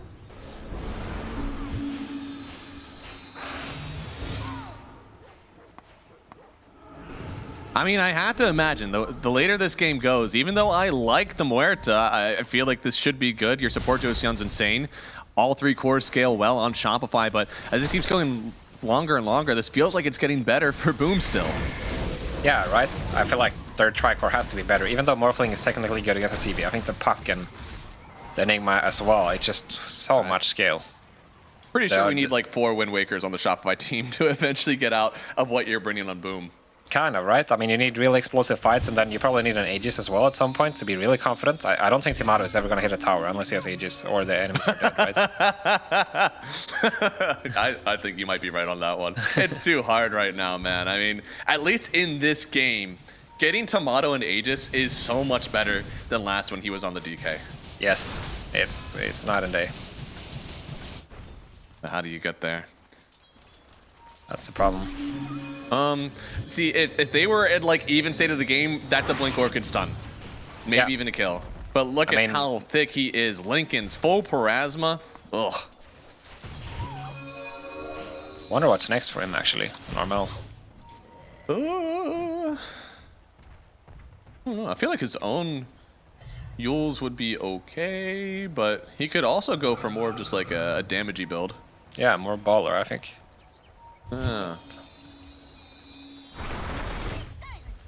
He's a Grandmaster Puck, so I'm sure he's seen it all. Yeah, I was going to say, I think Aghanim with the Parasma would be really nice. Yeah. If you're going to go for more damage. If you do think you just need to survive, it would be Wind Wakers or Yules. Radiant's bottom tower is under attack. They got a pretty good angle on Normal here. Oh, they do. Jump through. Daniel, he is a huge pickoff for them. Yeah, no nice buyback. Kill there from Yopunch, even getting a kill streak for it. And now on the other side, he finds Tim somehow on Timato. Yule's up. Tim's got to get away from this one. Blink in a few seconds still. It looks like he does get it, but Yopunch still chasing forward. On the other side, there's a big fight going down. Devi having to pop the epicenter just to keep people away from him, and it's not enough. The TB Illusions will do the job, and Armel, he still ends up falling. He trades for the black hole on Timato. It's 1-for-1 trades all over. Scam will try to TP away, but the Yules from Tim's, at the end of the day, it's still Boom who comes out on top. They keep their Tiny, they keep their TB, and he's gonna run it down bot lane. You can see the difference that Scotty makes against Timato. He actually dies inside the black hole, which wasn't the case before. It's so important. Everything is so good about the Scotty on the TB already, giving you that extra tank ability, giving you your illusions, that extra slow as well to chase down supports. But yeah, mix it in with this Morphling, it is just dominant. Yeah, they were able to get Armel in that fight, but it didn't matter, right? It's like Enigma is too brutal for the Morphs to deal with. Oh no. Yopunch's courier died. That was the Orchid. Oh no. Feels bad, man. Yeah, and they bought back on Schem to help try to defend these towers, but Jackie, he's just running it down. They will not be taking this game late. They want it to end immediately. Jump stun though, finding the Tiny here, still locked up for a second once the box ends. Maybe they still want to get this kill, but it's dangerous to run forward here. You're not in control. Big fear coming out from the Muerta as well. The Thunder from Jackie, and then they drop the wheel to get everybody alone. No, they can't even get the Tiny in their base. They were able to protect their Millerax though, which is good. They ended up losing just one of the lanes, but still issues ahead, right? There's a Roshan, you gotta contest it. Absolutely. This was a nice start to it, right? I mean, you'd think on Shopify this is the beginning of a beautiful, beautiful thing. It's like the perfect start, to be honest. You get the Ringmaster, but unfortunately they can't get Tim's here. They get a bit tunnel vision in him, right? Llama is gonna end up getting jumped here by Armel. Oh, they just left Devi. I see. Okay, he had already taken so much damage by the time that this happened that just the TB illusions were more than enough. Ah, man. A little bit disconnected still from Shopify, and there it is. A beautiful black hole. No shift coming out from Timato here, even though that's the morph that you want. You want to morph into the TB, get yourself your own metamorphosis. This wasn't enough. Missed Ice Blast now, and you kind of need it, right? To contest this Roshan. It's 40 seconds. Yeah. He does have metamorphosis available. And this finish with Tim's. He can tank a lot now. Ooh, I should see that there was just an illusion in there at least. They're still hesitating about the Roshan on Boom, knowing that there's no Ice The team Blast. fight for Shopify is still pretty good. There is an Axe on Huerta, so like, she's just jumping so much stun, so much fear. Hellscream, if he's able to stay alive in these, it could be good still. Tim's, he's going to break on the high ground, sending some illusions down first. But the puck might even just come up. He's got a Lincoln's. Armel's not too scared.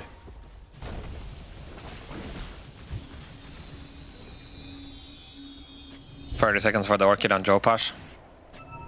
And you know they want to wait for it, but they've already wrapped around. In fact, it's just another courier that might die here on Shopify. I know, hey, the courier somehow gets in. Tim's blinks forward. Roshan is already down to 2/5 HP. Actually, he is very low, but nobody's committing just yet. Meanwhile, the Shopify base is getting pushed in mid lane. They're waiting. Boom are just waiting. You either go for this Roche or you lose your base. Which one do you want, Shopify? How do you do it though if you're Boom right now, or if you're Shopify right now? I feel like it's so hard to hit the Roshan. Yeah. Armel's gonna cut the wave. Back, he can't leave Roche. He even cut another wave. They don't even want to commit Boom. They have all control over the waves. They will sit here. They will wait. It is up to Shopify to confirm what you want to do. Interesting TP right now. Watch, TP's on the other side. He's alone though. Completely alone. This is spooky. He goes up the high ground. Blinks. Get them on the Terrorblade, but team needs to get in with this one. Skip already took so much damage. They're going on to this Tim's instead. Gone off his save with the Aeon Disc, and now Divine Llama bombing the BKB. They may be able to kill Tim's. That is your full epicenter down for the support. Is it worth? They got the Sun on the TB now. This guy takes so much physical damage. You can't kill him with just that. And now this is control for Boom. They have the vision here. You've already lost Hellscream as well, thanks to the puck. Shopify, I don't know if you can fight this. Timato is going though.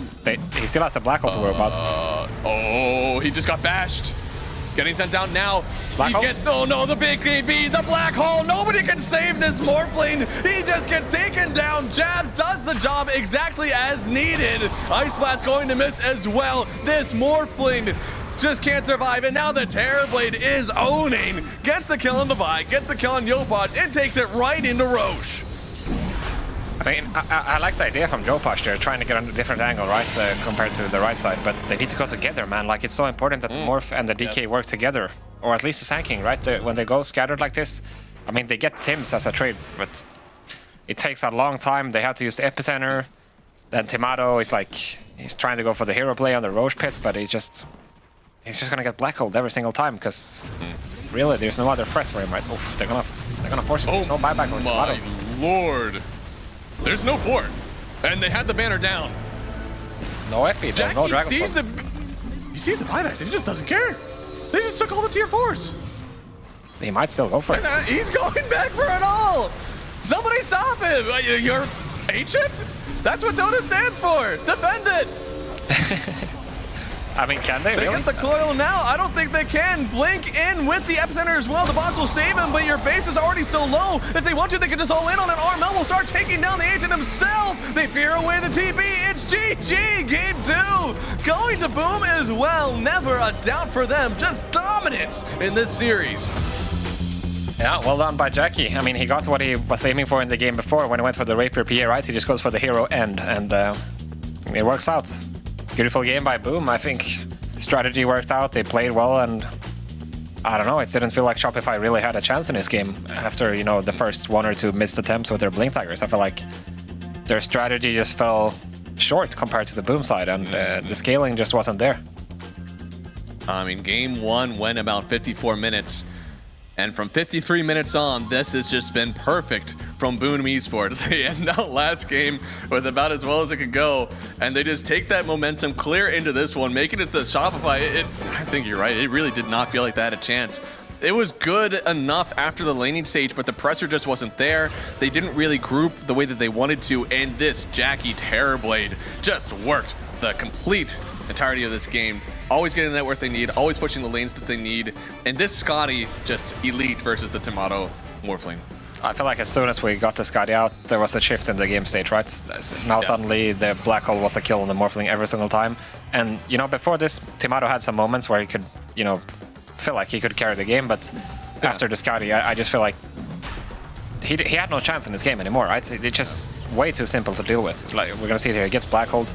They even get the stun onto Jackie here, but you see Tomato can't survive against a Scouty Black Hole.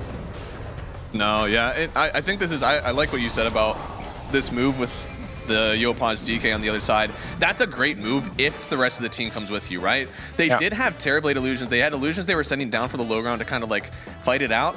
For all Boom would have known, maybe you're smoked. They didn't toss out a scan to find Yopaj, so, I mean, hell, even if you just leave one hero over there and smoke the other 4, I think that would have looked a lot better for them, but instead, really disconnected overall. Armel definitely just turned up this game, ran across the map, creating so much space, and I tell you what, this was a hard one to play if you're Shopify. Yeah, for sure. And also, I like that you mentioned Armel. Like, he had a really successful laning stage. They didn't get a tier 1 with his DK for a very long time. He was basically dead even in terms of CS, and this is not supposed to be an easy puck game, right? I think that is the upside of picking your DK like this, a hero that doesn't necessarily scale as hard from the mid lane. It's not one of the S-tier heroes. It's kind of like a counterpick to the puck, but it didn't work out in this sense, and when that happens and the move fails as well, it's just gonna look hard, right? You're playing this morph into Enigma, puck, and a TB. It's way too much. There's so much going on, right? Like, there's so much lockdown. They didn't have a BKB cancel for the Black Hole as well, so it's really difficult to all in. And I believe we do have an interview coming for you guys very soon. We have Jackie coming up from Boom Esports. What are we gonna ask? I mean, I guess we can ask about the Rapier. Why was it? That's true. Why did he feel like he was warranted in this position? Why did you want to win the game against a DK with Rapier instead of DK without Rapier? Right. Because at that point in the game, they already had a team wipe, right? They went for the enemy racks, but they didn't seem like they were going to end at that point. Maybe he thought they were going to end, but from the outside, that certainly didn't look like it, right? Yeah. It's definitely a gamble. And then, I mean, this draft felt a lot cleaner for them. I wonder if there was anything that they really changed. But I think we do have him here with us. We're going to go to the interview with Jackie from Boom. Jackie, how are you doing? Yep, good. Congratulations on the 2-0. I know game 1, you guys never had a doubt. It was always in your hands. So in that game 1, I mean, did you feel a lot of pressure? Because your team looked down for a good portion of it. What did you guys have to do to really grab that one back? It's not really pressure, but it's like the game is so intense, right? Then you just talk about the timing, the team fight, like how to start the fight, right? Something like that. When we get item, yeah, that's the ones that we turn the comeback fight, I think. Yeah. Definitely makes sense. You could tell that whenever there was, like, I felt like your team fight was really on point, and you were very disciplined about when you should fight and when not. Like, it was clear that you were fighting in your base, not in like the jungle or the river. Was that something you discussed as well, where you're gonna take the fights, or just more so how, which spells and whatever? Yeah, and also because they want to keep forcing Haiga also when the DK is strong. So yeah, we need to fight there, unless, I mean, yeah. Makes sense. Okay, I wanted to ask about the Rapier. You bought it when you went for the enemy mid barracks. Was that like, were you gonna try to end with the Rapier, or was that something you just felt like you need regardless? Yeah, we try to end, then maybe the storm buyback, then it's look really hard, then we just get out. Yeah, at first we want to end when I buy DY, and it's because I cannot fight the DK also, so I just decide to buy the DY. Yeah. You ended up fighting it without it anyways. That last fight, a crazy fight for you guys, very entertaining to watch. I would have hated to be in it. That sounds way too stressful for me. But for you guys, you actually ended up killing the DK after he got your Rapier, after your team had bought back everybody in that fight. Like, you guys ended up actually doing it all without that damage. Did you think you were, after that buyback, after DK picked up the Rapier, did you think you guys were still able to win that fight? Yeah, because if I'm not buying back there, we're gonna lose the game. So we should just fight there, just all in, I think, that time. Nice. Yeah. Well, game 2 was completely different. You guys were kind of back and forth a little bit in game 1, but then game 2, it seems like you guys figured out a lot. Do you think game 2 was more of a draft change or a change in your play style? Game 2, usually maybe not really about the drafting. It's just we doing well on the laning. Then, yeah, we just doing well the laning. Then on 3 of them on my team, they keep being together. that connect each other. Yeah. Yeah. Good cohesion. Well, you guys are 5-3 now. You're solidifying yourself at the top of the bracket. And you still have some pretty good teams to play. You got Liquid, you got Bet Boom, and you have Nigma. Who are you most scared of, or I guess you think might be the hardest challenge here as you get into the rest of your games? Bet Boom, Nigma, Liquid, right? Maybe Nigma. They are really fast. Interesting. Yeah. They're also sitting at 5-3. I mean, there's not a whole lot of separation in your group right now. It still feels like anybody can make it through, but you guys played a wonderful series, man. I'm so happy you guys pulled out that last victory as well. So congratulations on the 2-0. Best of luck in the rest of your series. Thank you. Man, you were on the dot. That was a rapier to end the game. Yeah. It just didn't end up working out. That was a good call. I had a feeling, right? It didn't seem like a desperation rapier because he bought it post team fight, right? Yeah. That's crazy. I'm surprised that he was like, I didn't think I could fight the DK without it, because the one time that you did fight the DK, it was when he had the rapier. So like technically, yes, you couldn't fight it without it, but it wasn't on you. It was a really good team fight from them at the end of it. I mean, sometimes the game is way different when you're in it compared to when you're watching from the outside. The reads, and you have teammates telling you things and whatever. Like, it's impossible. You're gonna catch everything that happens in the game, right? So you're gonna have to trust what you feel and what your teammates is telling you. And I mean, hey, it worked out, right? So I would way rather them win with a rapier purchase like this than them not taking a chance in a hard game, right? Because that was the reality of the game. They were not gonna win unless something great happened. And I think rapier might have been rather have the start. rapier and not need it than need the rapier and not have it. Exactly. And that's why the rapier purchases will spike in the weeks after this. But we have plenty of more Dota ahead of us, guys. That was only our first series of the day. We still have Avalis and Edge coming up next. Edge 2 and 4, Avalis 1 and 5. Somebody's hopefully going to get some wins and propel themselves up this bracket. Any early favorites for this one, Hanskin? I mean, Avalos haven't been doing too hot, right? So I would like to see them do better, but I just feel like something isn't clicking right now for them. I would hope it would change, but not sure. All right, well, we'll find out, guys. Right after this break, we'll be back with Avalis and Team Edge.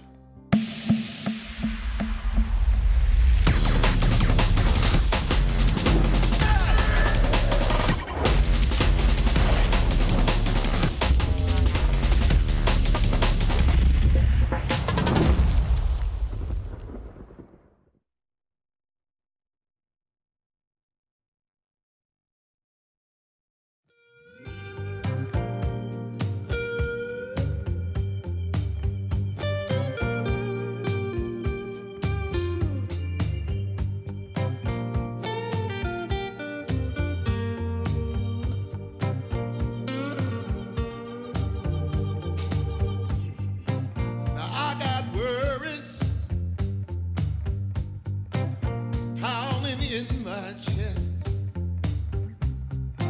it's so hard to sleep, baby.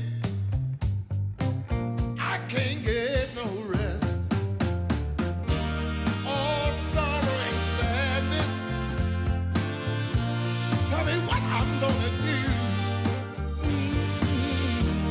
'Cause baby, without you, I'm all wrapped up in blue.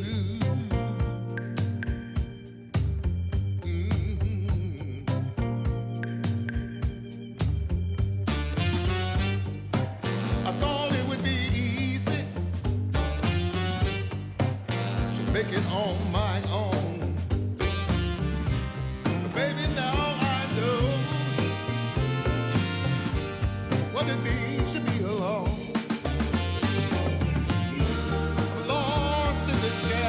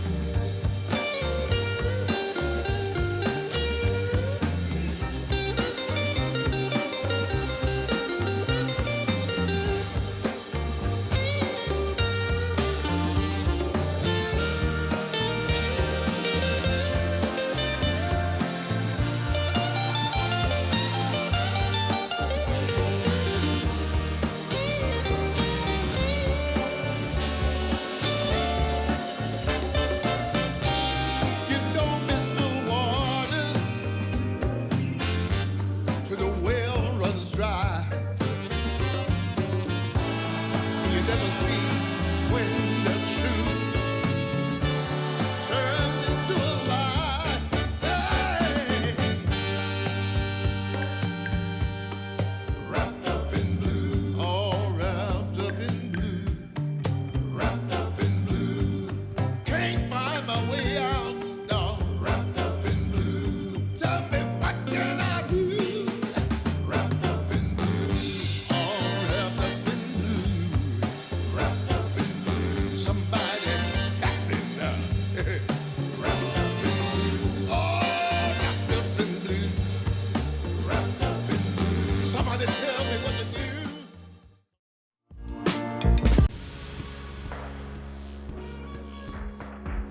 Can we turbo later? We have scrims. So cool. Today was such a green day. So was yesterday, and so will be tomorrow. Guys, do you ever think about losing? Some things have been happening that might be related. I picked the wrong hero in the draft, I forgot when to stack camps, and I stopped skilling raises on SF. No raises? Ugh. I don't know what I can do. You have to go to the real world. Wow. So this is the real world. What's going on? Why is everybody looking at me? What the hell is that on your neck? What are you, a Fortnite gamer or something? It's Dota 2, actually. Dota 2? What the hell is that? Dota players outside? That's impossible.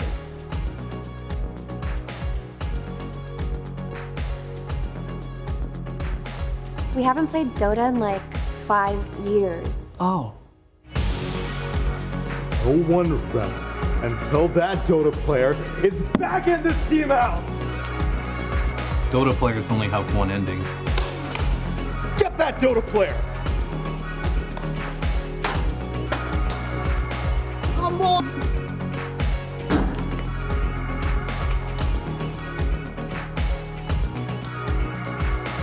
Noob from UA highlights last forever.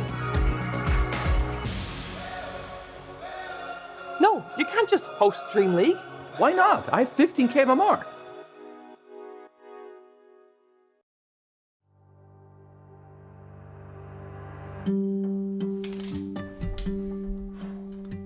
Your test results are back, and I'm afraid it's serious.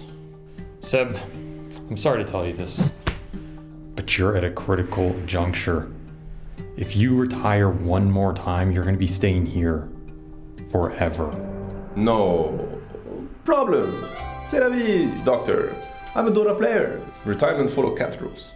I can retire 9 times. Yes, cat rules, everybody knows that, but Seb, how many times have you retired? I'm not really like an analyst player. I'm more of a gut player. Oh, okay. Should we just check your Twitter then? No. Let's not read that. Let's see. There was Quanti Gaming at TI3. They know Aegis is down, and they want to take a fight now. Ben's gonna cut them off on the backline. Cost strength, and where's the Stormhammer? He's stunned the board! Et putain, you stunned the f***ing board? Oh! That one hurts. I haven't won a tournament in 7 years. Could always be talent. Awesome play by Zaya. It was just impressive. No. Nah, man. I can't coach OG right now. I'm with Monkey Freedom Fighters. Wait, what? What do you mean Sing Sing wants to become a streamer? I can see what happens. It's all about discipline and focus. One of my teams. That's it. I retire from retiring. That one doesn't count, right? Like, retire from retirement? Fine. Alright, then there was TI. All my dreams came true. I think I never have to play Dota again. I want TI. I think I never have to play Dota again. I want TI. Again. OG, are you 2-time TI champion? Merci. Is that soy milk? So how many retirement is that? Like 3? Seb, that's your 8th retirement. That's 7 too many. You're down to your last one. If you want my prescription, not that you're probably gonna listen to it, you need to get rid of the stress, no major life changes. Otherwise, I'm gonna have to put you in a room next to Zai. Hello. Doctor, what could happen? One sec. Hello? What's that you said? The baby's coming? Oh, I really have been playing too many pubs. Your son will understand.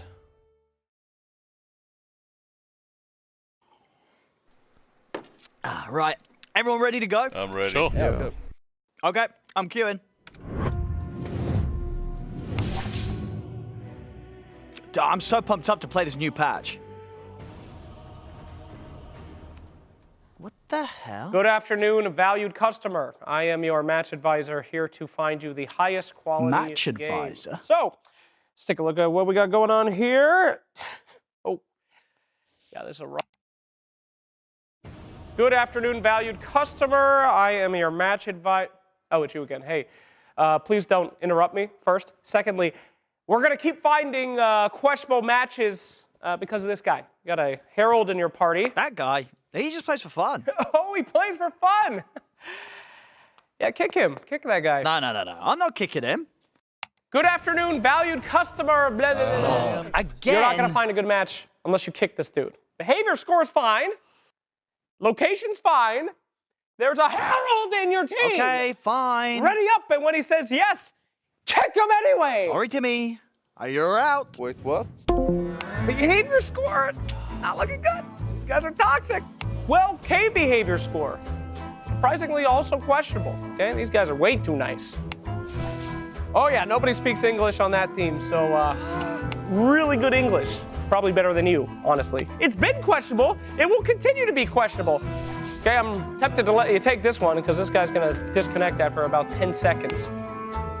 So you wanna waste your time, go nuts. Come on. You wonder where Anna's been? He's been right there in that stack. No! Account buyers. Yeah. That is not a good thing. That is a skip. It's good. It's good. It's ideal. Oh, thank God. I get it. We did it. It's perfect, dude. Click, accept. Ah, for fuck.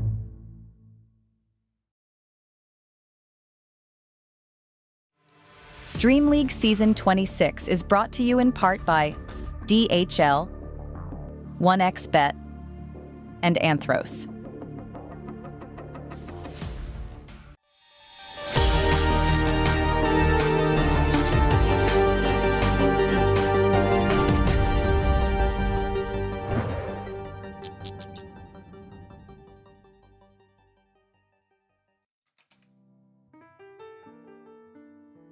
Hello, everybody, and welcome back to DreamLeague Season 26. It's Math and Hanskin. We got ourselves our second series of the day. It's going to be Edge and Avalos. And Hanskin, you and I, we're both Avalos fans, right?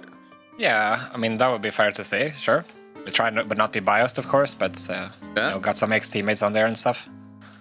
Well, that means we can cope for them, because honestly, I don't know if they are the favorites in this one. Edge right now sitting at 2-4, Avalos sitting at 1-5, and well, unfortunately for Avalos, they got some strong opponents coming up next, but I love their team comp. I feel like they made some good improvements having Desire on this team. I mean, you said even whenever Desire and Mobe came in, it was like, it feels like that chemistry has really helped out this team as a whole.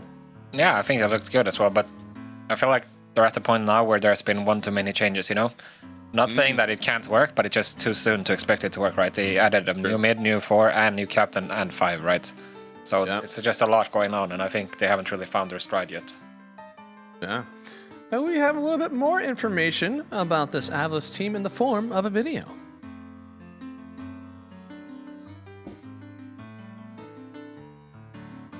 Ever since they formed.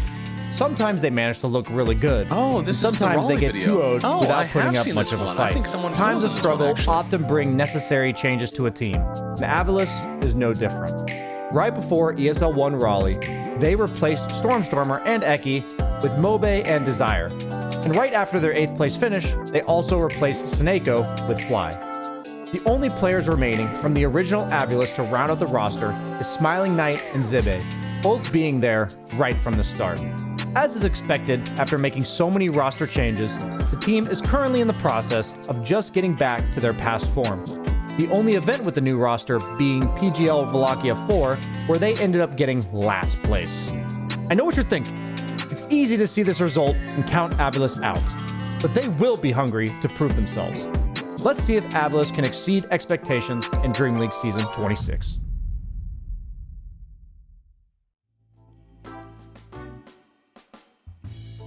Yeah, no, that's a pretty good summary of all of it. They had some good places. Things have gone well for them, but now in this, they got a little bit of ways to catch up. And it's unfortunate because actually both of these teams, both Edge and Avulus, they have yet to face Paravision and Falcons as we move on to these groups. So this is just the first test as it goes to very hard games after this. I mean, they need a minimum 2-0, right? For either team then, probably, right? Essentially, it is mutual destruction if you go 1-1 with this. Yeah, true. So it's actually a very important game for both of these, right? It's both for the momentum and also the score. Yeah, and Edge, they're 2-4 right now, so if they were to get a 2-0, they'd even themselves out. They unfortunately went 0-2 to Game, and who have had a very good group stage so far, and the 0-2 to Yakult Brothers, also sitting at 2nd place in the group. So it's rough, because again, I do think this Group B is kind of group of die because of the pop-off that Na'Vi and Yakult have had on a group that already has Falcons and Perry and Game and who have figured it out. Those are already 6 teams doing very well. Only 4 are really coming forward, so it's hard for Edge, but I do believe, of course, I have a lot of faith in DPMS. He's probably one of my favorite coaches still in the SA region, and we've seen a lot of these guys from Edge, kind of the SA Rejects team, but they've definitely been around for a while, and they have made a name for themselves in other places. Yeah, for sure. And I mean, these guys are great, right? They don't always get the most LAN experience, but just because of, Heroic being there in their region, but they have potential. They're really high skill, and hopefully the momentum they got from this morning's victory has. It's gonna boost them in this series. Yeah, we got to see them yesterday as well. This team, they did have, of course, the 0-2 to the game and team, but again, as you said this morning, they 2-0'd Na'Vi, who had a really strong start to their lineup. And honestly, I think whatever we saw them play versus Yakult Brothers and things didn't go well, it seemed that they kind of deviated from the type of game that we wanted to see from Vitaly. Wanted to see him getting on some Blink Initiators and hopefully kind of commanding the game from there. We got closer to that in Game 2, but then in Game 2 is when there was the Nature's Prophet and the Medusa on the other team. They weren't really able to get the initiations with Pango that they wanted because of the silencer, and things were genuinely really awful, but it seems like they learned from that today. Maybe they're on a roll. Yeah, I would hope so, right? I mean, definitely getting AA helps a lot, but I think some hero adjustments definitely helps, because I noticed they prioritize the tanking way more. Yep. And we see Pyke as well, their ruthless carry player that doesn't fear any risk. None at all. This guy jumps in. Now, we've seen him actually, one of the heroes we love to see him play was the Alchemist. He would get this just huge amount of net worth, go right in for this Blink Dagger, and then kind of just like toss his body in the fights, which was really cool to see with that hero. Now, the carries that we see involved aren't necessarily as much of that kind of space maker, almost like the Duraccio style of just go in, make some chaos, get some damage done, and by the time that your impact is done and felt, even if you die, your team is able to close out the fight. It's not quite like that right now. For sure. I mean, I do like what he played earlier today. He played PA and Sven compared to like Gyrocopter. I feel like it's very different in terms of what you can do for your team and just with your own hero, right? So you can actively take charge of the game compared to just being a centerpiece.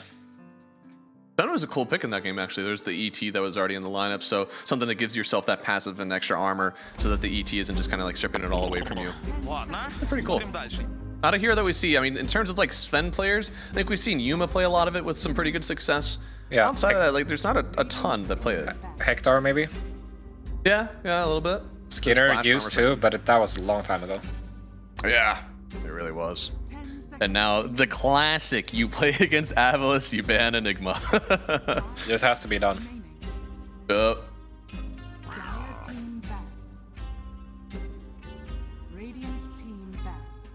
I want to see what Avulus is cooking in this series, because I feel like they have been a bit all over the place, which is, you know, understandable being a new roster. I mean, Fly is the captain. He came into a brand new team, right? It's not always the easiest thing to do.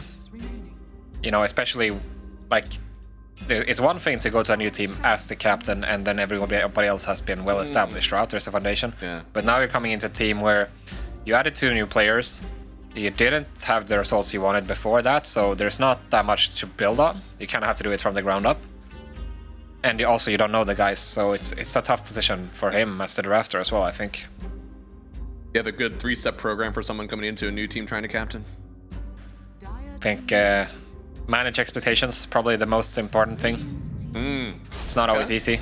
I think building something great takes a lot of time, and you need to give it time to build, you know, understand each other and trust each other, and then the Dota will come through that, I think.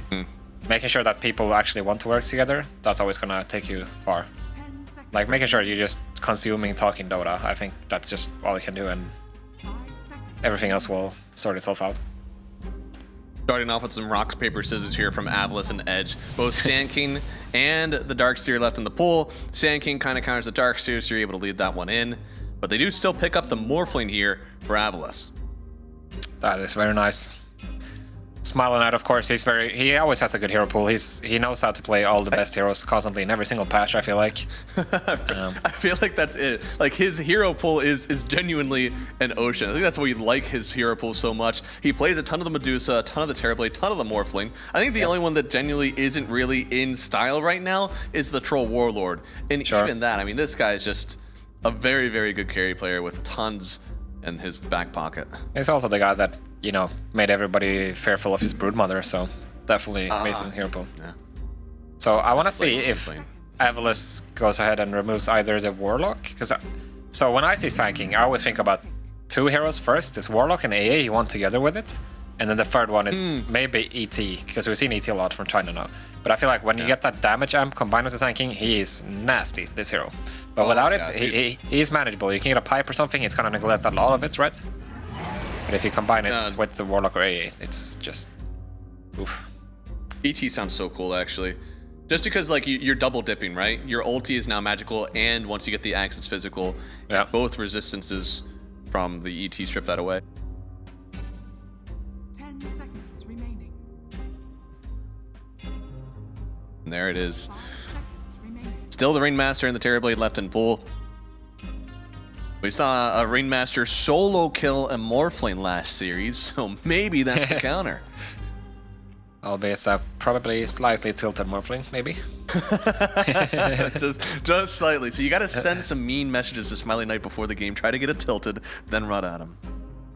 Or maybe he's one of those that, you know, he channels the hate. Oh, that's true. You got to send. Oh, they go for it. Messages. Yo, good call. Let's go. Let's go. I mean, it's a classic morph counter as well, right? But I think it makes a ton of sense with the Sand Yeah. I love the double dipping, right? Like, you're stripping base magic and physical away. Usually, we're only thinking about the base physical because it's agi carries. Taking away that base armor is so nice. But yeah, no. Now with Sand King, you get to hit both of them. All stages of the game, this is a potent duo. For sure. I think they're probably just going to go with the classic support right now. On the 4. Oh, Coddle is in the pool. Wait. So Storm, they have Storm Coddle here, potential? They have a lot Coddle here. I mean, Coddle already on its own, dragging people to and from fights, giving that global presence is already a lot. It's looking good. I mean... Want to play the win rate game? Sure. Coddle. 100. I mean, not too far. It's 70% over 10 games. All right, I mean, bad. It's definitely looking pretty good. Is there even a better hero right now?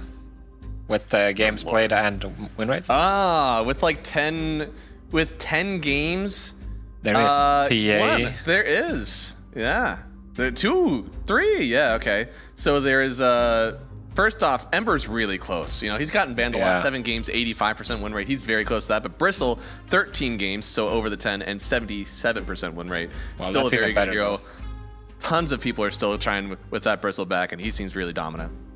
Yeah, I think going with the green facet, I think it just makes us like it's so hard to shut these heroes down, especially the Vanguard Rush heroes right now. Yeah. and just Obviously. offers so much utility with a minus armor everywhere and good laning phase, and you can clear stacks. And I think that's generally the concept you want for offlaners right now. Either you need to be able to clear stacks and jungle early, or you need to be able to do well in lane. And whenever you have a hero that can do both, like Darkseer and BB, they're gonna be good. Some interesting statistics that I'm seeing with this Coddle. Only one game that he has won in Dream League Season 26 so far has been without a Spirit on his team. And that one was with a Medusa and a Bristleback. And every other loss was... Every other win has been with a Spirit. Every other loss has been without a Spirit. Right, that makes sense though. So he's definitely losing if you don't have a Spirit. He's probably not losing if you have one. I mean, it makes sense. Why should you drive a Ferrari if you put a Volkswagen motor in there, you know? That's true. It's all about what's inside. What's inside the draft right now is tons and tons of possibilities. Edge, it already seems like they've checked a lot of boxes in this draft. And I think Avlis, good foresight. We know there is going to be some mobile hero coming with this Coddle. Let's try to get some lockdown, a good quick stun with the Centaur, and you have the Calling to hopefully deal with some Spirit hero. But we even saw in last game, they did a good job of thwarting the Muerta into these mobile heroes. I think you just still go for the Storm, right? Just send it. I don't think Muerta is enough to stop you, right? 1 Atos into silence is not going to be enough. You get the bans to protect it. When you have this Coddle, because the thing is, when you have a Coddle with a Storm, it enables you to just go for almost pure defensive build, right? You don't need to worry about doing damage. You're going to have so much mana, you can stay in the fights for so long, so... And they have it on 18, so they're able to ban to protect as well. Seems like Storm is just it. We've seen a lot of good Storm games, but I could also see an Ember do pretty well. Lots of physical damage. It's just not nearly as good into the Morphling. That's my concern. Yeah. But I mean, otherwise, it makes a lot of sense for their own drafts. I like that. I like that a lot. Yeah. Well, you can go ahead and ban a Puck. And then I almost want to say you don't care about Dragonite, but you might as well ban it if you don't fear anything else. Day 2. Asking for teams to play Huskar. 24 pick when there's no AA in the pool. I actually don't know if Mobe is a Huskar player. Maybe he is. That's true. Mobe is pretty honorable. Yeah, except for his Viper. Except for his Viper. But isn't that used to kill the Huskar players? Isn't that just true. Chaotic good? It's like the... Yeah, I see. We actually just got our first Huskar victory and first Huskar game today, which was Edge versus Navi Jr. 10 seconds remaining. So it's Carry Storm. Go for the mid Huskar. and then you get vipered by Mobe. Yeah. I mean, I really hope it's not going to be DK for Avlos. I really do. I feel like I would agree. The mid DK, it can work, but I feel like you need so much to click, and if that doesn't happen, it's always gonna feel bad. Like you're gonna hit a point in the game, minute 30 to 40, where you feel like, why am I this dragon? You know? Why am I? Oh, they banned the Huskar. Oh, they banned it. No. Oh, Me too, Smiling Knight. Me too. Interesting Luna pick.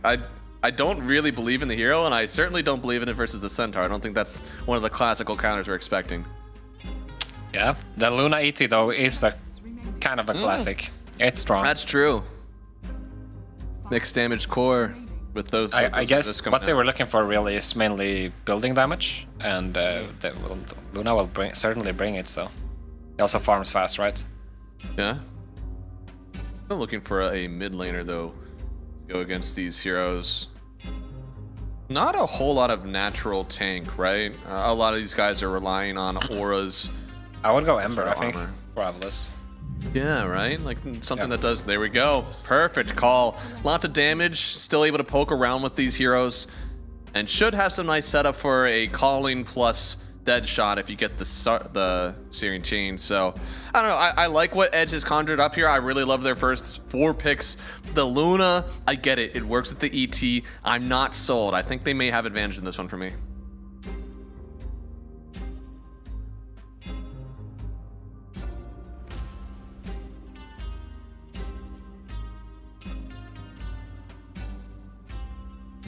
But we'll see. We'll see what they're able to do with this one. I feel like I'm trying my best to not think that like it's a Luna. I don't like the hero, but this is a game where she could thrive. I think this lane also has to go really, really well. Quite difficult sometimes. Luna's so far 0-2 with unfortunately 2 games versus TA. I see. So people are trying to pick this as a TA counter, and it's just not working. I will say one of these times was with an ET, and that was a game that went near 60 minutes. We actually ended up watching that one. It was Shopify and Extreme. They did come back for a second there with the Luna, almost got the game, but at the end of the day, still looked lackluster for me. So am I right for judging this Luna by thinking she's a bad hero off of 2 losses? Yes, because I control the narrative, and I'm telling you that I'm right.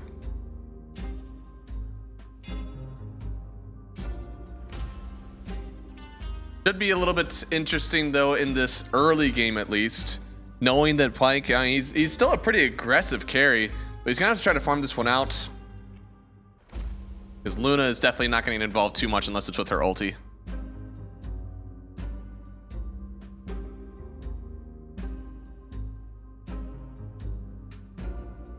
But it looks like for Vitaly, he'll have a good time. Lots of extra damage with Yudomi, getting that extra mana as well from Michael, so should be good for him.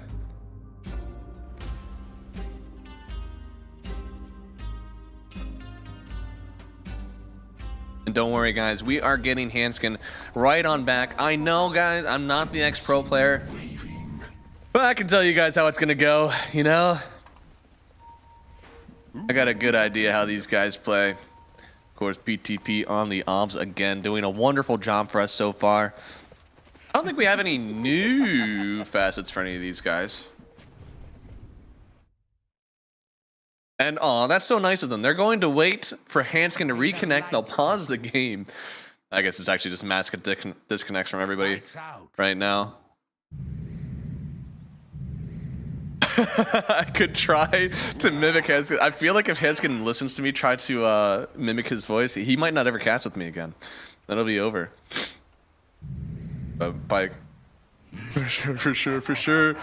Lunar Orbit. Oh, I see. I feel like that's the normal one we see on the Luna. Any cool cosmetics? I guess that is the good question.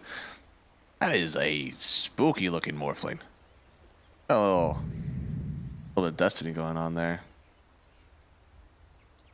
Almost looking like a Drow there for the Muerta. That looks nice. I like it. There we go. That's that style. You may not like it, but this is what peak performance looks like. Okay, well, this is why people shouldn't smoke before the room, okay? What are we supposed to do with this? They're all invisible. I don't know what your cosmetics are. Yeah, we get real close. Looks ground colored. And there it is. Looks like we are unpaused, ready to go. Both teams fighting for a lot here.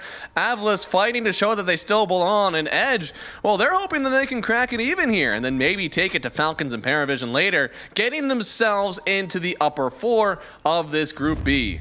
It's a terror group out here. We've got so many heroes, so many good teams that just want to dominate in Group Stage 1. We see Gaiman coming back after a rough start of the year.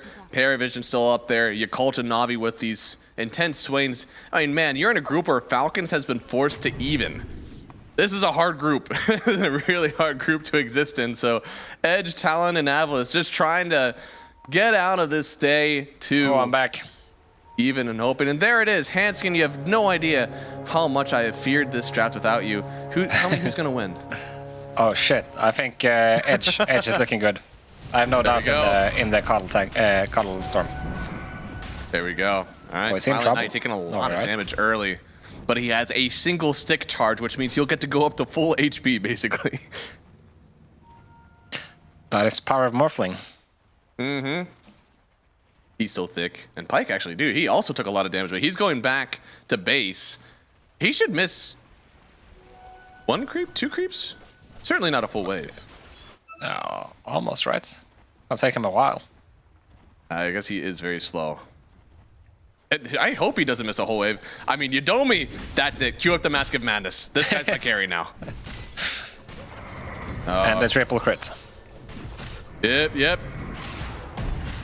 He's trying to make something happen now. Already lost 2 full creeps for Pyke. I mean, we said that this ET lane could be really good. This is the sort of thing that completely throws it on edge, where all of a sudden this Luna's just consistently back on XP and gold. Yeah, and the Centaur gets a bracer for free or something, you know. Yeah. Oh, these little things, they snowball so fast in Dota. It looks like they are still having a really good time then on Avos, making good use of the edge they had early on edge. But Sand King also is struggling a little bit on the CS, it looks like. Maybe just stacking the waves in front of him. Yeah, okay, they're doing some lane shenanigan. This is good. Sand King really needs this against the Morphling. Like, it's not realistic to contest him in the CS department, so better just play for your own game, really. Oh man, Pyke once again taking so much damage, but they are trying to chase down Desire. 1 more second for the stun, but it's not going to be enough damage. And they don't have this resistance strip just yet from Yudomi, so I mean, it's really hard for them to trade into this, and the lane is coming into Zibe, so he's going to be the one benefiting from all this. Now he gets his stun. He landed the double. He gets the fair. But Pyke, yeah, he could still go down here. Gets the stun first, now in the calling, and first blood going to Avlis on Zibe. Could get another one as well. What about second blood? It goes to Desire. And that's going to be Edge really down now in this lane. Another range creep denied. 2 kills is disastrous. That is super... it's not good at all. I mean, just the power of Centaur Muerta, right? Desire ends up going for the calling, which is something... Actually, if you notice Boxy lately, he almost always goes for the passive, the Gunslinger, onto Muerta, just for the pure trading. But obviously, when you can get a double kill, why should you consider the passive, right? Yeah. I mean, this is really good, but something you have to do on these hyper-aggressive Pons 5s, you have to have a pull camp. And look at where it is right now. It is blocked. And Yudomi, he either has to try to pull hard in front of a Muerta with Deadshot. That's hard. He's gonna stack it though if he pulls it. Wait, Desire blocks it? Interesting. I guess because ET getting extra damage stacks. Yeah. But I feel like that's it. It used to be where, you know, the spirit gets completely busted once you drag it through multiple creeps, but it's not really the case anymore. It's like you get way more from heroes nowadays compared to what it used to be. Yeah. That's interesting. And thankfully this mid lane, Pippi is having a really good time versus Mobe. He's owning, dude.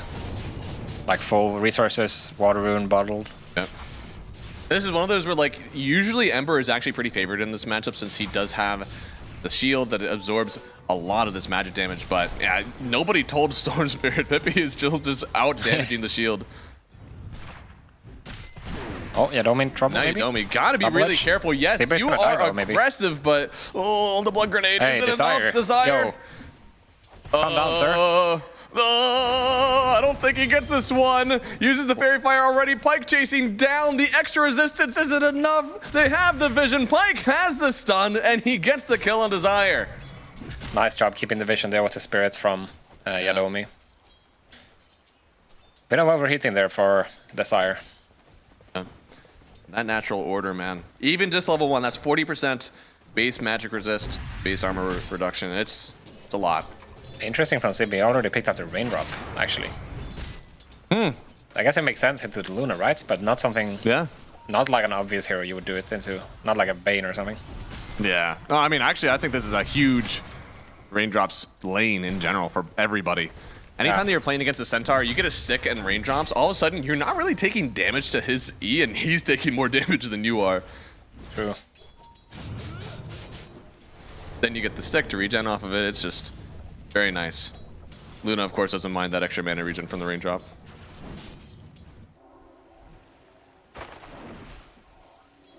Big Go Wand, I don't think... Yeah, okay, she has boots and the raindrop here now.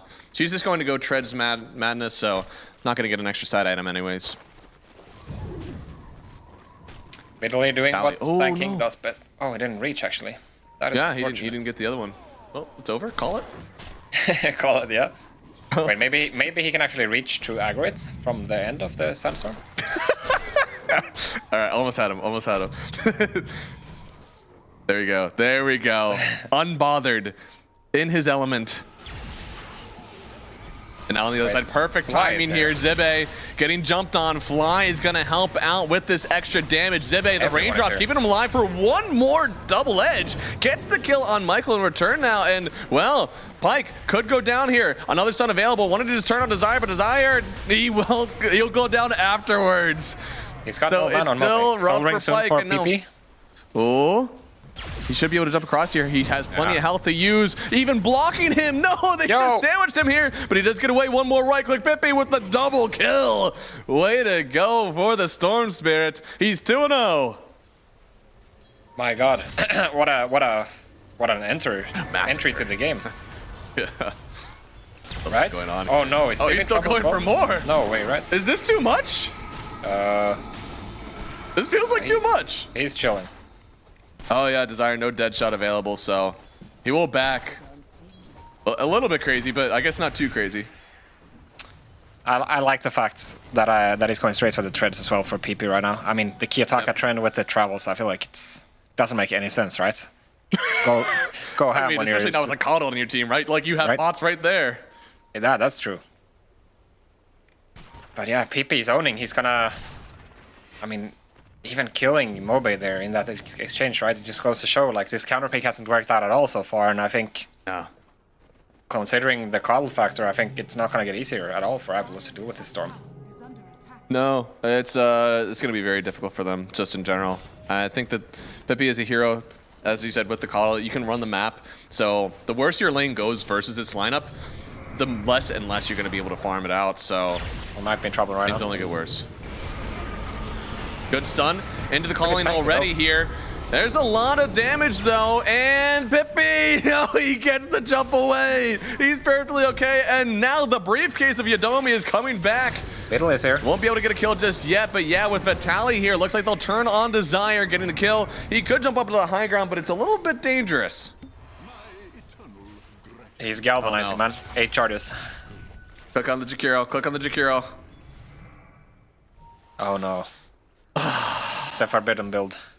Is this like way more, because I know that I was kind of like dogging on Meteor Hammer Medusa, because we saw it lose like 3 games in a row before people really started going all the time, and I was like, I cannot believe this is a build that people are trying. Is this something that is genuinely very popular on Jakiro right now, and I'm just like dogging on it for no reason?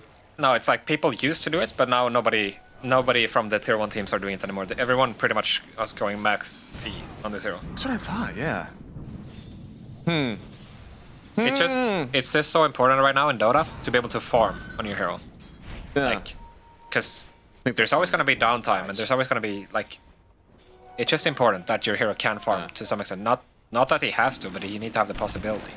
With this build, you're kind of waiting for something to happen. If there's ever downtime in the game, you're just useless, pretty much, with the 1-for-1. Yeah, I think this is another case where I think the Storm Spirit maybe even dies there. I mean, we're talking about the difference between what? 0.25, so 0.5, a half a second of a stun extra with the double hit from Icebreaker, rather than the extra tick damage you get from Liquid Frost, which I think is something like, 200 max damage at the end of it with all the ticks that you get. Like, it's not like you need this. You don't need this crazy stun duration either in the early game. It's like, the game is way more about tier 1 towers, this part of the game. Yeah.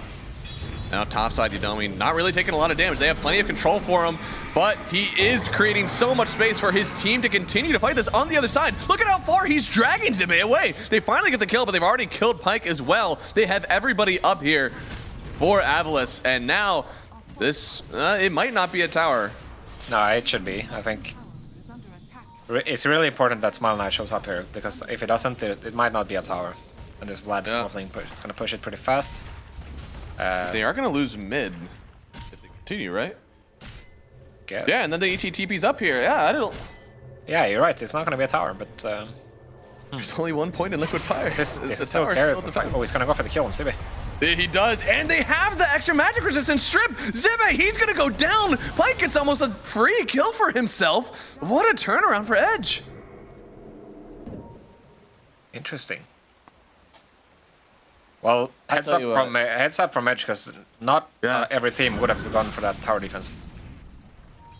Whenever you're going for this safe lane tower, you have to sweep the map. You have to make sure that you have your team still available for somebody to show up. So you can't let there just be people like hanging around by the engine camp up there. They could easily come back and defend. And you have to make sure you're ready for a fight at all times before this tower is dead. Smiling Knight is going way edgy, yeah. As the Storm Spirit shows up, he tries to rip through it, but it's not enough. Pippi is just dominating this one, gets another kill, able to protect Michael as well. Mobay really wants to get another kill out of this one, but I don't think he can. Tried for the slide, wasn't gonna reach. No. They cannot re-engage. He was damn near full HP. Oh my god.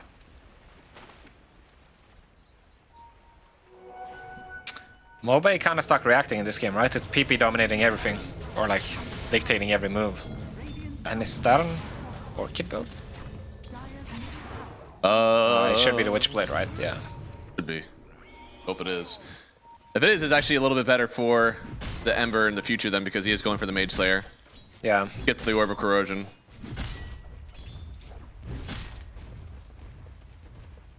Dire's top tower is under attack. Right now, game's starting to stagnate a little bit. Edge, it seems like they're happy with the game state right now. They still have the top tower that they're farming around, but honestly, nobody's lost a tower yet, so I guess both teams have that. Morphline's getting pretty big. Is this something that you're happy with as your Avalanche, just because Smiling Knight is farming up a Storm? I mean, I would say it's a pretty neutral stance, right? No particular team is overly happy or not. The Morph being top 1 net worth is kind of expected. It's just so hard to shut him down, right? If you don't have an Enigma or something like that. I guess I would just be scared, right? Like, you have Storm, Coddle. I feel like you are the one that needs to be making moves right now. And Smiling Knight, every bit of gold that he gets, it's harder and harder to kill him down the line.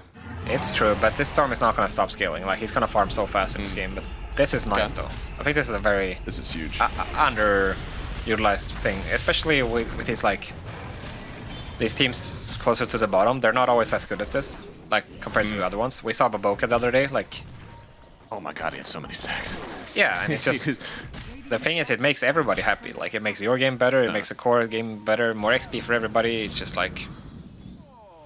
We've had a lot of really good examples of like how supports can genuinely win games. It's like Baboka in that game was winning that game. Like he was going into the mid lane, he was forcing out mid rotations, he was creating havoc, and all the meanwhile while having all those stacks for his team.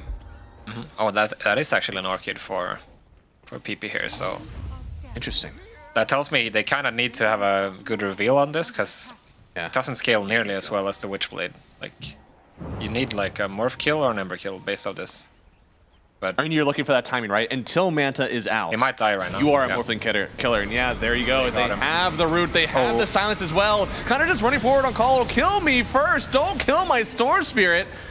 And they can't have both. So they'll just take Michael.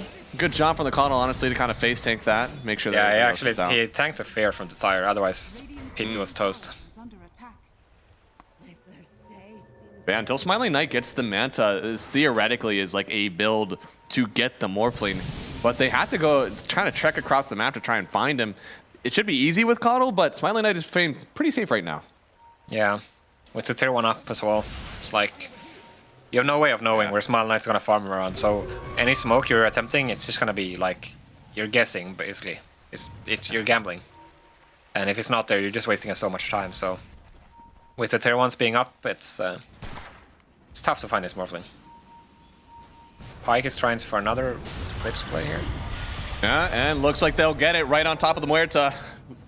No ulti's gonna save you from that. Not sure they want to go on Sibbe here, and I think he realizes. Yeah. Even so, I mean, despite all these moves that Edge are making, Smiling Knight is still getting so much gold out of this one. Yeah. Again, I'm worried that this Orchid timing, I mean, you said it, it's not going to scale. It could fall completely flat once we see this Manta come out. They got to get killed like now.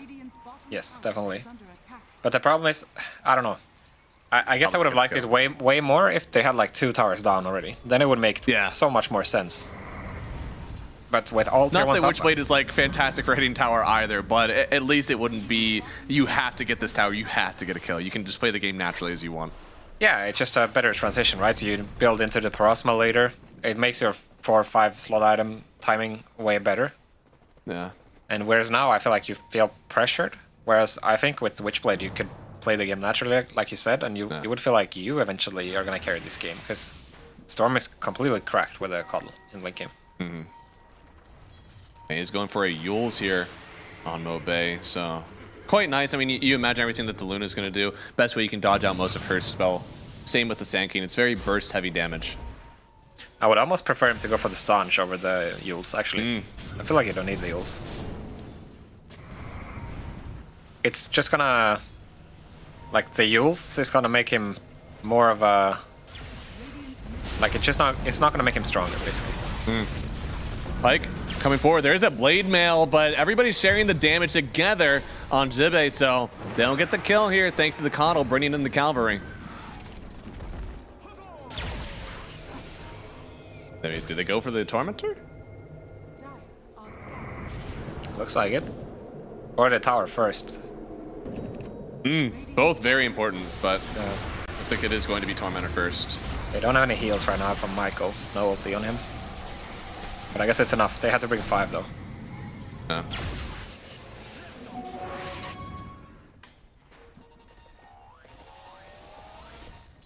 No, I mean, they actually, yeah. Because of the damage they took from Tormentor, they will not commit for this tower. Pretty heads up play actually from Avalos to still move over. Make sure that if you do try to challenge this, they'll be waiting. Yep. Well, he went 3 points in the Dual Breath afterwards. Yeah. I mean, to me, this feels like they're not looking to push, right? If you were looking to push, you get more in your E. If you're not, you're just looking to clear waves and you go for your Q. Yeah. The problem is he's not going to be able to farm as well with this build. No, it's really hard, yeah. So while there's downtime now, while they're not pushing, they're waiting for the Morphling, they're waiting for the Centaur to get their items, right? What is he going to do? Hope that somebody walks into him and gets him the free kill. So he can get I'm sure this tower would be dead with like 2 liquid fires. If right, yeah. I mean, everything scales. The attack slow, the damage, the cooldown, like, it's slightly different from 1 to 4. It helps your creep stay alive longer as well, right? Yeah, right? Like the pushing spell.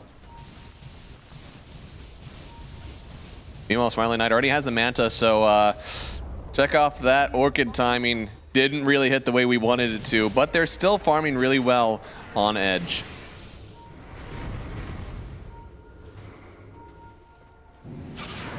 They are setting up to take this tier 1 mid potentially. But it's always a risk right now for the Storm.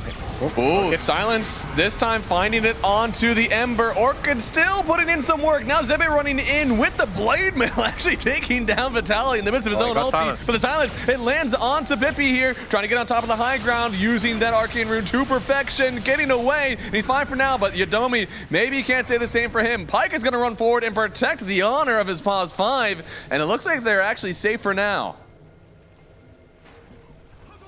Really well done by Edge, but pretty good recovery as well for Avalos, actually. They only lose the Ember, and they were able to get the kill on Vitaly, which is nice. Yeah. Jimmy's a baller. He just ran in with the Blade Mail. Yeah. Tanked all of that Sand King damage, got the kill out of it afterwards. Smile Knight's gonna go for this tower. Obviously, with the Manta now, he feels confident that the Storm cannot frighten him. Oh. That? Oh, Fly in trouble. Yeah. Should go down here. A lot of damage, and they'll get the kill. Thankfully, Smiling Knight still did get the tower, but now with 1 down, Pyke, he's got the Manta. He's going to start pushing the enemy tower. And once again, this is going to be Avalos who used their fortification. Wait, I thought they were for sure going to go for this tower on Edge, right? I thought so as well, though they're not. Seems like a mistake to me. Huh. I guess, did they not see... I guess they may not have any wards top to see everybody moseying around up there. Yeah. I mean, any fight that you show up to, you have a Coddle. You should have the numbers. Yeah. The problem is now you don't get the intel where Avalos are, so now you have to be scared pretty much everywhere. And you almost have to keep sitting this Luna closer to the mid lane if you want this tower, so she can keep sending the Manta illusions at it. But yeah, instead, definitely. They're actually playing very far off the map. Yeah, the problem is they're really scared now, right? Because they don't... When they don't put any significant pressure on the tower... Well, let's see this first. Ooh, should get it. They do. Smiling Knight with the kill. Michael goes down. Yeah. I mean, the point is, like, when you don't put significant pressure on the tower, then you're not forcing any reaction, right, from the enemy team. So you can't do any reads based on that. Like this reaction. Yeah, exactly. So now you know the Morphling is bottom. Okay, you understand. Morphling cannot be in a fight top, for example, right? Or the other way around. Nobody shows up to defend this tower. You know they're playing side lanes because they're obviously dodging you. But when you don't create this scenario, you're not going to have the intel, and then you have to be scared everywhere, pretty much, because you're just guessing. Seems like everybody's just guessing. Even though Edge, they have a pretty good net worth lead. Hasn't really transitioned into the items that they want to fight. Hasn't really transitioned into objectives. They're still only having a bottom tier 1 tower out of this advantage that they've managed to get for themselves. So still really scared to play the map. All the meanwhile, I feel like, again, Avalice, they scale very well in this game with this Morphling, and at least with this Ember getting some more protective items like the Euls. Yeah, for sure. I still would have preferred him to go for the Staunch, though. There's going to be a pipe on the Centaur at some point, right? I feel like you don't need to have this defensive mindset. Like, the Staunch will definitely help him, you know, walk into fights regardless. I feel like Staunch, Mage Slayer plus pipe will certainly be enough for him to go into a fight. And if they want to kill him through that, they're going to have to dump everything, right? And I don't think they're winning a fight if they're dumping everything to the Ember when you already have a giga-jacked Morphling. Yep. Storm trying to keep up with him, though. They're going to smoke. Get something going here for this Edge team. You know they want to take a fight, right? They've sat back for so long. They have very aggressive heroes. They want to ball up. I wonder what this gate is about. Well, I feel like Avalice, they feel like their moves are like so much more crisp. Like, they're making a one-stop, go top, set up for, I suppose, nice fair fight. But yeah, no, now they lock in on the ET. Fly will get one more Ice Path off. He can't get the macro off, but it is a Burrow Epi on top of Mobe. Gonna get the Euls out. Can he get away from this one? One last set of damage, one last application. No, wait, the Mage Slayer is keeping him alive for a while. Pippi trying to get the kill. He'll finally recoup. That was a long survival time for Avalice, and now there it is, the Eclipse going out. Oh, Pippi's gonna pop into the BKB, turn back on Zibe. He doesn't have the Blade Mail available for a bit. He'll go down. Smiling Knight, as big as he is, he's still not getting these kills. He's gotta back away from this one now, as the Storm, yeah, still very potent in this fight. Yeah, I mean, slightly favored trade for Edge there, but nothing crazy, right? No tower loss for Avalice, but yeah, again, I feel like Mobe, sure, he survives based off his Yule, but there's no way he can stick in these fights, right? I feel like he's so weak. It's basically just a face boots Mage Slayer. The Yules doesn't offer anything for him in terms of stats or offensive potential. Honestly, the Essence Ring is what really, you know, kept him in it there. Yeah, I mean, here you see, like, the Yules, it helps, but then after, you know, he's almost dead anyway. Yeah. So much damage to be able to pick it up with that Arcane Rune that he just got.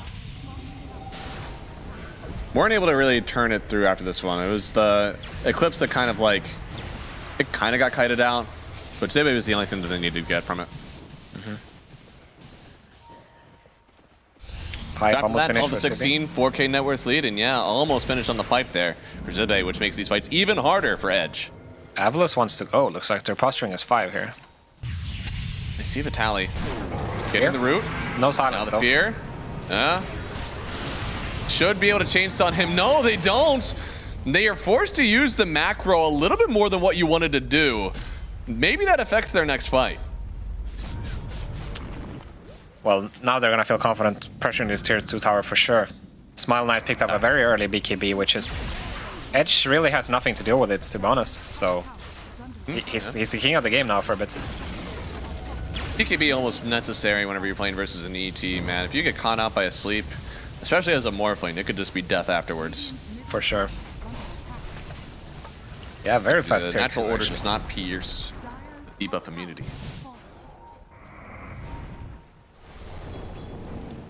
Tier 2 is really good for them. Morphling has been instrumental pressuring the map outside of this stuff. Yeah, sounds like he is going. There we go. S and Y into the Ags. I feel like this is so almost like the tiny like utility build. Like this isn't doing damage. This is just kind of keeping you involved in the fights. It helps you stick on targets. That's what it does. Like you're very hard to kill, and you can get the Mage Slayer continuously out on everybody, and then you know you do your damage with your Flame Guard. It's kind of a vision tool. Oh, gets the sleep follow up. What else can they do another here, though? grab soon on Storm, right? Does. Bobé trying to get away, but I don't think he's going to get to that in Spirit. He doesn't. Our big kill by Pippi. He is owning this game on Storm. 10-0 so far for the Storm Spirit. They're hitting Roche as well, right? Yeah, but... They're coming over on too hard. See anybody else on the map? Macro Pyre down as well. Pippi could do a madman zip. I wouldn't put it past him here. They can still go for this on edge. There's no Mobe.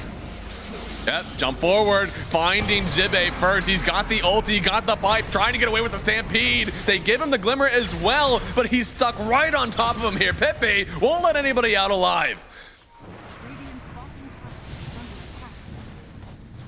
It's not the end of the world for Avalus. They still got the Aegis, but I feel like they were the ones that were really trying to speed up the game at this point, or they should have been, at least with the item timing on Morphling. I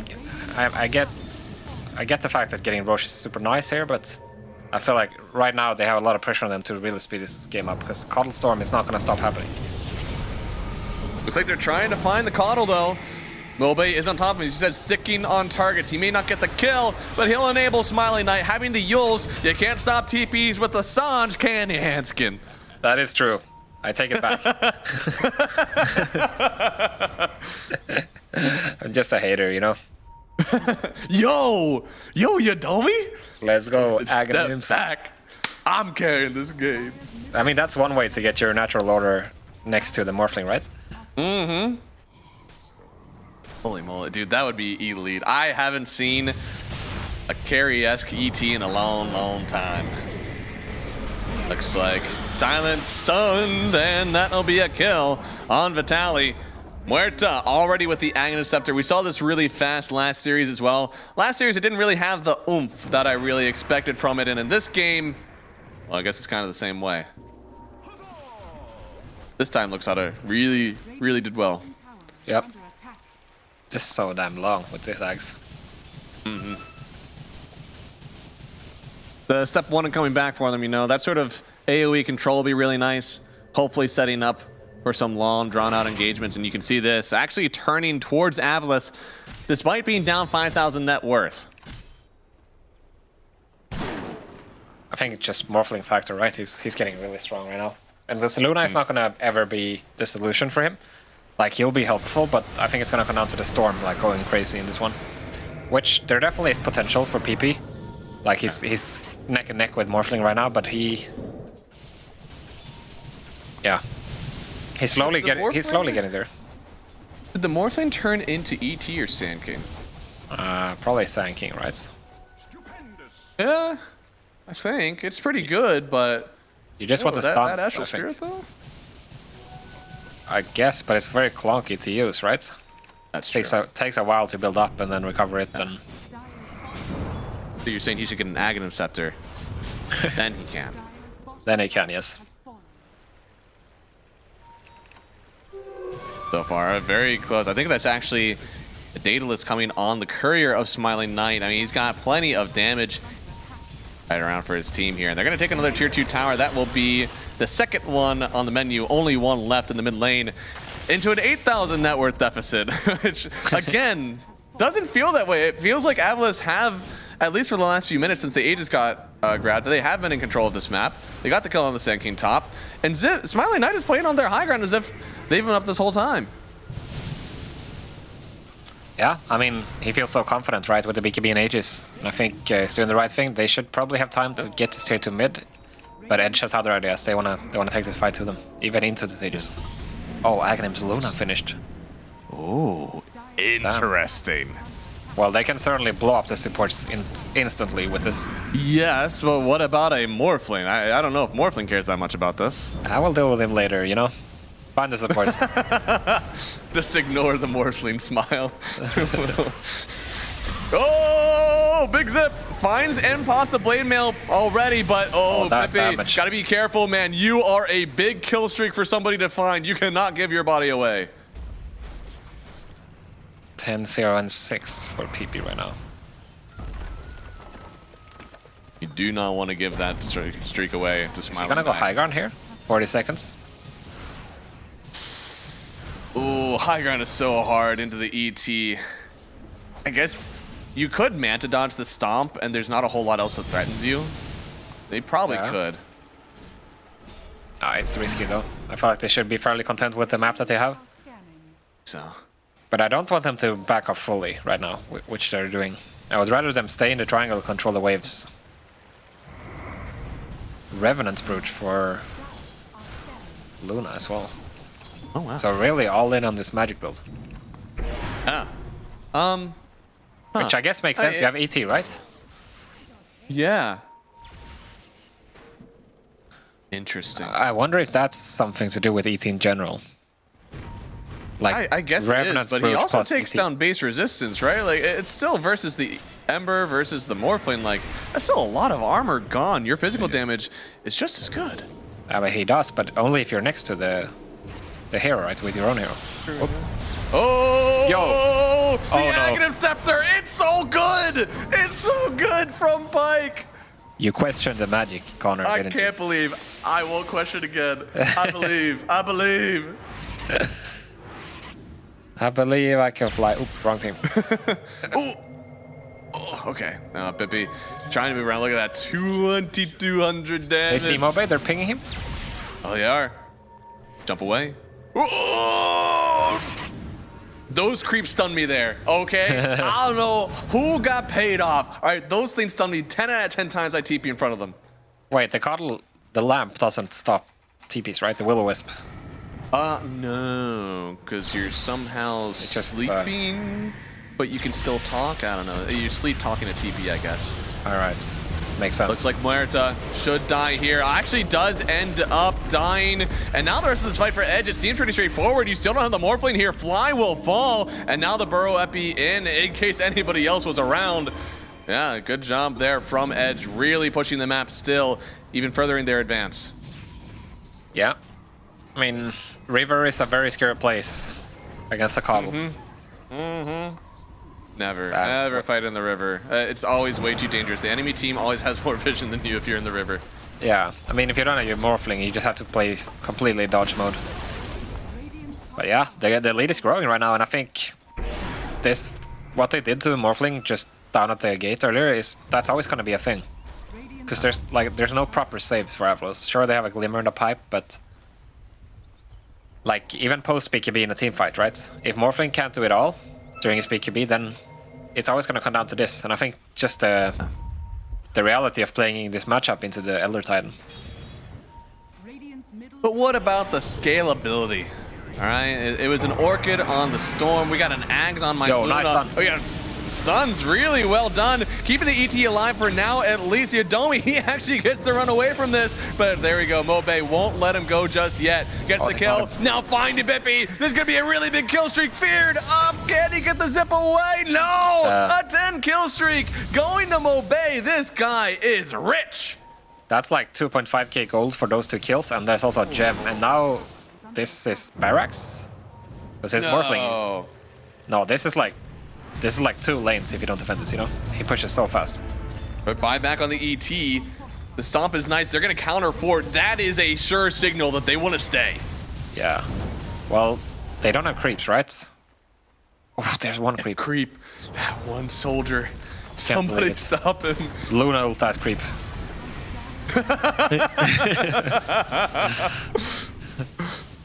Here it is. It's like they get there. Here it comes. It's like one lonely pawn in a chess game. This is the Astral Spirit. No, took him out, but still long enough to disable the backdoor. They get the 2 racks, and yeah, Luna Illusions almost did it all. A good attempt by Pike, but honestly, pretty solid fight there from Avalos, not gonna lie. Just the conviction that they needed. Yeah. And Pike is gonna go for the refresher, so he's going completely all out on this. Oh, I thought that was a really nice range. Yeah, but I guess PP he committed so much of his mana, and then you know Coddle died immediately, and then he doesn't have anything afterwards. Also Desire with the insane Atos. I mean, if he actually gets to TP out of this one, completely different. Yeah. All right, so I mean, I would still say Edge has a good chance, but with the racks being down, that's gonna help Avalos a lot for the next Roshan engagement. Smoked up now. Both teams going to smoke as they walk towards this Roche pit. Edge, they've had a lead for a long time, even getting up to 10,000 net worth before these last few fights, but now getting a lot more even. Yodomi, he's going to be the first one to show, but they find the Sand King anyways, jumping on top of him. Another stun out, and here comes the Luna. Oh, this Eclipse is pretty strong, but is it strong enough? Has the BKB hop right on out of there, as if they weren't even touched by the moon. Let's see, do they want to do it? Still Epicenter plus the refresh. Oh my god. They are all in on this ulti. They are. I mean, they might... You know, this Roshan is scary. Smaller has no BKB. Doesn't. Tally, he still has Burrow Epi. Storm getting the vision first, but he gets bashed up. Then the root. Maybe he's in danger here. Has the BKB going to jump away for now? On the other side, though, Fly, he's just in a little bit of danger, not in elite danger, as he'll get away thanks to the Glimmer and some Force Staff. So now, without the Burrow Epi, without the Eclipse, they have to back out of this one. If they just hit one stun there, you know, they could have easily cleaned this up, but because they still have the refresh on Luna, you know, they're thinking about it, but I think it's gonna be too late. Storm? Oh, oh, he got it! What the hell? No shot! What? Yo, he gets out. You great! No way! What the fuck? I mean, wait. Yeah, that just happened, I guess. Oh my god! Like he's zipping through the calling. Oh. Through the calling, through the ice path. Oh my lord. And not now, only that, with an Aegis, I mean, he feels pretty strong, trying to find Fly here, and needs a little bit more vision, but also needs to be careful. There is the Eclipse right on top of his eye. BKB, he can't dodge all the damage. Robey, he has to go out for the double stun. From Battalion is trying to keep it going here, but the counter stun from Smiling Knight is onto BKB. Won't stop them just yet. Pippi, go ahead. You can trade your life for mine, but only one of us has an Aegis here, so he'll keep it going. Yodomi finally has to run away, but the crits, he's able to walk out with the Glimmer. Smiling Knight has to disengage because another Eclipse is coming down, but the Invis, Smiling Knight, he turned into the Sand King. He's protected, and they got the Aegis on Pippi, so they had to back out. That's actually pretty fortunate, considering the fact that Pippi has his Aegis, that the Avalus get away with only losing 2 heroes in trade for the Aegis.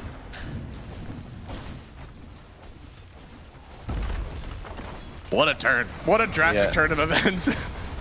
Dude, I feel like this happens so much today. I don't know why. No lead is safe. This one, maybe this one is safe. 6,000 net worth, but I've seen this one before. Avalus are doing a good job of playing together, taking the fights as they want to. And, you know, Pippi, he kind of died in this exact same situation.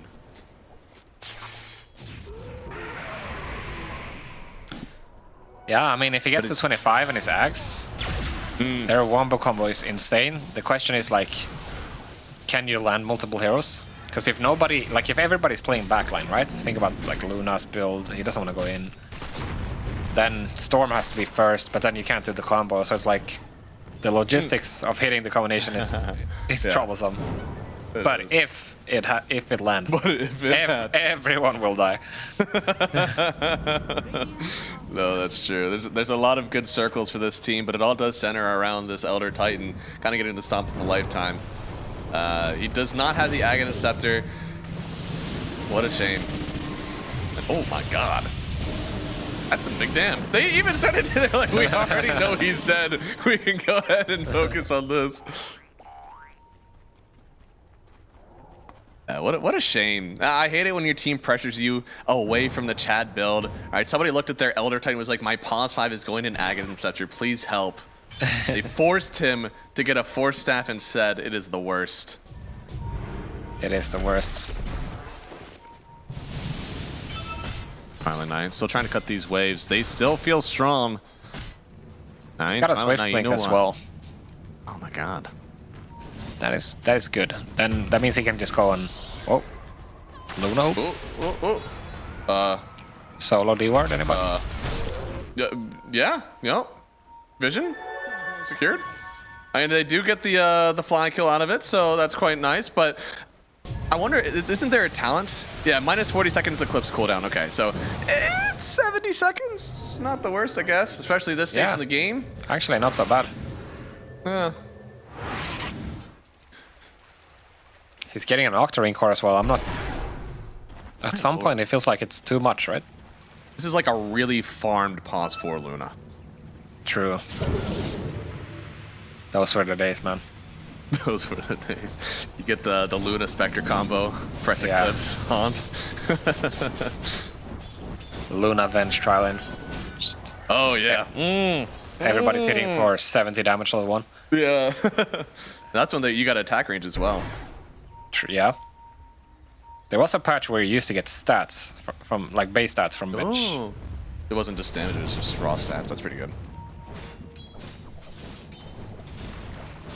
Well, 2,000 net worth lead right now. Edge, they've had a lead for a while. They're hanging on by a thread. Still have yet to crack the high ground like Avalis does. And honestly, you could say that they're playing on edge.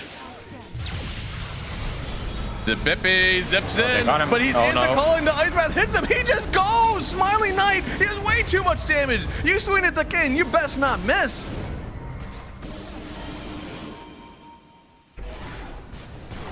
Unfortunately, he got clipped by the Centaur stun, and then one stun leads to another, and was living a little bit too close to the edge there. Just a little bit. He's had some quite good plays by being on edge. One of them was zipping through the Roshan pit, but this one, maybe not the same outcome. Yeah, always on the edge of the river as well.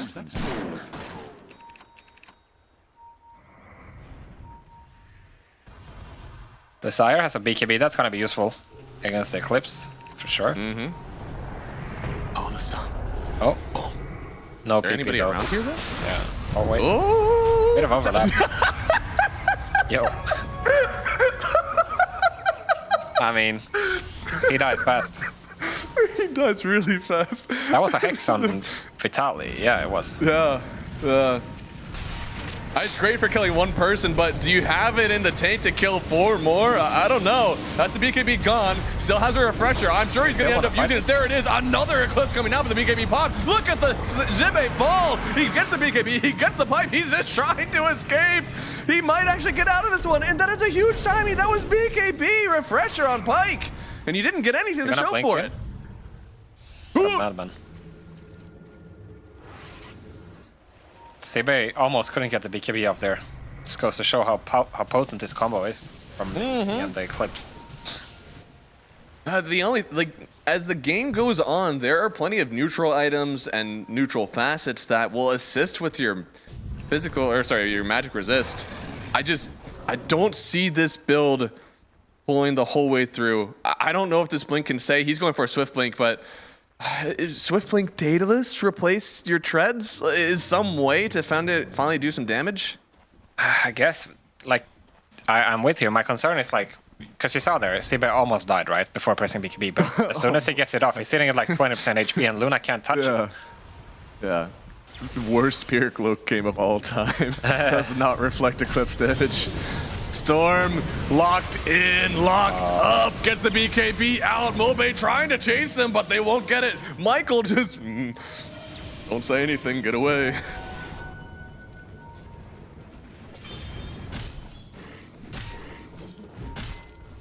This Aghanim's is interesting for Sibe. I feel like he's one of the guys that has it in is in his default build, you know?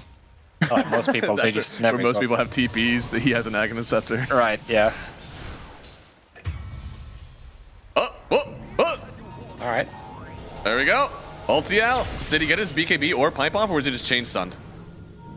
Nope, okay. That ulti does a lot of damage if you never get to press your buttons.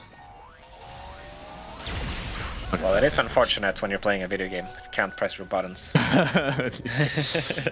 I would have gone pro if I was able to press my buttons. Should get a new keyboard, maybe. We have is this where we do a keyboard readout? That's the ad. Oh yeah, my new keyboard brand. Yeah. Just kidding. We can't. You have to sponsor. All right, we won't give anybody up. Mobe. This Luna. You're gonna try to keep this push out. There's no way he's gonna go for a tower push, right? They need like minimum 3 kills to consider hitting a Quasar. Yeah, because think about any other lineup. I mean, maybe they wouldn't be in this situation, but you have a Manta, Butterfly, Daedalus, Luna. You step up on that high ground and it's gone. Yeah. The problem is Eclipse does not work on towers, unfortunately. Where's the new 25 talent? It would be hilarious if it did. That would be like anti-synergy. You take a fight on a high ground and a tower eats like 8 Lucent beams or something from the Eclipse. True. There it is, jumps in. Oh, Mo, does he get away from this one? Trying to get out. He does, just barely. That's one of the ultis down, and now it's time to re-engage. Edge, it's a hard time to fight this one, essentially without a carry, unless you pop that refresher. And Roshan, it's already up. How do you take this fight if you're Edge? You still have one more Eclipse to go. I mean, do you just pop it now? Or? The question is, how do you get there? Like, you need to find an angle, right? And it's gonna die fast. Really fast. You either do it with the refresh now, or you're just waiting for the next pop. I mean, it's still 30 seconds for the next Eclipse. Tanking. You're trying to get something done here. Feared. So stunned. I don't think he gets away from this one. No Desire. He picks up the kill. Now Michael, he's only really around so he can help out the next wave, but he might get gone on as well. The barrier, he gets the last blast off, but I don't think he's going to clear the wave. And Avalis, they're really starting to ramp up here with 2 gone. Roshan right in front of them. No buyback from Retali either. Where's Pippi? Get ready for the zip, son. Oh no, he's way far away. Well, he's gonna get his 25 at least, so that's gonna be huge. And his Aghanims plus buyback, so base defense is definitely gonna be scary. Oh, Zibe. T-Storm? Sunstorm? I don't know. Double stun, forced away. It works. He's silenced up now as well. He doesn't have a BKB for 7 seconds. There's the zip. That's a lot given to not get that kill. That was closer than I imagined. That's true. Smiling Nightman. He is a bastion of damage. Has the Daedalus still. Only backpacking of lads. By giving him a taste of what's yet to come. Feel those loosened beams. There's gonna be more where that came from. I feel like they could potentially pop him once real quick. But they don't have the stack. Good. It's a good thing from Smile Knight to keep the BKB in the inventory actually over the Vlads, because you always have that short delay when you backpack it, you know, during the Aegis respawn. Yeah. What is it? Lincoln's is the one right now. Lincoln's, even if you swap it to active, I believe it is still active as soon as it enters your inventory without the 6-second delay. I don't think that's a feature. Probably not. Somehow, still having half their racks left right now on Edge. Mid completely gone. Top only half of it left. And Mobay, shield rune and all, he's going to start running up this top tower.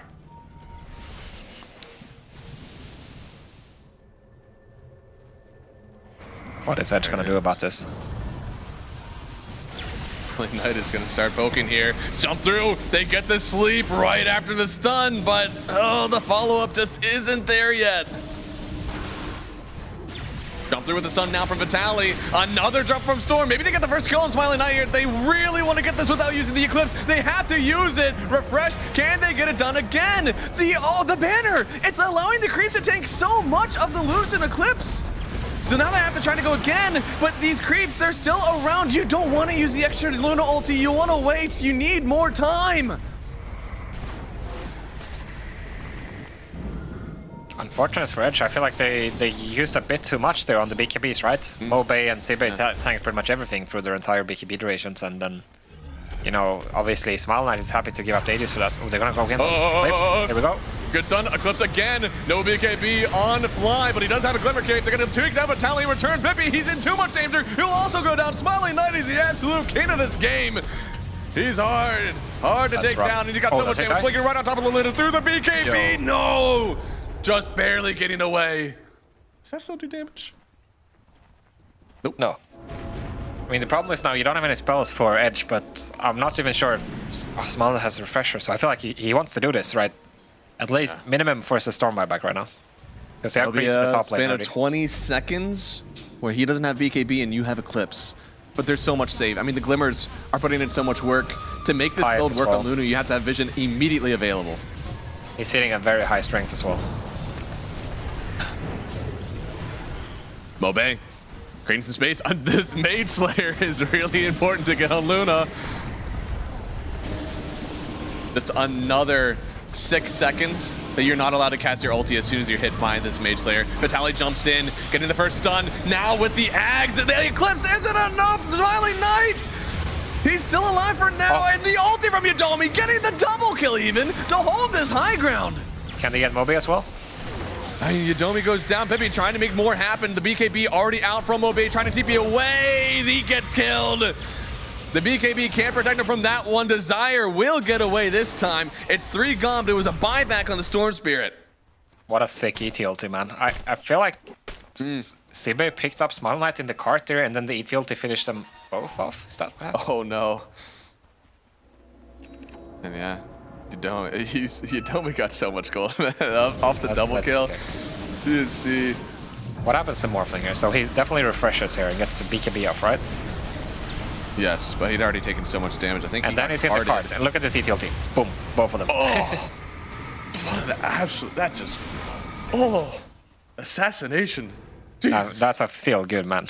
Ulti. Oh yeah, you know Yudomi's walking away from this one happy. But you know we've seen this before. We've seen some insane Storm play today that didn't translate to the win. What needs to be different in this game? How does Storm actually come out with the victory at this one? With the Baller Ag stuns, with all the damage he's doing, what else is left? I think you need a Luna that can right click, right? I think that's what's missing. Okay, what about next option? They have the Eclipse down. ET that can right click. You need Ags. Okay. Queue up the Ags, buddy. We need some physical damage. There's simply no hero on our team that can do physical damage. It's all up to you. Are they even gonna get Rax here? That's significant. Like, that's Ember dead, Centaur dead, Morphling dead. Can't even get. You can only get a tier 3. He has Hex on Luna. There's no way that you're right-clicking in this game. There's so many hexes in this game right now. Hex for Muerta as well, Vitaly, Michael. Give him this. If you're able to hex 3 people and throw an Eclipse out, they're dying. Like that is true. That's how it works, yeah. Please click on the Elder Titan and please show me Ags Daedalus. Please, for the love of God. I mean, I guess bots are so for like you want to defend the base. You don't have much of a base left, but you still need to get to your team. Okay. It makes your spirits fast as well, which is cool, I guess. Yeah.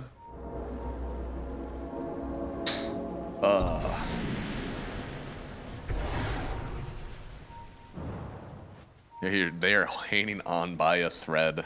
This last Rax is all they need. Okay, magic damage. Yeah, magic rapier. Yeah. What is it? 25%, right? Yeah, that's not significant. Unfortunately, it's significant. Yeah. 25%. Quite good. How much damage your is Lucid Beam right now is doing? Yeah, it's 400 on one beam, so you're doing an extra 100 damage with each beam. That's pretty good. 18 beams times twice, times 2. Yeah. Let's do 40 beams.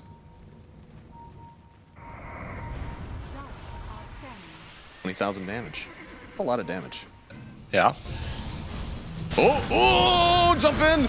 They have the stun on Morphling. Can they complete the kill? Once again, he's getting backpacked, a huge ET stun, but they will pull him away this time. Now Pyke still with the Mage Slayer debuff, having to back out, getting into position again, because yeah, they need to kill that banner. It's actually sucking up so much damage. I wonder if they could have gotten him if they got the... Maybe they could have gotten the Hex on Centaur. I guess it was pretty weak though. Because, you know, he still has a refresher on Pyke.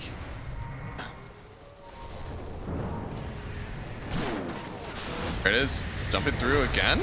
Sand King, this time they have the Eclipse. Maybe they actually kill him. They might just a little bit more. They get the kill. Smiling Knight and Fly! Both go down. Now Pippi, he's the one that needs to keep the fight going. He is galvanized to hell, but there's a buyback on Smiley Knight. You can't pay to have your refresher back on Luna. This could be the timing for them, but yeah, Pippi, if he gets back, gets his man to take this one. Another stun on the Sand King. He's gonna pop the cheese. Gone on Michael, but he has buyback. Gonna get back into the fight immediately here. I don't think ET has buy. No, he does. He's gonna get back in this one. In fact, they have the stun. They have the Hex on Ember. He's gone. A bit of unnecessary buyback, I want to say, for Smile Knight here. Uncharacteristic mistake, right? Yeah. You kind of have condition now to win the game if you edge, right? 7 minutes. I think what this just unlocked is 60-minute items. Oh, shit. And what if we have the Seer Stone equivalent on Luna? Into this one. We're gonna click on this, and I'm clowning the build, but she is going to have something close to like 80,000 damage by the end of this game. Yeah. Now right into the Roshan pit. Well, this is gonna help with the buyback scenario for Smaller Knight, of course. Interesting that they let Avos get it, actually, considering that Moby is dead. I think this was your one way in, was getting this Aegis back on Smiley Knight. I mean, Aegis is the counter to the Luna build, right? Anything that's such a high item timing. Yeah. Only way. For sure. A banner is genuinely a counter to the build already. Having any creeps around to help that is soak true. Up those it actually makes a massive difference if you think about it. Oh, yeah.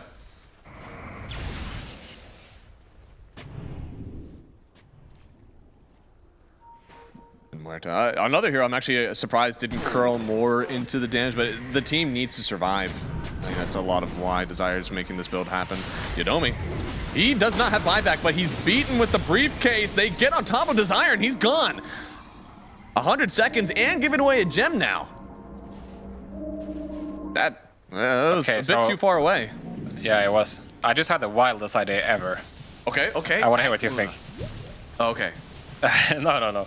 So you're talking about the banner, right? So I was thinking about creeps. Yeah. I was like, what if you get a Dominator? Well, hey, that's stupid. What if you get a Dominator and you pick up the mini Centaur, you know? The one that has the magic press? Yeah. That's like a pipe. It's like a pipe for your team. Really, like another one, because they already have the one pipe in hell. I mean, I'm sure Jakiro could fit a Helm Dom in there, and no problem. Right? Me Muerta.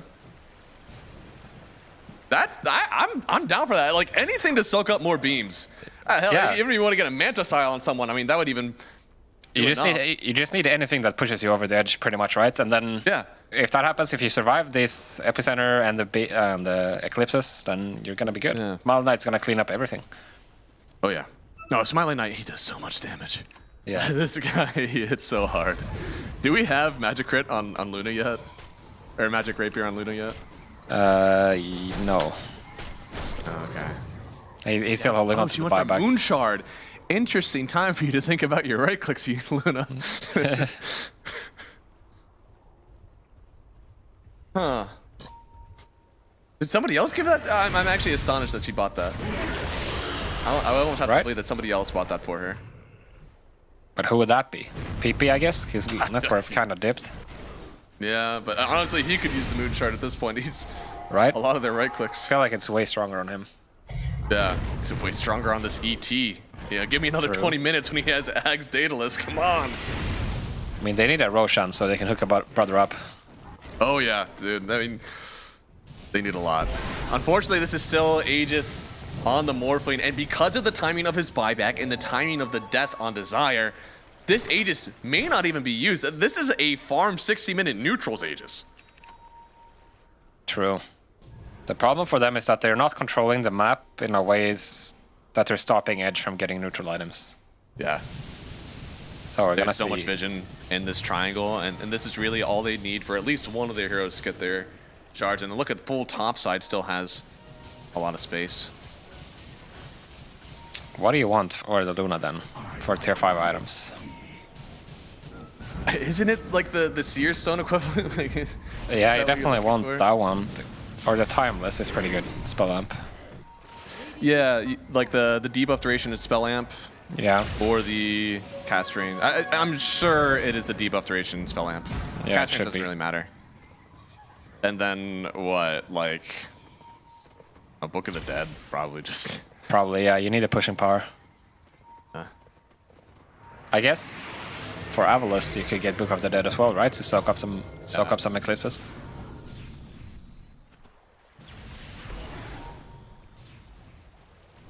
For Avalus, you probably all want Titanic. Yeah.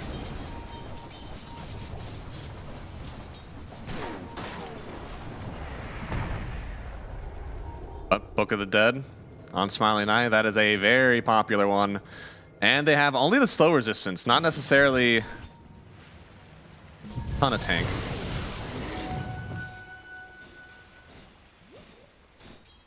There it is. Looks like Luna has hers available as well. Same with Storm.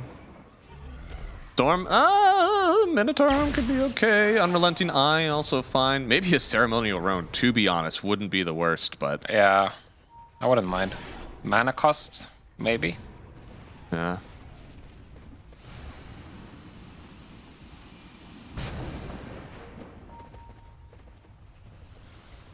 Man, these glaives are, they're so large, but so unthreatening. Oh, Minotaur Horn. Okay, that's really good. Anything to help out with your protection. Okay, Storm ends up going to the Minotaur Horn as well, keeping himself alive.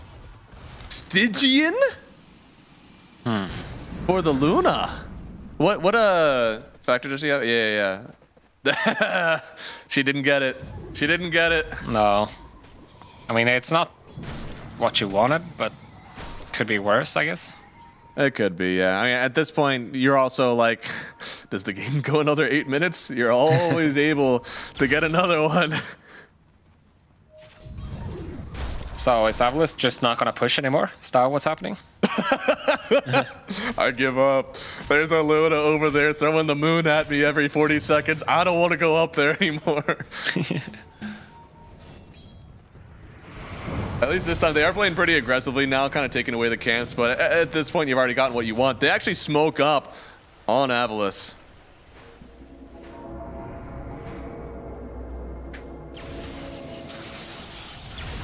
Jump in. Finding the Centaur first. This guy is big, but is he big enough for Eclipse? I don't think so. Pike now in a bit of danger. Does have the Mage Slayer on top of him from Obey, but now with the BKB, he's trying to run away. He gets hexed up, and with the Eon Disc, he'll be alive for just a second. Getting up one more round of that Mage Slayer. He's out for now. Yo, they get Megas. They did have to trade away. Oh, the fortification! Somebody go back! They saw it, they clear it. And on the other side, they're having to lose Yadomi. They lose the Courier of the Luna as well. Also Vitali, the great bait, thanks to these Necro units. There's no glyph now. Smiling can do this. Like, he just presses BKB and... You can just go. Like right on Send up. it. Blink up, blink up, blink up, blink up. Does he get hexed? Banner and all these Necro books as well. Beard up on the Storm, and there it is. The Necro books will just get it anyways. Eclipse not quite out yet. Smiley Knight is looking to tear through the rest of this edge lineup. With a smoke in, stunned up, hexed up. Maybe they get the kill here. Another Eclipse, but he is so damn strength morphed up. Smiley Knight getting the refresher, getting the jump away. They don't get the kill. Pippi's trying to chase for it though. Onto the high ground here. Another BKB trying to work through here. Get the kill. Buyback available for the Morphling. That was buyback on Pippi trying to get back into this one. Yadomi needs to get away from this. That's his buyback if he goes down. But they're gonna get the kill on the Muerta instead. Hexed up dead, but you're into the Megas.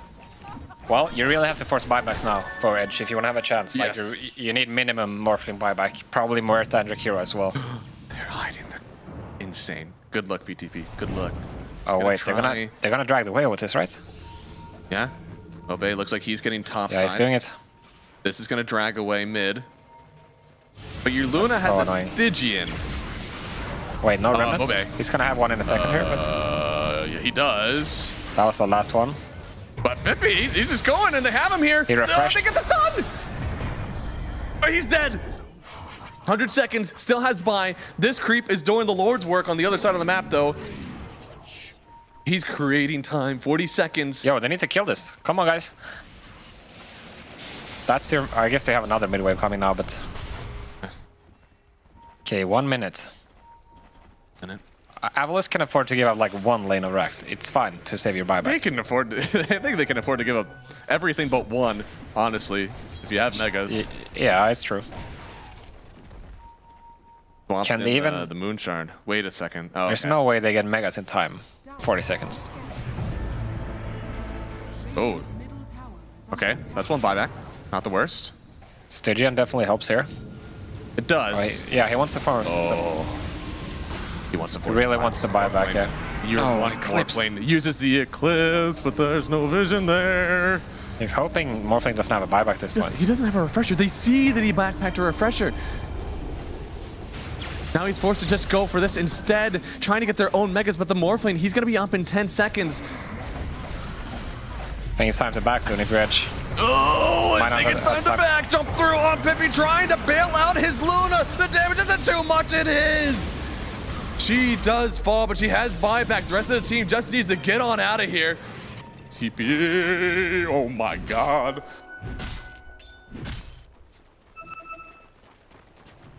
Well, now it's hard because you don't have buyback on Vitality or PP. Yeah. So if you're Avalos, you can just send it like all these buybacks travel in, and there is a way where they just overpower them with sheer numbers. Forcing Luna buyback is definitely big. I mean, she does have the ulti if she were to buy now. But not the refresher. Is there another banner for Avalos? There's so many Necro books. No banner. They're actually going to take this with Necros and Illusions of the Morphling. There's no way. Oh my lord. There's so much damage here. Still 30 seconds. There is a Roche. Are they going to smoke back to Roche? No, they want this now. No, they don't want to play jump. this game for another 10 minutes. Fly shows himself quick. Jump through. Hex already. Zibe, he's going to be the one hexed up actually. Buyback on Pike going in with the BKB and the ulti. Look at it rain down from the sky. Zibe and Friendly Knight both down, but they both have the buybacks available. They're going to try to escape on the rest of Avalos if they can, but it was a buyback on Luna. Roshan is next up unless Pippi, can he get the stun here on Fly? They do. Stunning up. Murder the Jakiro. Your base may be in shambles, but that is dieback on the Jakiro. Yeah, 5 versus 4 opportunity right now. They could go for the Roche or the Rax. Tough call. It is an impossible call. Did you see how fast high ground and a Morph buys back and you lose the game? Yeah. Did you see how fast Smile Knight died there? By the way, he did get his BKB off, but he just died straight through it. It's so much damage. I can't see the recap for it, but it's a lot. Oh, there it is. My man. That was physical damage. Oh. I guess it's because Stacey can get next to him in those fights, like in the base. Huh. It was a ton of glaives. Let's see. They are trying to go to the high ground here. This fear from Muerta is about to be unbearable. That was a swift blink. This could be their time. Jump through, finds the Muerta. This is a dangerous attempt here. They do kill Desire. He has the buyback. He's going to use it immediately here. Zibe jumping forward. Yodomi, they need to cut it out now. You force the buyback, but can you live? Kano's going to be the first one to go. He still has buyback available. Yodomi, he's going to be running for his dear life. Oh, nice try. And can't get away from that one. This will be dieback for the ET. But they did get the mid-rex, or the bottom, yeah. So you're playing without your ET, which is actually pretty crucial considering the builds that they have, right? You're not going to have the natural order for the next fight, but at the same time, is Avalos going to be brave enough to go for this push with no buyback on the Morphling? You gotta be brave. I mean, there's Roche they can get. If you go for Roche, there's a high chance that by the time you come back, ET will be ready to defend. Yeah. But at the same time, are you going to push right now without Aegis? Trying to pretend they can actually contest this Roche? I don't think so. I don't think you can even... Yeah, no way they're going to make it in time. Yeah. 70 minutes in, go get another neutral, get Luna some spell amp.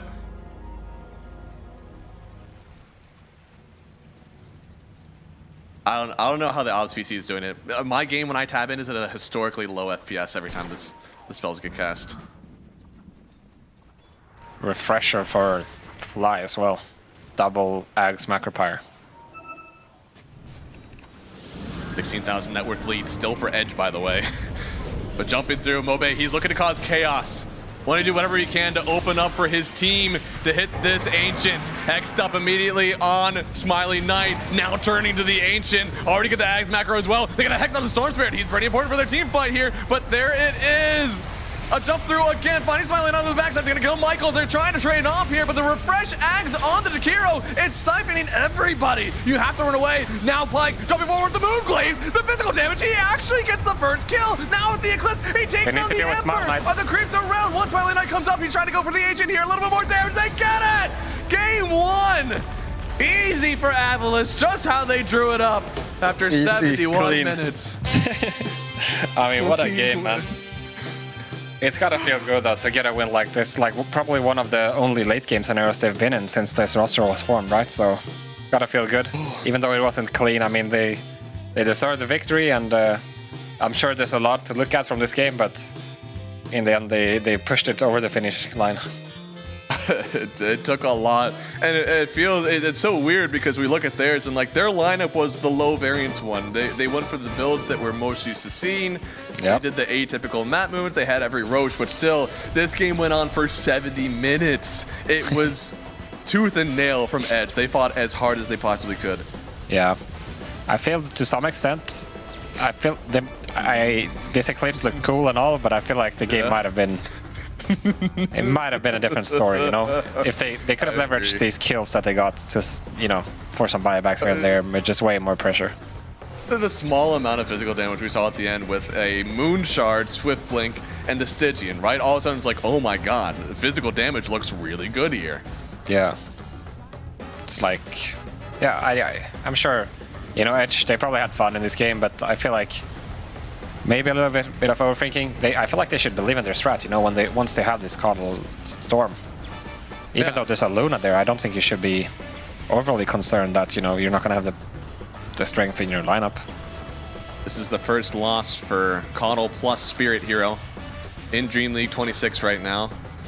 And this, I did say, I'm tabbing, I see Pike 83,000 damage from the Luna Hero, so he still put out a lot, but man, you needed so much more.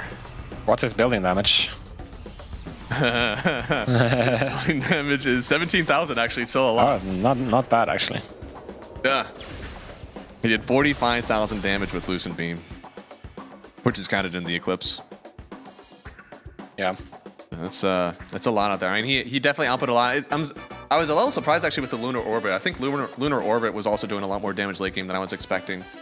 That's true. There are hints of it. I think this is a fine enough game that you can like start out with the Aghanim Scepter and then you can go into the physical damage build next. But you don't need to overdo it, right? Yeah, you went way too deep into it. He was 19-4. Like you look at the stat sheet and you see this Lunar and you're like, man, this was a really good game. This build really worked. But I do believe this was battling uphill when you didn't have to. This Luna, who was 19-4, should have been able to just dominate the map, take Rex as soon as you set eyes on them. And it just wasn't able to happen this game. Yeah, I think so as well. Maybe you don't need to go for the Orchid as well for PP. You can go more standard, I think. They were overcooking here a bit too much, and I'm not saying that they would have won clearly if they did like normal builds, but I feel like the game would have felt like it creates a feeling, right? When everyone is doing new shit, fancy stuff, it creates a sense of like we need to be special in this game in the team, and I really don't think they needed to. Yeah. Clearly, the real answer here is we needed to get the Aghanim Scepter crit stick on the Elder Titan to make up for the physical damage they were missing. True that. All right, well, that was game 1, and that was one hell of a game 1. We'll see what happens in game 2 here, guys. To stick around, because there's one more game right after this.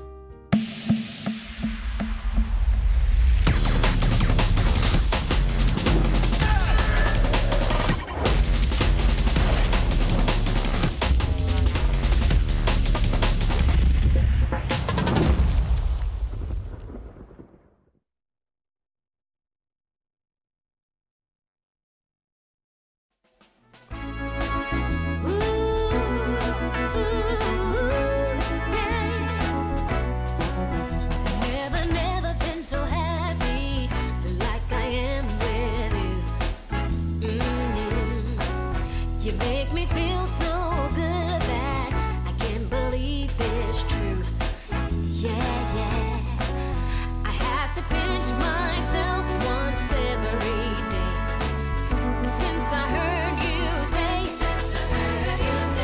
baby, baby, I wanna give you all of my love, give you all of my love, yeah, yeah. You know I feel so lucky just spending time with you, yeah, yeah. Your love shines through me with everything you do.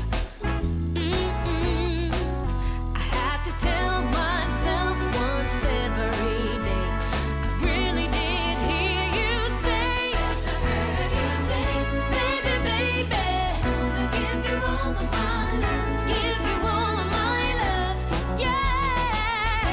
Baby, baby, I wanna give you all of my love, give you all of my love, yeah, yeah. Ooh, yeah, yeah. Oh, baby, baby, I wanna give you all of my love, give you all of my love, baby, yeah, yeah. I wanna give you all of my love, yes I do, yeah. My love, yeah, yeah.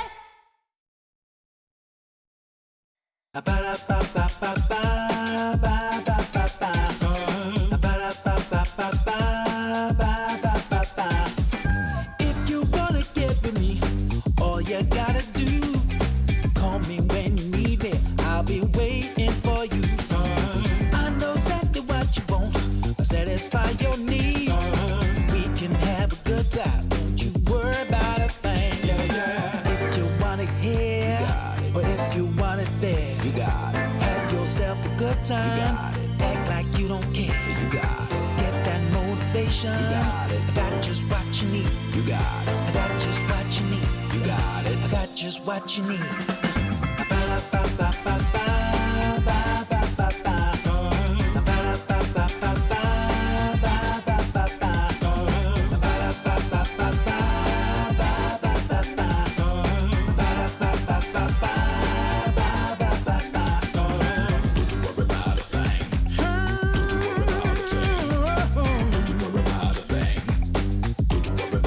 Don't you know you got it, baby? Don't you know you got it, baby? If you want it here, or if you want it there, you got it. Have yourself a good time. Act like you don't care. You got it. Get that motivation. You got it. I got just what you need. You got it. I got just what you need. You got it. I got just what you need.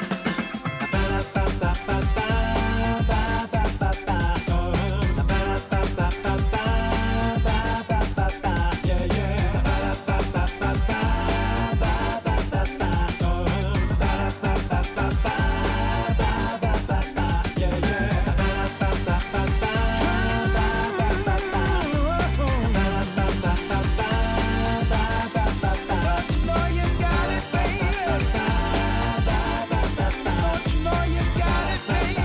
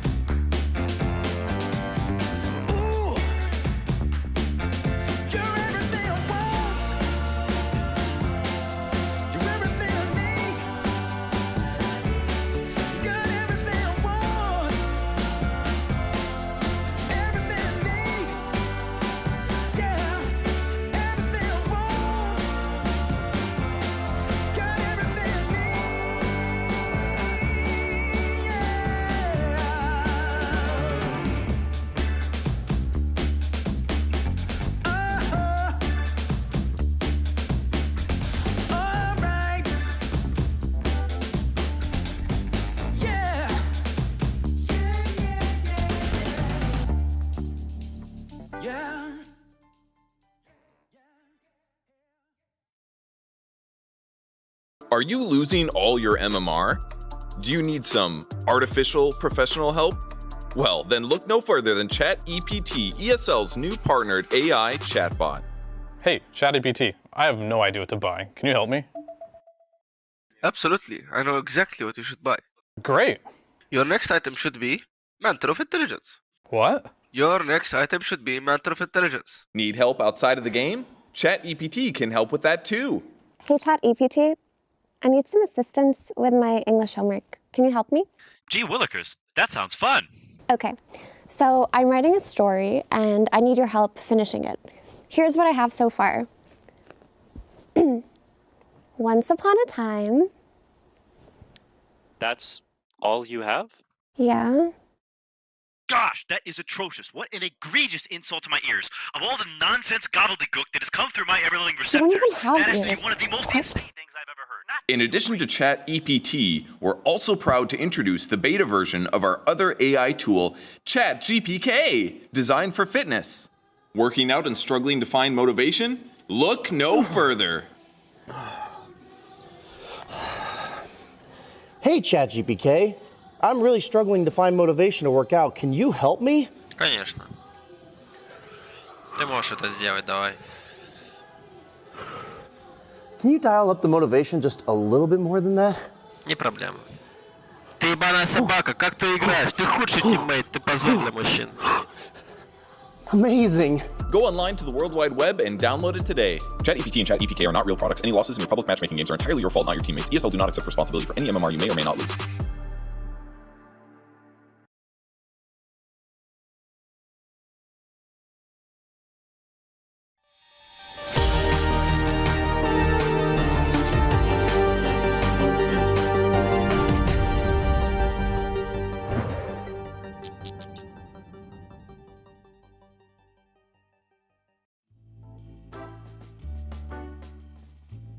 Hello, everybody, and welcome back. It's game number 2 of Edge versus Avalos, and that was one hell of a game 1. Once again, for both our series today, actually, we've had insanely long back and forth game 1s. One team was definitely ahead. I think in this one, though, the team that was ahead ended up staying ahead in my mind the whole time. Like, Smiley Knight was always getting a lot of farm. It always felt like he would be the one to come out on top. Yeah. He had to guess. You know, even though this one was a lot closer, Edge definitely had a way to come back in this one a lot easier. Yeah, I mean, it felt like Avalos were in control for the most part. You know, Edge, they tried this funny stuff with the Eclipse Luna thing, but it almost always felt like they were grasping, not desperation, but it seemed memey compared to what Avalos were doing, right? They seemed more It had to collected. be perfect play. Yeah, exactly, and it's like so clunky. When you don't have a carry that can frontline for your team, it's gonna be, the game is just gonna be awkward, right? Yeah. The stat line looked really cool, right? 19 kills, 19 assists, only 4 deaths.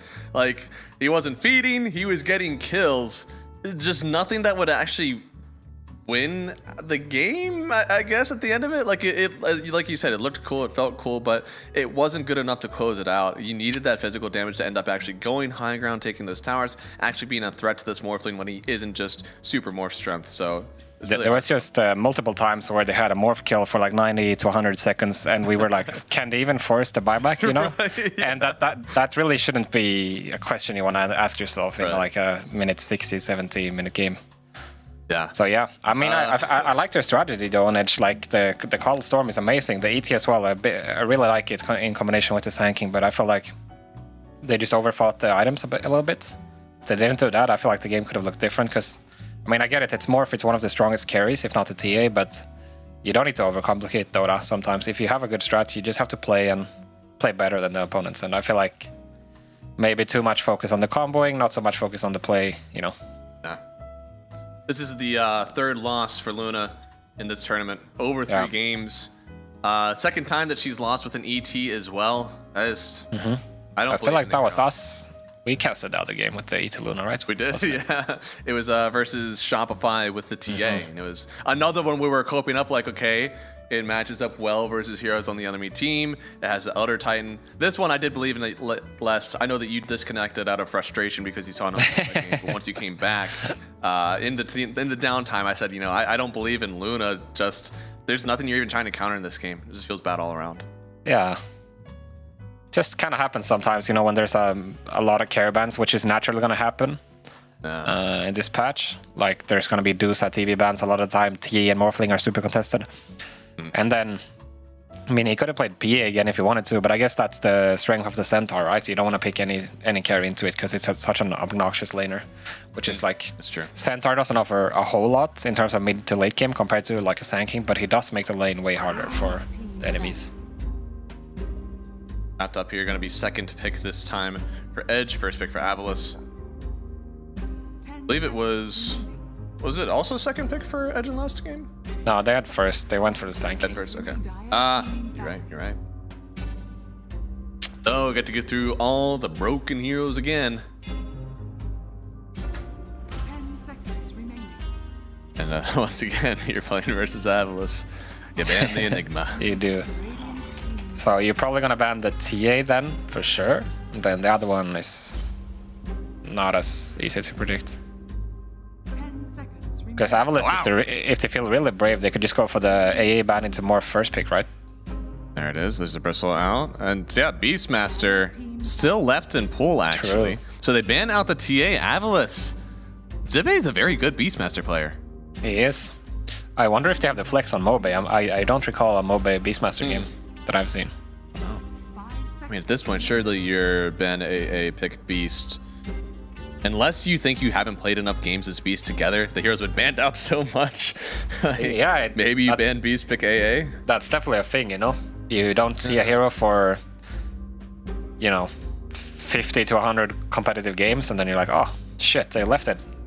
Do we have a strat, guys? Like, how do we, you know? They're saying, are we getting gamed? What do they know that we don't? That they're leaving this in the pool. The tension, like, are they gonna pick Beast, guys? Also, I don't know. The Beast feels like the pick. They're really thinking about it. I mean, this is a hero that's been banned out in the majority of all games played. He only has gotten seen 5 times, but he's only won 2 of those games. True. So it looks like Navi Jr. lost it versus Talon. Talon, who played, it looks like the big ones would be Rainmaster, Mag, and Dusa. Avalos played against it and lost. Navi Jr. once again lost with it. Oh, I'm seeing a trend. They actually lost to Edge, who Huskard them. And they also had a PA. Vet Boom team lost to it, to OG. And Falcons lost to it versus Perry, also with the Dusa and the Rainmaster. I feel like if you're Edge, you have to go for the Morphling or the AA right now. I don't think you want to like push this further down the draft with your response. You are a South American team. Do you go Gyrocopter? Gyro is obviously very high in the region. It's a natural counter to the hero. I mean, it's fine, right? But I don't think it's that good come mid-game. Like, you're just gonna get roared anyway, right? And it's like it's not like Beast plays for the Dominator and stuff anymore, right? He's always gonna be the Aghanim, so Gyro is not particularly strong against that outside of the laning stage. But as we know, you know, this Beastmaster, Sand Kings, Darkslayers, they just hit the jungle if they have a hard lane. It's not like they're completely bothered by that.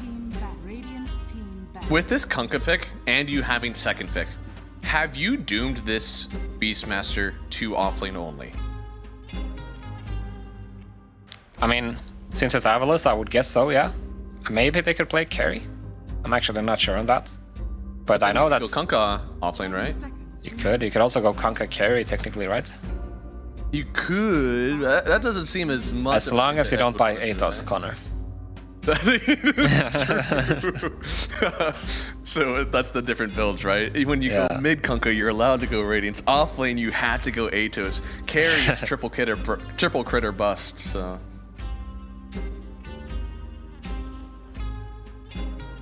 Wasn't there a build in the past where you went Battle Fury or something? Like Dota 1 before me then. All right. Before I only really got. Oh man, I'm coming up on 8 years. It was like 2017 when I started playing again. All right. So you're a new schooler then, compared to me. Yeah, dude. I'm a young buck, you old man. And I'm on trash, man.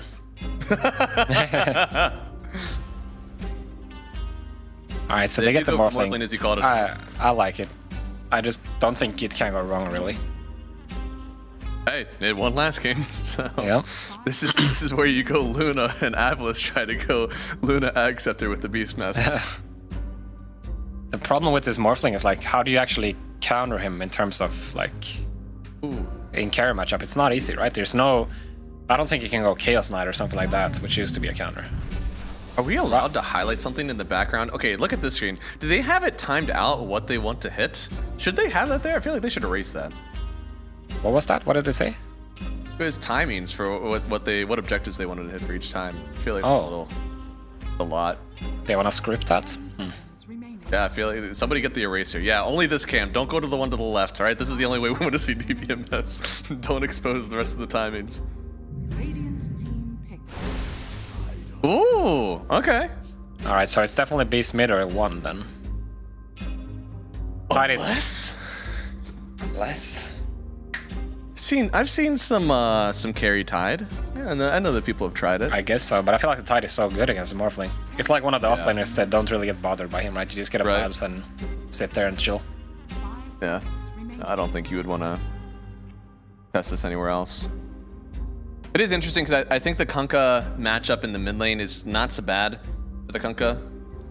Most of the time as Beastmaster, you love a lane that you're still able to kind of punish with your boars if you're not falling back on ancient stacks, right? In this case, if you have ancient stacks to fall back to, I would want it to go to Tide. So unless he is using his boar to stack up the triangle for himself and creating a situation where maybe he and Tide are off the map, I would be a little bit worried about that. So maybe I actually do want it to only be carry, because then I'm okay with him being off the map farming up some stacks.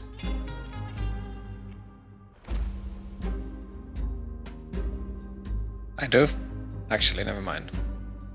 They need support on edge, like 2 of them right now. So Ringmaster.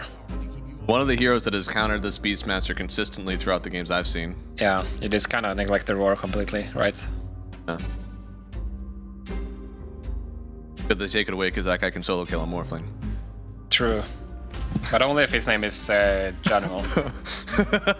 True. Only Janual. And there's Muerta. Oh, DPM, he's sitting up. He's like, all right, we knew this was coming. We have a good lineup versus what they have. I mean, clearly the Muerta good into the Tide, something that it makes it a little bit harder to blink in and get the Ravage off. Not a lot of Tides are going for a quick BKB. I mean, I like what Edge is doing. It looks solid, right? Yeah. There's no clear downsides to the draft, apart from the fact that they don't have like an amazing initiator. You know, obviously they have X and stuff, but that's not going to cut it against BKB, so as long as they solve that portion of their draft, it looks really solid. But Avalis there... You need this is looking good as well, yeah. Look at this. They got the snakes, they got the army, they got illusions. Your towers will fall if you don't solve this quickly. So much damage amp, like with the Vlads, it's gonna work wonders for everybody. Oh yeah. Radiant team ban. You know one of the other heroes that beat a Beastmaster? Which one? Huskar. Sorry? Huskar. Huskar. Edge actually beat Beastmaster once today, utilizing the Huskar. Huskar is technically good against everything they've got. You can't thunder a Huskar. Oh. Kills a Tide. But that pushes the Kunkka to the offlane, and I don't think you want that into TB. I think that's a horrible matchup. That does sound bad. I think Sibbe actually got the short stick of that today. He played Kunkka into a TB and got destroyed. Hey, that Terrorblade hero is pretty good into physical damage, which is pretty much all that you're harassing with this Kunkka. Exactly. 5 seconds remaining. So Avel is picking first. They want a support for sure, which would be... They still have the Windrunner if they want it, which I think would be not bad. Because I know they've been putting Fly on the Rasta more often than Desire. Okay. Desire. But I could also see Shaker. I think you could go Shaker actually if you want. You could into the morph. Yeah, why not? It's a good hero later on. It's just not gonna pressure him on the lane at all. But I guess the lane can become problematic though. Yeah. I wouldn't mind. Their team fight looks sick with the Shaker. Okay, this might be a bit wild. Shadow Demon? Is that too much in your supports? So you make it so that somebody can't get saved by box? I guess. Save for the X. Maybe that's cooking too hard. We know what happens when you cook too hard in the series. Stuff gets burnt. Real burnt. They banned out the brew. Interesting. So something that's able to purge illusions. Yeah. I like more that. telegraphing that this should be carry TB.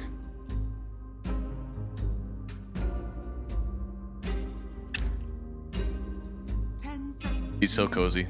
I'm jealous. 5 seconds remaining. Check here. Okay, so it is gonna be Desire Rasta then. You're not prioritizing the fast blink. I mean, this is a very strong lane, right? The TB Jakiro. Yeah. It doesn't get much better than this, to be honest. Solid. Just solid. Really bad hero versus Huskar, though, am I right? 10 seconds remaining. That is true. I don't know. I wanted so much, but after last game, I think if they won last game, they'd more pressured into it because they think they can win with it. This one, they need to go something low variance. If they do it, it's gonna be beautiful or just okay. But horrible, yeah. And this one, a little bit weird, honestly. Who's that for? So, wait, Pike. it's Morphling mid. Okay. It is what? Okay. I mean, I think this works. Don't you want to go Radiance though on carry Abba? Yeah, you do for sure. Doesn't Vitali want to go Radiance on Kunk? Oh well, he's off lane. You have to go 8 tops, right? He's got 8. It's okay, guys. There's zero overlap. We solved it. all the meanwhile, Smiling Knight is gonna get Radiance Illusions. I know you can't really stop that one too often, but not so sure I'm about this. I mean, I get it. For PP and Pike's game, it's gonna be good, but for Vitali, I don't know. Like, what is he gonna do? Yeah. He's gonna have a really tough lane, first of all. And then, what is the build you do on Kunkka off lane? Because you don't have these Ags anymore, right? So what is it? Like, you can't just be a scaling core. Like, I don't think you're gonna buy Blade Mail Radiance when you have an Abaddon carry and a Morphling on your team. I wonder if there's some world where you could go, maybe kind of like a Mars thing. You go like Orchid, Refresh, Soul Ring Refresher, and you get a Hex. Probably before Refresher, actually. So that way you're just like constant lockdown for the enemy team. The only thing is with Mars, you have more natural damage as you're doing that, which is why I think it feels so good. Your ulti is way more utility, whereas with Vitali, it's more survivability for your team. I don't love it, but that's the only way that I can really see him scaling on. Maybe you just go full Aura or something. Like, you try to get a Crimson in this game. Do that, Crimson Double Heart. It's a pretty good game for it. Yeah. Vlad, potentially. I guess PP will do that, though, from the mid. Yeah, that's true. This is a sweet one for me. I was about this draft, and I think I could see myself being an Abba in this lineup had you not just picked the rest of this draft up. Because I mean, I feel for him. You're looking at a Beastmaster with Roar, and you have this ulti from the Tide Hunter that you also have to dodge out. You know, nobody wants to be sitting there getting ravaged and then roared. So like for an Abaddon, you're able to ulti and just completely get rid of all of it. In my mind, I'd almost rather be a lifestealer in this instance. If that's truly what you're going for, even then it's really not fun. Sure. I mean, I can see why he would want to pick like an Abaddon here. Like, it makes sense into what Abaddon has. But exactly. I don't think it makes sense for your balance of your lineup. Like, I feel like now you rely on this Kunkka to be the sole playmaker, you know? Mm-hmm. You don't have anybody else setting up. Yeah, and he's gonna have a disgustingly hard lane. Like, I don't expect it to be pretty for him up there. Like, and then it doesn't matter if CB gets sort of shut down because he's a Tide. He'll always recover, right? Same story with Mobe. Oh, we could go for a huge fun fact, a real good wraparound. So we were talking about the Tiny earlier, right? Yep. Tiny, super low win rate. People are picking the hero early, not really respecting what counters are available for it. And that made the Tiny has a 37% win rate. That's really bad, right? I mean, to have a win rate lower than 37% has to be awful. Could you imagine having a lower win rate than that? Is it Kunkka? 30%. 30%. You know, how many games? 13. So okay, that's not as good. many as Tiny, but yeah, still. But a lot. I want to see the Radiance win rates compared to non-Radiance. That's true. If we take out all the Atos Kunkos, he's actually at a 60% win rate. For real? No, I can't get it. I have no idea. I know it'd be higher though, because we definitely have not seen that win yet. Yeah. He's good. The double bracer will be like a start, but it's almost like one of the only other ways to scale this hero is if you're a cool person who still goes for physical damage. That's not a possibility in this one. You almost have to be something that's just completely disrupting the team fight of Avilice while also catching them and bringing them back to your Abaddon, where all of you want to play in the same place versus this Tidehunter. I'm scared. I'm scared. Same. I don't think you addressed this TB at all in the draft. Which I don't think you needed to overdo it. Like, you already have a decent... Yeah. You have a Kunkka morph, right? I don't think you need more scale. Yeah. But now your Kunkka is not going to scale, so now it's like... And look... I feel like you're going to have these two guys. You're going to have PP and Pyke. They're going to do their own thing in this game. And then everybody else is like, shit. It's hard, guys. You know? I think this lane is, like, super hard, actually, as Morphling into the Beastmaster. You know, Kunkka's just cleaving those boars. He does not care. Morphling, you don't really deal with them. So these double boars are just going to continue to wreak havoc in your lane. Yeah. I mean, I'm sure Morphling will be fine, but if anything, it's going to be less pressure on the Beastmaster. Yeah. Yeah, look at top lane already. It's hard to enter creep wave. Ooh. Ooh, Fly went for the other facet. I wonder if this time he is committing more to like 102. I hope so. I think you can go 102 on both facets, but I have seen people more prioritize this. If they don't have teamfight in their lineup, they'll just go for the more damage that you're outputting, which I'm okay with.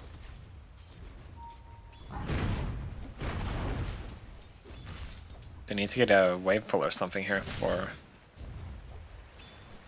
to help Vitali, but Dire's courier has been killed. Looks like Michael is going to be the one pulling. Once again, some good lane shenanigans, but they're gonna try for the kill on Vitali here. Oh, that bird grenade, it did hit. Running him down here, Vitali. That's gonna be first blood, going to Smiling Knight once again, setting up for a good game, and they kill his courier as the cherry on top with his bracer recipe.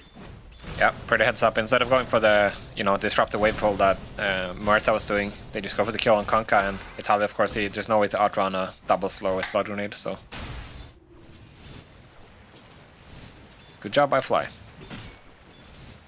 Really well done. Excited to see what he builds this time. He can definitely keep the pressure up versus this Kunkka. I think that's going to be another thing that really hurts, is that this Jakiro just is free to do so much damage. You don't have to be a ton of stun.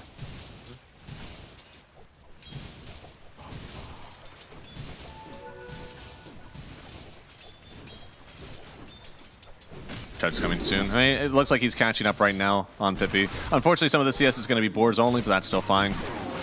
Meanwhile, a big fight here.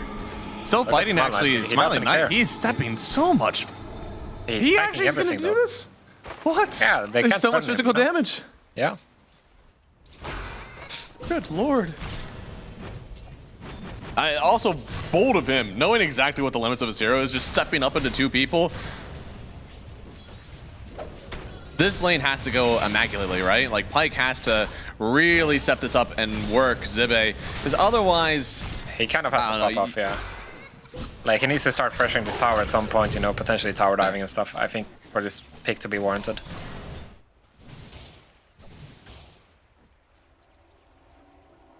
Looks like room control there from Obe as well. I don't believe we've seen him on this hero yet. He is stacking the Ancients with this boar, so that's nice. Yeah. Oh, and does he get both? He gets oh neither. No! It despawned, so they didn't chase it any longer. Okay. Oh. I was like, that's so sad. That timing wasn't off. No, yeah, he had it, but the despawn of it, that's rough. That's the sort of stuff that may change the way that this mid-game plays out. True. Slower ags means everything for the hero. Oh yeah. And Zibe, if he does end up losing this lane, he'll also be hankering from some stacks that will never be available for him. That is true. That could be one of the factors of this Abaddon, you know, potentially punishing this Tide more than a Morphling would have. Yeah. Then he doesn't get the stacks. That could be much slower game for him, but I feel like right now he's doing just fine. Maybe that will change though when Pipe picks up the face boots. Yeah, maybe. More chase down potential. Yeah. It's possible, but I'm not overly hopeful. I feel like it will definitely be more pressure than the Morphling, but I don't think it's going to be overwhelming. Yeah, no. Not enough that we're going to have 2 people in the jungle waiting for help. Valley. Still taking so much damage. Completely forced out right now. It is 102 flying. Good man. Yeah. 11 CS for Konkai, it doesn't feel good. Oh no. And this is not one of those classic offlaners that just hits the jungle at level 3. You need like level 7 to feel good about jungling properly. Yeah. You have to be X-Torrent boat. Is your team going to be ready to kind of assist you in getting kills with that? Are you even going to have it at a normal time? I mean, the hope is that Pyke and PP, they just control mid and bottom so hard that it doesn't really matter what Vitaly, like what his circumstances are, but yeah. Whether that's gonna happen or not, we'll see. But that is what Edge is hoping for. Yeah. Some stacks still coming through here. Fly willing to step up. He's already level 4. Yo, Michael? What? Michael? Oh my, and Mobay's the one to pick it up. Now looking, he has Ice Path. This is why you never level Ice Path. It looks like the roar comes through anyways. Mobay does have the DD rune chasing up the whole way. Yeah, Fly. Looks like he's not going to get involved here. He's still very, very low. Well, not too bad still for Avalus. An ult for an ult, which is pretty nice. And they also see those stacks, I'm pretty sure. They were aggroed down to the low ground, so Mobay should think about going to clear them out, right? With his DD. I feel like that has to be. He's already planning on using his own stacks, so... Yeah, Desire came over as well. Maybe they go for the Wisdom Steal here. Vitaly is really low already. Could be. I mean, either one feels really nice, right? I mean, Desire just got an Obs Ward. They're going to start taking these stacks. I think you're willing to trade this away from the Wisdom Room because you're already getting one for yourself bottom. Oh, Smiling. Oh, Smiling Knight! No meta, but I'm not sure Michael can stay in here.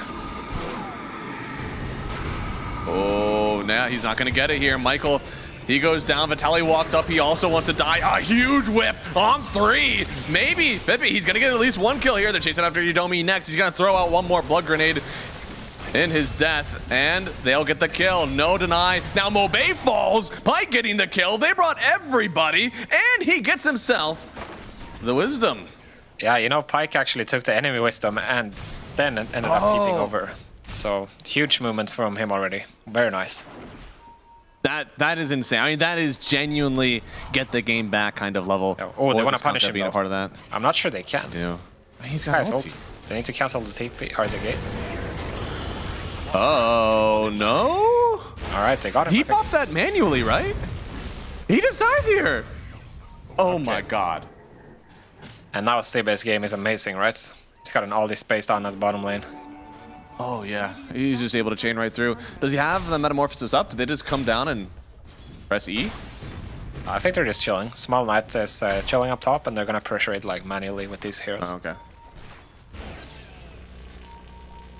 Another shackle. Nice. Right into the ice path as well. The box will take a little bit of time, but still a lot of damage here from Fly. Did Fly put a second point in Ice Path? My man. Oh. My man. The thing is, when you have these beefy frontliners like this Tide, you can just zone everybody off and that enable your Jakira to spam towers. I think this build is just so much better. I'm totally down for 4-1-4 this game, honestly. I don't think you need a ton of extra stun. You need some damage, though. I would probably 1-4-4, but 1-4-4, okay. Depends. You can do the build like the 4-1-4 also, but the problem is like your Ice Path max is gonna come so late. Well, yeah, because you're killing them. You don't need to stun them if they're dead. That is true. Oh, they're still chasing this down. Ice Path from across the pond. Just a little bit of harass, though. I mean, you can tell Vitaly is not. He's not enjoying this game. No, He's nobody like, would. Carry me, Pike. Abbott on them. Right? He's going into this 24 pick like, I can't wait to find out what offlaner I get to play with my Morphling carry. He'll come over and give me a Vlad's. Now he's got absolutely bamboozled. You know, I feel like he had this moment where he read the script and he's like, what? Offlane? They're killing me off. Rod of Aethos? Thank God. Please don't queue it up. I pray. I mean, I don't know. He's not going to have enough net worth to even get one anyway, so he can kind of get a fight first. He's got X boat, so hopefully he can get involved in a really good kill here. Dire's middle tower is under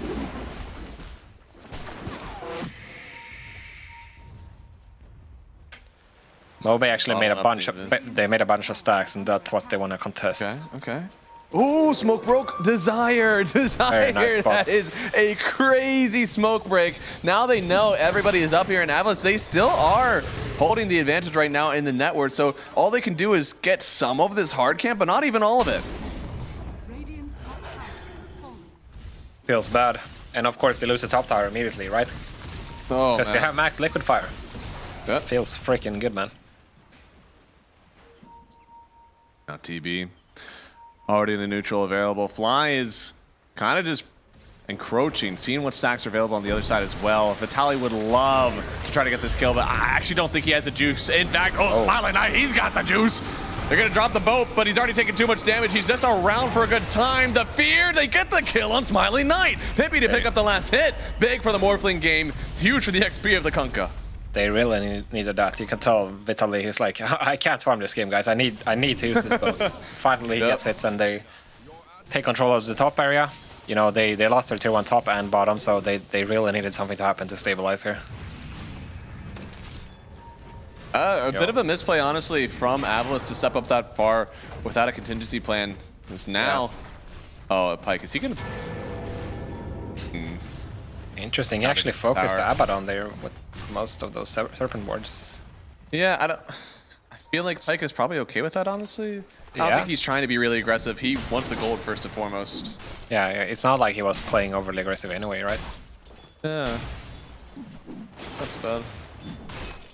Keeping that tower alive for longer is probably better than his ult at the moment. Making sure they can't really get into his stacks easily. Yeah.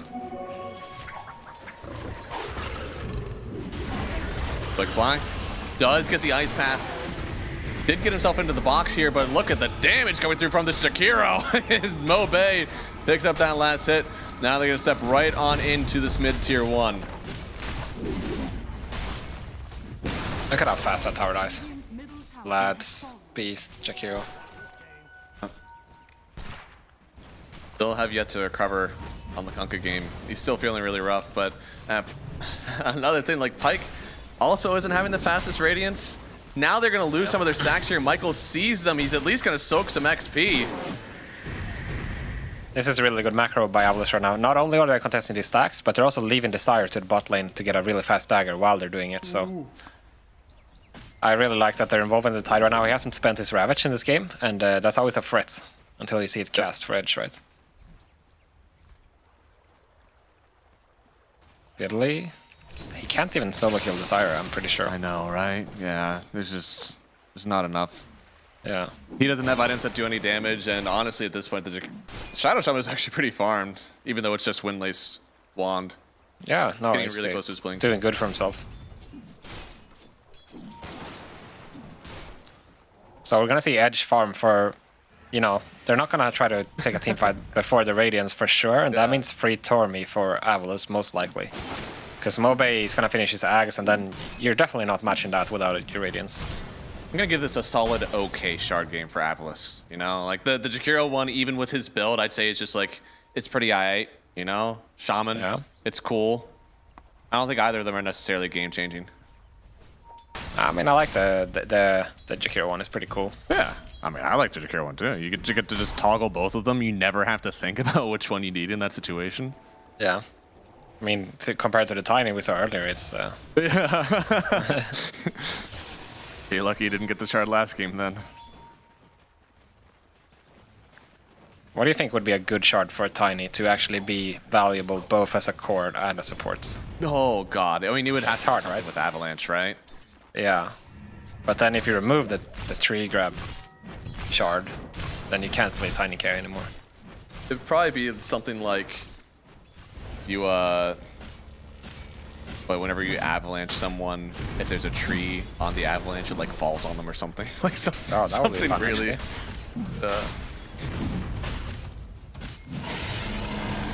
Ooh, good Aegis there. That is exactly what this hero does. I know you guys may not have seen this too often. This hero's gotten banned out in damn near every single game of DreamLeague 26, but Zig's still very potent at taking this Aegis. So are they gonna go straight into Tormy? Certainly looks like it. Just objective to objective, and Smile Knight is enjoying free farm in the meantime. Because there's really no map pressure coming out from Edge right now. So Avalanche can do what they want for another couple minutes. I mean, whenever this is happening, whenever all these objectives are being taken, you need to force somewhere on the other side of the map. These guys were just able to walk to the middle of the map, get Aegis, get here, get the Tormentor. This is at least a minute off the map, and there's not even a way hitting the top tier 1. Yeah.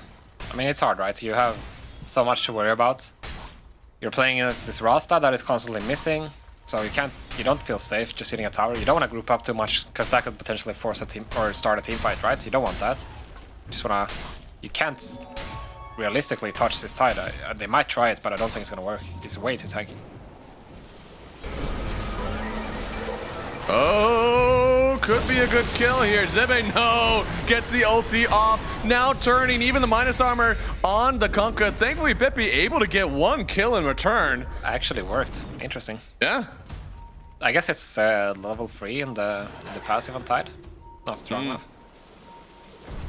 Every kill is valuable. This is still an Ooh, a bit of a snipe there. Even finding Fly, dragging him back into the boat. After this one, are they able to get more? I feel like you may extend too far. Ice Path off the mark. Desire trying to wrap around the other side. The silence stopping from Vitaly from getting roared. Now Pyke is here. This could be a huge turnaround. Only the first life. Desire, what can you do to turn this around? Gets the Hex on Morphling, even getting the snakes out. He could go back to the Jakiro, take away one of the roars, now comes back to Mobay, drops out an Ice Path, running back into Mobay. They get the kill, and somehow this Edge lineup, after being down on the map, down in net worth, they take the kill through the Aegis. Dude, I did not expect that, actually. I guess I underestimated the taunt, first of all, on the Tide kill. And then Mobay just gets stuck in, like, save your body syndrome a bit. They get the X on Jakiro, and then Mobay is just stuck there, and they didn't get to utilize their Aegis whatsoever, and now they might lose a tier 1 as well, and that's Irradiance for Pyke. I feel like, I don't know what else could have happened for Edge. You know, what more could you ask for, really? That was so good. You could ask for your Kunkka to be ahead of the Shaman in net worth. Yeah, but I think that's not realistic, Conrad. That's true. Managing expectations, as he nicely put it. Thankfully, Pyke is having a really good game here, and Kunkka, with that influx of net worth, he should have that blade mail completed and can move on to brighter pastures. Yeah, a blink will definitely help for Pyke as well. He can, you know, start making some plays with this. I wonder, do you just get a Lotus Orb on Kunkka after your Blade Mail and just make it so that you have one guy, hopefully, that can't get gone on? I mean, it's Shaman. And I would probably still prefer the Crimson. Yeah. Okay. I think it's too too valuable versus into TB. snake hits. It also helps defend your towers versus snakes. True. Does not help versus Jakiro, which is unfortunate. No! No, that Twin Terror. Which, did he end up going more into the Ice Path or the Dual Breath? Ice Path, okay. Never click on him again.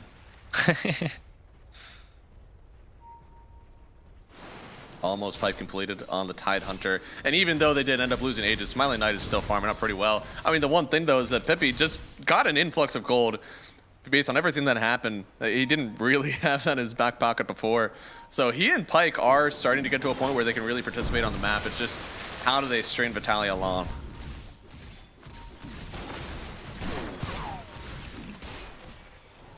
Dire's middle tower is under attack.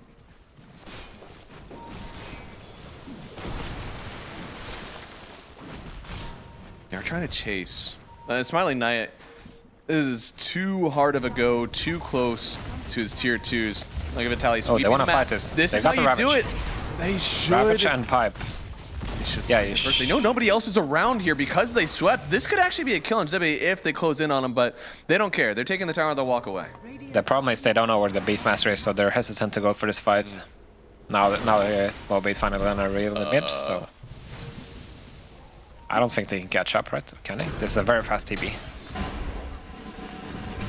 There's also a very fast ring map. He has another Gush now. He needs to dodge a spell with his mirror. He doesn't get it. That's gonna be Smiling Knight getting the kill. Alright, Desire setting up on PP here. They can definitely kill him if they get the Beast on top. This is crazy if he gets it. He saw him start to shift down, didn't get the full shift, but Mobe should be here to clean it all up. Chain with the roar, and they get the kill. 4x streak. Well done on the Shaman. Huge. Best kill they could have gotten. Now their map is theirs again. I wonder if Pike's gonna finish this blink or not. I feel like they kind of need it, yeah. Yeah, I mean, they need someone to do. He's actually changing his mind now. Because I feel like they need somebody to do something. You know, I don't think PP on this morph is gonna be the one, you know, just going in, tanking hexes and whatever, right? I feel like it has to be the Abaddon. Somebody to set up a nice, you know, give your team vision so you can land your boat, etc. I guess I can see a world where, like, you're just hoping that you get somebody on an X. You just need to run to the X point. You don't need to blink in, as you said. He needs to be a frontliner, so that Manta Dispel will be very important for him. That is true, but how are you gonna get the X? You know, then I guess you can smoke and, you know, hopefully find somebody on a creep wave. But outside of that, like let's say Roshan scenarios, so yeah.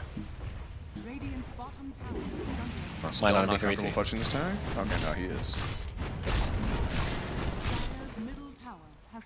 He's gonna get this Radiance or this Manta not too far away, honestly, if he keeps running like this. One thing I didn't consider actually is that Abaddon removes healing, so yeah, let's see this first. Oh, nice Chain Fear here, taunted up as well, but the passive clues in, and there it is, Ravage out. Can they still get Zibbe? I don't know. I don't think they have the damage. Mike needs to be the one to get close enough.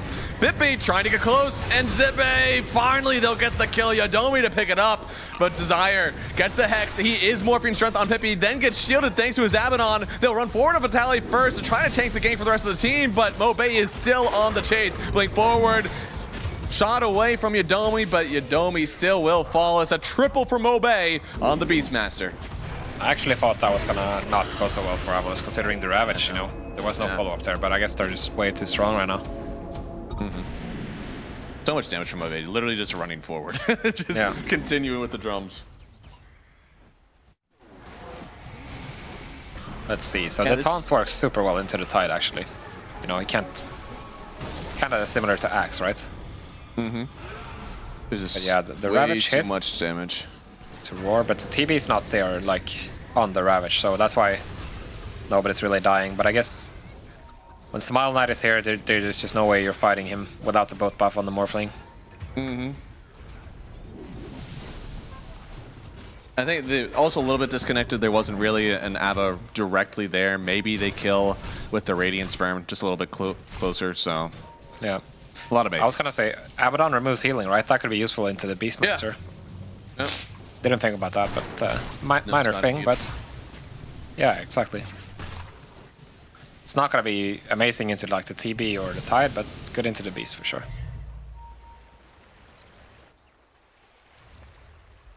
So it's 35% if they are below 40% HP. That's a lot of maths. So 40% HP is a lot, but honestly, it depends on your nuke damage. I don't think they have a ton of nuke, actually. They don't. Mobe will stay higher than 40% for a long while in these fights. The problem with Edge's initiation tools is that you can always press BKB. You know, there's no instant stun. Which Mobe is about to have a BKB as well, so... Shouldn't be that concerning in terms of initiation. Yeah. Oh, shield rune. Gets the ulti off, but that's just a temporary measure. Oh, okay, the temporary measure lasted a lot longer than I thought, but still ends up dying. Now, what do you do about Roche if you're Edge? Yeah, you get the hell away. You That's right answer. I don't think they're able to stay on with this one. Trying to split push, at least hopefully this time I think they should be able to get more split pushing done, especially knowing that Roche, yeah, that's like a minute, I think. I don't know, man. I don't know. I would love to just be able to read a timer. 10 seconds? Oh, okay. Is it? Oh, BTP! On the mark. Way to go. That's my observer. My observer. Looks like now Pike, yeah, with this Manta, it should be a lot easier to kind of like split push these waves. So they'll at least have top in pretty well by the time the Roche comes up. And actually Roche is walking up top. They haven't started to hit it yet. They need to start angling down towards bottom instead. With all this extra map movement, honestly, they're just going to get a lot of farm injected into this Abaddon while they're still trying to take Roche. If they try to take it, I guess. They haven't even moved towards it yet. Yeah. Interesting build from Smile Knight, by the way. He went for the Revenant's Brooch over the Skadi. Interesting. Which I guess the Revenant's Brooch makes sense, but I think one of the downsides is you're gonna need True Strike at some point, right? Into the potential Butterfly. Yeah. And then you don't have Skadi because of that. Yeah, I mean, I'm sure you're able to afford both eventually, right? Gonna have a hard time with slots though. Okay, they're actually gonna contest the Roche here for it on edge. They have the Crimson, so that's definitely gonna help. Things already down. I mean, you've got to get in there now, but Zibit, he's blocking the vision. None of the knives are getting through. You got to go through now with someone, but there's not enough. Mobe's gonna get the Aegis, and now you are in danger. You're fighting in Avilice territory. Gonna get the boat on too, but I think that is a bit far away from where you want to fight. Now they're getting closer. Mobe wanting to take down this carry, Abba. And Pike. That needs to happen now. Oh, wait, they can take the first life maybe. Ravage out already, but Pike, he just now has to pop his ulti. It's already after they already get the first life of Mobe, but still Smiling Knight running forward with the Metamorphosis. The goal is escape. How many can you get away from this one? Desire gonna get the first kill maybe here. Locked up. Killed by the Morphling, and Pippi, your team has to get out of here. There's no way you can stay any longer unless they turn around. They really want to go. He zips in on Pippi, turns into the Jakiro, back to the Morphling, gets the kill, now on Mobe. Mobe, he doesn't have the roar any longer, but Pippi still in a bit of danger, low. Oh no, the Strength Morph can't help you there. Vitaly now forced to run away now that his friend is gone. Maybe staying a bit too far on edge, but then they made it look really close. Yeah, the problem is, or let's see, you know me first. Pike is thinking about this. He do be. He doesn't now have they get ulti, another but I guess the aura. meta is out. The meta is out. It is. Turning on Zibe first, it looks like he's trying to tank as much as he can. Domi already down to the backside thanks to Mobe skating around. And now, I don't know, yeah, Kunkka is here. He ain't got much to offer though. Boat, it lands. Can you kill him in the duration of stun? No, he turns. Thunder connects, and now Pike has to run away. 10 seconds for 8 seconds. Save him? No! Now it's up to Vitaly, up to Michael. Mobe is still taking so much. They'll finally get him, but Smiling Knight will clean up on the other side. We were 5 seconds away from Abba maybe returning that one the whole way. Actually closer than expected there. He got a second boat. And almost a second Abaddon ulti as well. That would have cleaned them up probably, but yeah, Small Knight too strong, unfortunately, with the pipe and the Vlads provided by CB. It was way too much damage. Yeah, everything was so close. Even the original fight, maybe if you kill the Beastmaster before you're forced to pop your ult the first time, it looks even better for you. Just so much of this, just a little bit faster. Maybe you see a knife go into the Roshan pit, you go further before the Aegis even comes out. You see that problem with their initiation, like they go in and they use the boat, but it's like, that's not enough for PP to commit. He needs to see Ravage, he needs to see Roar. And then you just have Pike tanking everything here, but kind of works out in a sense. You get to say this for free, but there's just no direct cue for you to go in and commit. And I don't think that's going to change. It's going to always come down to, you need the cooldowns to be out for Avilice, and hopefully Pike can do that for your team, because... Going for the Tormentor once more, and it'll be picked up by Mobe. So, the Hawks. It's pretty good. More lockdown.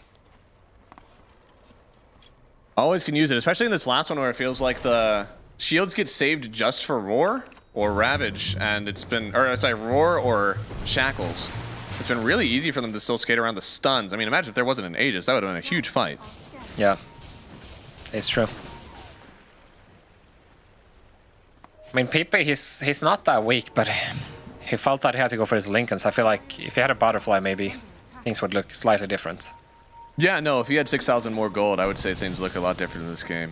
That's true. Oh my lord! They already popped his Lincolns, but now running forward. Oh no, he's just not getting enough strength. I don't see him living through this one. Waveform, Manta as well. Oh no. Doesn't get onto the low ground, but there's the Ravage. Another Shackle in from Desire. Bippy, he's taking so much damage, but for what? Your team isn't around to take this fight. Michael dies as well, and the rest of your friends are just getting out of here. That was the wrong neighborhood, unfortunately, for No, he parked his car. That was a bit of a wild waveform up. I could have seen that happening maybe if there were some friends with you, because, Lord, he survived a while, but still not enough.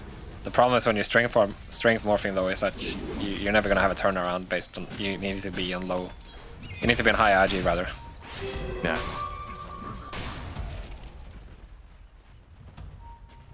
And Mobe has just been beating his drums for 20 minutes. It feels like they haven't been able to stop him. Yeah, it's true.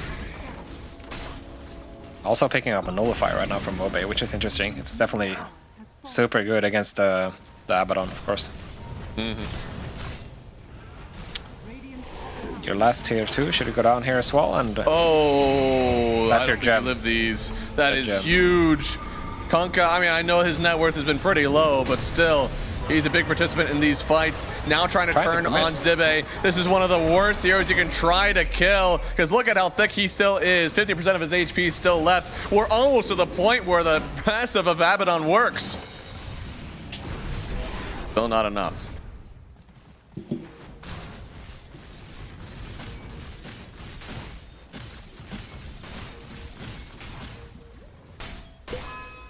But a hard engagement for this team so far. Yeah, I mean, it's a tough spot to be in as well, right? You don't have any good heroes to like get around the map and sneak some camps. It's like very honest. You have more Abaddon. You need to find a way to get out. You don't have these Storm or Ember or something. But eventually, Atlas is going to pressure your base again. The anchor picked up as well. I feel the pressure. Gets the Ice Path as well. Just as much damage as they can do to kind of force this guy back. Now Zibe, he gets sent forward, but I don't know if they care too much. In fact, they're turning back on the Abaddon. Still has his ulti available. I don't know if you can defend this still. It's tough. The Scotty as well for Smile Knight right now. Yep. He is jacked. Pretty close to 6 slot at minute 32. That's your boat. All right, X-Torrent boat here, dragging him back away from the team, but the team, they're actually going to force stab him even further, but there it is. Sunder already used. No Aegis. I mean, Smiley Knight, he's killable, maybe, but the rest of your team has to live. Now they're on top of Pike. He's able to get the ulti up, but they're just not looking at him. He's not going to get near any HP back off of this, and now they just turn right as soon as it's gone. A nice ass-pat turnaround from Pippi, utilizing the tools of the Jakiro in his pocket, but maybe they're actually coming back from this one. BKB forced out from Mobe, but as you go onto the low ground, it gets more and more dangerous for your team. Bring back Fly, not so bad for them. Pippi's actually getting a lot of extra damage off of this Twin Terror facet. Actually, not so bad for Edge. They end up losing the range tracks, but I feel like it could be way worse. This TB is super strong right now, so they're signs of life here holding them back. Obviously, it doesn't change the fact that they're 20k behind, but still. Yeah, let's cope it up a bit. You know, I have tabbed out, and I see that it's actually Edge. They're gonna end up winning this one. How did they do it? How did they win this game? Well, Aghanim's Kunkka is coming. That's gonna be the stance that they need. You're not a salesman. An Ags on Kunkka is gonna change that much for me, but I mean, if we go back a few patches. Yeah, true. Give me the water park and I believe. And these are getting closer. Like, maybe an Ags is enough that it changes things just slightly. I mean, you see that they got Smile Knight in a good position there. Like if they have 2-3 more stuns, then for sure he's gonna go down, right? But they just don't have enough to lock him down. Even though it doesn't have a BKB, can always get his thunder off pretty reliably. Yeah. That is wild that he has not gotten a BKB yet. Now, you talked about slot efficiency. This is where it might come into play a little bit. So he has the BKB. That'll be able to get taken away for his Falcon Blade. After that, you only have one more. Should be Butterfly usually. Maybe you want to crit. If you need to pierce evasion, it's going to have to be an MKB. But there's a lot of potential slots that you no longer can get. Unfortunately, because of this crit. But, I mean, the assumption is that you don't get Daedalus because you have the Revenant's Brooch. Yeah. That should be it, yeah.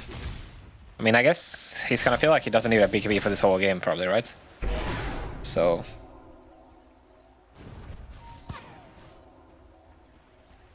Refresher complete. Refresher, yeah. BKB nullifier. Plus that the roars. Ooh. Sib is gonna have a Shiva right now as well, which is, you know, Skadi plus Shiva into this morph.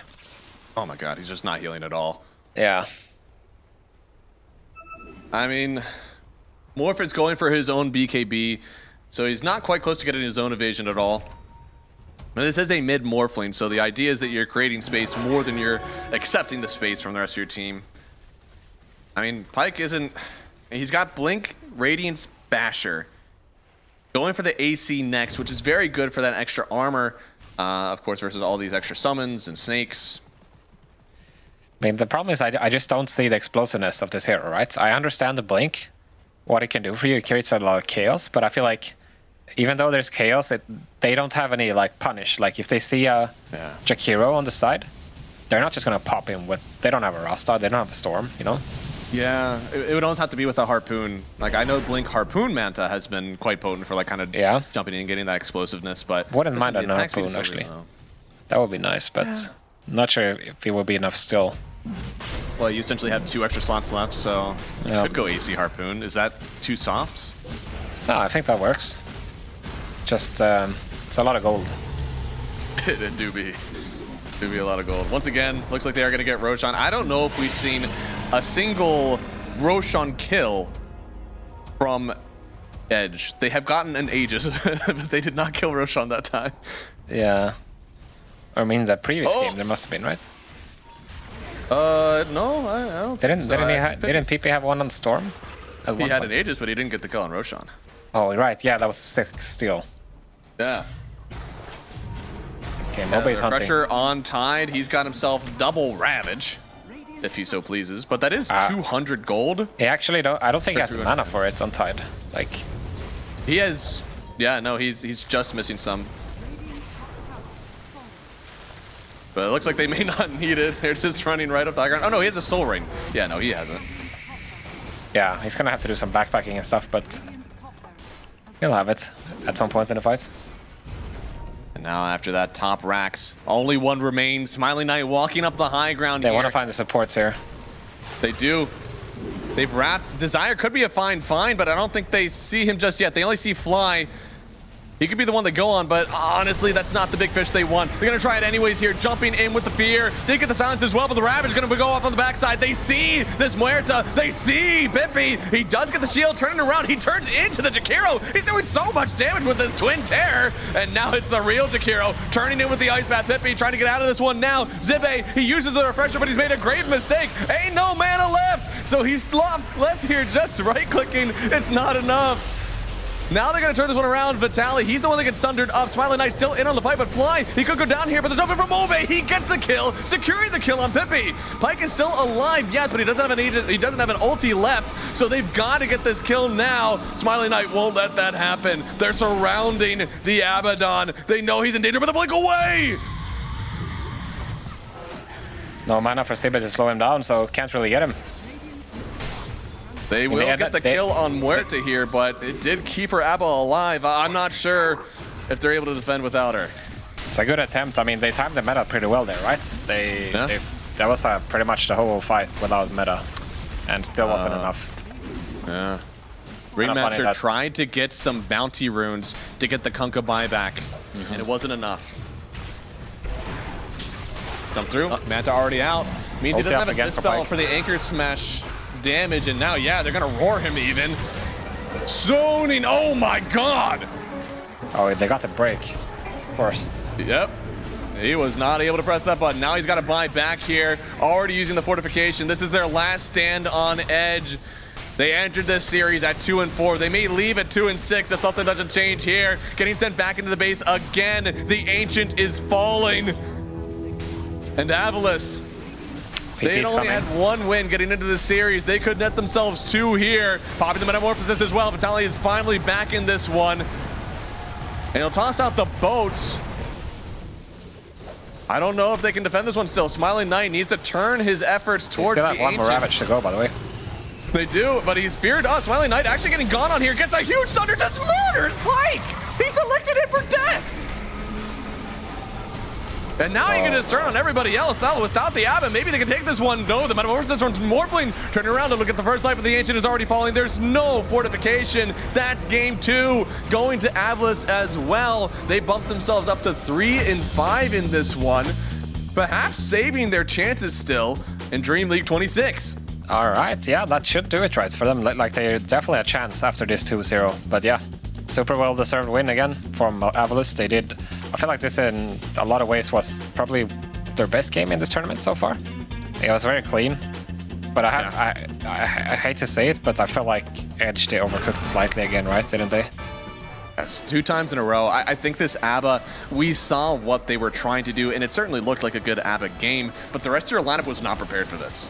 Yeah, right. I don't think there's any world where you would love to, or you want to put the Kunkka offlane into TB Jakiro. It's just not something that's going to work, right? And I think that puts unrealistic pressure on Pike, in a sense. Like, he has to do so much for that to be worth it, and it's just not realistic. And yeah, Morphling mid, I can see why that would be good, but I don't think they needed to do this. Like, I think they had solid ideas how to draft and how to play, but they just take it too far in this series, unfortunately. And I'm sure if they look back at this, they can learn a lot from it. But nonetheless, very well played from Avalis, and especially Smiling Knight. I think he was the star player for me in the series for them.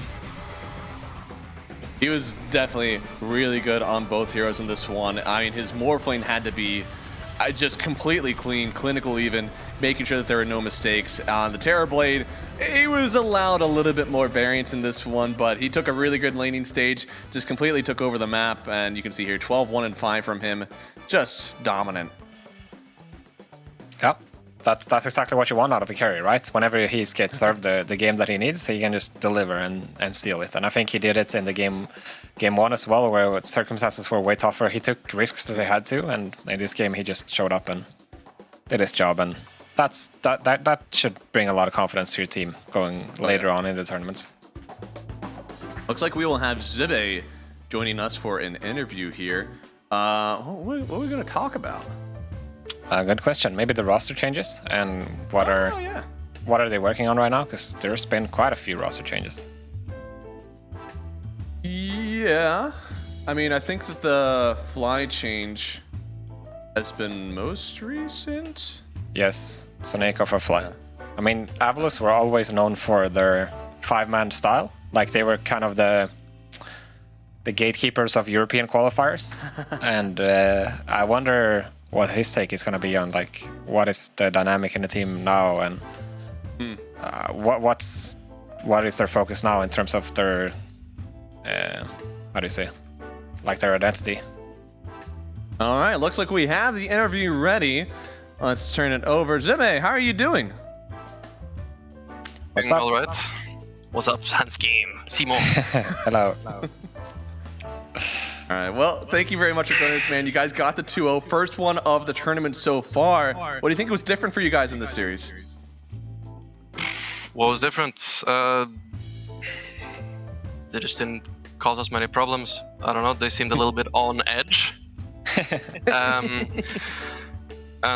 Yeah, we kind of just played our game, had some strong heroes, and, you know, didn't... Yeah, just not so many roadblocks compared to the other series we've been playing so far. Yeah, you guys have had some rough ones. I mean, in this group, I feel like a lot of teams have kind of popped off in ways we didn't expect. Gaming seemed to have found their edge in these last few games that they didn't really have before. Navi Jr., of course, had a huge first day that looked really good. So now I feel like you guys are kind of in that same one. You're starting to find your groove. you had a new roster change essentially of last month, right? You guys got Fly in, new leadership on the team. How do you feel like your team has changed with him at the helm? I mean, that's not the only change we had in the end. Like in the last month, we've changed 3 players, so it's been hectic, like fitting everybody in. And yeah, you know, with Fly, we also changed the captain. So, you know, it's like we're a completely new team essentially compared to what we were earlier this season. And you know, we're a good group, but like gameplay-wise, there's things that work and there's things that doesn't work. Like I feel like for the last month or so, with this roster, we've really been like a hit or miss team. When things are going well in a game, they're going like really well and everyone knows what they're doing. And then we go into some games and like nothing is working and everybody's like dead quiet and like because nobody sees how to play the game. So it's been a little bit up and down. We're really like trying to find that consistency. And hopefully we can get there. No, it makes sense. I mean, obviously, like you said, it's almost a brand new team, right? It's only you and Smiley Knight. And Mag, I believe, is he still with you? Yeah, the Mag, our coach, is still with us. Okay, cool. Well, regardless, it's still a completely new team. I always looked at you guys like the gatekeepers of European qualifiers, and you had a very distinct style. Like, you played a lot of 5-man Dota, a lot of push, and there was a very clear identity of your team. I mean, it's still early to say, but do you feel like you have found something new for the group, or is it going to be more of the same, or is it hard to say? I don't think we've found like our clear identity yet. Like, even with the old roster, like in the end, even if that roster lasted for like 6-7 months, we ended up being like a 1-patch team. There was not a single patch for those 7 months, and you know, once the patch came and like our strats weren't really working as well anymore, you know, the problems started creeping up, and maybe that's part of why 3 players ended up going away, or at least a small part of the reason, I think, was that, yeah, the new patch came and our old style wasn't working. Yeah, that makes sense. No, this new roster doesn't really have like a clear-cut identity so far, not yet, at least. We're trying to find it. It can take time. We were discussing as well, you know, when you bring a new captain to a team, it can work. If you change only the captain, it might not be a big transition period, but now essentially it's a new captain that I believe none of you have worked with a brand new team almost, right? So there's a lot of changes, and I think it's expected to not have immediate success, you know. It usually doesn't happen for teams, yeah, sorry, I forgot what I was going to ask, Connor.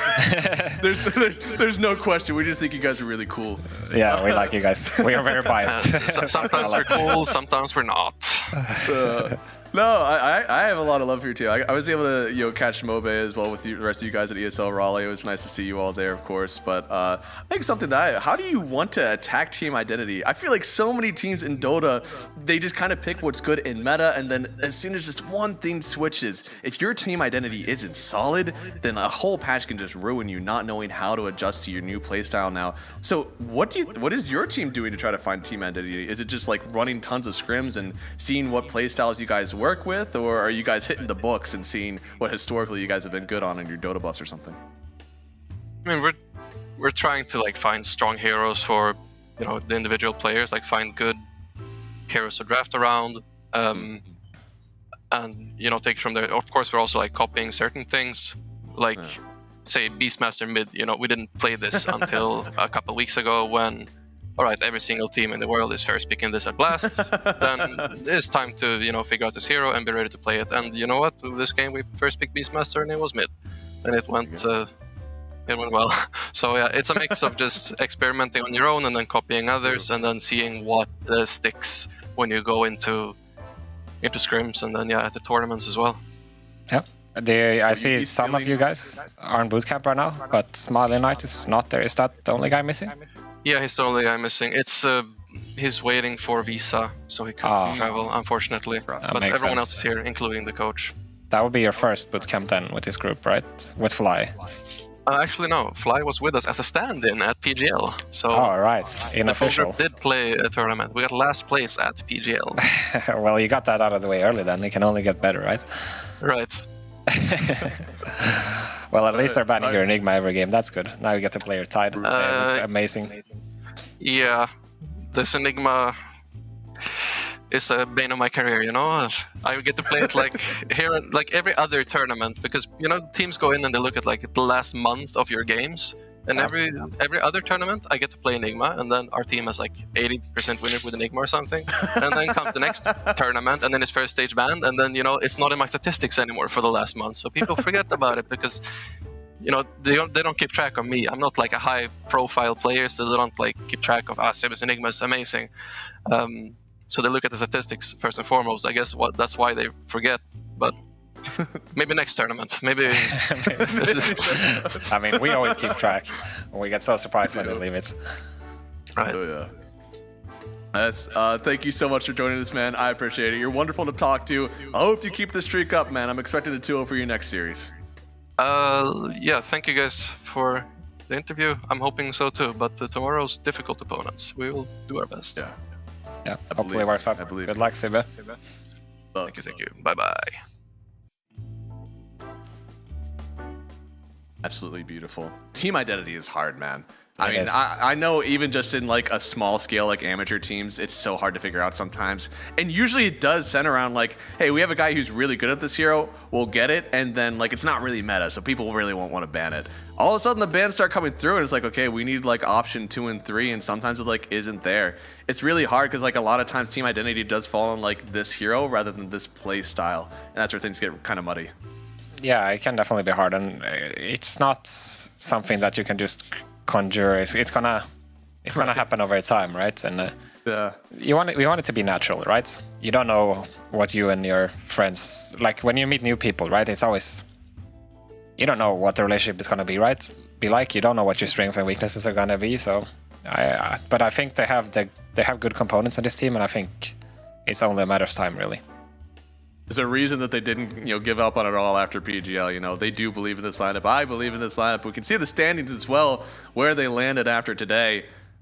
Group B still, again, I truly believe it is group of death. I mean, hell, if Avalanche actually latch onto something and start performing, I'm talking top 7 teams have all had some streak of god tier ability in this group B right now, which is incredible. Falcons currently sitting at 3-5. They have clearly, though, already qualified to the EWC, so they're maybe not as pressured to perform.